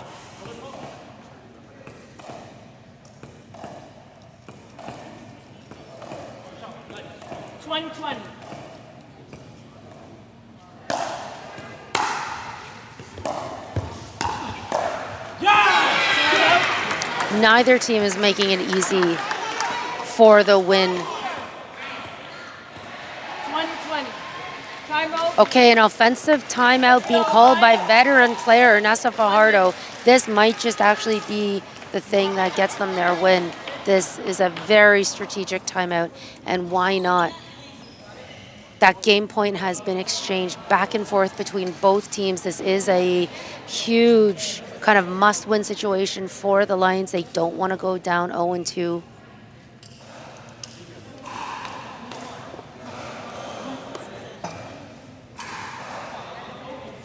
And so much to look forward to tomorrow, Sunday, June 28th, everyone. Opening up on Court 1, Toronto United, third place team, taking on the last place team, York Yeti. On Court 2, the Grand River Rapids, the number 1 team, taking on the Detroit Windsor Drive in 7th place. Time in, 20-20.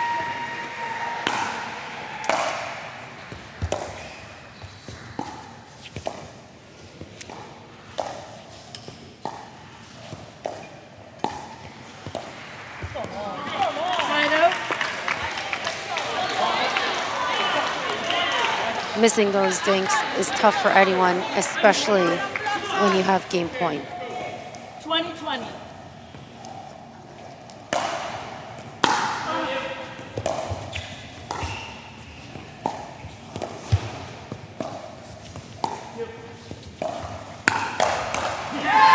Vancouver Owls just getting the job done there. Wow.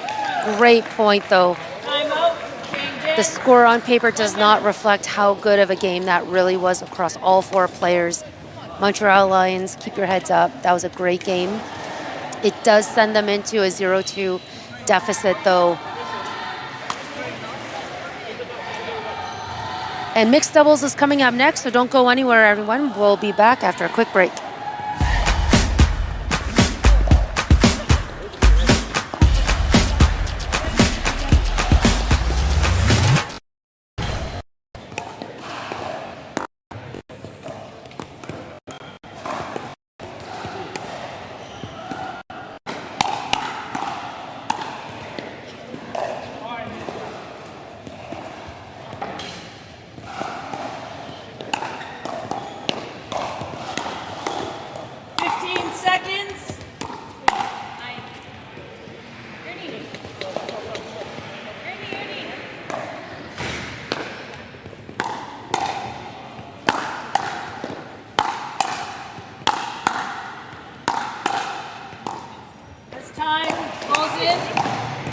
Just like that, we are back, everyone.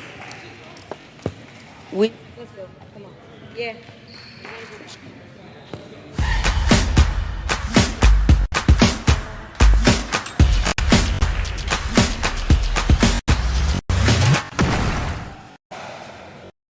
And welcome back, everybody. Welcome back to the CNPL Season 4 Wendy's Pickle Open, coming to you live at the University of Guelph Athletic Center. We're happy to have you here. My name is Sarah McInnes. Time in, 0-0. Montreal lines to serve 0-0. ATP, no other option for Dyashenko. She had to go around the post. 1-0.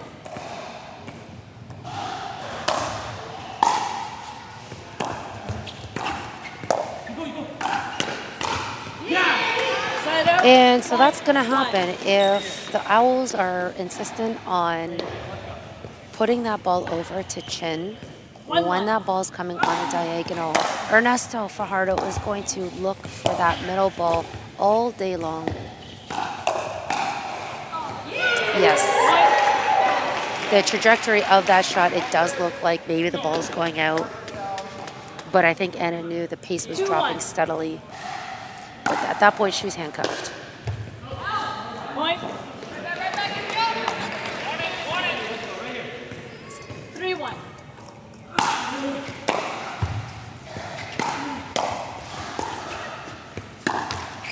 Point. That's a shot McConnor does have in his tool belt. I've seen it all season long.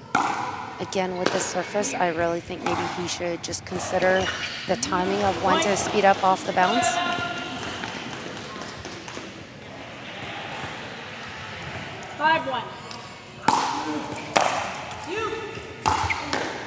Great recovery from Ernesto. Really good. I think he thought Christina was going to take that ball at first. So that is a more strategic speed up off the bounce for Dye. 2-5.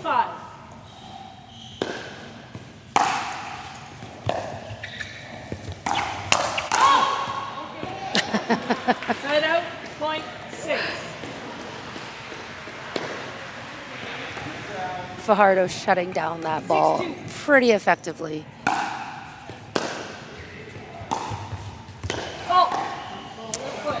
Really quickly, a foot fault being called on Dyashenko. These officials have been all over the foot faults all day.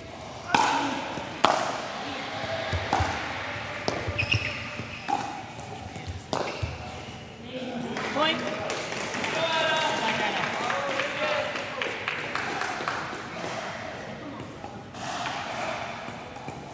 8-2.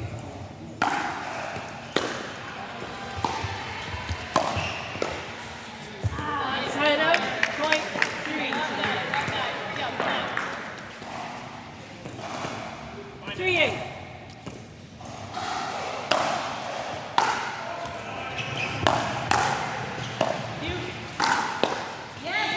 Side out, point 9. 9-3. Side out, point 4.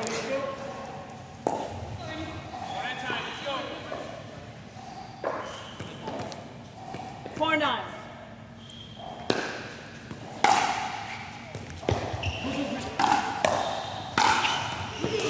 Side out. Such a clean put away from Fajardo. So good. The Montreal Lions kind of running away with this mixed game. This is their A team, I'd have to say.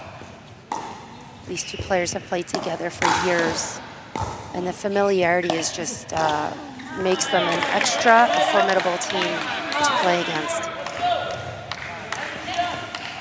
5-10.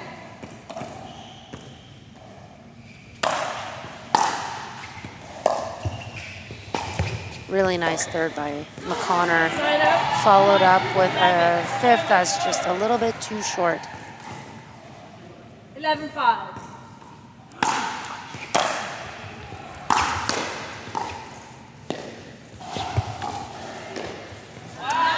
Inside out, yes please. Very nice work, Daishenko. She tends to extend her arm into a forehand roll position more so than many other right-sided players, but it is what makes her unique and strong. Side out, point 12. 12-6.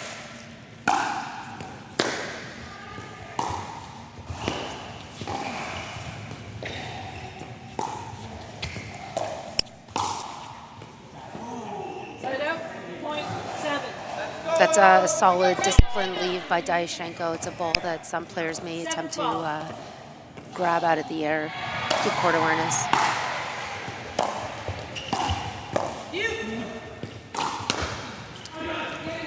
Oh my goodness. That ball was going out. Daishenko blocks it and makes it really hard for Ernesto to chase that ball down. 8-12. 8-12.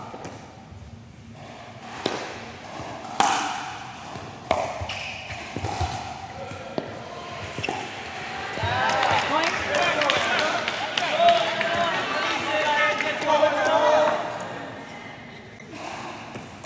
9-12.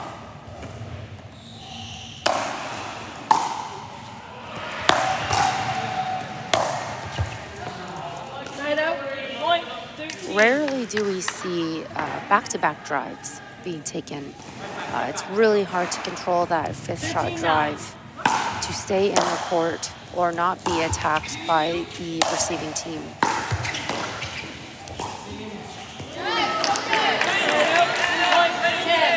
I like to see the energy coming from McConnor Dye. I think it's needed if they want to try and take the match in this third game.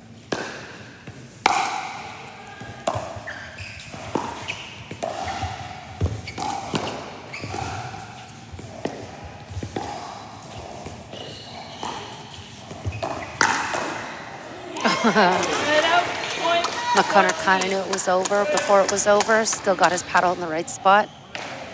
Wrong angle. 14-10.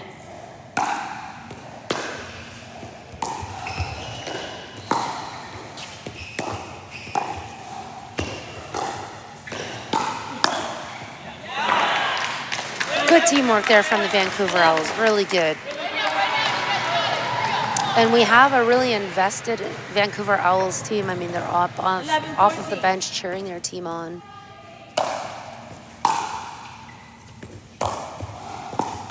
Wow, what a drop from Connor Dye.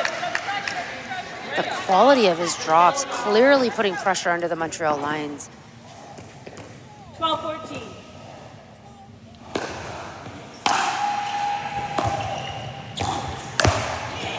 Side out, point 15. Wow, McConnor crashing that net. Unable to make that volley go. But the Owls doing a good job closing that gap.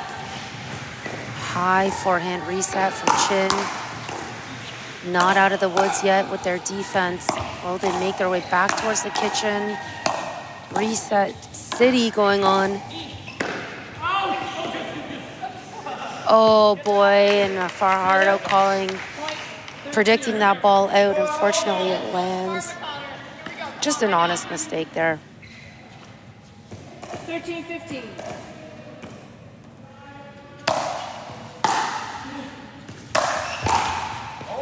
Such a great fadeaway drive from Dye. He's been dropping with pressure. He's now driving with pressure.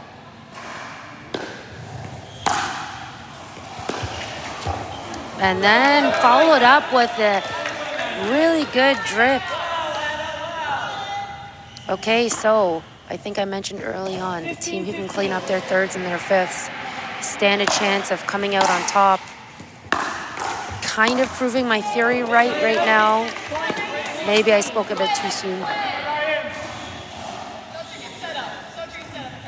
16-15.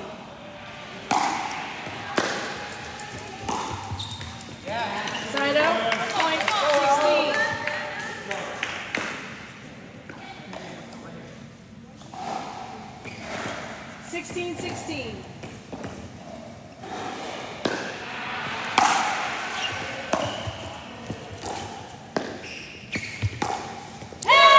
ATP from Christina Chin. Love to see it.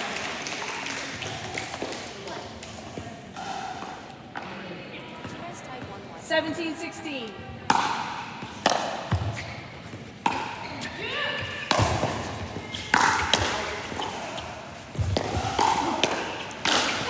Yeah, that ball's never gonna come back there. That's a huge play.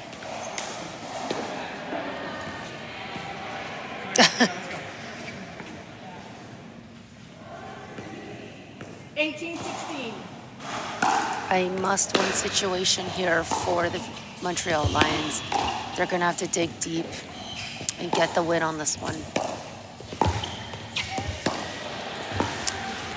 Connor really pushing the pace of these dinks. And all over that. He's just all over that. Shutting down that laneway.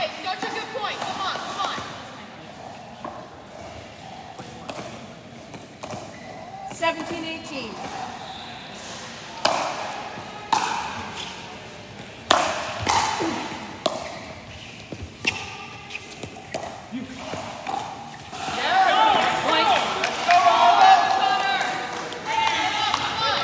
Owls on their feet. They're sensing good things coming their way here.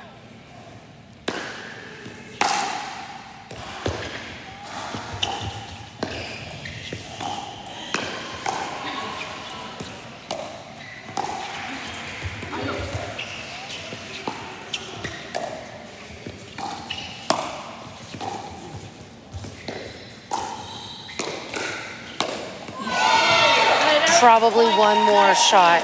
One more shot down at the feet by the Vancouver Owls would have given them a better look. Nonetheless, 19 for the Montreal Lions. Oh, and a net cord ball. Really unintentionally clipping Daishenko. My bad. Let's go right here.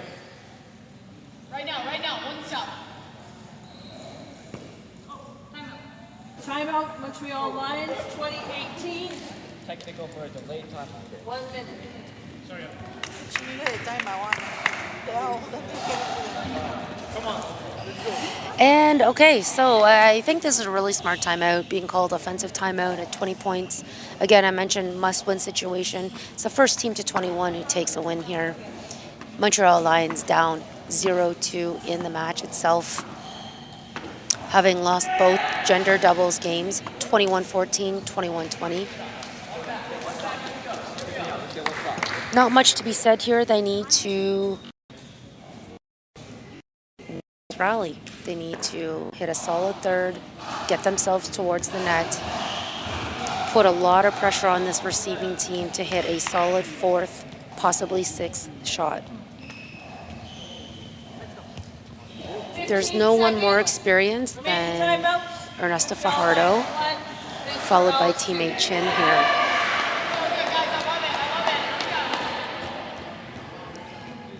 They have had high pressure situations before. This is not their highest pressure situation, but it is a must-win situation.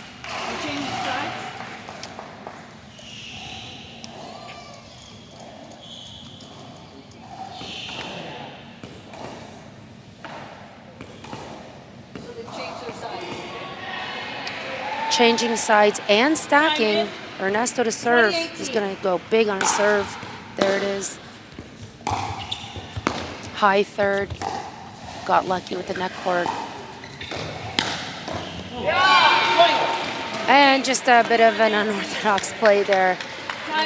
Leads to a win. A must-win as mentioned. And so the Montreal Lions live on to see another game. Down 1-2. Amiot and Rodriguez about to take the court, folks. We'll be right back. Don't go anywhere.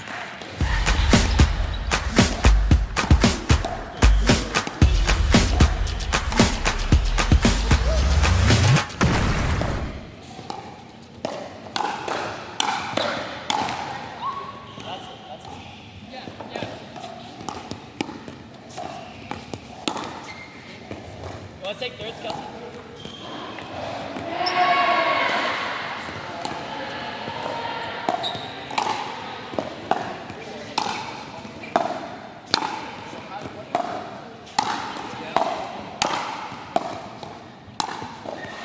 15 seconds.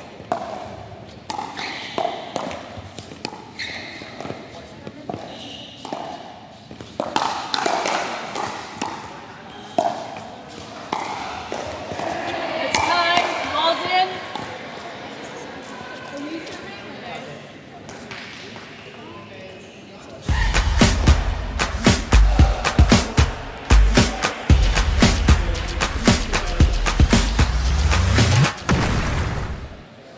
We are back, everyone, coming to you live from the University of Guelph. My name is Sarah McInnes. You are watching the Canadian National Pickleball League, our final match of the day featuring two-time defending champions Montreal Lions taking on the newly branded Vancouver Owls in our fourth season. This is a must-win game for the Montreal Lions if they hope to take this overall match. It's not going to be easy for either team. No one giving up freebies. This must be earned. 1-0.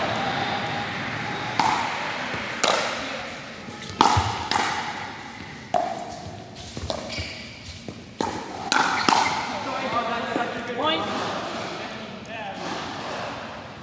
And taking an extra point off of the Montreal Lions, literally getting that ball off of Louis Charles Amiot. 2-0.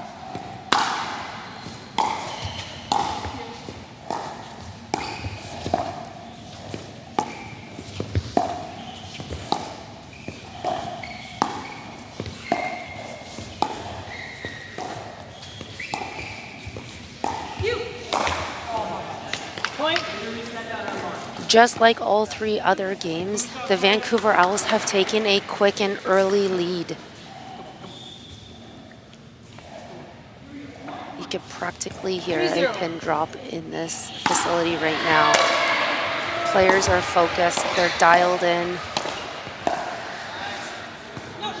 Side out. Point.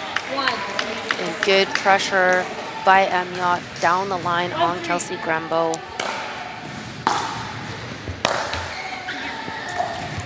The net courts continue to be the fifth player on the court.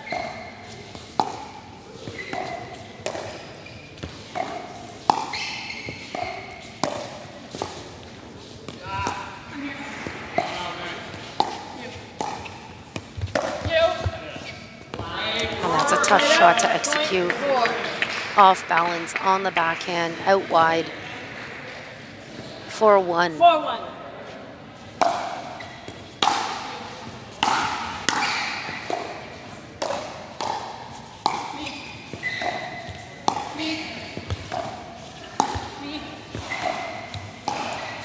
Ariana will play this game all day. But look at how far back she's been pushed by the Vancouver Owls. Even though that cross-court thinking she can execute all day, I mean, she's still receiving pressure from the Vancouver Owls. 5-1.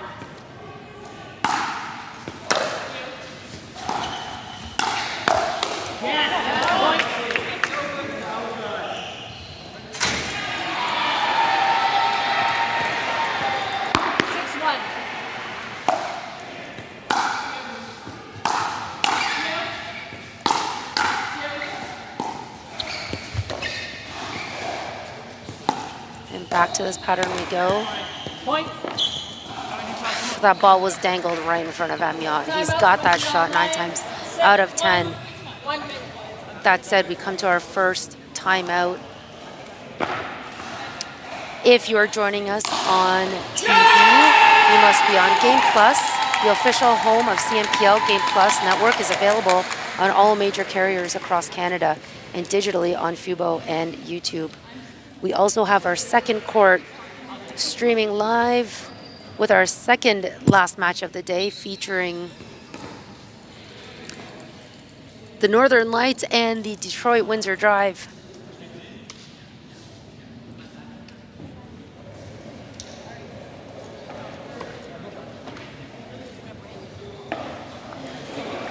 Tomorrow we open up with the Toronto United versus York Yeti on court 1. On court 2, Grand River Rapids versus Detroit Windsor Drive. Montreal Lions 1, Vancouver Owls 2.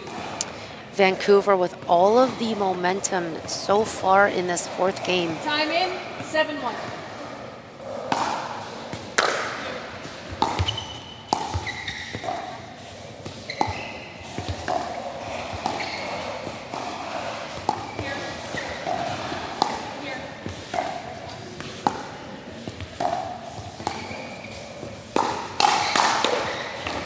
Oh, gosh. That play works for Armand. I don't think he was expecting the ball after his forehand winner attempt. 2-7. Really nice work from the Montreal Lions.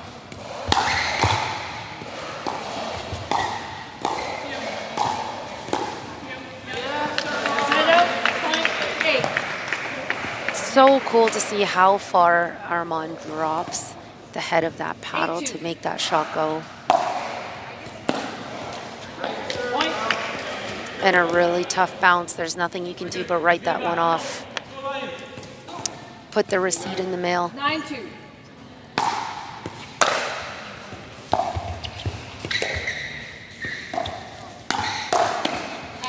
Nice backup from Grambeau.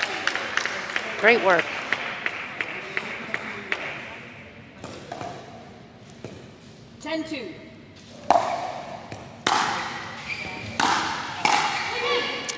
Out balls being taken.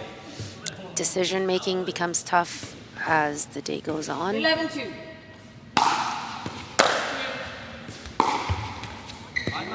Side out, point 3. Right now. 3-11.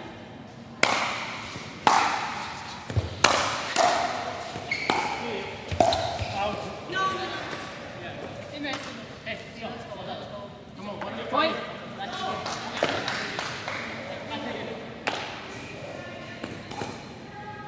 4-11.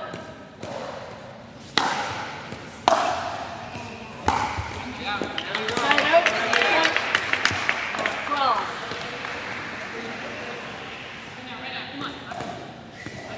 12-4.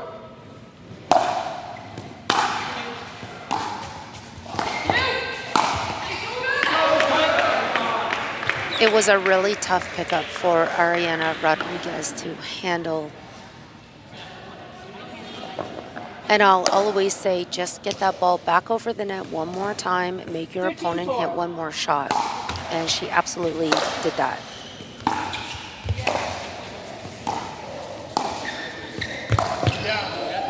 Side out, point 5.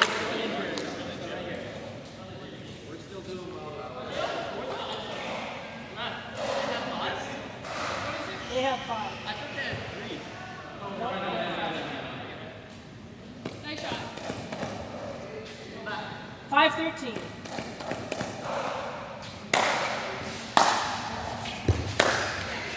Side out, point 14.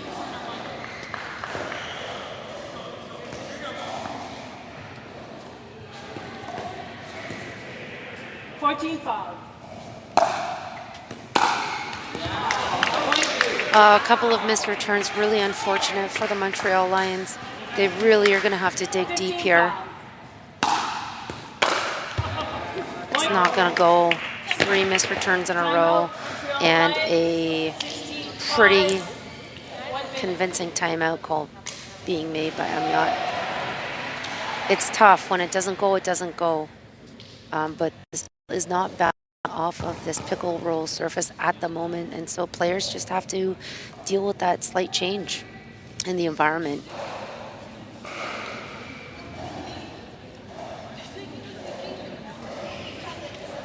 The last thing this championship team here wants to do is make it easy for another team to take a win, let alone a match win.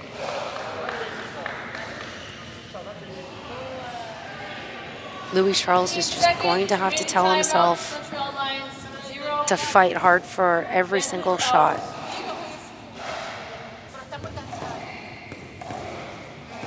Time in, 16-5.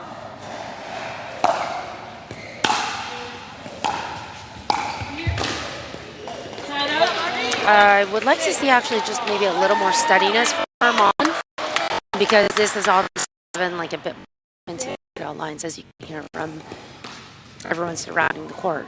6-16.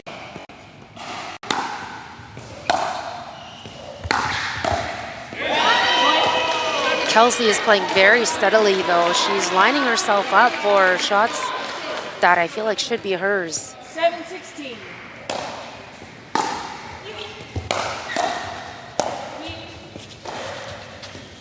Kelsey again calling for a ball. I'm on grabbing that one.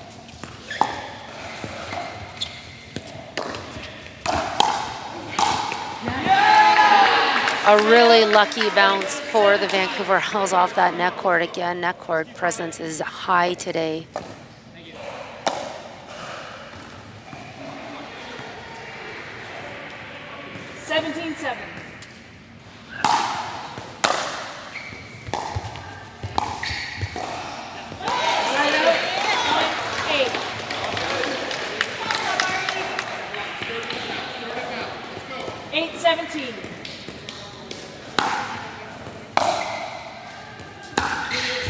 Great drip.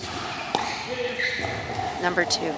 Yeah, and really nice pressure from Ariana, and that's definitely what the Montreal Lions need to see from her on the right side. 9-17.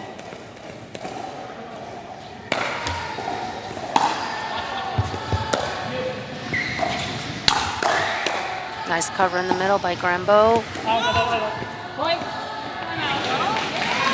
Timeout, Vancouver Owls. Timeout being called by the Vancouver Owls because that lead is just slightly shrinking. 17-10 for the Owls, up 2-1 in a match of best of 5 games. And there we see that ball just dribbling wide off of that net cord. C&D Nets is the official net partner of the CNPL, the perfect choice for those who want the best quality and play like the pros. The official net of Duper, CNPL, and the APP. A big thanks to all of our sponsors, including Club Med, TSS Pickleball, Yola, Owl, Game Plus TV, and Ontario Pickleball Academy. A big thank you to our operations team, our camera crew. You guys are amazing. All of our officials, and of course the commissioner and owners of the CNPL League. Without you, this would not be possible. Time in, 10-17.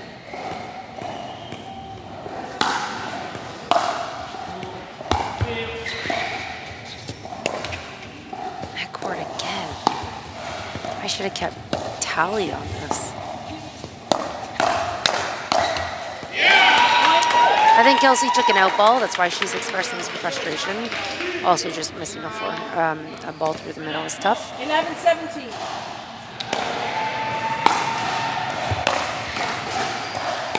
It's the right move to go back to Kelsey, but getting big in the middle, Aman Jiwa Maji. So good. 18-11.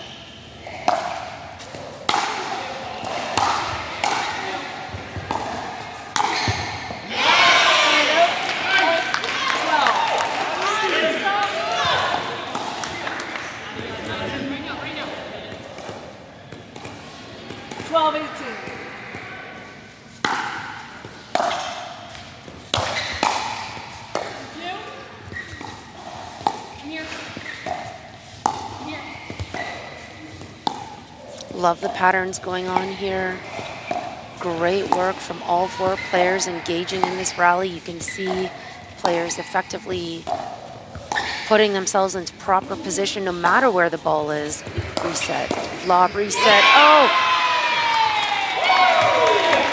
What a huge play for the Montreal Lions, and I really think that's got to give them so much momentum.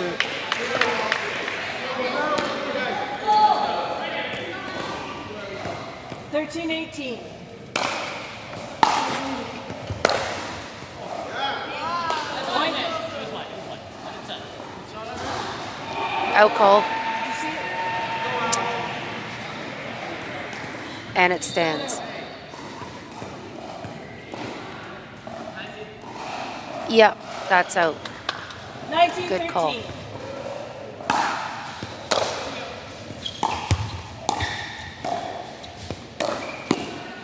Oh, and like I can literally see the hesitation in Grambo's mind, thinking that ball was out. Probably then just thinking that ball would actually land in. 14-19.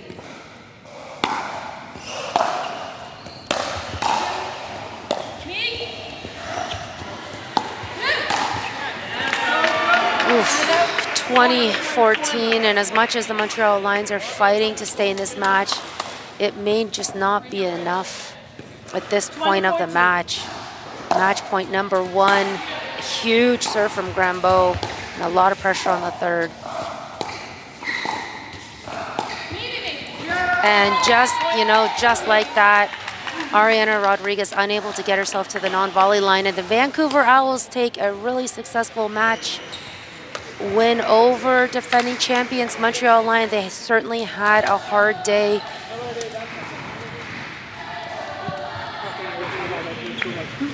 But there's always tomorrow. There is always tomorrow. There you go, Armand, man. Oh, Jesus. Good shit.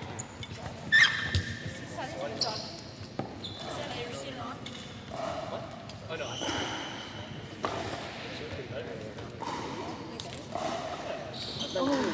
Armand, congratulations on a really great match win. You played fantastic. All of your team did. How are you feeling right now? I'm feeling good. Yeah, it was a great match to win, and I think as a team we really came out in this one and really wanted that win. So proud of the outcome for sure. Absolutely. The whole team, you looked really composed. How important was it to get an early lead? And pretty much every single one of the 4 games, you guys went up at least 3 points. Yeah, it was pretty big. Our game plan from the start was just to go out and swinging and be aggressive, because that's our game style. When we're aggressive, we're pretty tough to beat. So I think in that match, we really just wanted to make a statement, and I'm glad it worked out. Absolutely. And, you're just behind the Montreal Lions in the standing. Top 6 teams go on and advance eventually later down the road. Can you talk about a bit of a game plan that your team does have for the rest of this weekend and the rest of the season? Yeah, well, we definitely want to cut down on our errors. I think we're a team where when we're really, our ceiling is really high, but our floor can be a little low. So we're cutting down on our errors and just going out and being aggressive. And I think it's going to pay off for sure. Absolutely. Well, it seems to be working so far. You guys are really fun to watch. Keep up the great work, and rest up for tomorrow. Thank you. Thank you very much. Thanks. Okay, everyone, that wraps it up for day 1. Coming to you live at the University of Guelph. My name is Sarah McInnes. It's been a pleasure having you join us throughout the day. We will see you tomorrow for a full day back on the roster. Thanks, everyone. This isn't your grandma's pickleball game. This isn't a social event we do for fun. This is where champions are made. Get ready for the Canadian National Pickleball League's most explosive season ever. C4.